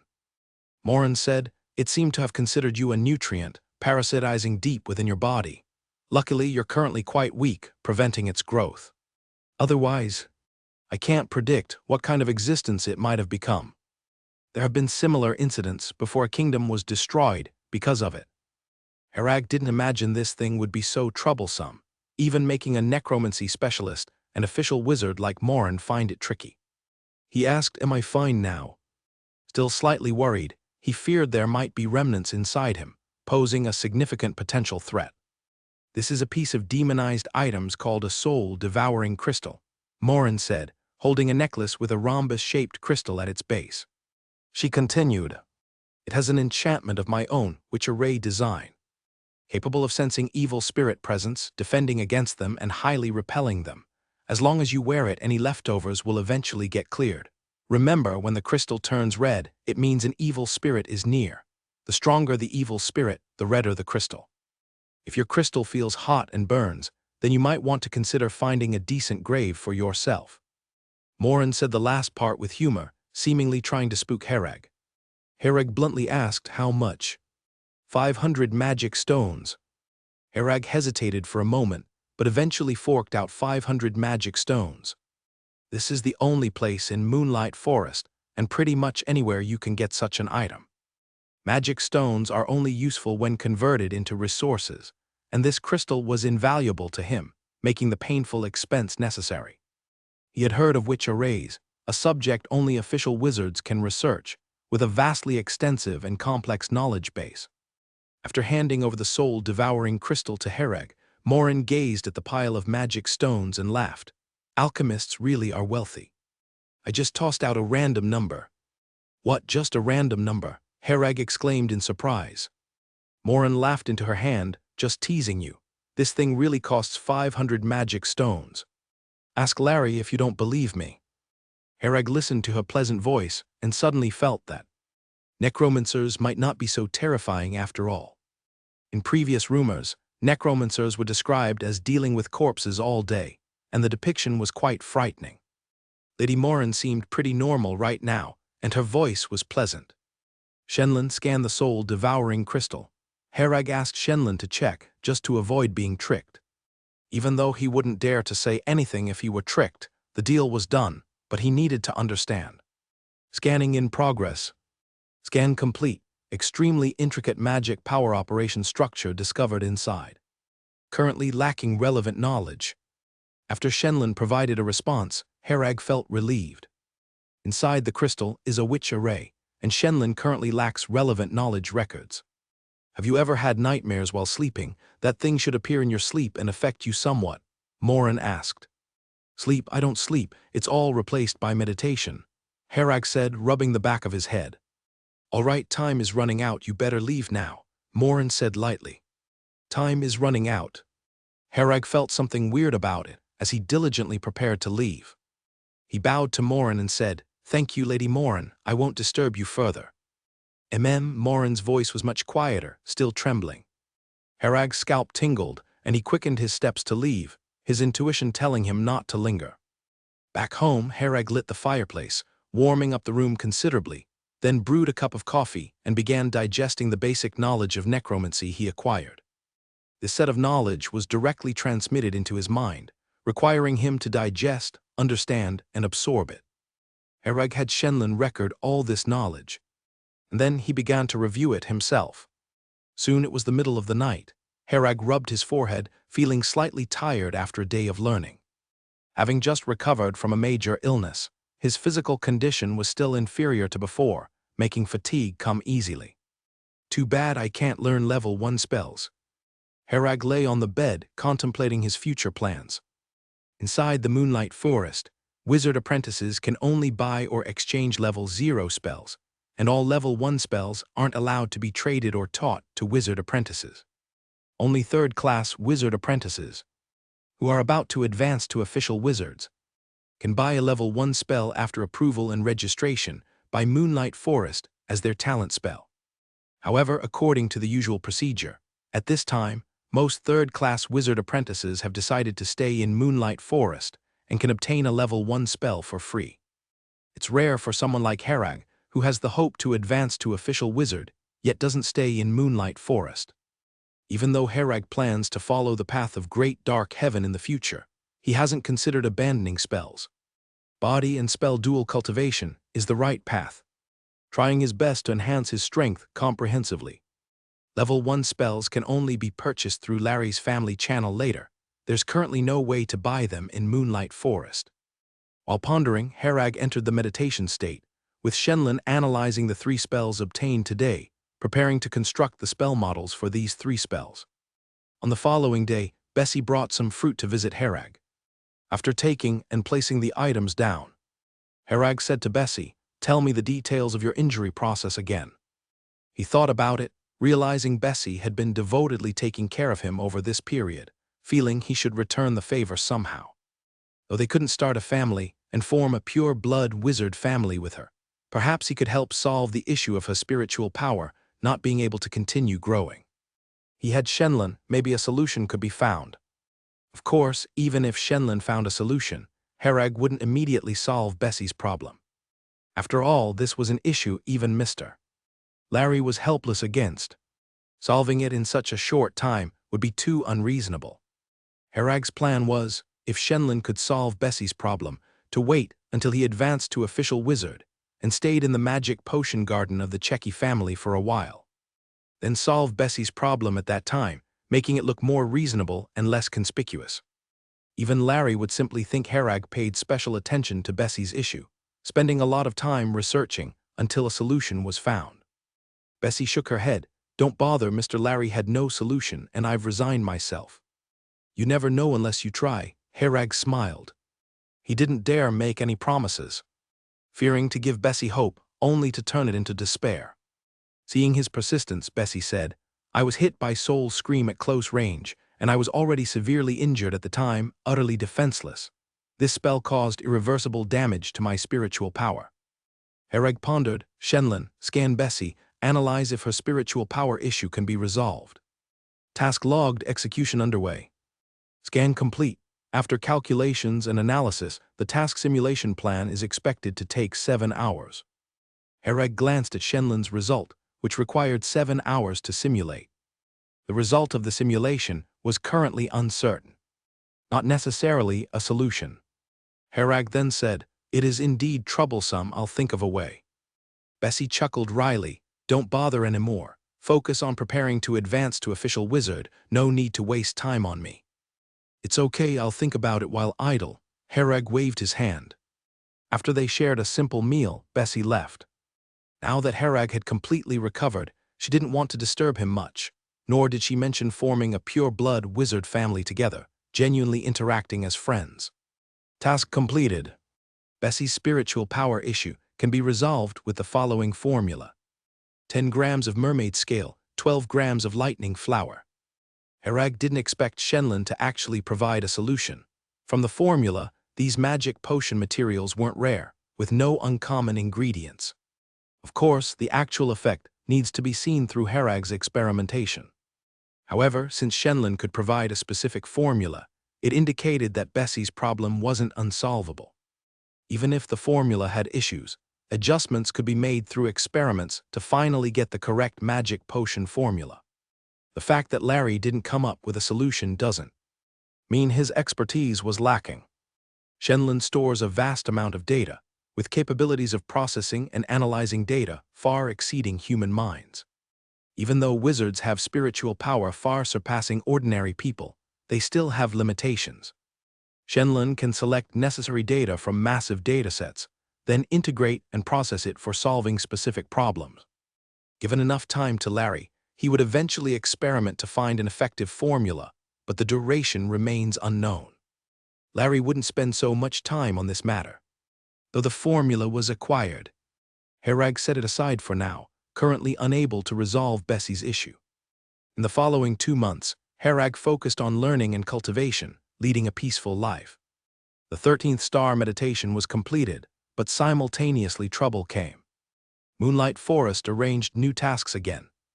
Task: guard the Moonlight Forest station for 1 month. The task seemed simple, it was just about guarding the station. Although the Moonlight Forest station bordered the Green Cottage, it was still within the Moonlight Forest. Performing a task at this place wouldn't be risky unless there was an enemy attack. The Moonlight Forest station was relatively close to the Northern Forest region, which was convenient. Herag, are you okay? As Herag got off the carriage, he looked up to see the chubby wizard Fred. The two of them were assigned the same task again. It seemed the Moonlight Forest was really short of people now. I fully recovered, Herag nodded and said. Fred leaned in and smiled, that's good. This task is much better, there's no danger. Including you and me, there are 4 third-class wizard apprentices and 1 official wizard stationed. He continued, actually with the barrier, we don't even need to guard it. Breaking the barrier would require a power we can't defend against. Herag looked into the distance and saw the barrier covering half of the Moonlight Forest. The Moonlight Forest station was much smaller than the Western Mountains and lacked tall walls. It was just an ordinary 3-story building. The official wizard stationed here wasn't present, leaving an eye on the rooftop. He would come only if there was a problem, as the town was nearby. Such was the privilege of an official wizard. Herag and the others' task was to stay at the station. If they wished to leave, they had to inform the official wizard and could temporarily leave only with permission. The 2nd and 3rd floors of the 3-story building were for accommodation, and they could distribute the rooms freely among themselves. Herag found a room on the 2nd floor and moved in. Fred was next door. After a brief tidy-up, Herag went to the entrance of the Moonlight Forest and felt quite sentimental looking at the familiar surroundings. Following the entrance, he walked in and through Shenlin saw the sleeping mushrooms buried underground. He no longer needed to dig them up. Herag wandered inside the Moonlight Forest and even saw some traces left by his previous battles. He didn't go deep, only looked around the entrance area. A bit further was the place where Loon and the other 2 had been killed by Shivara. Recently, Herag had been researching this matter. Normally, demons from the Abyss Plane like Shivara shouldn't appear here. The only explanation was that Loon and the others summoned Shivara themselves, which is why they were chased down. But there's another question, why were we in that strange space at that time? Herag still couldn't figure out how he and Loon ended up in that strange space. Late at night, Herag lay in bed meditating. The sound of Fred snoring next door was particularly loud, but fortunately, Herag didn't need sleep. Otherwise, he wouldn't be able to sleep at all. Herag suddenly felt a disturbance in his space ring and saw that the wooden disc was emitting a faint yellow glow, floating up. He remembered that the last time he encountered Shivara, it was this wooden disc that glowed, shattering the space and leaving that place. Why is it glowing again? Herag's expression became serious. If he faced Shivara again, it would be troublesome, as even an official wizard had difficulty handling it. If it weren't for the mysterious toad last time, he would have died there. Herag suddenly felt something was wrong, then realized the snoring stopped. Fred snored all night when he slept, but suddenly it was gone now. He glanced at the room and noticed something was off. The entire room, including the bed, was covered in a thick layer of dust, as if it hadn't been lived in for years. Evil spirit perception. After releasing his evil spirit perception, Harag detected no traces of evil spirits. He then took out the soul-devouring crystal. Everything seemed normal, indicating that at least for now, no evil spirits were present. Harag got out of bed, moving lightly, but still stirred up a large amount of dust. He quickly equipped a shield to block the dust. The furnishings in the room were the same as before. Nothing had been moved. He approached the desk and discovered that the quill had completely decayed. Harag touched it and it crumbled. It was unclear how many years it had been here to rot like this. Looking out the window, he noticed it was actually daytime outside, though the sky was somewhat dim. It was clearly midnight just a moment ago. Harag thought for a moment and used the starry sky meditation technique to find the position of the stars. As expected, the stars above were different. Shenlin, compare it with the starry sky we saw when we encountered Shivara, Harag instructed. Shenlin quickly provided an answer, compared to that time. The stars' positions have shifted slightly, but are generally consistent. It seems we're in that space again, Harag sighed, uncertain how to leave this time. He walked across the floor to leave the room.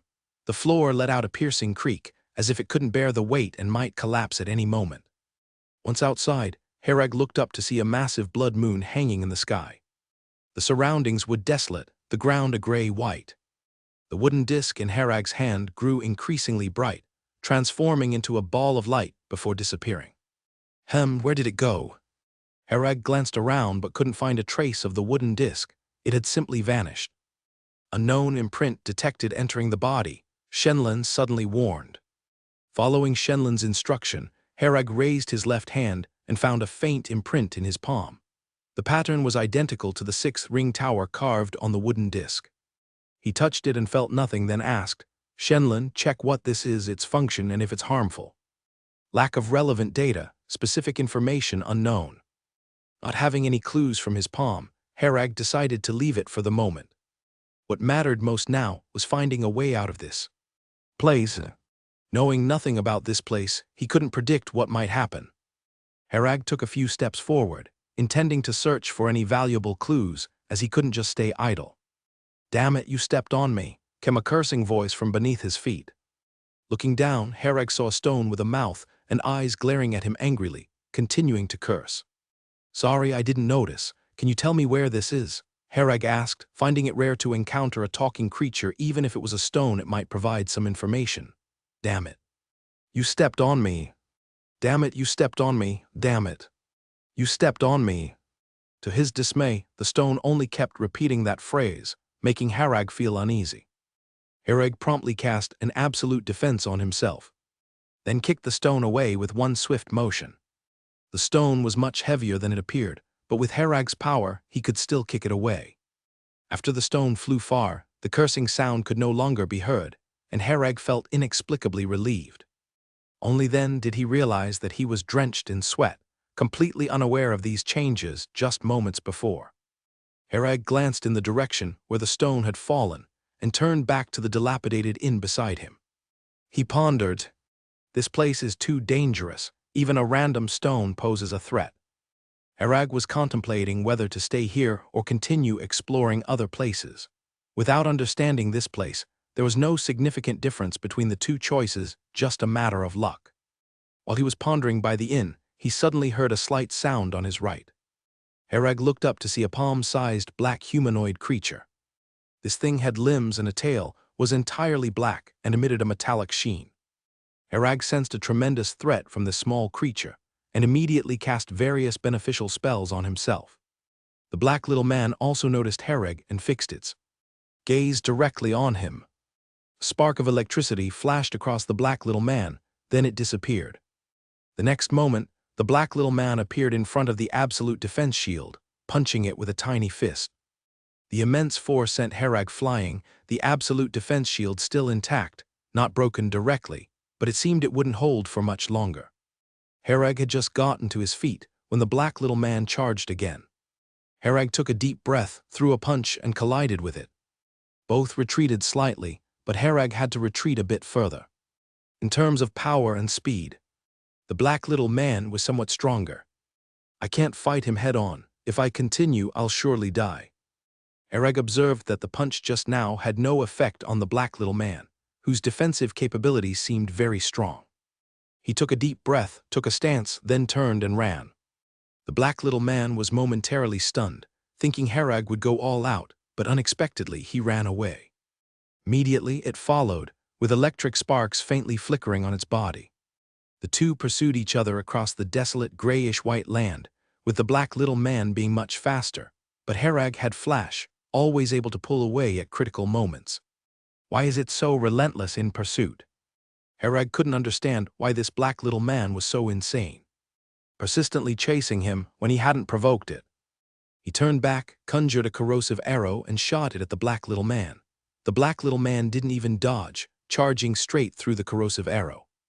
The corrosive arrow left not a mark on it, nor did it slow its speed. Strange, why is magic power not flowing smoothly here? Herag had felt something was off earlier, but hadn't had time to notice due to the urgency of the situation. It was only after casting a corrosive arrow that he realized his magic power flow was somewhat obstructed, and the spell's effectiveness was far weaker than before.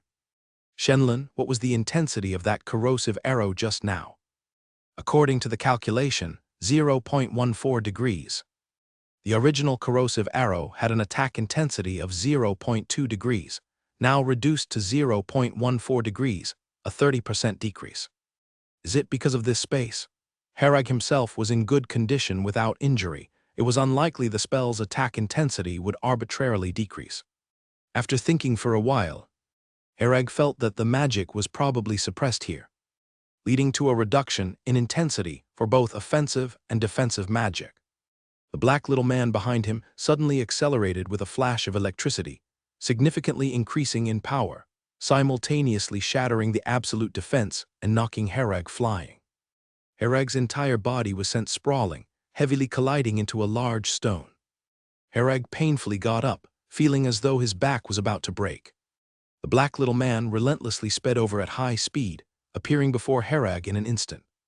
Just as it was about to punch Herag in the face again, suddenly a ribbit was heard. The black little man hesitated, turning its head toward the sound. There was a basketball-sized toad looking at them. The black little man was instantly engulfed in electric sparks all over its body and turned to run, not even glancing at Herag. The toad stood still, opened its mouth, and rapidly stuck out its tongue. By then, the black little man was already several hundred meters away, just a black dot, yet it was still caught by the toad's tongue and pulled back. The toad captured the black little man and swallowed it, letting out a burp. Herag witnessed everything, froze, and dared not move. After eating the black little man, the toad slowly crawled towards Herag. Herag didn't even think of escaping. This toad had eaten Shivara and the black little man. Its power was something he couldn't contend with now. The black little man, capable as it was, couldn't escape, and neither could he. The toad croaked a few times at Herag, seemingly speaking. Herag smiled wryly. "Big brother, I don't understand." The toad seemed to comprehend him, showing a thoughtful expression. It then croaked once more at Herag, and Herag suddenly felt an influx of information into his mind. This feeling was very similar to when he was learning necromancy basics, almost identical. "Can you understand now?" the toad croaked. Though it was still croaking, Herag could now understand its meaning. "Yes, can you tell me where this is?" Herag asked. The toad spoke. "This is the Abyss Plane." "It's really the Abyss Plane. Why did I end up here?" Herag had suspected it but thought it unrealistic. Traveling between planes is extremely difficult. Just randomly ending up in the Abyss Plane seems impossible. Upon hearing it was the Abyss Plane, Herag felt even more despair. The wizard world knew of the existence of other planes, with many records in the Moonlight Forest. In many of the powerful wizard organizations, people are often organized to explore and conquer newly discovered planes. These planes generally have exceedingly rich resources. Conquering them provides an infinite wealth of resources and riches. Therefore, every newly discovered plane represents enormous interests, attracting countless wizards to explore. Given the inherent power of wizards, there are few planes that can compete with them. Herag had read records that described wizards conquering countless planes. The Moonlight Forest used to be such a powerful wizard organization until it eventually declined.